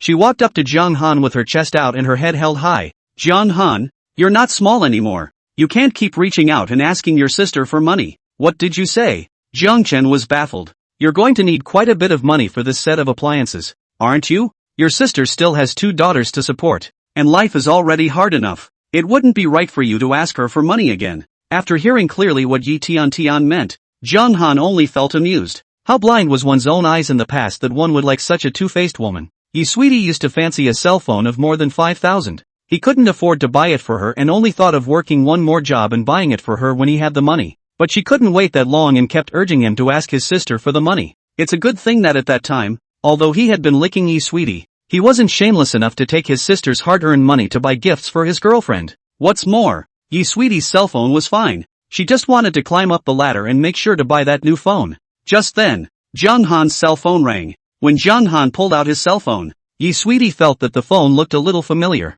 but she couldn't think of it for a while. Perhaps Jiang Feng's voice was too loud, or perhaps this living room was too quiet. Jiang Han hadn't pressed the amplifier, and Jiang Feng's voice was still audible to both Yi Tian and the 2 aunts. Ah Han, that master has already installed the air conditioner in the house. I didn't know about it before, but I didn't expect it to work so well. Once the temperature in the house comes down, my whole body isn't as irritable. Jiang Feng thought of something and asked weakly again. This thing is power hungry, right? Hydroelectricity is not exactly in short supply on Jawa Island, I guess, but it's by no means plentiful either. The electric bill has also gone up and up over the years. She wouldn't dare use it if it was too power hungry. Sis, if you think it costs money for electricity, I'll pay your electric bill for the summer. How can I make you pay the electricity bill? I'm not talking to you. Another master is coming to install my water heater. Jiang Feng hung up the phone, and Jiang Han could hear that his sister was still quite happy. During this time, he had been sending things to his sister's house. His sister's words made him realize that his fixation on giving his sister things would not solve the underlying situation in her family. Chapter 63. How can you buy so many things? These appliances can improve the quality of life in your sister's home, but they can also turn up the expenses in your sister's house. The income of my sister's family relies on my brother-in-law to work in the factory alone, and this amount of money is really needed to break a penny into two to support a family. If he could, he should get his sister's family's income up a little. Antli and the kumquat god looked at Zhang Han in surprise. What? Did your sister's family buy appliances too? Yeah. Zhang Chen didn't explain too much. He just wanted to live his own life and didn't need to prove anything to others. Zhang Haidai walked in. Brother chill, the house is so lively? His eyes landed on Yi Shengtian. He didn't expect Yi Shengtian to come to Brother Han's house. He took another look at Zhang Han's face and found that Zhang Han didn't welcome Yi Dangshan, so he was smart enough not to take his hot face and stick it to Yi Dangshan's cold ass. Chill, let's go catch the sea. Zhang Haidai originally thought that Zhang Han would have to rest for another day or two. He didn't expect Zhang Han to send him a message an hour ago, telling him that his body had fully recovered. You can catch the sea today. Okay, let's get things ready. The catch-all stuff was all in storage, and they organized it with a little bit of organization. Antli and the kumquat god felt embarrassed. You're going to catch the sea, then you guys are busy. We'll go back first. They wanted to remind Zhang Han that it was a small tide today and there was nothing in stock. But when they thought of what Zhang Han had gained over and over again in the small tides, the two of them shut their mouths again. The two ants left, and Sweetie Yi was still in the living room. Zhang Han wrinkled his eyebrows. He had turned off the air conditioning and carried his things on his back, but Yi Shengtian didn't have the intention to leave. Yi sweetheart looked at Zhang Han. Are you even starting to do whatever it takes to make money now? Yi sweetheart, if you have something to say it directly. What do you mean by beating around the bush? Yi sweetheart's eyes landed on Zhang Haidai's body. Zhang Han, even if you don't admit it, I know it all. I'm also doing this for your own good, and I hope you do well. If Zhang Han hadn't done anything illegal or criminal, how could he have money to buy so many things in only half a month's time? He was pretty sure that she had gutted Zhang Han before they broke up. Zhang Han found it funny, so she was thinking that he and Zhang Haidai had gone to do bad things together. I have to say it's a thought process for her to think that way. Yi sweetie, if you think I've committed a crime, you're welcome to report me. Now please leave my house. Otherwise, if anything is missing from my house, it's me who will report you. Yi sweetheart stomped her foot in anger. Do you think I care to stay in your house? She turned around and left Zhang Han's house with a huff. After taking 2 steps, she stood still again to look at Zhang Han. Zhang Han, for the sake of us growing up together, I'm not going to report you. She would watch him fall step by step into the abyss, and eventually all hell would break loose. After all, many lucrative lines of business are written in the criminal code. Zhang Chen reconfirmed that Yi Tiantian's brain wasn't quite normal. You've been reading like a fool, haven't you? His cell phone vibrated. It was a message sent to him by Ma Xiaomei. Ma Xiaomei, thank you for sending us the dry goods. My sister and I are still traveling and the goods were received by my dad. He took some to make soup and said it tasted great. Zhang Han, as you like it. Seeing that Ji Sweetie was still standing still, Zhang Han and Zhang Haidai walked past her without even giving a glance. Yi Sweetheart's entire body was still stiff. She had just felt that the cell phone looked familiar. Now that she thought about it, wasn't this a new model that Fong had come out with? Remember, it's over $7,000 a pop. Is Zhang Han really that rich now? She took a deep breath and tried desperately to reassure herself that he must have earned this by doing bad things with Zhang Haidai. Maybe he'll be arrested in a couple days.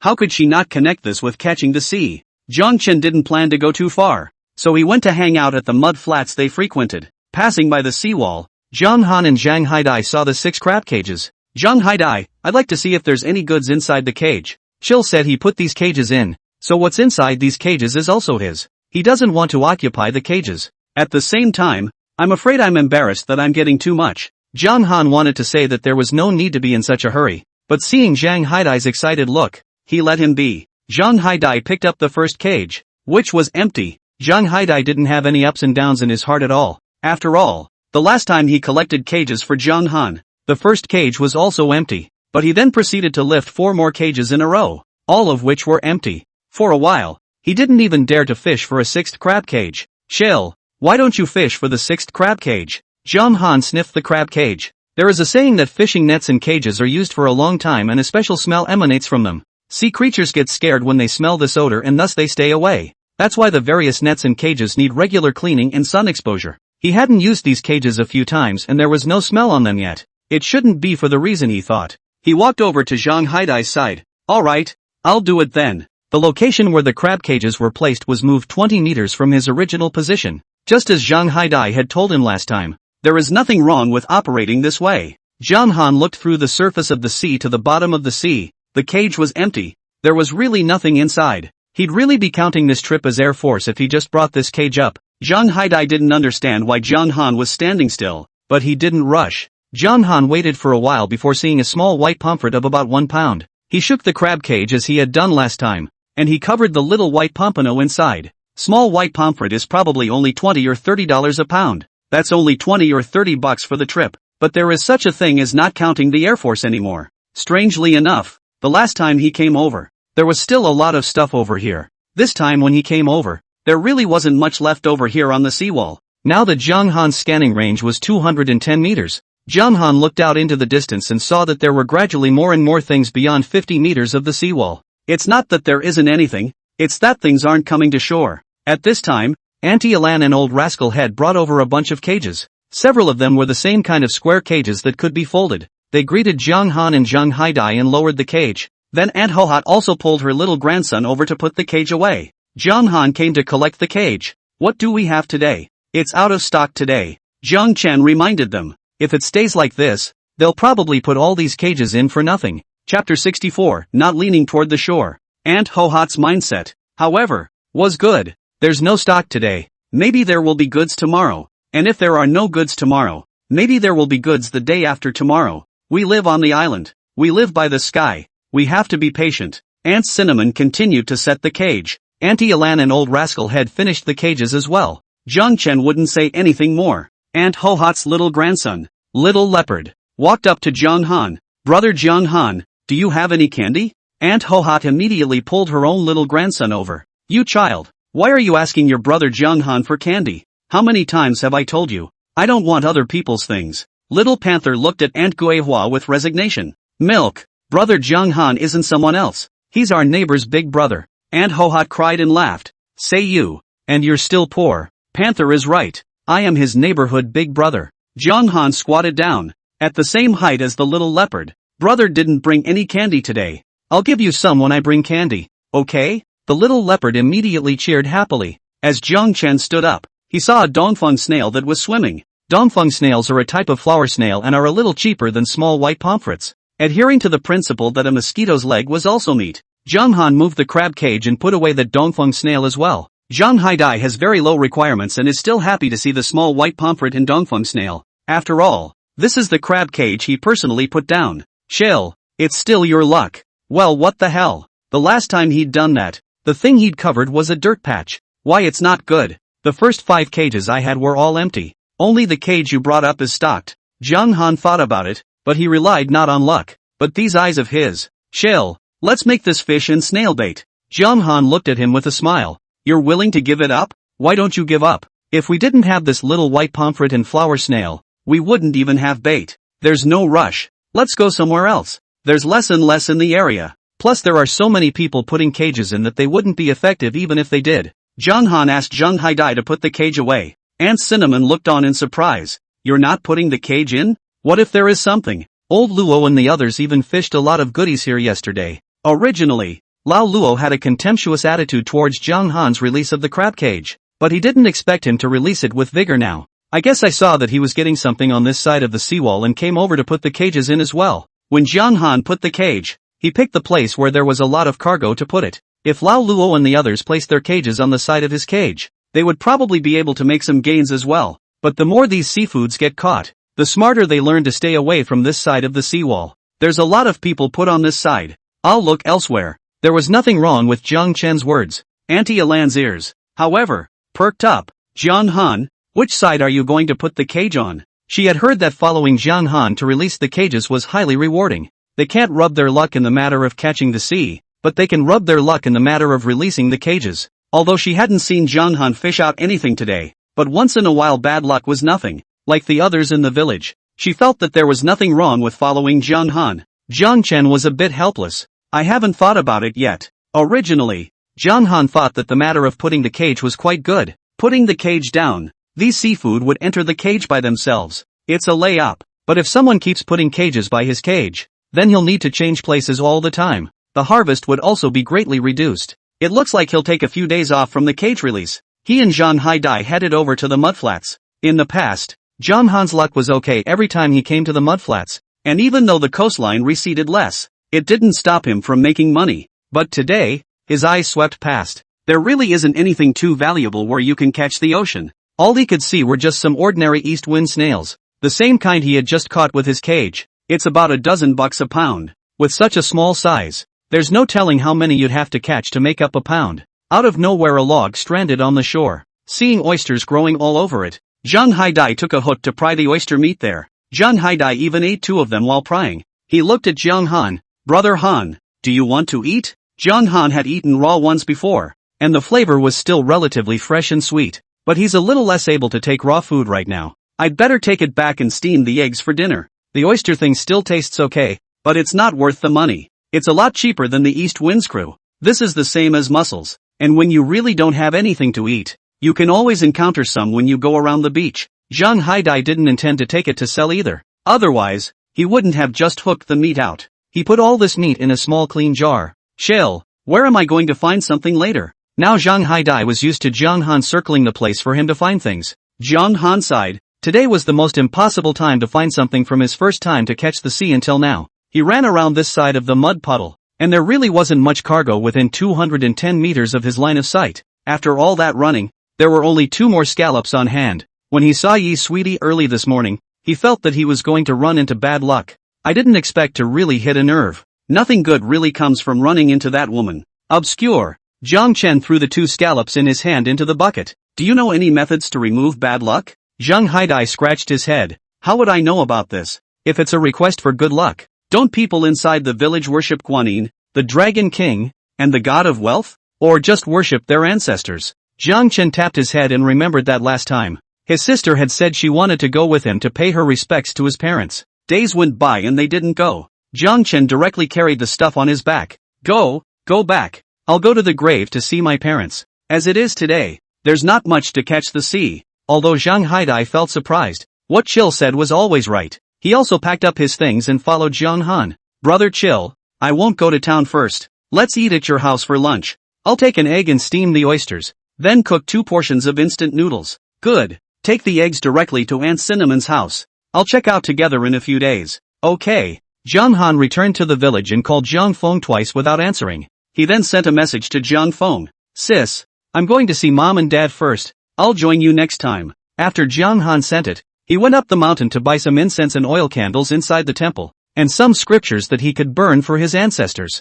Chapter 65 Seafood and Noodle Meal. Mom and Dad's graves were tidied up and there were no weeds around them at all. There was also a handful of dried flowers on the grave. "It seems like my sister always comes over to visit Mom and Dad when he's away." Jiang Chen put away the dried up flower. Again, incense and candles were placed on the grave. He burned the scriptures he bought, one by one. "For Mom and Dad. Mom and Dad, I've been home for a while. It's going pretty well now. I came late because I was afraid you guys would scold me. I've decided not to go to the big city to struggle, so I'll stay on Jawa Island as a fisherman. If you guys are capable of doing so, help me get rid of my bad luck and make my life on the island a little more comfortable." After Jiang Han did this, he went home. Zhang Haidai had already steamed the oysters and put the soaking noodles on. Jiang Chen saw that in the class group. Someone else ate him again. "Hu Donjin at Jiang Han. Those who go home to develop like you. I guess you'll never understand the suffering of office workers." Hu Tanjin paired it with a picture of her eating instant noodles.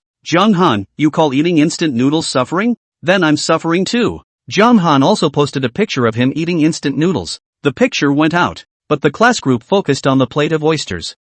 Noodles with oysters. What kind of divine food is this? Jiang Han, it's just oysters. Narumi Tanaka, give you one more chance to organize your words. Jiang Chen was a bit speechless. He really thought it was just some oysters.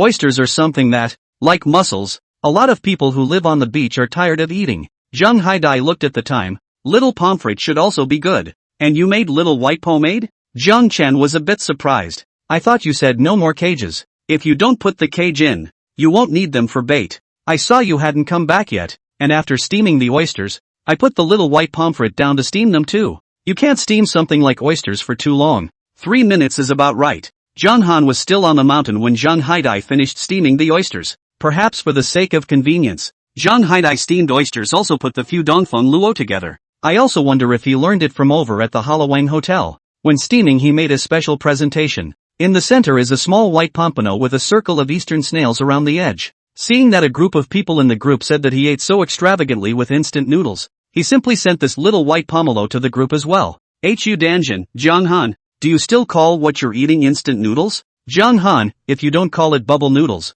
what do you call it? Hu Tanjin, seafood noodle meal ah. River cold. Tang Chin, is that a flower snail around that fish? Zhang Han, it is a flower snail. Counting the east wind snail among flower snails. Tang Chin, this one dish alone costs over $200, right? Lu Boahong, the last time our group leader invited our group members to dinner it wasn't even this nice. Zhang Han's cell phone rang, and Zhang Feng finally called. Have you been to visit mom and dad yet? Yeah. I especially wanted to see mom and dad today. Just won't wait for you. It should. Mom and dad must be happy to see you. By the way, there's something I want to ask you. Zhang Feng originally didn't want to say it, but the call was made, so she couldn't help but say it. Your brother-in-law came back late yesterday. He said that his comrade's family had a boat that was about to be scrapped and asked if you wanted it. I scolded your brother-in-law at the time. We're not rag collectors. Why would we take a boat that's about to be scrapped? Jiang Chen, however, heard something different. Sis, did you really scold your brother-in-law?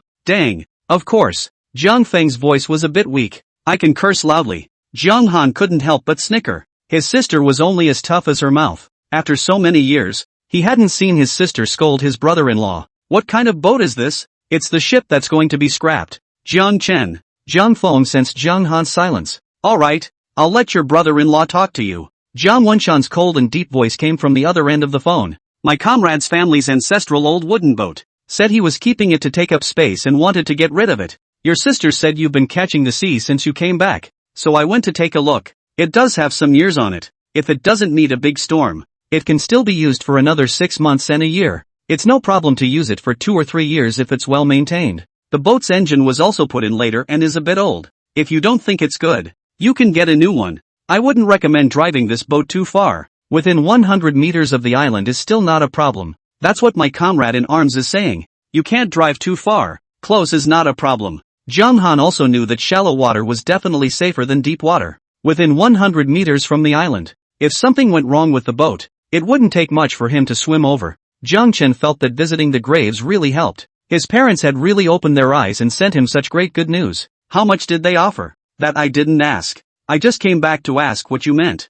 I'll ask the price if you want it, but I won't ask if you don't. Jiang Chen thought for a moment. Brother-in-law, take me to see the ship. If I fancy it, I'll talk to him face to face about the price. Yes, when would you like to see the boat? If it's convenient for my brother-in-law, I can go see the boat now. Jiang Wenshan glanced at his 2 daughters who were doing their homework. Yes, I'll wait for you at the village head of our village in half an hour. Good. I'll be at the entrance to your village in half an hour. It only took a few minutes from Jiang Han's house to the village entrance of Shangjiang village. He had all the time in the world to eat this seafood-infused noodle set meal made by Zhang Haidai. Half an hour later, Jiang Han saw that Jiang Wenshan was already waiting for him at the village entrance. He still got his overalls on. I was under the impression that my brother-in-law was always in overalls. Not many clothes of his own. Brother-in-law, I've kept you waiting. No, I just arrived as well. Jiang Wenshan always maintained that distance when he spoke. But Jiang Han knew that his brother-in-law was not a bad person. Where is your comrade's house? Jiang Wenshan served as a soldier for 2 years and married Jiang Feng after he returned. It's also on this island, but it's a bit far away. Jiang Wenshan had come over on a battery car, and he saw the electric trike that Jiang Han had ridden over. You park the triple trampoline on the side. I'll take you there by electric bike. If Zhang Haidai had said this, Jiang Han would have refused. There's something strange about 2 large men squeezing into a battery-operated car. But he didn't dare to say such a thing in the face of his brother-in-law. Good. He obediently parked the battery car under the big tree and then sat behind Jiang Wenshan. Jiang Wenshan's electric bicycle rides slowly and steadily, much like Jiang Wenshan's temperament. Did you buy all the appliances in the house? Jiang Wenshan suddenly spoke. Jiang Han froze for a moment and nodded. It's just a little home appliance. It's not as good as the care you guys have given me. Chapter 66, Watching the Boat. Jiang Chen knew that his brother-in-law was also someone who wanted to save face, so he deliberately mentioned how much they took care of him. Jiang Wenshan's face really eased up a bit. Catching the sea isn't considered serious business. You play for a while and go to work when you can. Jiang Han didn't know how to explain this to Jiang Wenshan, so he could only cope. If there's work, I'll go. The two had nothing to say again for a moment. Jiang Han scratched his head awkwardly and didn't know what to find to talk about. It's a good thing that Jiang Wenshan's comrade-in-arms home has finally arrived, because his comrade's house was in a narrow alley. Jiang Wenshan's battery-operated car was more convenient compared to Jiang Han's electric trike. Jiang Wenshan knocked on the door, and a man about Jiang Wenshan's age opened the door. As soon as he saw Jiang Wenshan, he hugged Jiang Wenshan warmly. You didn't make a phone call when you came. The family wasn't prepared at all. What's the call? We're just coming to see the boat. Jiang Qi looked at Jiang Han. This is your brother-in-law? Yeah, it's just my brother-in-law who wants to see the boat. Jiang Han immediately went forward to shake hands with Jiang Qi. Hello, my name is Jiang Han. Jiang Qi looked Jiang Han up and down. So young, how come you need a boat? On this island,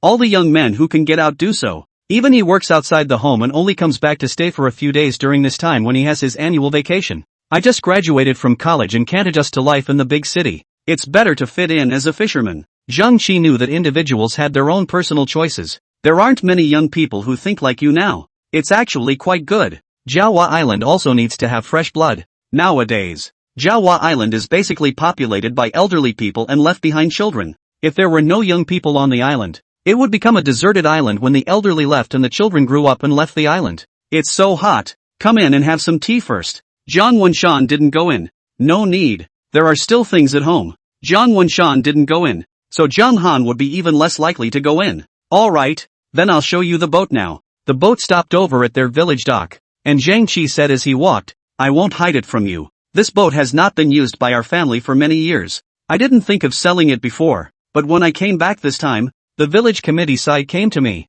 They thought my boat was taking up space, and if I never use this boat, they'll help me get rid of it. Instead of that, I'd rather sell it myself. Jiang Qi would say something like that to them and had already emptied his heart with them. When you say something like that, you basically can't call it a day. This was also because Jiang Qi and Jiang Wenshan were comrades in arms. If it was someone else, Jiang Qi would definitely not have said this. The village wharf was quickly approaching, and over by the wharf, boats of all sizes were anchored, because it's still low tide. All these boats, big and small, are stranded. Jiang Qi led them to the edge until they saw a very old wooden boat. Probably because it hadn't been used in a long time, the cabin had gotten cobwebs, and the outside of the boat has grown quite a bit of barnacles. The length of the ship is 12 meters 2 and the width is about 3 meters 5. Jiang Qi threw the tape measure he was carrying to Jiang Han. You can measure it yourself. Jiang Han did not expect Jiang Qi to be so truthful. He took a tape measure and measured it, and sure enough, this length was 12 meters 2 and 3 meters 5 wide.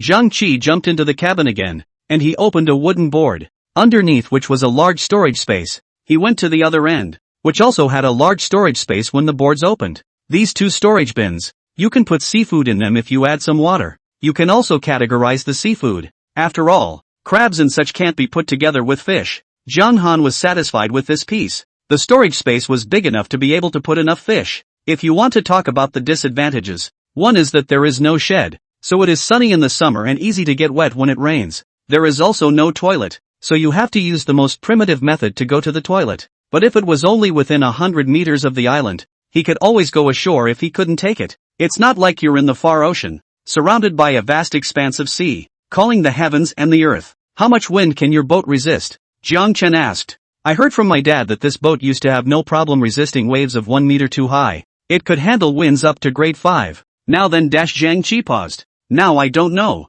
After all, it hadn't been used for so many years. So Jiang Qi didn't know how strong the ship was still. He unconsciously sighed. This kind of boat is most suitable for those who have fish rafts to buy. They engage in offshore farming, and their farming bases are not too far away. With a boat like this, it won't take long to get to the base. But those who have fish rafts, again, there is no shortage of such boats. Fewer and fewer people are willing to be fishermen these days, and he's really not a good seller of his broken boat. Jiang Han stood up to the boat and jumped twice. The boat looked old, but jumped up and felt quite sturdy. Looking at these boards again, they are pretty thick. Now if he had gotten someone to make a wooden boat, he might not have used such thick planks. He felt that his brother-in-law's estimate was still conservative. He felt sure that the ship would not be a problem for another 5 years. How about it, brother-in-law? Do you like it? Jiang Qi asked jokingly. Since Jiang Han was Jiang Wenshan's brother-in-law, he was also his brother-in-law. It was just that he didn't have any confidence in selling the ship.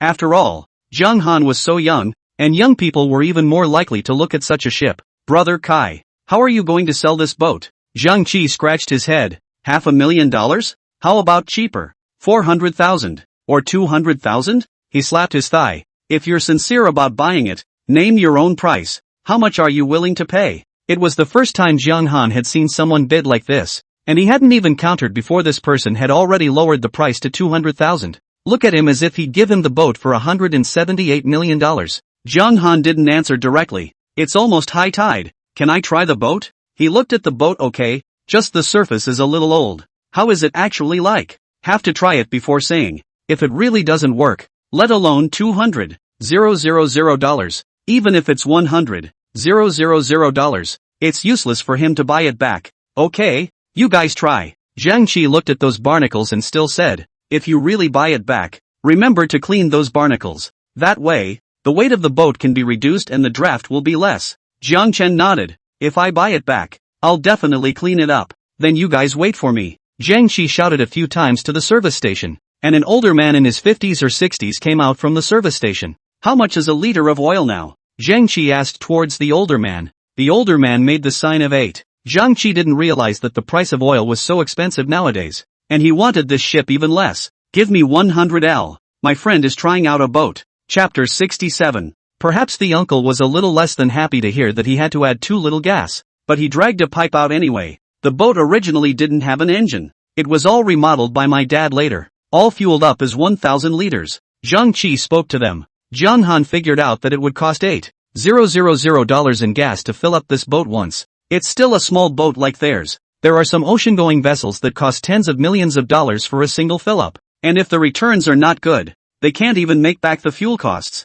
Jiang Han took advantage of the refueling and jumped off the boat to pay for the gas. Jiang Qi was still a little embarrassed. By this time, the tide had risen. Jiang Chen jumped back onto the boat. Jiang Qi waved his hand at them. I won't go with you guys. He felt that when Jiang Han and Jiang Wenshan tried out the ship, they should still discuss whether to buy the ship or not. It was inconvenient for them to say a lot of things if he was there. Jiang Wenshan was his comrade in arms, and he hoped that his brother-in-law had bought the ship because he genuinely liked it. Jiang Wenshan could drive a boat and had a license. He drove the boat and left the dock. Brother-in-law, your comrade in arms is quite good. Aha, my comrades are fine. He had been working in his factory for several years. All those years of co-worker bonding still doesn't compare to 2 years of comradeship.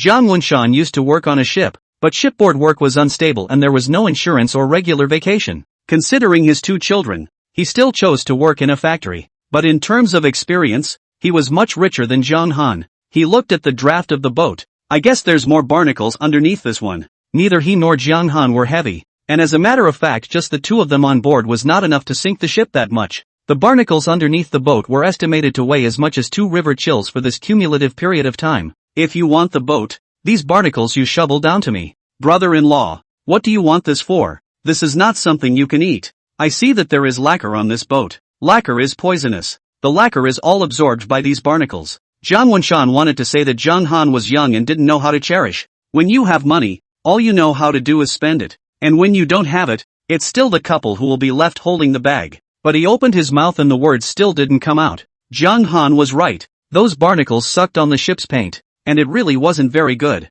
Brother-in-law, does this boat have enough horsepower? It's okay. Kai said the engine was a long time old. Judging from the model number and such, it is indeed quite old. But the engine doesn't seem to have been used a few times. The quality of the stuff is good. It's been sitting around for so many years and now it works like new. Jiang Han also felt quite motivated. That's only 100 liters of fuel, and it would have performed a little better if I had filled it up and shoveled the barnacles off the boat. I heard from Kai that his dad left the island a long time ago for business. Guess the boat really didn't sail a few times. It's just been sitting for a long time and turned into an old boat. The boat sailed better than he had expected. Jiang Wenshan looked at the board again. He came over to look at the ship at night that day, and now it was different during the day. He helped Jiang Han analyze. This ship has been put away for so many years, and there is no sign of corrosion. Firstly, because this ship brushed anti-corrosive paint on the hull back then, and secondly, because the wood is really good. This ship was estimated to have cost a fortune when it was built back then. Jiang Han's opinion was similar to Jiang Wenshan's,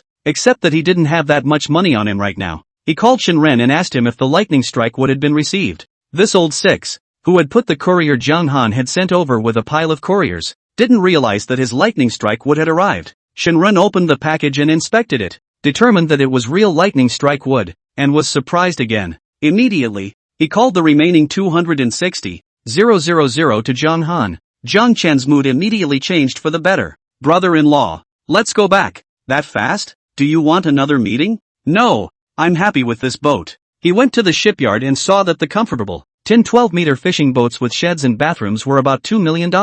This boat is second-hand. No shed and no bathroom. Coupled with its age, it will definitely not sell for $700,000 to $800,000, but it can still sell for $400,000 to $500,000. Zhang Qi's initial bid was still relatively marketable, but now that he is in a hurry to sell, coupled with the pressure from the village council, even if he is not the one to buy it and he goes to sell it to someone else, no one else will give him $500,000 for it. Just like buying a house. $1 million house can be sold as $500,000 when you're in a hurry. Zhang Han and Zhang Wenshan arrived at Zhang Qi's house, and Zhang Qi personally brewed them tea grown by his own old lady. How much are you willing to pay, brother-in-law? Zhang Qi was already thinking of Zhang Han giving a very low price. Zhang Han thought for a moment. Brother Kai, is this boat for sale at $180,000? Zhang Chen didn't press the price too hard. After all, this was his brother-in-law's comrade-in-arms, and it was the kind with a good relationship. Zhang Qi was such a sincere person again. He couldn't give an inch. Zhang Qi didn't expect Zhang Han to be willing to give so much. He doubted that he had heard wrong. Can surely. If this boat is dealt with by the village council, he may not get a penny. Kai, do you have all the various certificates for this boat? Cheese. Zhang Qi took out the various certificates. That's a different price with a license than without one. It was easy to get a license in their day. After Zhang Qi's dad got the boat done, he went through all the licenses. Even with the remodeling, there are no difficult procedures. It's not so easy to put in now. Zhang Han and Zhang Qi signed the contract, and Zhang Han immediately transferred $180,000 to Zhang Qi. Zhang Qi was startled. Wenshan, is your brother-in-law that capable? It's $180,000. Just give it to me. Zhang Wenshan also did not expect that Zhang Han had $180,000 on him. I heard that the class that Zhang Han studied in is full of some rich second generation.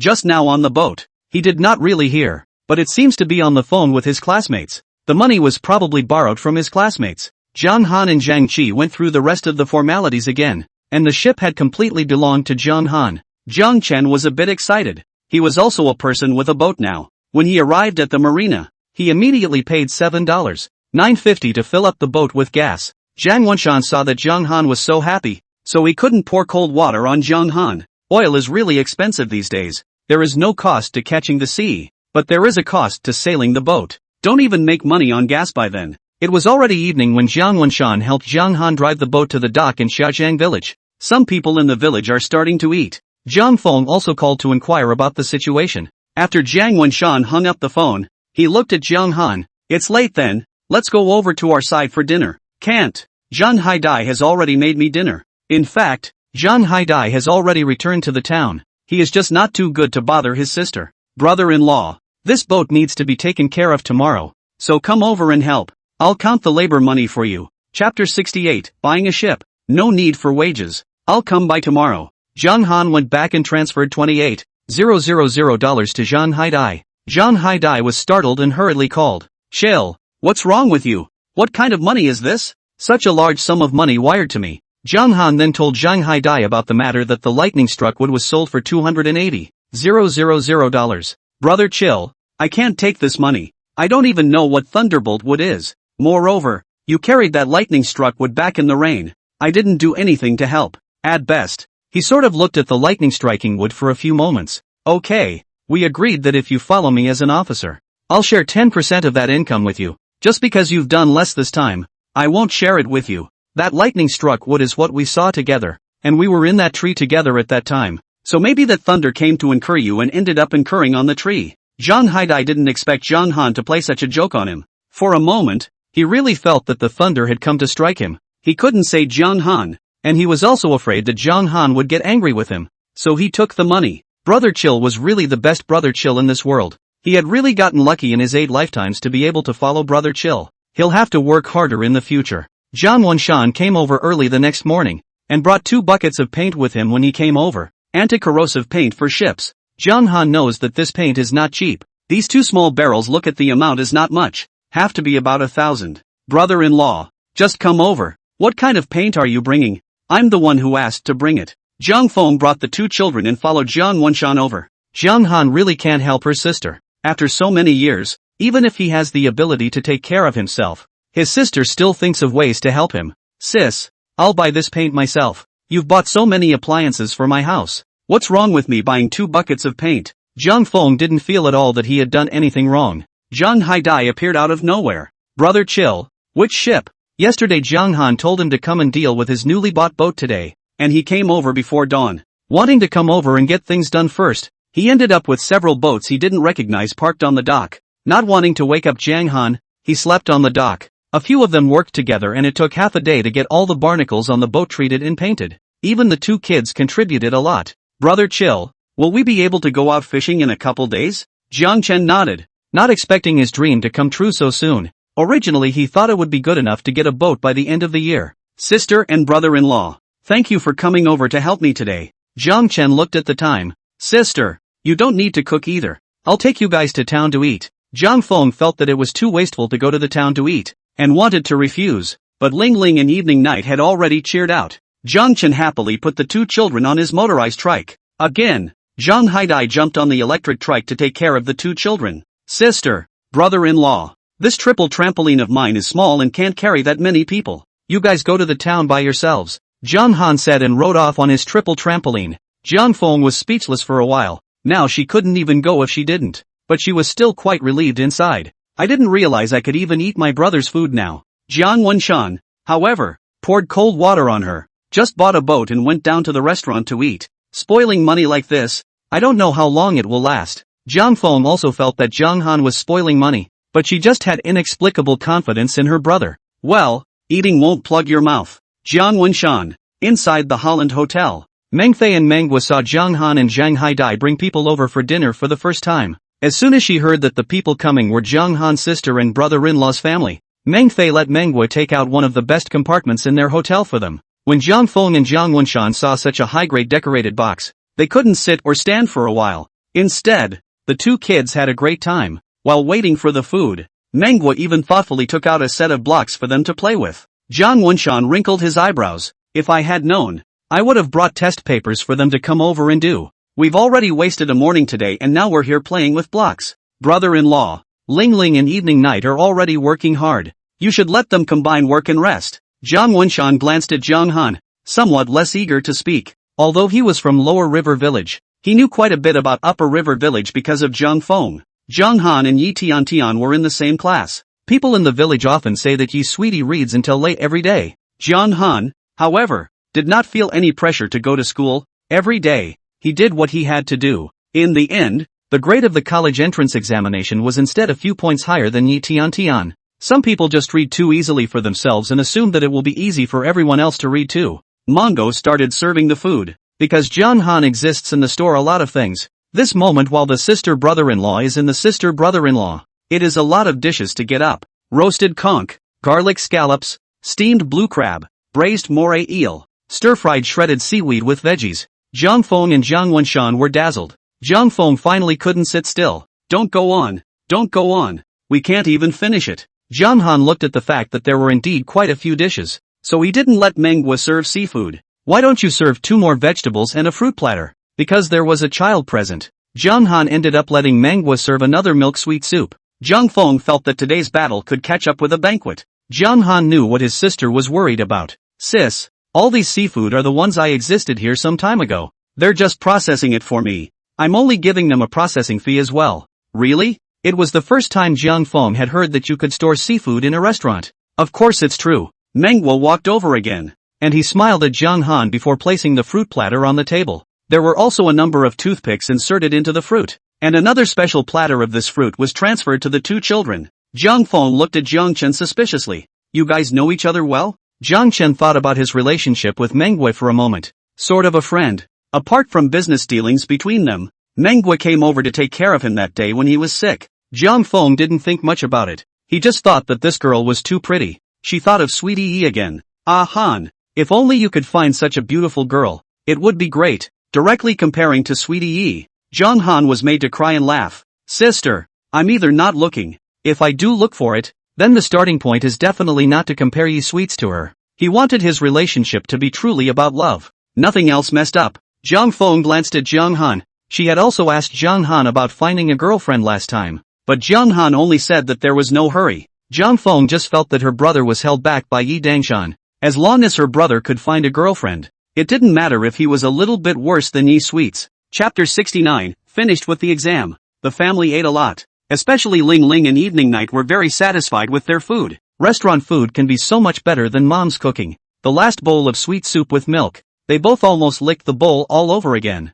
When Zhang Han went to pay, Zhang Feng specifically stood by and took a look. The fruit platter is for you guys. It's $230. Seeing Zhang Han's big table of food and paying only over $200, Zhang Feng was really a bit surprised. It seems that what my brother said was true, and I was really only charged for the processing except for the last 2 vegetables and the sweet soup. It seems he really can't. This day in and day out, staying on the island every day. It's surprising that this town is not yet familiar to his younger brother. Zhang Feng looked at the time. Wen Shan, you're leaving, aren't you? If the wind picks up later or something, we won't be able to go again. Brother-in-law, wait a minute, I'll drive you there today. Zhang Wenshan thought for a moment. That's fine. He looked at Zhang Feng. You take the 2 children back first and let them do their homework. Zhang Feng also felt that this was better. The 2 children had played for so long today and had to make up for it. Jiang Chen was somewhat speechless, only feeling that his 2 nieces were too bitter, but he couldn't interfere with the couple teaching their children.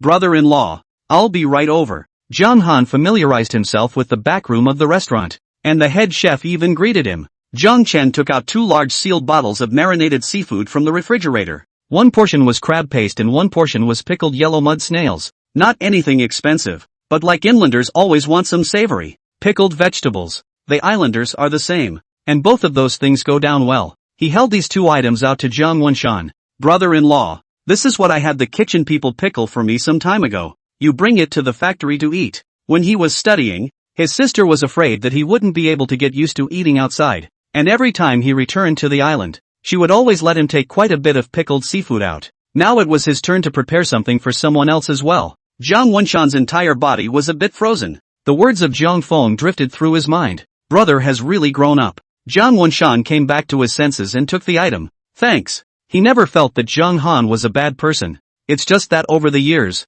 he had seen clearly the financial support that his wife had silently given to his brother-in-law. Fishermen are not that good. When Zhang Han loses his money, he and Feng will have to suffer again. After Zhang Han sent Zhang Wenshan to the pier, Zhang Wenshan was about to say goodbye to Zhang Han when he saw that Zhang Han had also boarded the boat. You're going to the district too? Zhang Wenshan was surprised. I need to get certified. Otherwise I can't even sail this boat if I buy it. Zhang Wenshan is not worried about Zhang Han's examination certificate. How Zhang Han is also a school bully. Then you go for it. That's for sure. After the 2 got off the pier, Zhang Wenshan took a bus to the factory. Zhang Han took a taxi and went to the hotel he had booked online beforehand. The weather at sea was changeable, and he was afraid that the ship would miss its time coming over tomorrow. It will take 2 days to take the license this time, and Zhang Han plans to do the fishing license and so on together by the way, so he stayed in the district for 3 days at a time. These 3 days also allow the paint applied to the boat to dry thoroughly. He wasn't idle at night when he was at the hotel. He called Zhang Haidai. Don't we have a boat? You go over to the mud flats and get some sea worms. Zhang Haidai was quite happy when he heard that Zhang Han had asked him to do something, but after the tide went out, he went over to the mudflat and turned it over for a while without finding a single sea worm. He had a depressed look on his face and felt so useless. Zhang Haidai could only call Zhang Han. Brother Han, I really can't find it. Why don't you give me a range? Zhang Haidai was so used to being scoped by Zhang Han that he was now dependent. Jiang Chen suddenly had a strange idea in his heart. You use video chat. He wanted to see if he could scan what was under the mud flats through the video. As it turned out, he was still overthinking things. The mud flats in the video are still mud flats, and he can't see a thing underneath them. Shell, did you see it clearly? Where do you want me to find a sea worm? Jiang Chen closed his eyes and thought about it. He had seen sea worms the few times he had gone to the mudflats. It's just that the thing has bristles and twists around, so he never caught it when he was catching the sea. Don't we have boats now? With a boat, he wanted to fish. Sea worms can be considered the universal bait of the sea. Fishing with sea worms is very effective. Here's the deal. You look toward where there's grass. The sea worms he remembered seeing were partly under the mud puddles and partly tangled up with the grass. Lots of grassy areas with sea worms. Zhang Haidai trusted Zhang Han's words 100%. and he immediately shoveled out a blade of grass. And sure enough, he saw a sea worm wrapped around this blade of grass. Brother chill, you're really too good. You can even command remotely now. Jiang Chen was a bit speechless. How could he be that powerful? He just has a better memory. You dig some more and hide these sea worms until I get back. In 3 days, Jiang Han got all the certificates he needed to get. Jiang Haidai was excited to see Jiang Han return. Brother Han, I got quite a few sea worms as you said. There are 2 big jars of them. There's almost a couple hundred of them. Jiang Chen felt that there could be a huge difference between 100 and 200 bars. But 100 bars would be enough. Now that they have boats to sail on, they don't need to look at tidal software. Jiang Han, is that boat drying paint yours? Aunt Bucktooth saw Jiang Han from a great distance and ran over to ask him. Yeah, just bought it. Aunt Bucktooth simply stared with wide eyes. You're good, you can even afford to buy a boat. If your parents were alive, they would die of happiness. Jiang Han smiled. I'm also thanks to my parents' blessings. His mom and dad left early, but he always felt that they had been blessing the siblings from heaven. Auntie Lee also came over. Jiang Han, how much did you buy this boat for? A friend dealt with it in a hurry and bought it cheap. This he didn't need to tell them so clearly. Zhang Laohan was a little envious. He seemed to recall his own youth. 30 years earlier, I also had the opportunity to be able to buy a boat. The surrounding people laughed out loud. Having a chance is the same as saying you didn't buy it. Jiang Han is still capable. This college student who has read a book is different. He bought the boat without even making a sound. At this time Yi's sweetness came over. She looked at Jiang Han strangely. Did you really buy a boat? Jiang Han didn't answer, but Aunt Lee on the side answered for him. Is this still a lie? The boat is still basking in paint at the pier. It's been so many days. The paint should be dry. Yi's sweetheart pursed her lips. How big a boat? Can I go see your boat? Chapter 70, Out to Sea. Aunt Lee pulled Yi Tian. Silly girl, where do you need Jiang Han to take you to watch the boat? Aren't you familiar with the village pier? You can just walk there yourself. Aunt Bucktooth chimed in. Yeah, he's the only boat with the tanning paint on it. Yi's sweetheart pursed her lips again. Got it. The group of people were idle anyway, and they headed for the village dock in a great hurry. Jiang Haidai came over to Jiang Han's side. Brother Han, why are there so many people? Except for the ones who were busy playing mahjong. Almost everyone in the village who was idle came together. Jiang Chen didn't find it strange. How many years has it been since no one bought a boat in our village? The village chief's family has a boat. The village secretary's family has a boat. Jiang Erma's family and Lao Luo's family also have a small boat. As for the new ones, I really haven't heard of them. The young are out, and the older ones have no fight left in them. Naturally, no one bought a boat for years on end.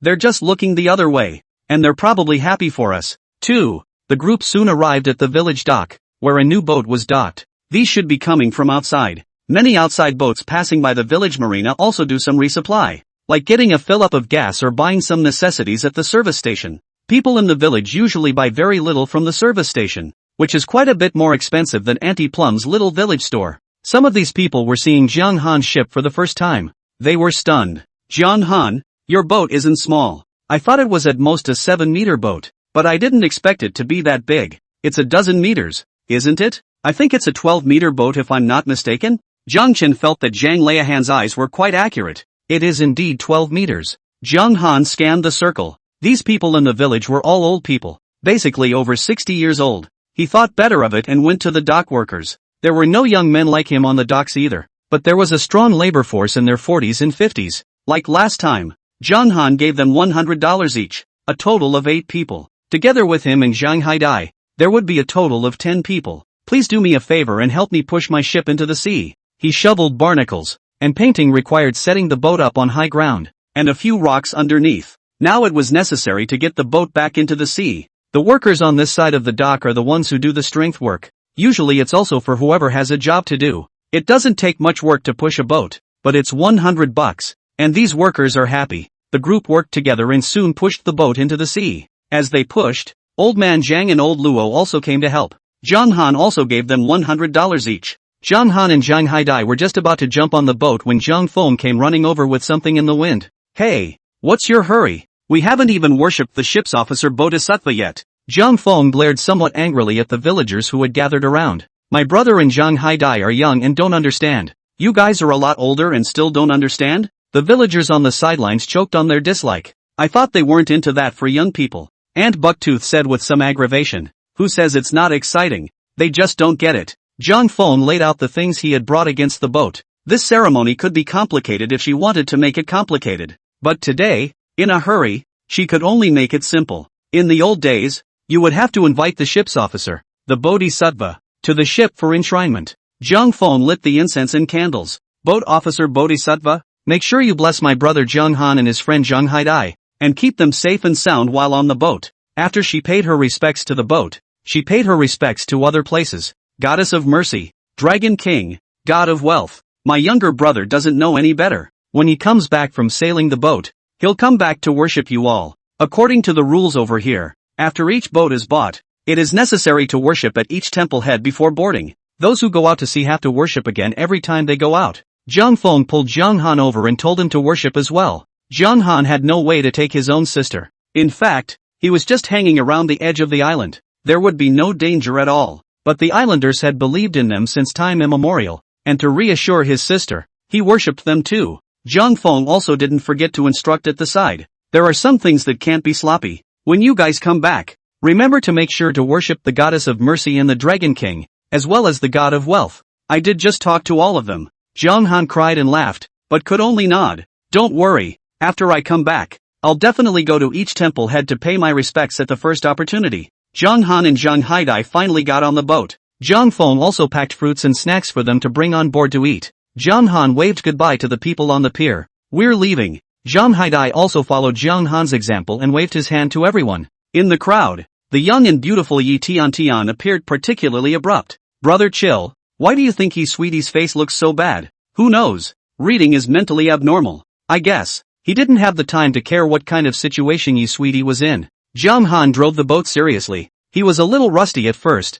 and after driving for a while he became smooth. He's still pretty careful as a person. Zhang Wenshan and Zhang Qi both instructed him not to leave the 100-meter range of the island, and when he found that the boat had gone too far, he would bring it back. Shell, where are we going fishing? It's still close to fishing and all that, but you can fish with a single rod. Not yet. I'll practice again. Zhang Han drove the boat around Jawa Island in a circle. The draft of this boat was really quite a bit less after the barnacles were disposed of. Zhang Chen observed the situation at the bottom of the sea while driving the boat. The water depths around their island are significantly deeper than the offshore water depths along the coast. There is usually a 40-meter depth off the coast that is deep enough. He drove the boat all the way over and found depths of over 100 meters. However, his current scanning range was 210 meters, and just by looking down, he could still see the bottom of the ocean clearly. There's a lot of sand on this ocean floor. Not only can he see under the sea, but he can also see under the sand of the sea. As it was, he saw many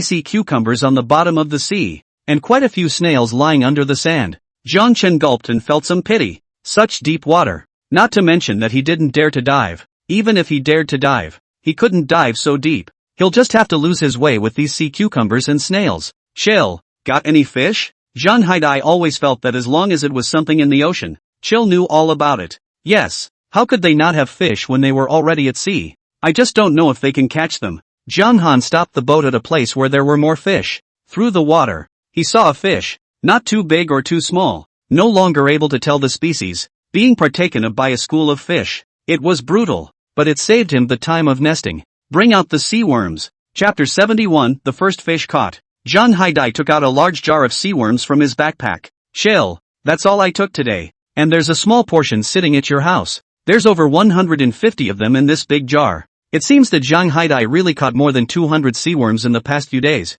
Zhang Han looked through the jar at the seaworms writhing around inside with bristly hairs, and he felt another wave of physical discomfort. Never mind. He'd put up with it for the sake of it being good at fishing. I've heard it's highly nutritious and has anti-cancer and cancer prevention properties. No matter what, Zhang Han was not willing to eat this. Zhang Haidai and Zhang Han bought the coping net from the internet and took it out, which is something that Zhang Haidai received when Zhang Han took the certificate in the district. This customized plunge net has a dragon carved into the pole. The pole comes with a shrink. When fully retracted, it is 60 centimeters. Fully expanded is 5 meters. Zhang Han thought the plunge nets looked good and it wasn't a waste of time for him to spend more than $1,000 to customize 2 plunge nets. Chill, I've seen a lot of people fishing, and when they finally pull the fish up, if it's too big, they use a plunge net. Well, put it on the side. Zhang Han hung the sea worm on the hook and just threw the hook into the sea along with the bait. Chill, so fast. Zhang Chen turned to look, and saw that Zhang Haidai's fishing rod had a noticeable arc.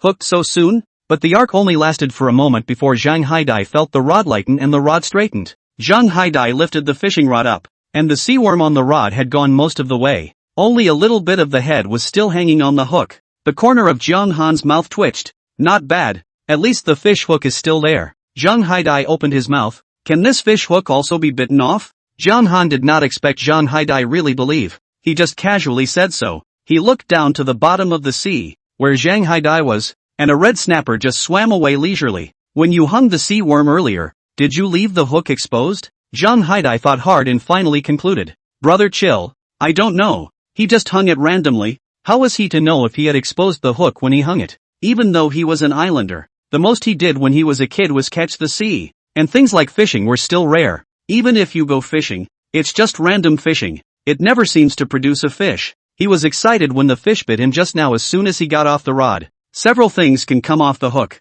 One situation is not exposing the hook. In this case, even if the fish bites on the hook, it's easy to spit it out. Zhang Haidai looked at Zhang Han in shock. Brother Han, how do you know so much? He hadn't seen chill fishing before. Could it be that he had secretly practiced over the years he had been locked up in prison? Thinking about what? I've been reading a little about fishing the last couple days. Zhang Haidai simply dumbfounded. This fishing can also read and learn? Chill, you're so good at reading. Why can't you get into graduate school? If you're going to graduate school, you have to have time to read books too, right? At that time, in order to let Yi Tian live a better life, he used all his free time to work part-time, and didn't have any time to read books. Chill, can't you take the test again? If you take it, you'll be a graduate student. There's no need. He felt that he was doing quite well now. Now even if he didn't need to take the exam and let him go straight to graduate school, he didn't even want to do it. Zhang Haidai touched his head. His hair had grown a little longer now. It's good to stop reading.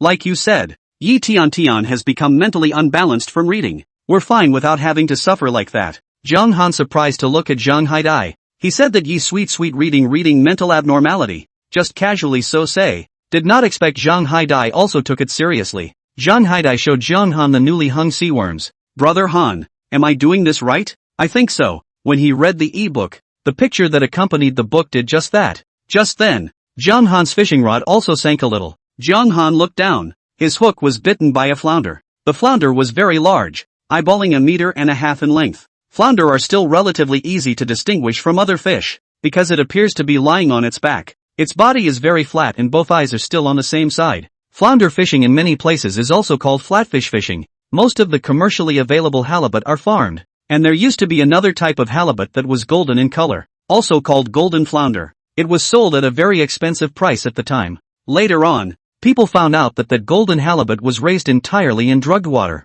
Antibiotics will always be fed in the daily feed, in addition to that potion that turns the body yellow. Then this golden halibut gradually faded out of the market. However, ordinary halibut, in order to increase the survival rate, will always be fed with medicated water as well. Wild halibut, if available on the market, will be much more expensive than farmed halibut. Halibut as big as this, put it on the market. It can be seen almost instantly as wild, because a halibut that size can't be raised on a farm. If this fish had been caught, it would have been worth over $2,000 alone. Zhang Han was instantly energized, and with what he had learned from the book, he desperately tried to collect and release the thread. Zhang Haidai was dryly anxious at the side. Brother chill, is there anything I can do to help you? Sail the boat. When you run into a big fish you are afraid that your arm strength is no match for the strength of the fish, and if the boat can be driven, you can use the power of the boat to wear out the fish. But I don't know how to drive. That won't be necessary. Zhang Haidai. Zhang Han continued to desperately reel in and release the thread.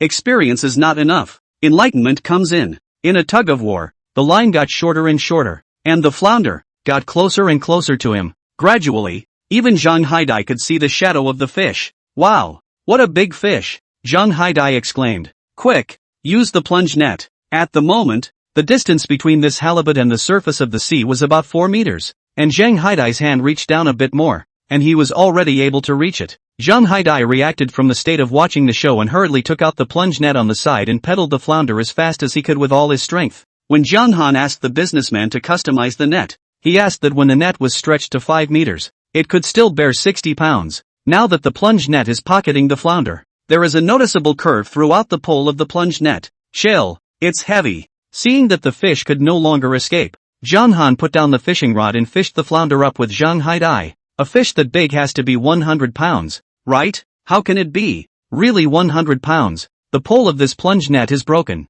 Zhang Haidai, think about it right. This rod did not break, indicating that the weight of this fish is within 60 pounds. But it's too big. Chapter 72, someone is willing to pay a high price. Other fish this big really should be 100 pounds or more, but this one is so flat that it looks big, but it doesn't really weigh that much. Zhang Han had guessed that the fish was around 50 pounds from the moment he saw it, and now he saw that it should be that weight as well. A flounder that weighs this much is pretty good. Zhang Han took a tape measure and measured the length of the fish, which was surprisingly 1 meter 6'2". This length is already the height of a southern girl. A conservative estimate of $2,000 a piece would certainly sell. Zhang Han opened the storage bin, and together with Zhang Haidai, he carried the flounder into the storage bin again. At this point in the storage bin, there was already seawater. The seawater inside the two storage bins is connected to the seawater outside, which can also be described as living water. Fish don't usually die when kept in them. In times of high winds and waves, it is also possible to drain the seawater from the storage compartment for safety reasons.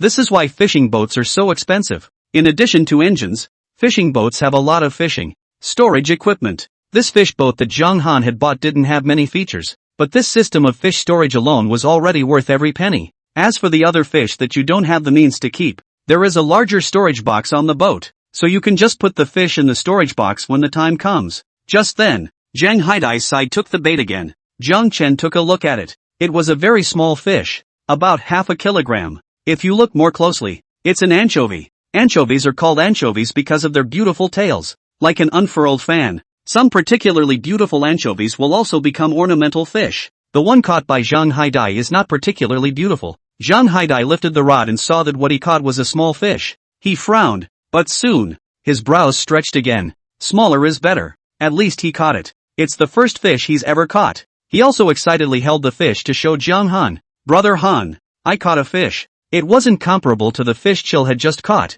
but it was his own, and that felt different. Zhang Chen smiled at him. Not bad. Keep up the good work. Only then did Zhang Haidai realize that Zhang Han's rod had been bent, and just like the last fish, this bend was almost 90 degrees. Chill, it's another big load. Zhang Han nodded. Another flounder. Many fish appear in schools. Flounder like to lie in the sand, and he saw several other such flounder in this sand. Zhang Haidai hurriedly put the anchovies he caught into the storage bin. This time he learned to be smart and waited on the edge with the plunge net. After a few tugs between Zhang Han and the fish, Zhang Haidai gradually got a better look at the fish. Wow. Chill. Another flounder. Another one that big. Chill. You're amazing. Flounder is a fish that is found both offshore and in the deep sea. Usually, when people in the village go to the sea, they can also meet halibut, but the halibut that we can meet in the sea are very small, just the size of a few palms. Today's are as big as someone's. Chill. It looks like we're in deep water here. In general, the deeper the water,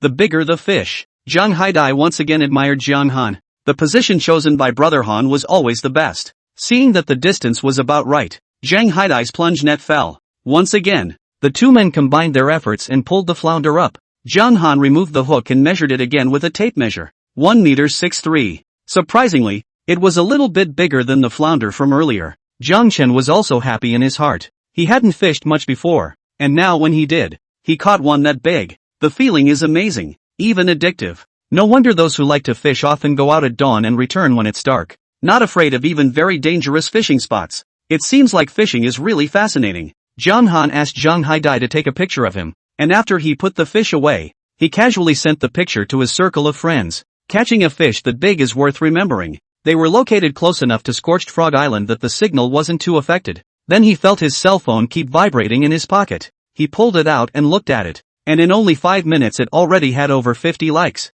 There were some that he couldn't even match the name to the person. The class group was also buzzing. This time it was Li Feiyue who put his picture in the class group. Li Feiyue at Zhang Han. A fish that big. Is it real? Hugh Tangent, no. This fish is bigger than me. It's the first time I've seen such a big fish since I grew up. Narumi Tanaka, who isn't? Lu Bohong, Zhang Han. This fish of yours is worth quite a lot, isn't it? Because there were too many people asking him. Zhang Han didn't have the energy to answer them one by one. Only a unified response was possible. Zhang Han, this fish is definitely real. I can't say the price. It depends on the buyer's bid. Shinren, is this fish for sale for $2,000? Shinren felt that it was a bit humiliating for him to offer such a price, but he really didn't have much money left after buying the lightning strike wood. His bid was indeed laughed at by his classmates. "You hop, I'm serious. I'm offering 5,000. John Han, are you selling?" John Han's eyebrows jumped. He didn't expect his gang of rich classmates to be eyeing his fish. His original estimate for the fish was only $2,000, and he didn't realize that any of his classmates were willing to pay $5,000. His other fish was about the same size as this one.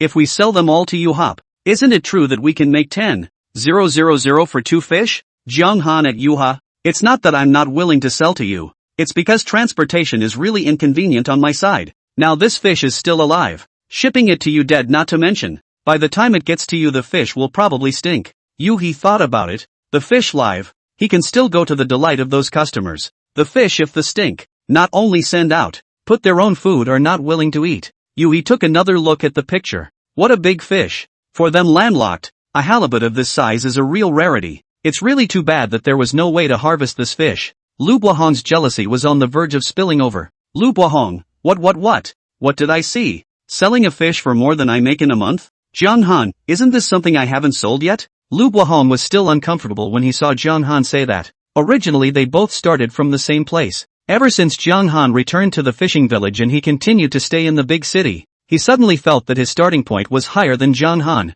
But how come Jiang Han can earn more than him by selling a single fish? Even with that $500, he's only at 4,500 a month now. Jiang Chen didn't care about them anymore and continued fishing. He saw another flounder that was just a little deeper, and he let the line down a little bit, intending to put this sea worm in front of the flounder's mouth. Chapter 73, Another Big Fish. To his surprise, a speeding sandlance swam by and suddenly bit his hook. It's just not defensible. This sandglow fish was even smaller than the anchovy from earlier. It was probably only about 3 tails. Sandlance are usually more plentiful near the mudflats and I didn't realize they were here. This stuff is cheap per unit and it doesn't grow. He even thought the seaworms he fed down were worth more than this sandlance. Jiang Han had no choice but to bring up this sandglow fish. He removed the sandlance from the hook, a fish so small he didn't want it, and threw it straight into the sea. "Shell, what kind of fish is this?" "And you threw it into the sea." "Sandy lightning fish, waste of a seaworm." Seaworms go to the mudflats to pick up not just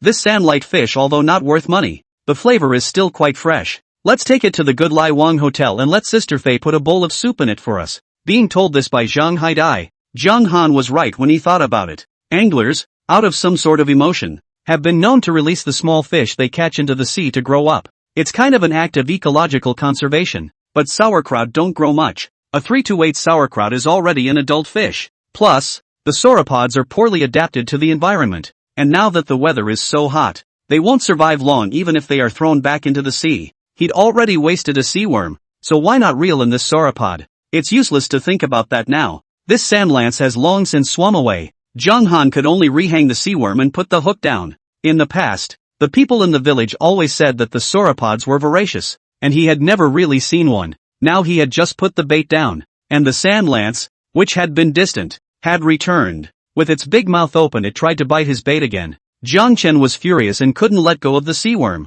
so he could only let go of the line quickly. It's one thing to have caught it already, it's another to have not caught it yet. It's a good thing that none of the sauger are too smart to find his bait when it sinks deeper. Jiang Han finally got his bait in front of the flounder's mouth. Afraid the flounder wouldn't see, he even waved the lure in front of his eyes. The flounder did bite the hook. Jiang Chen reacted quickly and desperately closed the line. When the flounder was ripping hard, he had to let out a little less line again. One man, one fish, and the tug of war begins again. At this time, Zhang Haidai happened to catch a butterfly fish of about 1 catty. Although he could only sell it for about $10, he was still very happy. Turning his head, he saw Jiang Han struggling to pull the thread again. "Brother Han, why are you so good? This is the 3rd one. Other anglers would be lucky to catch 1 big fish on a single trip. Shell, however, pulled in 3 big ones in a row. That sandlance doesn't count." Jiang Han pulled 2 big fish in a row, and his arms were already sore to the bone. He handed the pole to Zhang Haidai. "You help me to pull it." Zhang Haidai spat 2 mouthfuls of saliva into his hand, a little nervous. He hasn't pulled a fish this big yet. What if it gets unhooked? What should I do if I'm psychologically stressed out? "It's okay, you go ahead and fish. It doesn't matter if it comes off the hook." Jiang Chen felt that the two of them, he and Zhang Haidai, were in the same boat. He couldn't rely on himself for everything. He wants to give his teammates absolute credit. Zhang Haidai was touched in his heart again. Following Brother Han to do things together was just too happy. He nodded and took the rod, his arm visibly sinking downward. It sure feels different with a big fish on the hook. Good thing he worked out every day in prison. There was no shortage of strength in the arms. He was reminded by Zhang Han to collect and release the thread. After a few tugs, he also felt the fish getting closer to him. The fish faded into shadow. Brother chill, it's the flounder again. Zhang Haidai yelled again. Zhang Chen of course knew that these were flounder, and the range where he stopped his boat was the largest of these flounder. He fishes for these flounder. Zhang Han watched the distance was almost up. This time it was his turn to use the plunge net to bring up the fish. Like the two fish in front of him, Zhang Han also took a tape measure and measured it. This one's a little smaller this time, only 1.28 meters, but it's a big fish. The two of them, Zhang Han and Zhang Haidai, put this fish into the storage compartment together. Zhang Haidai incidentally showed Zhang Han one anchovy, one saguaro, and two butterfly fish that he had caught. Zhang Han didn't realize that Zhang Haidai had caught other small fish while he was pulling the line. It's this sauerkraut that looks a little familiar, like it's the one he lost. Zhang Chen looked at the time. 3 hours had passed since they left the pier. They fished for 2.5 hours just fishing, although it didn't take long for the fish to bite up every time Zhang Han dropped his rod, but he was pulling for too long each time. The pulling time of each big fish was over half an hour. Zhang Han thought it might have something to do with his lack of skill. Zhang Han was a novice when it came to fishing. By now the two were exhausted. Zhang Haidai was fine. Zhang Han really didn't have much strength left. It's another boat, another fishing trip, and a sun that big. On a hot day like this, even if you don't do anything, this sun is bad enough. Zhang Han gave the moisture to Zhang Haidai and divided those tributes that Zhang Feng had given them. Zhang Haidai ate the juicy pear and took Zhang Han's hard work in his eyes. Chill, I want to get my boat driving license too. Right now he couldn't do anything, and if he could drive a boat too, at least he'd be able to switch shifts with Chill when he got tired of driving. Good. Zhang Chen didn't expect Zhang Haidai to be this uptight. I spent a lot of money on this boat driver's license test, and I've spent a lot of money on the practical exercises without someone to take them. If you need someone to take them all, it could be almost $30,000 for the set. Zhang Haidai opened his mouth in surprise. It takes that much? Yeah, you have to think about it. Zhang Chen liked to put words in front of his mouth. What's there to consider? Zhang Haidai was excited. I'll sign up for the license when I get back. I'm worried that I have too much money to spend. Zhang Han. Some words when he did not say. Brother Chill, shall we go back? Zhang Haidai asked. It was not convenient for their ship to cook on board, but they did have to eat. It's okay if we don't go back. Your sister gave us enough stuff. We'll nibble on some fruit crackers and a slice of bread to pad our bellies. 2. Better go back. It was too sunny to go out to sea in the middle of summer. The key was that with this boat of theirs, they didn't even have a shed where they could hide from the sun. I'll go back in a circle. Horn Frog Island was not too big, not too small. He drove slowly just now and only wandered halfway around for that long. Now he decided to go around the back. This back circle is dominated by mountains and rocks. There's basically nothing left to live in. But the view is great, because there was no dock on this side. Very few boats would go around this way, coupled with the fact that he hadn't had a boat before. It was the first time he had seen this side of Horn Frog Island. Chill, it's so beautiful here. Chapter 74, Beach in a Cave. Zhang Chen also thought it was pretty, and he drove the boat while enjoying the scenery of the island. Just as Zhang Han's boat reached a certain spot, a light suddenly flashed before Zhang Han's eyes. Zhang Chen unconsciously wrinkled his eyebrows. Strange, how come this piece of rock was translucent? He looked again, and yes, it was indeed translucent. Since binding the extreme scanning system, his eyesight was much better than the average person. He was not to be mistaken. Through the layers of rock, he saw a large empty space in the middle of the rocky mountain. It was just that the structure was a bit complicated and he couldn't see it very well. Brother Cold, what's wrong? Zhang Haidai sensed that Zhang Han's boat speed had obviously slowed down. Let's go that way and take a look. Zhang Chen drove the boat in the direction of the translucent light. Even though their ship was close to the place, Zhang Haidai still didn't find anything special about the place. Chill, you're not looking for a gooseneck barnacle, are you? This gooseneck barnacle likes to grow on cliff faces. The very best gooseneck barnacles are able to sell for as much as $10,000 a pound. Ordinary gooseneck barnacles also sell for $4,000 a pound. Foreigners, in particular, love this stuff. It is said that in one country, several people die every year from picking this stuff. Chill, this place is full of trees. There can't be gooseneck barnacles. There is a small amount of dirt on this side of the Rocky Mountain. Because of their island's favorable temperatures, this small amount of dirt makes the area lush. I don't think I'd be that lucky to find something like that. I was looking at trees. Zhang Haidai was even more strange. What's so beautiful about this tree? Jiang Chen stood at the bow of the boat and plucked away the branches that intertwined with each other. Asterisk asterisk asterisk asterisk. There's actually a cave here. Zhang Haidian couldn't help but exclaim out in shock. Brother chill. How did you find this place? Being blocked by so many trees. I was not expecting a cave here at all. Maybe I have good eyesight. Jiang Chen said casually. Zhang Haidai really admired Jiang Han too much. Brother Han, you can always discover what others can't. There are so many people living on this Jawa island. I guess you are the first to discover this hole. These holes, also called sea caves, are formed by the erosive action of seawater. This hole is small and the space inside is rather large. Shell, why is this hole so bright? Zhang Haidai felt that this cave wasn't too long, but he could clearly see to the end at a glance. But he felt that this cave was very translucent. As a rule, it can't be that translucent when the front is blocked by something and the back is blocked. Just go inside and see. Ha! At this moment Zhang Haidai was a bit abashed. He's a man who doesn't even bring fear when he's giving people the boot. But letting him into a place like this makes his heart grow fuzzy. Jiang Chen smiled at Zhang Haidai. Then wait for me on the boat. I'll go in and take a look. Zhang Haidai was instantly unhappy. Brother Han, isn't it just a cave? You've gone in. Of course I'll go in too.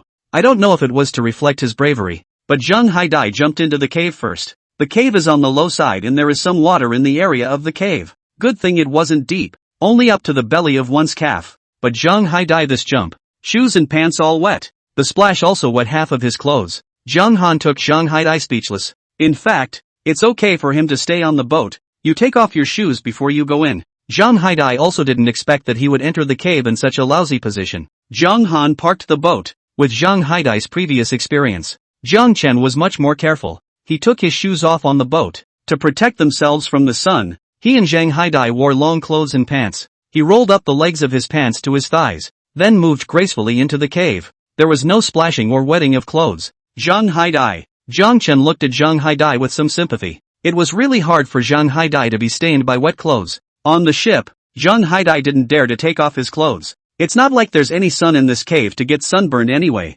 Jiang Han and Zhang Haidai walked inside for a while, and because of the high ground inside, gradually, they didn't have to step on seawater. As the space got bigger, their view widened. A cave that could only pass one person could now be walked by two people side by side. When he reached the bottom of the cave, Zhang Haidai thought there was no way out, but Jiang Han turned to the side. Only then did Zhang Haidai realize that there was another hole on the side. This hole is wider than the one we just had. Chill isn't right. Does the erosion of this seawater also turn? Just then, a very wide expanse of heaven and earth appeared in front of them. What appeared before them turned out to be a beach tucked under a rocky mountain. Jiang Chen looked upwards, and above him, there was sunlight spilling down from the cracks in the rocks. It wasn't much, but it was enough to see the cave. In such a large space, only the small patch under their feet showed golden-colored sand. The rest was covered by seawater. Jiang Chen scanned with his system. There were quite a few good things underneath the seawater. When does the tide go out today? Jiang Chen asked. Zhang Haidai took out his cell phone and looked at it. But fortunately, his cell phone is waterproof. Just now the water splashed up. Nothing at all. Chill. There's still half an hour before the tide goes out. We'll just wait for the tide to go out. There was fine sunlight on this stretch of beach they were standing on. A few steps back the road was shrouded in shadows again. Jiang Han picked up a few branches from the beach and let Zhang Haidai set up his wet clothes on the branches to bask in the sun. The two of them then sat down to rest where the sun didn't shine. This side of the cave is very windy and it's surprisingly not too hot to sit here on such a hot summer day. Jiang Chen increasingly marveled at the magic of nature. If he was right, it wasn't that the seawater had turned a corner when it eroded, but that this cave had somehow opened up to the one from earlier. It's two caves connected. As for why that cave is so bright, why is there a beach in this cave? He wouldn't know. In such a comfortable place, Zhang Han suddenly had an idea. He looked to Zhang Haidai. Did you bring a lighter? Zhang Haidai felt in the pocket of his sunburned pants and fished out a lighter.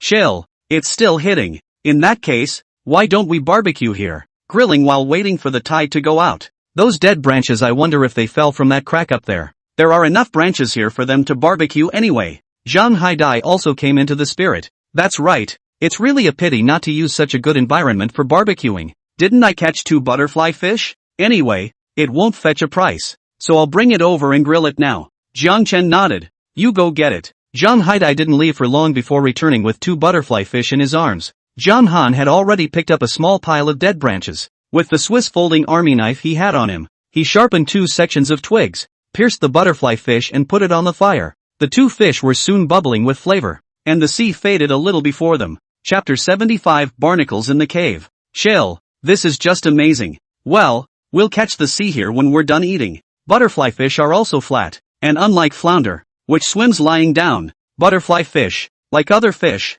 swim upright. There is nothing fishy about this fish, butterfly fish, and it is usually best steamed. But they're in a situation where they're not in a position to do so. It's good enough to have grilled fish. Shell, I think it's good to put some salt on the fish next time you grill it. John Han also felt that he should put some salt. He still had a warped and broken pot at home. The bottom of the pot hadn't worn out and it still worked. It just didn't look good and he bought a new one. This old one will come to this cave when the time comes and bring some seasoning. There's a limited number of branches here. Should we put some carbon in here next time? Zhang Haidai was the first to finish eating, and after he finished eating, he wiped his mouth and went to the boat to bring the tools for catching the sea. It felt redundant when I went out to get these. After all, they were here to fish today. I didn't think it would really come in handy now. A jellyfish was seen scrambling deeper into the water with the ebbing tide. Zhang Haidai ran straight over and covered the jellyfish with a netting. Shell, come on. I can't hold it down much longer. This jellyfish is huge and looks heavy. Zhang Haidai could only cover him with a mesh pocket.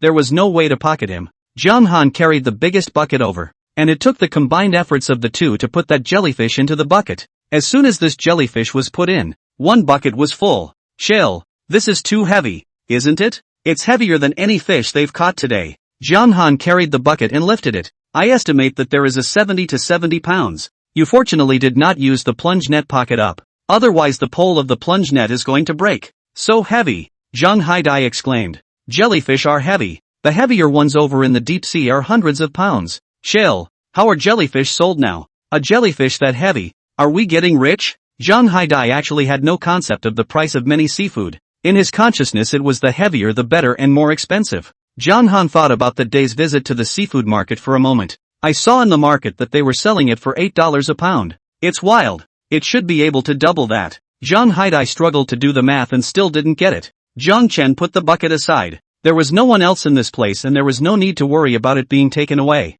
This one should sell for $1,000 anyway. Hearing Zhang Han say this, Zhang Haidai was sort of relieved. It was true that the heavier something was, the more valuable it was. It's so cool that you can net $1,000 worth of stuff with this net. Shell, sea cucumber. Zhang Haidai are going to laugh out loud. This tied a little bit of recession. The bottom of the beach is also more and more exposed. So many sea cucumbers just lying on the sand for people to pick up. If this is put in other places, those old people touch this kind of thing, run faster than anyone. Where is the turn of their young people? But now, Zhang Haidai took a bucket and just picked it up all the way there. While picking it up, he giggled with 2 rows of teeth showing. It was the easiest sea drive he'd ever had. In this area, which was relatively large, there was no way for Zhang Han's system to scan the furthest reaches of the area. Now that the seawater was receding, Zhang Han saw another hole exposed. That hole is at the end of this beach. Originally, he just wanted to take his chances. If this seawater was not connected to the seawater outside, then even if the tide was low, the beach here would not be exposed. It now appeared that although the beach was surrounded by rocks, one of them was connected to the outside world. It's just that one gaping hole that you can't see until the tide is out. The presence of that gaping hole gave the cave a lot of light. As the tide receded more and more, even Zhang Haidai noticed something adsorbed on the rocks on the side. Shell, why are there so many barnacles on this rock? A rock that big was densely covered with barnacles, and all of them are bird's mouth barnacles. A lot of barnacles were inedible, like the ones scraped off his boat that day, and only a small portion of them were edible. But that small portion was also disposed of by Zhang Han as it absorbed the paint, and all of these finch-billed barnacles are edible. At that moment, Zhang Han saw a large crawling sea turtle. Zhang Chen directly picked up this turtle. Shell, that's not edible. Quickly put it away. Zhang Chen smiled. Even you know that this is inedible? Do you remember Ao Mao from the next village? He was reported for catching a sea turtle. Luckily the turtle wasn't eaten and he was only fined $3,000. Otherwise he would have spent more time in jail than even I did. Zhang Haidai looked at Zhang Han holding a large sea turtle, and his heart began to grow fuzzy. He didn't want anything to happen to Cold. Zhang Han, however, indifferently took out the Swiss army knife he was carrying and aimed it at the turtle's head. Just as Zhang Haidai wanted to rush up and stop it, he saw Zhang Han pry off a barnacle on the side of the turtle's head. Only when Zhang Haidai got closer did he see that the turtle's body was covered in barnacles. These barnacles cause serious damage to sea turtles, especially this barnacle on the side of the head, which has the potential to burst through the turtle's shell over time. Unlike these finch-billed barnacles on the rocks, these barnacles on the turtles look like turtles in shape. This is a turtle barnacle, right? Zhang Haidai had heard people say before that barnacles that look like turtles were called turtle barnacles. I'm not sure. Such barnacles are rare. They're not very good anyway. Zhang Han made several cuts on the flesh of the barnacle that he pried off, making sure that the barnacle was dead to him. Zhang Han went back to prying the barnacles on the turtle's back, and with each barnacle he pried down, he would use his knife to stir up the flesh of the barnacles, until all the barnacles on the turtle's back and belly are taken care of. He washed the turtle with seawater and returned it to the sea. I don't know if this turtle knew that Zhang Han had helped it, but it even turned around and looked at Zhang Han for a while. Zhang Han waved his hand at it. Let's go. Now that the tide is out. Hurry up and go home. The turtle seemed to be listening and began to swim deeper into the ocean. Zhang Haidai began to pick up sea cucumbers again, and it did not take long to pick up a bucket full. He picked up another empty bucket to pick it up. Chill, are we going to pry all the barnacles off the rocks? Those aren't good anyway. If they weren't edible, he wouldn't bother prying them. Since they were edible, he wanted to pry them. You can make money and do good at the same time. Brother chill, I heard that this thing has a strong life force. It won't die even if it doesn't touch water for a few days. Jiang Chen's eyelids jumped. What did you say? He had just been thinking about something else and hadn't heard it clearly, feeling that he had missed something important. Zhang Haidai was a bit unsure. I said these barnacles aren't good. Chapter 76 Ordering over 200 pounds. No, the other sentence. These barnacles, they don't die when they leave the water for days. Something suddenly flashed through Jiang Chen's mind. Things like bird's mouth barnacles are about $20 plus a pound per unit on their end. But if he can sell them elsewhere. Jiang Chen opened his cell phone and used the group video call. The people in the class group, seeing Jiang Han use this function, all of them were a bit unresponsive. Hu Danjin, Jiang Han, what are you doing? The social animal dog is still working. Lu Buahong, at work +1. H, +1 at work. Shinren, at work +1. Narumi Tanaka, at work +1. Tangchen, at work +1. Jiang Chen was really speechless. All of them in this group except Lu Buahong were working in their own family's company. These rich kids, they're usually used to being loose. Even if they started at the bottom, they don't take their top guys seriously. One by one, they talk about working, and they don't talk in groups every day.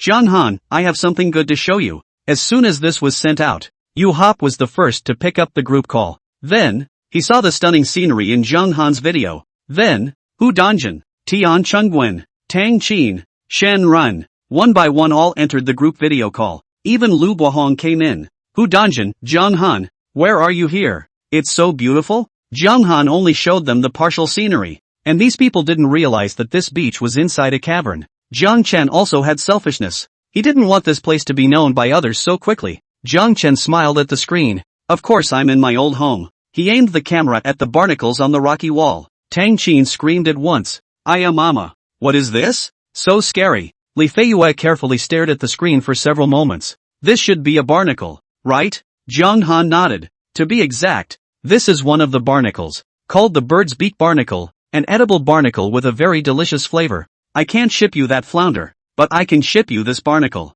These rich second-generation family members were all in business and instantly understood what Jiang Han was trying to do. Yu He, tell me directly, how do you intend to sell this barnacle? Their family owns an advertising agency, a small company that deals with a lot of clients. A couple of clients are particularly fond of pure wild seafood. Hu Danjin, I just checked online. There is this kind of barnacles. It's also being sold online for $30 or $40 a pound. The corners of Jiang Han's mouth twitched. Sure enough, everyone's head was in the right place. Knowing that these barnacles are so vigorous and easy to transport, it's true that people are selling them online. Jiang Han, those barnacles online, do you know where they came from? Shoveled from ships, or from which toxic and hazardous places? The group was speechless. They really didn't know where those barnacles came from. Jiang Han, the barnacles on my side. As you can see, fresh and unpolluted. And the head is also big. Other than that, just the head. The barnacles on the internet are as big as the barnacles I have here? Jiang Chen was still very confident about this. The barnacles here were indeed the biggest barnacles he had ever seen in his long life. Once again, these people in the group were silent. Finally Yu Hop spoke first. So how much did you actually pay for this barnacle? He just wants to know the price. Jiang Han, the barnacles on my side are priced at 60 yuan a pound for a bite, not including shipping. The 60 pounds of barnacles, although more expensive than the price online, was nothing to this group of rich kids. Yuha, then give me 50 pounds first. Hu Donjin, what do you need so many pounds for? Yuhi, what do you care? I bought it to give away. I can't give it away. Can't I eat it myself? 50 pounds of barnacles is only $3,000, plus shipping. Yuhi thought it was a great deal. With Yuhi opening this head, one by one the people behind all said they want a caddy. Junhan thought that not many people would want it, but it turned out that there were 42 people in one of their classes, and 25 of them ordered barnacles. Even Lu Bohong asked for 2 pounds and said he wanted to taste it. Junhan calculated that these people had asked for a total of 235 pounds. Hu Donjin and Shinren both asked for 20 pounds. The others, so many of them, asked for 10 pounds. Hu Donjin, Junhan, if this is not good, I won't pay. Junhan, no problem. Everything can be paid after delivery. If you guys think it's delicious, pay me again. The group was silent again. In their view, Junhan was a fisherman. How could they really screw a fisherman out of his money? Hu Donjin, Junhan, I'm kidding you. Hu Donjin hung up the group chat phone and immediately transferred $1,300 to Junhan. Hu Danjin, the extra $100. It's my shipping cost. Junhan, it shouldn't take 100. I'll let you know when I've sent it out. Hu Tanjin, no need. Keep the extra money for yourself. Before long, the others had also transferred their money to Junhan. 10 minutes or less. Junhan has then received the payment of 100 yuan. Chen didn't point to receive it. He searched through a pile of sea-catching tools to find one that would take advantage of the situation. So many pounds of barnacles that they had to pry down before high tide or they would have to wait until tomorrow. Junhan picked up the sand shovel and used it a few times before his hands got sore. Then he switched to a shovel. This is much easier. They had a total of 4 buckets. One filled with jellyfish and the other 2 already filled with sea cucumbers. The last empty bucket, 2, was soon filled with barnacles. Zhang Haidai put the goods in these buckets on the carry boat, and then brought the vacated buckets back to the cave. You come pry the barnacles too. Zhangchen spoke to Zhang Haidai. When he promised someone something, he definitely had to get it right first. Okay. Zhang Haidai also followed Zhang Han's example and found a shovel and started prying the barnacles on the rocks. These barnacles are shelled and still quite substantial. Brother chill. So many barnacles, not to mention that they want a few 100 pounds. Even if they want a few tons, they can take it. There are really too many barnacles here. Let's get more. They didn't have a scale with them, so they had to estimate how many pounds they had themselves. It's not good if you get less. Zhang Haidai thought of something. Brother Han, there are so many barnacles here. Can I send some to my eldest uncle? Zhang Haidai normally wouldn't ask for anything from Zhang Han, but there are really a lot of barnacles here. Zhang Chen froze for a moment before realizing that Zhang Haidai had followed him to catch the sea for so long, and it seemed that he hadn't sent anything to his eldest uncle's house. Chapter 77, Roasted Barnacles. His great-uncle was as good as it gets compared to his parents. For Zhang Haidai, he only had one relative like his eldest uncle. That's not very good. Zhang Chen looked at Zhang Haidai and said. Zhang Haidai immediately dropped his head. Brother Han, that's all I'm saying. You don't misunderstand. This barnacle is definitely all for sale. Zhang Chen was speechless. This brother of his had followed him for so long. How could he not grow a brain? I mean, it's not enough to take these barnacles. Sea cucumbers are more tonic and good for older people to eat. You take some sea cucumbers for them too. Zhang Haidai froze for a long time. Brother chill, are you saying that I can send barnacles? Yeah, a little bit of both barnacles and sea cucumbers. Don't bother with the sea cucumber. Just send some barnacles. Sea cucumbers are really too expensive. Big uncle is getting older now, and his health isn't too good. Even if he wants to eat something, he doesn't have the strength to go catch the sea. I'll get some barnacles to satisfy his craving. Zhang Han felt that Zhang Haidai had still grown. He used to be able to ask his eldest for money when he knew he was in poor health. Now at least he could send him something. I usually take the things we catch the sea for my sister as well. Since you treat your eldest as your relative, you should be nicer to her. Besides, you picked up all these sea cucumbers yourself today. It's more than appropriate for you to give something you picked up yourself to your great uncle. Zhang Haidai couldn't say anything about Zhang Han, and anyway, he was convinced by every word Han said. Okay, then I'll send a little of both. The two men chatted as they soldiered on shoveling barnacles. Zhang Chen looked at the beach,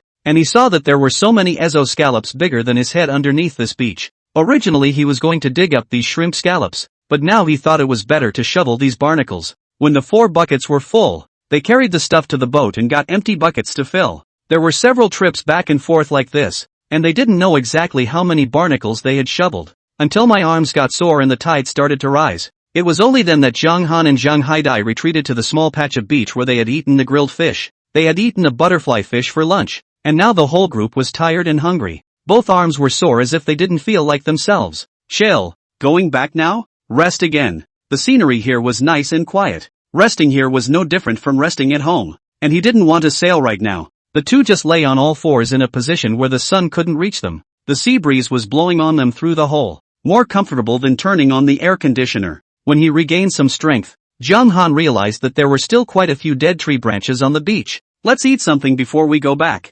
Zhang Chen said, lighting another fire. Chill. What are we eating? Just eat the barnacles. So many barnacles, and he wanted to taste them. Zhang Haidai also acted immediately. Brother chill, there's another barbed wire on the ship. I'll bring it over. The wire was 50 centimeters long and had been left on the boat. They didn't notice it when they cleaned the boat at first because it was attached to the storage bin and saw it today when they were putting fish in. Zhang Han said not to just throw garbage into the sea. Zhang Haidai did not throw this barbed wire into the sea. I thought I'd dispose of it when I got back, but I didn't realize I could waste it now. Zhang Haidai built some big stones by the fire and put this barbed wire fence in the center of these stones. These barnacles they pried off were placed spout side up on a wire fence and roasted. The barnacles were soon nourishing and bubbling with flavor. Zhang Chen put the roasted barnacles aside to cool, baked the new barnacles on again. Chill. How do you eat this barnacle? The mouth of this barnacle was too small, and the first thing seen inside the mouth was something pointed like a finch's beak. You can't even grab it by hand.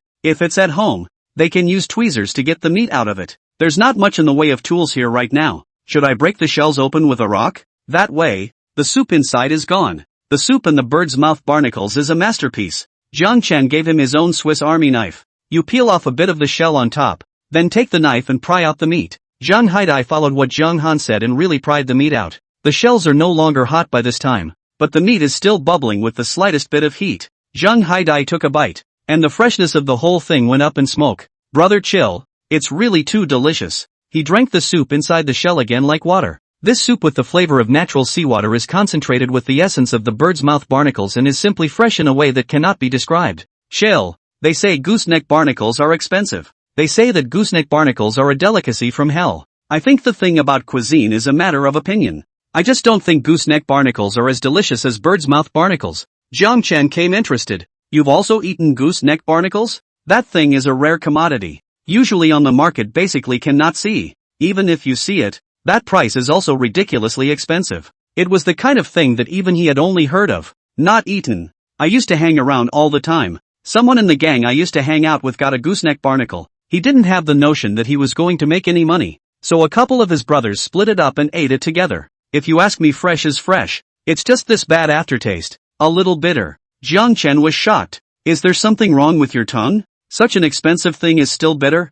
I don't know about that, but it was bitter when I was eating it anyway. Zhang Chen didn't know how to comment on it. He hadn't eaten this stuff either, and he didn't know exactly how it was. Zhang Han also got a barnacle to eat, and the flavor was really delicious. The finch-billed barnacles here were better than any he'd ever had before. This time, he had more confidence in his goods. At $60 a pound to sell them, they definitely don't lose. The two of them, Zhang Han and Zhang Haidai, ate several barnacles in a row. These barnacles are shelled and look pretty big, but there's not really much meat in them. They were two big men who couldn't get enough just eating barnacles. Zhang Han picked a few more sea cucumbers out. He used a Swiss Army knife to cut a slit through the sea cucumber's belly, then gutted the inside. The two sea cucumbers were then skewered into strings, making a total of 12 strings, which were also made into a barbecue. After grilling, he and Zhang Haidai split 6 skewers between the two of them to eat. That's 12 sticks for one person. Chill. Will we men bad if we eat like this? I heard that the sea cucumber thing is very tonic.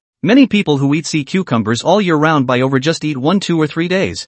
I wonder if I'll get a nosebleed at night if I eat 12 of these at once. I don't think so. I've already picked out the smallest few. One of those big ones tops 3 or 4 of those. Chapter 78 Unloading. They just think of it as eating 3 or 4 big ones. Zhang Chen looked at Zhang Haidai. You're afraid? Afraid that you can't control your blood and vigor? How? How is it possible? Zhang Haidai said with a red face and bit off half of it in one bite. It's a different flavor to eat sea cucumbers after this barnacle. Zhang Haidai suddenly felt that it was so happy to be a human being. It was something he had never felt before. For him in the past, it made no difference if he got out of jail or not, and it made no difference if he lived or died. It was just a lousy life anyway. And now, surprisingly, he wished he had lived longer. Jiang Chen's cell phone rang for a moment. It was Lu Bohong sending him a message. Lu Bohong at Jiang Han. Thank you. Jiang Han? Jiang Han, you want me to thank you, don't you? I thank you for being my breadwinner and buying my 2 pounds of barnacles. Lu Bohong, I'm serious.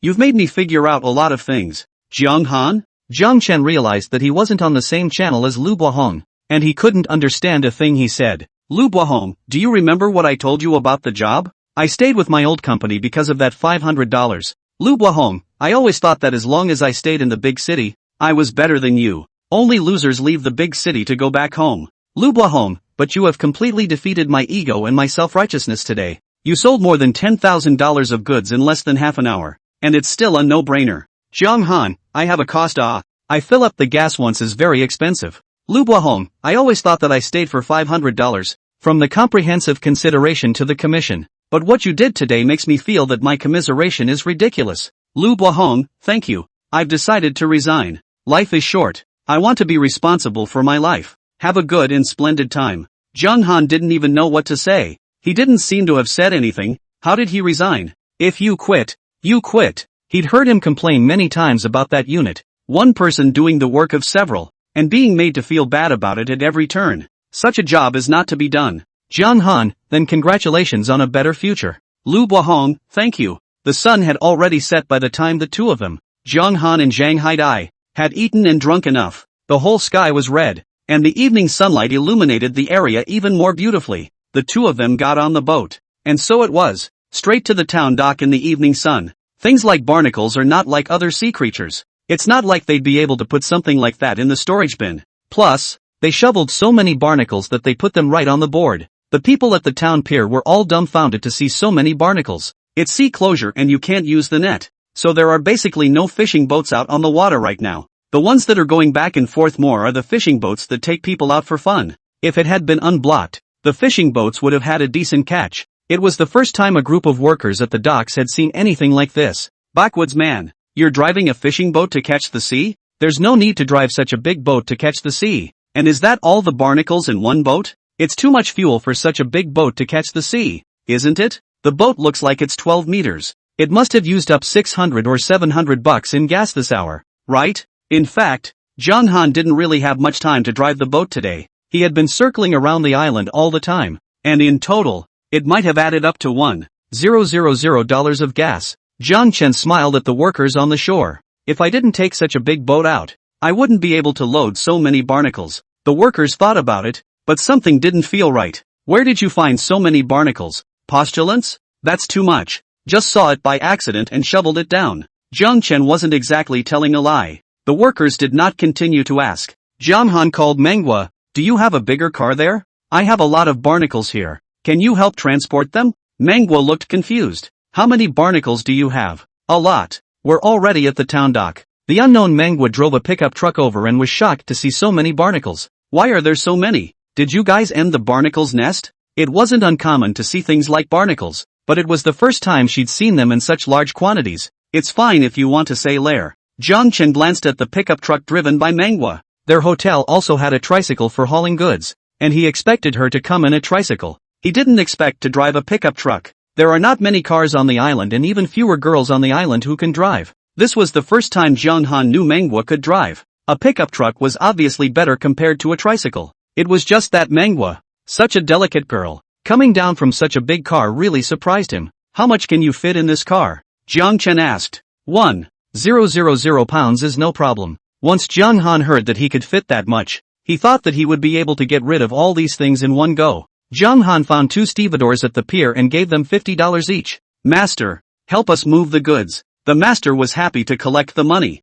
Backwoods, you're going to have to make 2 trips with these things. Jiang Chen froze. My friend said that her car can hold 1,000 pounds. The stevedore estimated. I think it hangs. Jiang Chen then realized that something was wrong. In their impression, more than 200 pounds should be a lot of goods, plus they have to get some to give away. You have to get around 300 pounds at least, and if you go over that, it doesn't matter if it becomes 400 pounds. They were shoveling and shoveling for all they were worth in that cave. Shovel 4 full buckets and carry them to the boat. Dump the contents of the buckets and come back over to fill new ones. This goes back and forth. They weren't sure how many barnacles they had gotten. Now looking at this mountain of barnacles, How can you tell that it doesn't look like 300 or 400 pounds? The stevedore suggested. There are floor scales on this side of the dock. You can put the barnacles in a sack and weigh them together on the scales. Jiang Chen thought it was a fine idea. The two of them, he and Zhang Haidai, together with the loading and unloading master, put these barnacles in a snakeskin bag.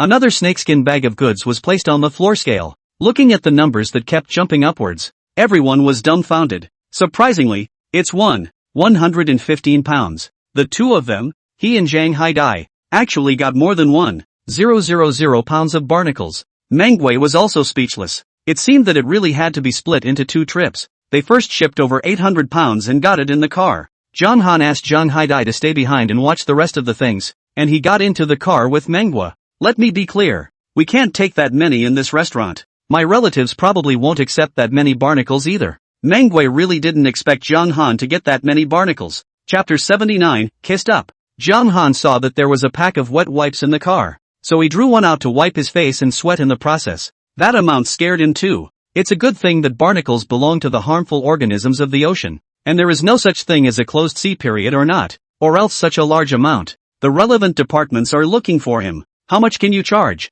Manhwa thought for a moment. 200 pounds at most. 200 pounds is good. Those students of mine also want more than 200 pounds. That removes over 400 pounds. He got some more to give away and removed 500 pounds. The barnacle thing is so vital that it can live for 6 days without touching water. When the time comes to give it some seawater, it might outlive itself. Manhwa twisted her head to look at Jiang Han. It's fine. Jiang Han, I didn't expect you to have a new buyer so soon. You're not going to stop supplying us with goods from now on, are you? Jiang Han realized that he had said the wrong thing, and the little girl huffed and puffed like a little hamster that had been robbed of a pine cone. How could I shortchange you with the goods that should be given to you? Didn't you like my friend circle? I have 3 such fish. All of them are for you. Manhwa was immediately happy again. Those 3 fish couldn't have been given to us because those buyers of yours wouldn't take them, right? What are you talking about? Those fish were meant for you guys. I didn't even give them to anyone else who asked for them. And those barnacles, they are also prioritized for you guys.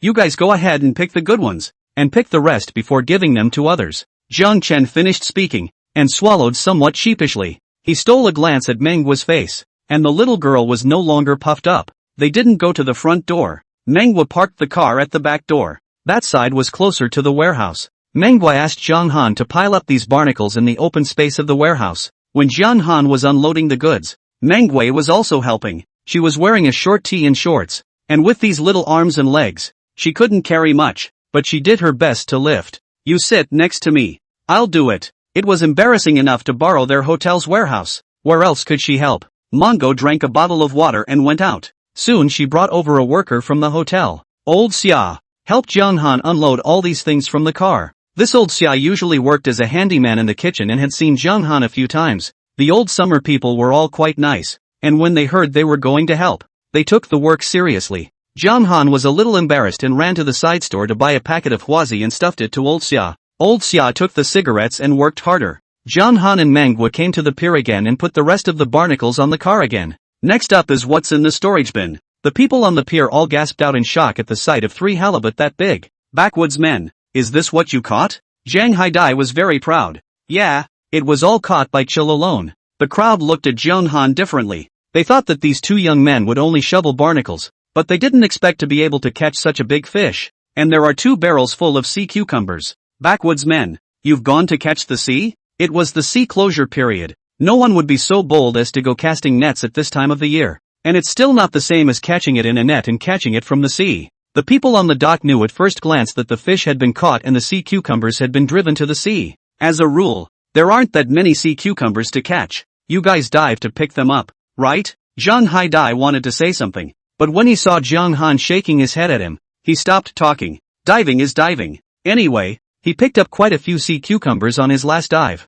The people at the pier began to exclaim, Ho Xiangning's body is just fine, and he can still dive to catch sea cucumbers. We can't dive anymore. At that moment, the marina staff ran over and asked if their boat was staying overnight. Jiang Han didn't want to go back at night. When he tried the boat last time, he heard his brother-in-law say that some marinas charge money to dock the boat. This staff member wouldn't be asking him for money, would he? How much is it to park a boat like mine for a day? Jiang Chen asked. You're from the island, aren't you? We're from the village of Shimo.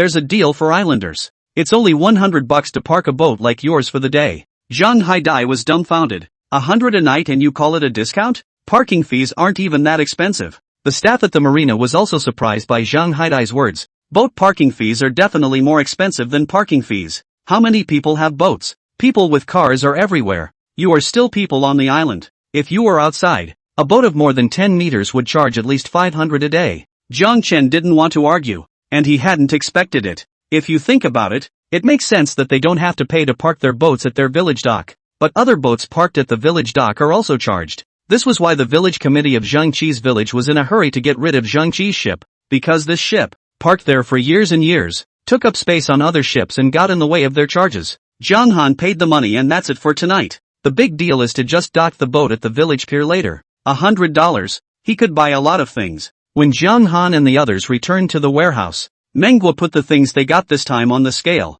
Mongo didn't realize there was a jellyfish that big in the bucket. He asked Zhang Han to grab the jellyfish out and put it on the scale, and it weighed 75 pounds. Mongo froze for a moment. So heavy? No wonder when Zhang Han grabbed it just now it was so hard. Another 20 pounds heavier. It was almost as heavy as her. Zhang Han, tell me honestly, is this really something you drove to the sea? Can you come across such a big jellyfish while catching the sea? Did you secretly use a net? How could I use a net? Zhang Han knew that Manhwa's skepticism wasn't unreasonable. Usually the places where they drove the sea were shallow, and it was difficult to encounter such a large jellyfish in shallow water. Seeing that Manhwa still didn't believe it, Zhang Han raised his hand. Zhang Han, swear to heaven, if what I say is false, let me. Before Zhang Han could finish his latter words, Manhwa covered his mouth with her hand. Zhang Han only felt that Manhwa's hand smelled good, and he kissed it uncontrollably. Manhwa was so scared that she hurriedly retracted her hand and ran out with a red face. Jiang Chen's entire body also froze. What was he doing? It's okay to smell good. How can you just kiss me like that? Zhang Haidai, who had just tidied up the barnacles, walked over with a confused look on his face. Why did Manhwa run out? Is he not feeling well? Zhang Haidai suddenly exclaimed again. Brother chill, why do you have a nosebleed? Zhang Han wiped off his nosebleed with tissue paper with incomparable calmness. What's all the fuss about? Eating sea cucumbers. Zhang Haidai was skeptical. He ate a lot of sea cucumbers. How did he not have a nosebleed? It wasn't long before Memphis walked in. Zhang Han was once again weak. Meng Fei wouldn't be coming to settle the score with him on behalf of Manhwa. Chapter 80, the shipment has been sent. Meng Fei glanced apologetically at Zhang Han. I'm sorry, Xiaoguo, she suddenly has an upset stomach. Let me weigh these things. Is she okay, Xiaoguo? Jiang Chen was a little worried. It's fine. Actually, Meng Fei didn't know what was wrong with Manhwa. She covered her face when she saw her and hid in the bathroom, then shouted from the bathroom that she had come to weigh something for Zhang Han. Memphis was also startled to see the bags of barnacles on the floor. She unwrapped a bag and looked at it. It was really good quality. Just why are there so many? These barnacles, I'll give them to you at 28 a pound, and I'll take 200 pounds on my side. There is no such thing as farmed or wild barnacles because all barnacles are wild. On their island, bird's beak barnacles could usually only be sold for $20 a catty, and for Meng Fei to be able to give that price was already really high. Thanks, Fei, be polite to me. Knowing she couldn't clear it well, Memphis took the computer and pressed 28 times 200. I'm going to give you $5. 600. Meng Fei's line of sight inadvertently looked toward Zhang Haidai, who had blushed without saying a single word. Memphis was a bit speechless. He looked at the already weighed jellyfish again. Farm jellyfish over here don't cost much, but this one of yours is big and wild. I'll give you $18 a pound. That's $350 in total. Zhang Haidai's mouth split open. I found this jellyfish. This time, Meng Fei looked at Zhang Haidai approvingly. Looks like you're pretty good. Zhang Haidai's face turned even redder. Memphis looked again at the one anchovy and one sandblow fish. Zhang Haidai immediately said, these are also the ones I caught, but they are too small. Put them in your store and we'll eat them ourselves when the time comes. Good. Memphis looked again at the 3 halibut that were as big as men. Who caught this flounder? When Zhang Haidai saw that Zhang Han not only didn't say anything, but instead stood to the side, he could only say on Zhang Han's behalf, it's brother Han who caught them, but I also helped. I fished them out with a plunge net. Yeah, if Haidai wasn't there, I wouldn't have been able to get a fish that big by myself. Zhang Han also spoke for Zhang Haidai. The bigger the fishing vessel, the more people are needed. And a lot of things can't be done by just one person. Meng Fei's eyes narrowed as she smiled. I know, neither of you brothers can leave the other. She looked at Zhang Han again. The heaviest of your 3 fish is 55 pounds, and the lightest is 43 pounds. I'll give you the highest price in the wild on my side, and it's only 40 a catty. On average, a fish is only about 2,000. Meng Fei felt that the price was still a bit low, now that the sea is closed. It's not common to see such a big wild halibut. Some bosses are willing to pay a high price for it. How about this? I'll sell it for you first, and if someone is willing to pay a higher price, I'll sell it for you. Jiang Chen hurriedly thanked Meng Fei. The two sisters, Meng Fei and Manhwa, had really helped him a lot. Meng Fei smiled. You don't have to be polite with me. If you have a better buyer, you can also contact them yourself. Memphis business is a candid one. Even if Jiang Han has better channels in the future and doesn't sell her goods anymore, she still recognizes Jiang Han as a person. Meng Fei went to see the sea cucumbers again. Jiang Han asked Zhang Haidai to give Meng Fei the full bucket of sea cucumbers, and keep the not-so-full bucket for himself. That bucket full of sea cucumbers was 48 pounds. Today's price for sea cucumbers is $195 a pound. For a total of $9, $360. I'll give you a total of $16,310 for these,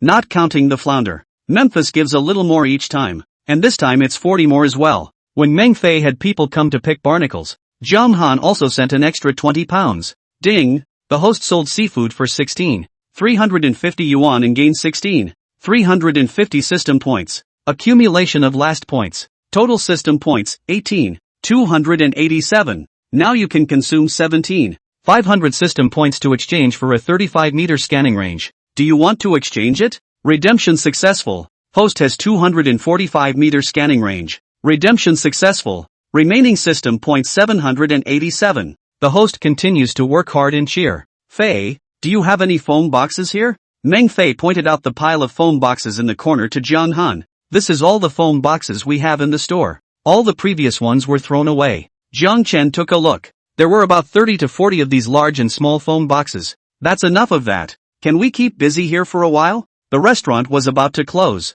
so Meng Fei thought about it and said, I'll close the front door, so when you're done, just go out the back door and help close it again. Okay, thanks. Jiang Han organized the group's chat and made a document, and together with Zhang Haidai, according to the pounds on the document, weight it on the scale and put it into the foam box again, and write the name of the recipient on the foam box. He found the business card that Manager Feng had given him that day and called. Manager Feng, there are more than 200 pounds to be shipped. Can these goods be expedited? We do have expedited service. Are you all set with your shipment? The goods are ready. Then tonight, we have a big truck to ship out by 12. It just so happens that someone is working overtime today, so you can have them get you a good list and ship off the island by 12 o'clock tonight. Jiang Chen didn't expect it to be that fast. He thought it would be tomorrow morning at the earliest. Seems like it pays to keep a manager's contact info. They borrowed the restaurant's triple trampoline to transport more than 200 pounds of barnacles to the delivery point. After typing the list, Jiang Han took a photo of each list and watched these goods on the car with his own eyes. Jiang Han again slapped the sheets he had taken down to the corresponding classmates individually. It's only at this time that they are being paid off. Ding! The host sold seafood for 14,100 yuan and gained 14,100 system points. Accumulation of last points. Total system points, 14,887. Now you can consume 12,500 system points to exchange for a 25-meter scanning range. Do you want to exchange it? Redemption successful. Host has a 270-meter scanning range. Redemption successful. Remaining system points 2387. The host continues to work hard and cheer. Jiang Han thought that there were still a lot of goods in the hotel's warehouse, and it wasn't a good idea for those things to keep piling up there. And Meng Fei and Manhwa still had to do business. Let's go ahead and put the rest of the barnacles in your rental first thing in the morning. If we can't get them out for a long time, we'll have to ship them back to the village. Zhang Haidai didn't have a problem with it, and he didn't want their business to affect Meng Fei's business. Jiang Han slept in Zhang Haidai's rental room at night. When he opened his cell phone, he found that Ma Xiaomei had sent him a message 2 hours ago. Chapter 81. He was so busy with the barnacles at the time that he didn't even notice. Ma Xiaomei, I'm so busy these days that I forgot to pull you into the group. Now my sister and I have also gone home. My sister has to eat the jar of crab paste every day, and she can't even eat without it. Ma Xiaomei, covering her mouth and laughing. JPG, Ma Xiaomei, Zhang Han, are you there? Zhang Han, I'm sorry, I just saw your message now. Ma Xiaomei, it's okay, I'll pull you into the group now. Zhang Han was soon pulled into a large group of 500 people. The name of the group is Sofasoft 5. Jiang Chen froze for a moment, meaning that there were 5 such groups? Seeing that the group announcement said that everyone entering the group should change to their real names, John Han also changed his screen name to his real name. Ma Xiaomei sent another private message to John Han. Ma Xiaomei, there are 10 such groups. We have 10. And 5 groups just happen to have openings. So I pulled you in. John Han. Ma Xiaomei went back to the group to send a message after sending a private message. Ma Xiaomei, hello everyone. This is our new friend, John Han. His family lives on Jawa Island. There is very good seafood on the island. Ma Xiaomei sent another one of the dried seafood that John Han had sent them last time. Ma Xiaomei, Jawa Island produces a fine product. Ma Xiaomei also sent that photo of John Han's friend circle holding a flounder to the group. Ma Xiaomei, this is the fish that John Han caught himself. Oh, Ishi Juno, wow. What a big fish. Shizuwatada, the sea is so amazing. It's amazing that there are such big fish. Ruan Yen, this fish is bigger than me. Lu Xiaomeng at John Han, you're awesome. Sweet yeah John Han, this fish is so big. You can't finish it all by yourself, so share half with me. Jiang Chen was stunned. Why was Sweet yeah here? Just then, a small gray line appeared at the bottom. Yi Sweetie has been removed from the group chat by the group owner. Jiang Chen then realized that the group leader was Ma Xiaomei. Ma Xiaomei sent another private message to Jiang Han. I'm sorry I forgot to kick her out of the group. Jiang Chen's eyebrows jumped.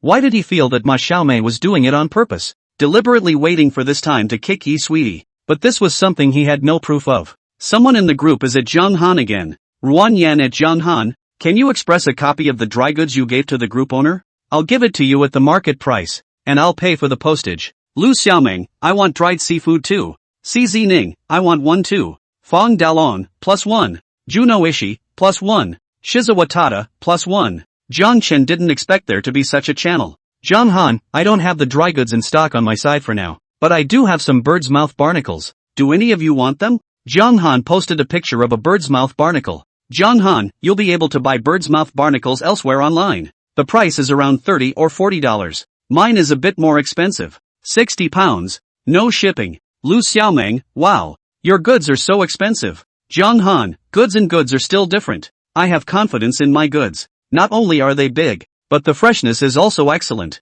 For a moment, the group was a little quiet. After all, this price of Jiang Han is double the price of others. And it is not free shipping. Those who are couch surfers are usually young people with average families. Except for the individual who likes excitement and likes to experience life. Normal family conditions are good. Go out to travel and so on. Certainly is to live in the hotel. How could they possibly go to live in someone else's home sofa? Just as Jiang Han was somewhat backing off, Ma Xiaomei ran to back Jiang Han up. Ma Xiaomei, you have such a good thing. And you don't tell me alone. I want everything from your island. Ma Xiaomei will transfer $200 to you. Ma Xiaomei, give me 20 pounds first. For the postage. You can just pay on arrival. Ma Xiaomei, he. You can eat excellent seafood again. Sister must be very happy too. Ma Xiaomei's list is like a faucet opening up. CZ Ning, I ask weekly. Is it okay if I buy one caddy? Jiang Han, of course you can. As long as it's more than 1 pound. Including 1 pound. Half a caddy or whatever would be too tiring. And although the customer is God. Half a caddy or so. He's really too lazy to pack. CZ Ning, give me a pound then. CZ Ning, I'm in the southern province. How much postage does it cost to send it to me? Jiang Han, this is not clear. Wait for me to make a list and then tell you. SZE Zin, okay, thanks. CZ Ning transfers $60 to Jiang Han. To Shizuwa, I'll take 2 pounds. Tianji's transferred $120 to Jiang Han. Fong Dalong, I want 4 pounds. Zhang Dalong transferred $240 to Jiang Han. Lu Xiaomeng, I'll take a pound too. Lu Xiaomeng transfers $60 to Jiang Han. Jiang Chen looked at the transfer messages that kept sending over and was a bit dumbfounded. Although the amount these people wanted was small, but they couldn't resist the fact that there were so many of them. The class group was only 42 people total. There are 500 people in this group. Ma Xiaomei sent another private message. Ma Xiaomei, do you want me to help you publicize it to the other groups? Jiang Chen wiped the sweat from his forehead. Jiang Han, first do not want it. My hands on 600 pounds more pounds of surplus goods. Suddenly there's a fear that there won't be enough points. Jiang Chen took notes while calculating the amount needed. Just then, out of nowhere, a man appeared. Gao Yangzhou, no wonder the group is so lively. It turns out that they're selling bird's mouth barnacles. Goyangju, it's something I like. And so do my mom and dad, my aunts and uncles, and my siblings. Gao Yangzhou at Jiang Han, give me 100 pounds. Gao Yangzhou transferred 6,000 yuan to Jiang Han. Jiang Han, All of a sudden he had only 55 pounds of stock left in his hands. He promised Zhang Haidai that he would send some to his eldest uncle. He has some more to send to his sister. Eyes on another order. Jiang Chen hurriedly stopped it. Jiang Han, guys, thanks for the love. I don't have any more stock on my side. When I have stock, I'll prioritize telling everyone. Zoli, how come it's gone so quickly? I was busy with something just now, and I just now saw you guys selling barnacles. Kahonan, I just saw that too. I like barnacles too. Jiang Han, guys, I'm really sorry. If you want more, you can tell me. I'll register them for you. If there's a new shipment, I'll send it to you first. Another wave of bookings started inside the group. A couple of people who had just placed successful orders saw the number of people who had booked and booked another one for themselves. Jiang Chen froze for a moment. This reservation was already over 800 pounds. If that cave had barnacles to pry into all the time, could he have gotten rich on barnacles alone? Jiang Chen slept peacefully, and now he wasn't worried about the goods at all. Chapter 82, a little too much. When he woke up the next day, He sent him a message early in the morning. Yuho, have you sent your shipment yet? John Han, it was sent out last night. The courier list is all shot to you. Above his words was the delivery note he had taken. Then you'll send me another one. My dad he actually praised me, saying that those customers just love this pure wild, raw, fresh stuff. My dad told me to buy another 100 pounds. John Han, no more. YUHU, how come it's gone? John Han, it's just gone. I saw a lot of HS on the rocks that day. Perhaps thinking it was too much to type. Yuha called directly. John Han, don't fool me. It's not easy for me to be praised by my dad for once. You can't not give me the goods. If you don't give me the goods, I'm not finished with you. Jiang Chen used to only know those who sold by force, but it was the first time he encountered those who bought by force. I mean, big brother, those things are on the rocks. I have to pry them off to sell them. Then go and pry it off. This 100 pounds of mine is worth $6,000. So you're not going to mess with the money,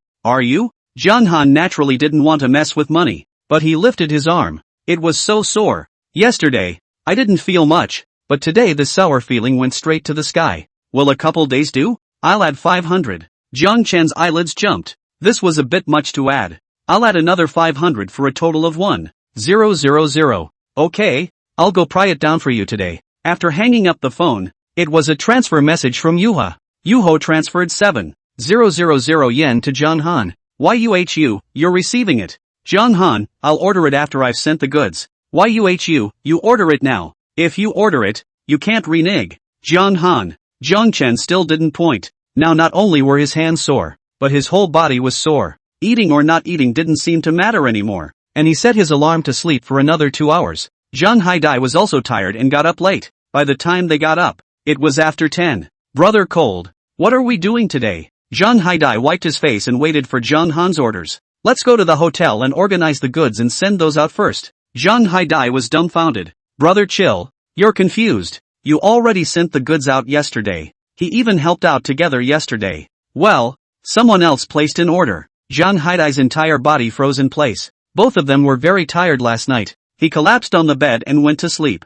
If he wasn't mistaken, Chill hadn't come out of his room since he entered it last night. You sold the goods without saying a word? Chill, how many pounds were sold this time? He remembers that those classmates of Chill bought a total of over 200 pounds combined. It would have been nice to sell over 200 pounds this time as well. I left us 55 pounds. Zhang Haidai was completely petrified. Which language was Brother Han speaking? A total of 115 pounds of barnacles and only 55 pounds left? So they are all sold out? Hurry up. There's a lot to do today. It's 10:30 now. Yesterday the tide went out at 1 p.m. and today it will go out at 2 p.m. They'd better be in that hole by 2 p.m. Zhang Haidai heard Jiang Han's urging and hurriedly and nimbly followed Jiang Han out the door. Today's situation, much more troublesome than yesterday. Yesterday everyone had a large amount and in total there were just over 20 people to pack. The number of servings that needed to be packed today turned out to be over 150. Chill, there aren't enough foam boxes on this side of the hotel either. Jiang Han let Zhang Haidai continue to take care of the goods as he stood up and poured a glass of water and took a sip.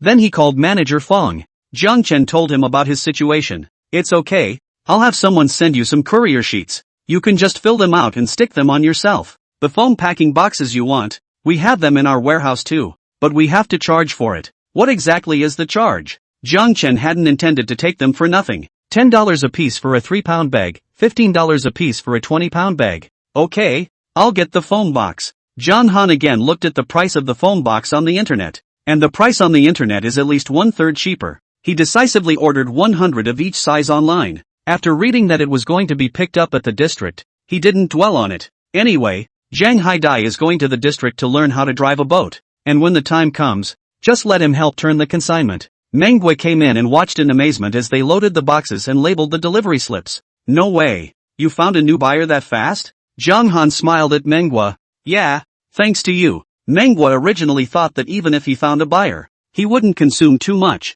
After all, there are mountains of barnacles here. As it turned out, by the time she came back again after a busy spell, the barnacles were all boxed up, leaving just a little bit in the corner. Manhwa's mouth opened wide in surprise. All sold out? Yeah. Inside the remaining 55 pounds of Zhang Han, he loaded another 5 pounds out and handed it to Manhwa. This 5 pounds is for you as a snack. Manhwa quickly waved her hand. No need. My sister said you gave us an extra 20 pounds yesterday. Zhang Han still gave the 5 pounds to Manhwa. He felt that it wasn't enough. Manhwa had helped him too much. He had to buy her another gift. Zhang Chen looked at the time. Xiaoguo, help us with a few dishes. We'll drop these off at the courier station and come over. Want me to drive you? No need. It was lunchtime and the restaurant side was busy. Zhang Han didn't want to bother Manhwa. Now that these barnacles are in phone boxes, the cargo is instantly larger. Zhang Han and Zhang Haidai one borrowed a hotel tricycle. 2 people drove back and forth 3 times.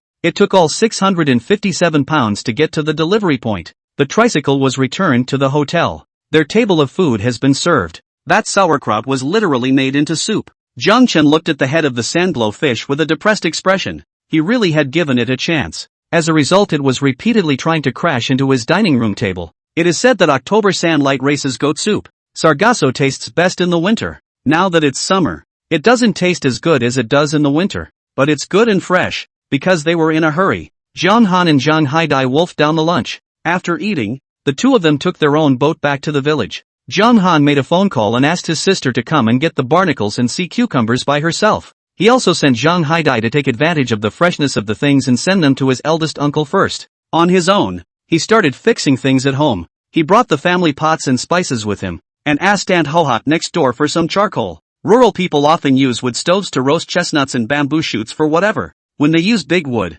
they always leave a lot of carbon behind. Chapter 83, Getting Rich from Barnacles. When Zhang Feng came over, he saw Zhang Han's fiery appearance and thought something had happened. What are you doing? Going to war. I can't believe I brought charcoal with me. Zhang Chen pointed to the side hall. The barnacles and sea cucumbers are over there. Take them yourself. Zhang Feng didn't go over, but placed the 2 jars of Yangmei wine he brought on the table. You didn't take it last time I asked you to. Are you still going to sail today? She had never seen her brother in such a hurry. Yeah, out to sea. Zhang Feng saw that his brother had packed the broken pot and a bent pot spoon into his bag. What do you do? Zhang Han froze for a moment. I have a lot of empty space on my ship, so I'll just put it away for now. Maybe I can use it someday. Zhang Feng didn't think it was convenient to cook on his ship either. But his brother was a college student at a prestigious university and certainly thought differently than she, a junior high school graduate. It's so hot. I'm afraid you guys will get heatstroke. You give me an empty bottle and I'll fill it with some prune wine for you guys. People on the island eat prunes for heatstroke that have been vintage or soaked in wine. Patchouli is basically useless for this kind of thing. Zhang Han found an empty bottle of Nutrient Express and gave it to Zhang Feng. Nutrient Express has a bigger mouth. After Zhang Feng washed and filled the wine, he also put several prunes into it. Zhang Han still has to drive the boat. In fact, it is not good to eat these things. But Zhang Han did not explain. He does not eat. Zhang Haidai can also eat. And if he did get heatstroke, he wouldn't drink. He'd just eat 3 prunes. Zhang Haidai was also very fast. Knowing that Zhang Han was waiting, he put his things at his eldest uncle's house and came over. Sis, we'll go first. Remember to close the door for me. Zhang Feng was speechless. These days young people are so busy even when they go back home. She went back to the side hall to look at the things Zhang Han had left for her. In addition to the barnacles, it was surprising that she was given so many sea cucumbers this time. Sea cucumber is a good thing. Wanshan works very hard every day and really should have some sea cucumber to make up for it.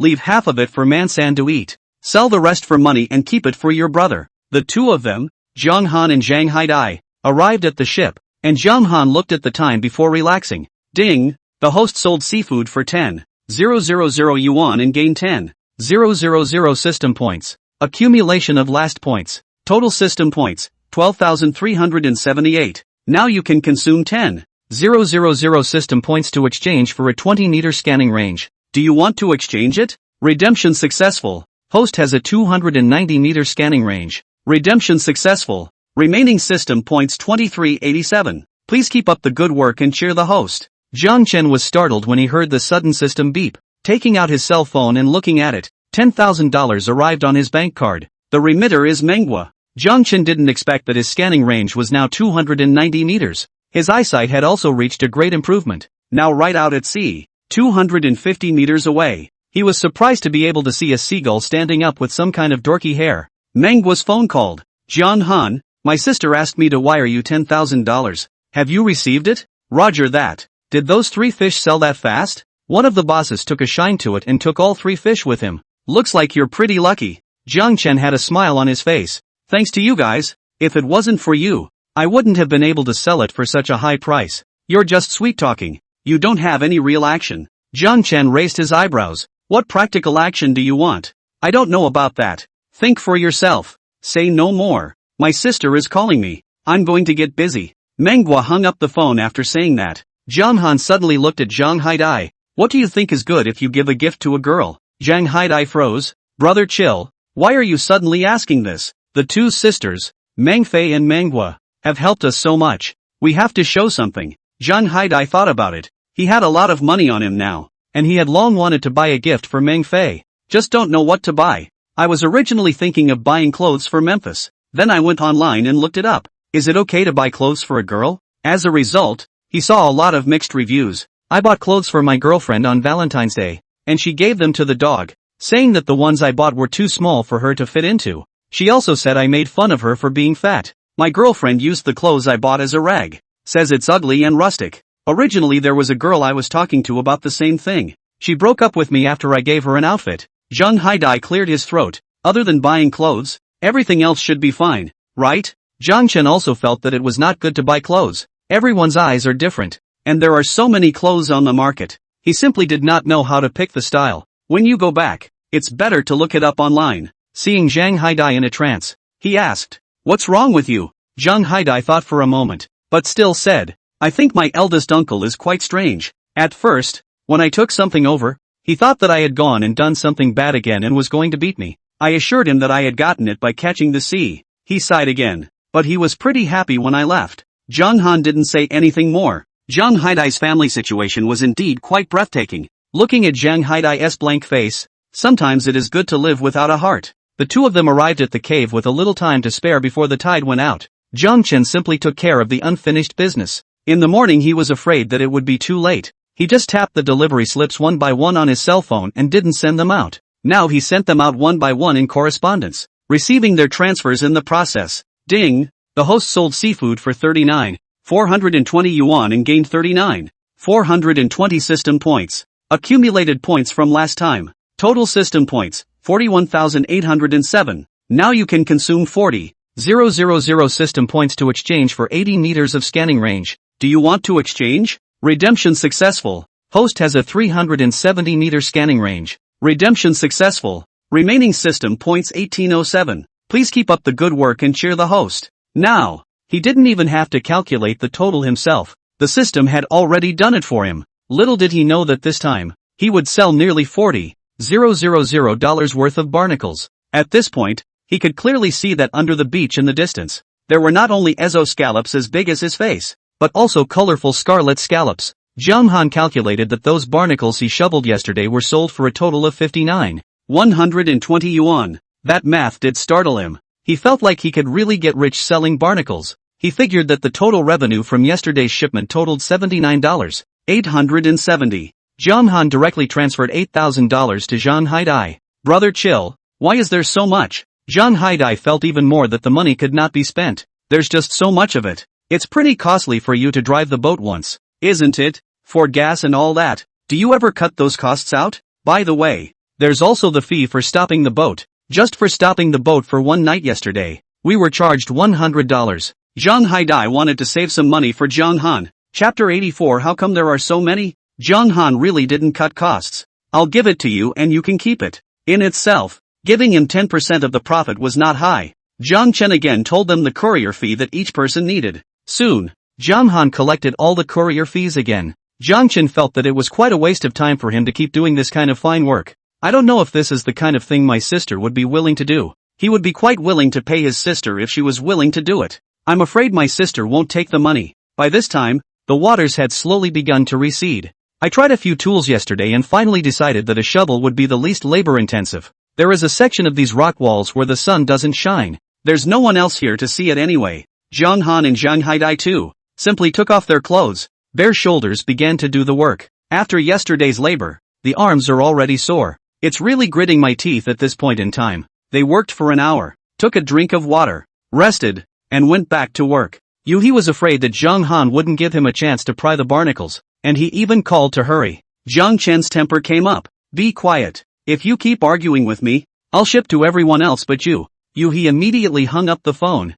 never daring to disturb Jiang Han again. After Jiang Han and Jiang Haidai had finished their work, the two of them were off their feet, lying on the beach. Chill, the tide is starting to rise. Aha! Jiang Chen wouldn't move either, looking at the bird's mouth barnacles still densely packed on the rock wall. Jiang Han and Jiang Haidai were both a bit bewildered. They think they've pried enough, but it's the tip of the iceberg compared to the overall volume. How many barnacles are there in here, anyway? Last time he thought there was a couple tons of barnacles here, and he still thought it was less. Maybe a dozen tons or more. Brother chill, if this place remains undiscovered, can we keep making money off the barnacles here?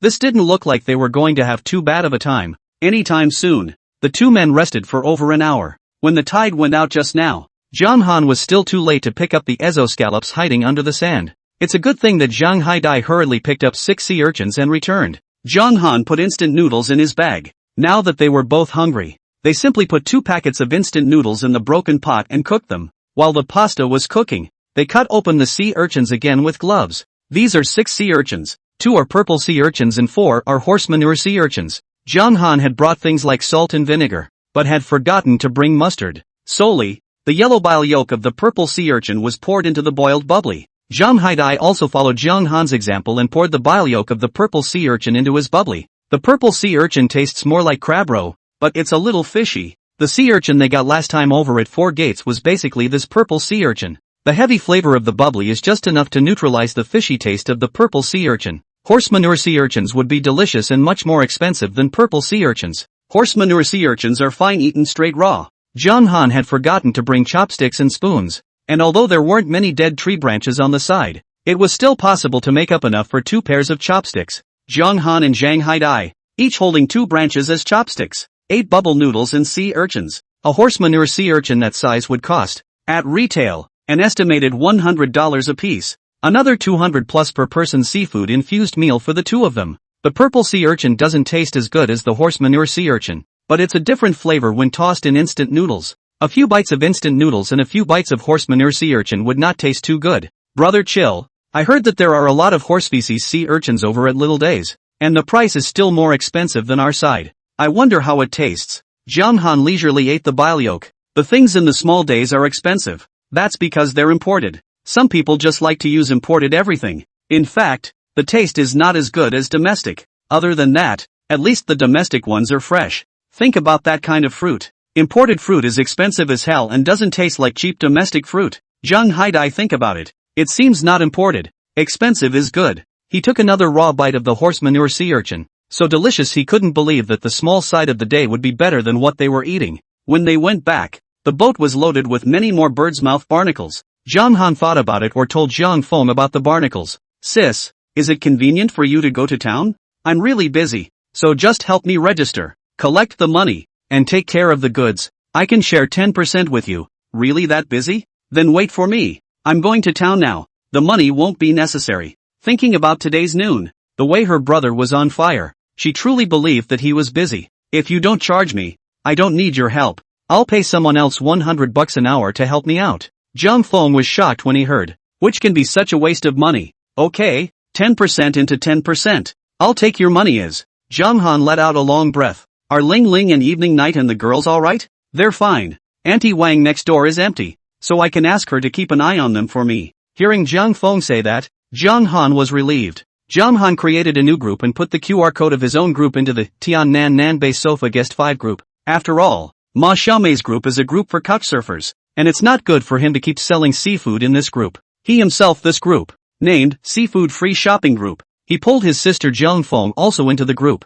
Zhang Han, please move to the Seafood Free Shopping Group if you have booked a bird's mouth barnacle. Soon, over 200 people were in the group. Some who hadn't pre-ordered barnacles came in as well. Zhang Feng was startled when he saw that the group that originally didn't have a few people, all of a sudden came in with a few hundred people. A system message popped up for everyone who came in. Her cell phone just vibrated for a moment. Zhang Han waited not too long for someone to come in, so he took a picture of a barnacle and put it in the group. River cold, the new barnacles were pried today, so if you still want them, you can place your order. I see that there are some friends in the group who didn't book yesterday. Today's quantity is still limited, so please place your order first if you've pre-ordered, and distribute any extra to other friends. The group was buzzing again. Jiang Chen's cell phone began to vibrate incessantly again. The group is 2 pounds and a pound, 4 pounds and 5 pounds, and they are reporting pounds again. Some are different from when they were booked and are based on current quantities. Zhang Han asked Zhang Feng to do a good job of counting, and when the counting was done Zhang Feng was dumbfounded.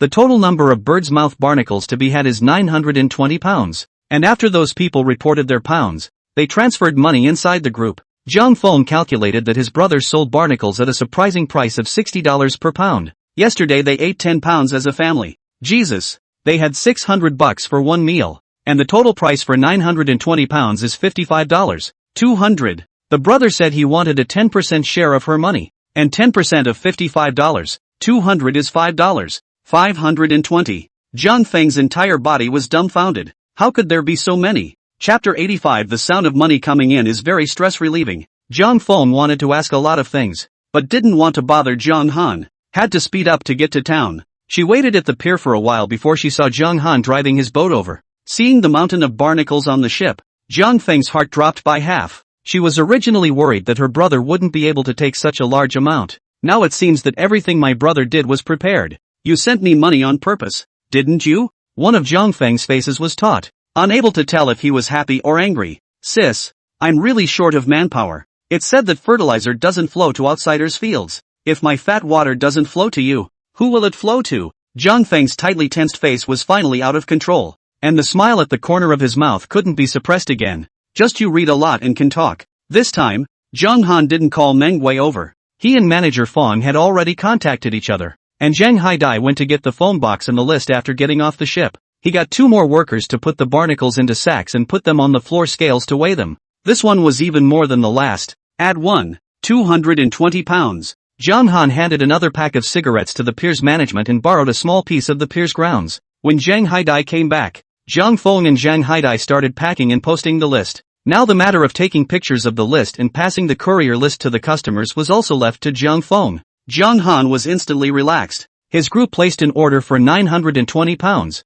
and Yuha asked for 100 pounds, so that's 1,020 pounds. There are still 200 pounds left. Zhang Chen went to his group and roared again. Zhang Han, there's still 200 pounds left. Who else wants it? Soon, those who didn't sign up last time began to do so. Maybe it's the limited supply that's having an effect. This time, everyone wanted a good amount, averaging over 10 pounds. With only 9 people reporting, 200 pounds were consumed. 198 pounds. Zhang Chen hurriedly shouted to stop. Zhang Han, there are only 2 pounds left at the end. Anyone? Those 2 pounds were immediately ordered off. If there weren't only 2 pounds left, the man would have wanted to order more. This time, Zhang Han and the others hadn't left themselves at all, because the business was skillful this time. It was handled much faster than the first time. Plus with Zhang Feng's help, it was even faster. Although Zhang Feng has only a junior high school education, Zhang Feng is careful and resourceful. These things are done quickly and well, and there are no mistakes. It was only 9 o'clock at night by the time they were done. The marina staff, again, came to ask what to do with their boat. Boat parking at the town dock is free for an hour. It's long past an hour now. The off-island boats charge $50 for every hour over an hour, and the on-island boats charge $10. Zhang Chen's ship had been here for over 3 hours. Zhang Han paid $50. I'll drive away after dinner. Chill, don't you live in town anymore?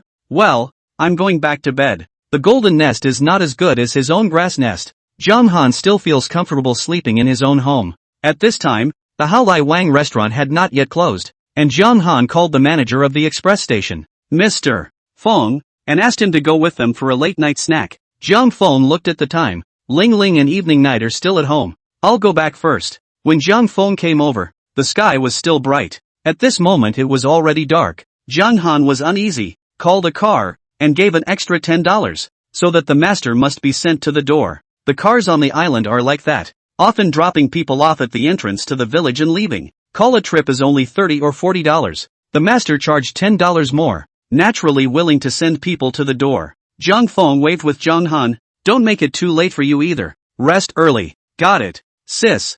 Halawang Hotel. Jiang Han and Jiang Haidai ate the same seafood that they existed in the store. Jiang Han and Jiang Haidai didn't feel anything, so manager Feng ate happily. Although he was a manager, his salary for a month was dead. The most he eats every day is some small seafood, like pike crabs, sea cucumbers and the like. He basically wouldn't buy them. Now the table is full of excellent seafood, but he is eating it by him. Jiang Han, I've made you my friend. If there's anything in the future, just look for me. Jiang Han laughed in a subtle way. Where am I looking for you only if I have something to do? We are just making friends. Yeah, just making friends. Manhwa let the others in the store go back first, and Meng Fei also went back to rest. She got a fruit platter and sent it over to Jiang Han and the others. He also gave Jiang Han the key to the store. Jiang Han, after you finish eating, put the bowls and stuff on the table. I'll come over to clean it up in the morning. And you remember to close the door for me. Manager Feng didn't expect Jiang Han to be so familiar with the people from Good Levant Hotel. The Halawang is considered the most famous restaurant in the area. When there is a big event in the family, they will come to this restaurant to have a banquet. There's still often no room for it during the holidays. Manager Feng instantly looked at Jiang Han in a higher light again. Shimojiang Village. Yi's sweetheart was hungry, rummaged around the house for a while, and finally ran to the small village store, calling Auntie Manhwa in bed to get up and buy a packet of instant noodles. Auntie Manhwa, we're all from the same village. You're not being generous. A pack of instant noodles in the big city is only $3.50, but you're selling it for $5.50, a whole $2 more expensive. Auntie Manhwa was a little less than happy when she originally got up from her bed. I say, sweet girl, how am I being unkind? It's not your first day to know that things on the island are expensive. These things are all shipped from the inland. Doesn't this shipping cost any money? If you don't want to eat it, return the bubble noodles to me, Auntie Plum said as she was about to go get the packet of instant noodles. Yi's sweetheart hurriedly held the packet of instant noodles in her arms. I'll take this packet of instant noodles. She stared at the packet of ham and sausage for a while after she scanned the code and paid, but finally turned her head and walked away. Auntie Plum cursed and resumed her bed. It is said that Sweet Girl is a graduate student. Jiang Han cannot match Sweet Girl. Look at Sweet Girl, that small family strength. Not as good as Jiang Han, do people honest. Asterisk. Jiang Han closed the door of the restaurant after a few people finished their late-night snack. He messaged Manhwa, and when he realized that Manhwa wasn't sleeping, he ran upstairs and gave her back the key. Manhwa was wearing a white lace cutout nightgown. Perhaps she was washing her face, and on her head was a rabbit ear hairband used to hold her hair in place. Jiang Chen froze for several seconds. Mongo blinked her misty eyes. What's wrong with you? No, you go to bed early. It was the first time he had seen Manhwa like this. He drove his boat back from the town dock to the village dock. By the time I got home, it was almost 11 o'clock. Thinking that he hadn't received any money yet, Jiang Han picked up his cell phone and tapped receive one by one. Honestly, it's kind of a relief to hear the constant incoming coin sounds.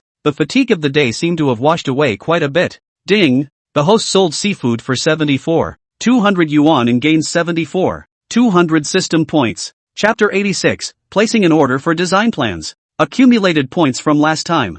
Total system points, 76,007. Now you can consume 75,000 system points to exchange for a 150-meter scanning range. Do you want to exchange? Redemption successful. Host has a 520-meter scanning range. Redemption successful. Remaining system points 1007. Please keep up the good work and cheer the host. Jiang Chen froze, and now he even had a scanning range of 520 meters. While 520 meters sounds like a lot, it's nothing when you put it on the ocean. He has vision that is not limited by day or night. He opened the window and realized he could clearly see the schools of blackheads swimming in the ocean. Feeling the distance, it was almost 500 meters or so. Any farther than that, he couldn't see much. The whole ocean, vast and endless. He still needed to keep working on it before he could do so. Waiting for the scanning range to exceed 1 kilometer by 2 kilometers, he would be able to better discover the optimal resources. Jiang Han glanced at his accumulated income for the day, which totaled 200 yuan. This included the 100 pounds that he had ordered and the extra one. $000 he had paid. What he handed over to his sister was the list from the shopping group. The income from the shopping group totaled $67.200. Zhang Han wired 6,800 yuan to his sister. Another $7,500 was wired to Zhang Haidai. After thinking about it, he added everyone in his class who had bought barnacles from him to his shopping group. Zhang Han, in the future, I will post news related to seafood here. Any questions people have can also be said here. Lu Xiaoming, Group Master. Can I pull my friends into the group too? They like seafood too. Zhang Han, of course. Soon, Lu Xiaoming pulled 6 friends into the group. Others have followed suit. It didn't take long before he had over 300 people in his group. Zhang Qin used to feel that doing business was far away from him. I didn't realize that now he was doing business so naturally. Zhang Chen was lying on his bed. After removing the money he had spent away during this period of time, he now had almost around $300,000 on him. I don't know if this is enough money to renovate his old house. After all, rural houses, upstairs and downstairs, are quite large. It would cost a lot of money to do all the renovations and do the yard as well.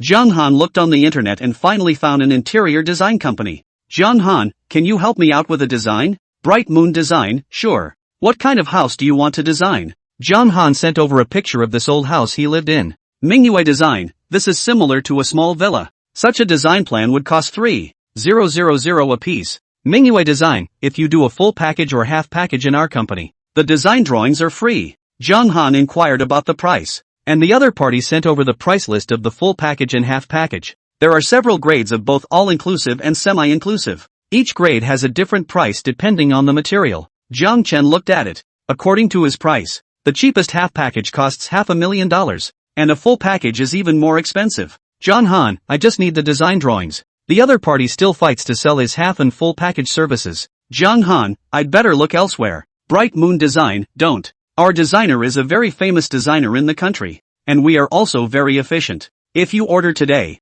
you can get the design to you the day after tomorrow. Zhang Han, good. Zhang Han paid the money and waited to receive the design. He hadn't spent this time in his old home for nothing. While most people went out throughout the island, there were those who didn't want to go out. Many people like to go back home and build a house after they have made money outside the home. As a result, there is a group of laborers between the ages of 40 and 50 who stay in their hometowns specifically to help build houses. It's definitely much cheaper to use someone from your hometown than it is to use someone from outside. Even if the price was the same, in keeping with the principle of fat and water, he would still use someone from his hometown. And, again, the island is a little different than the inland areas, and houses on the island need to be more windproof. Even if you're just doing renovations, windows and such should be designed to fit the local area. Workers in the old country were significantly more experienced. Zhang Han slept comfortably and woke up at sunrise. The person was a lot more refreshed, but the aches and pains in his body were even worse. Yesterday was supposed to be a strong day to go,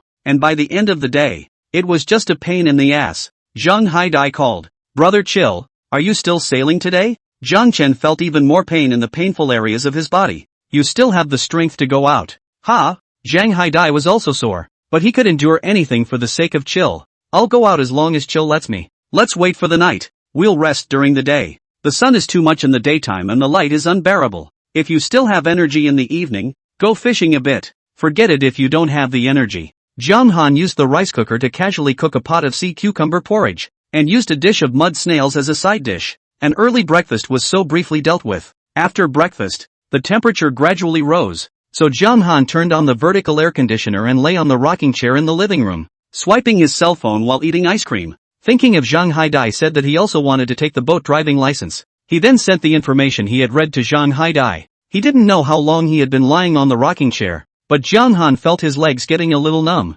He opened the door and decided to take a walk. Just as he went out the door, he was stopped by Auntie Lee. "Haven't seen you around for the past 2 days. You've been sailing, haven't you? How was the harvest?" Auntie Kumquat came over. "Geez, just don't ask." He said that he was going to pull Auntie Lee away. Aunt Lee looked puzzled. "What's wrong with you? This Zhang Han, he's been back and forth, and not a single thing has come down from the ship. What do you think of his harvest?" There was definitely no harvest at all. Luck and all that is really only temporary. Zhang Chen just watched as Aunt Kumquat pulled Aunt Lee away. Zhang Han was a bit teary-eyed. It wasn't that he didn't have any goods. He just unloaded them all at the town dock. Those were packed up at the docks and sold all over the country. However, Zhang Han didn't need to tell the people in the village about all this. He didn't need to announce to the others how much he earned or how little he earned. He just needs to get his life together. John Han didn't want to cook for himself at noon, and there was no more seafood in the pool. His seafood basically exists in the Halawang Hotel. This time the sea cucumbers were still left for him by his sister when she thought it was too much the last time he gave them to her. It occurred to me that there was a pizza place in town that supported delivery. John Han didn't want to eat seafood for lunch, so he ordered a 399 beef supreme pizza set.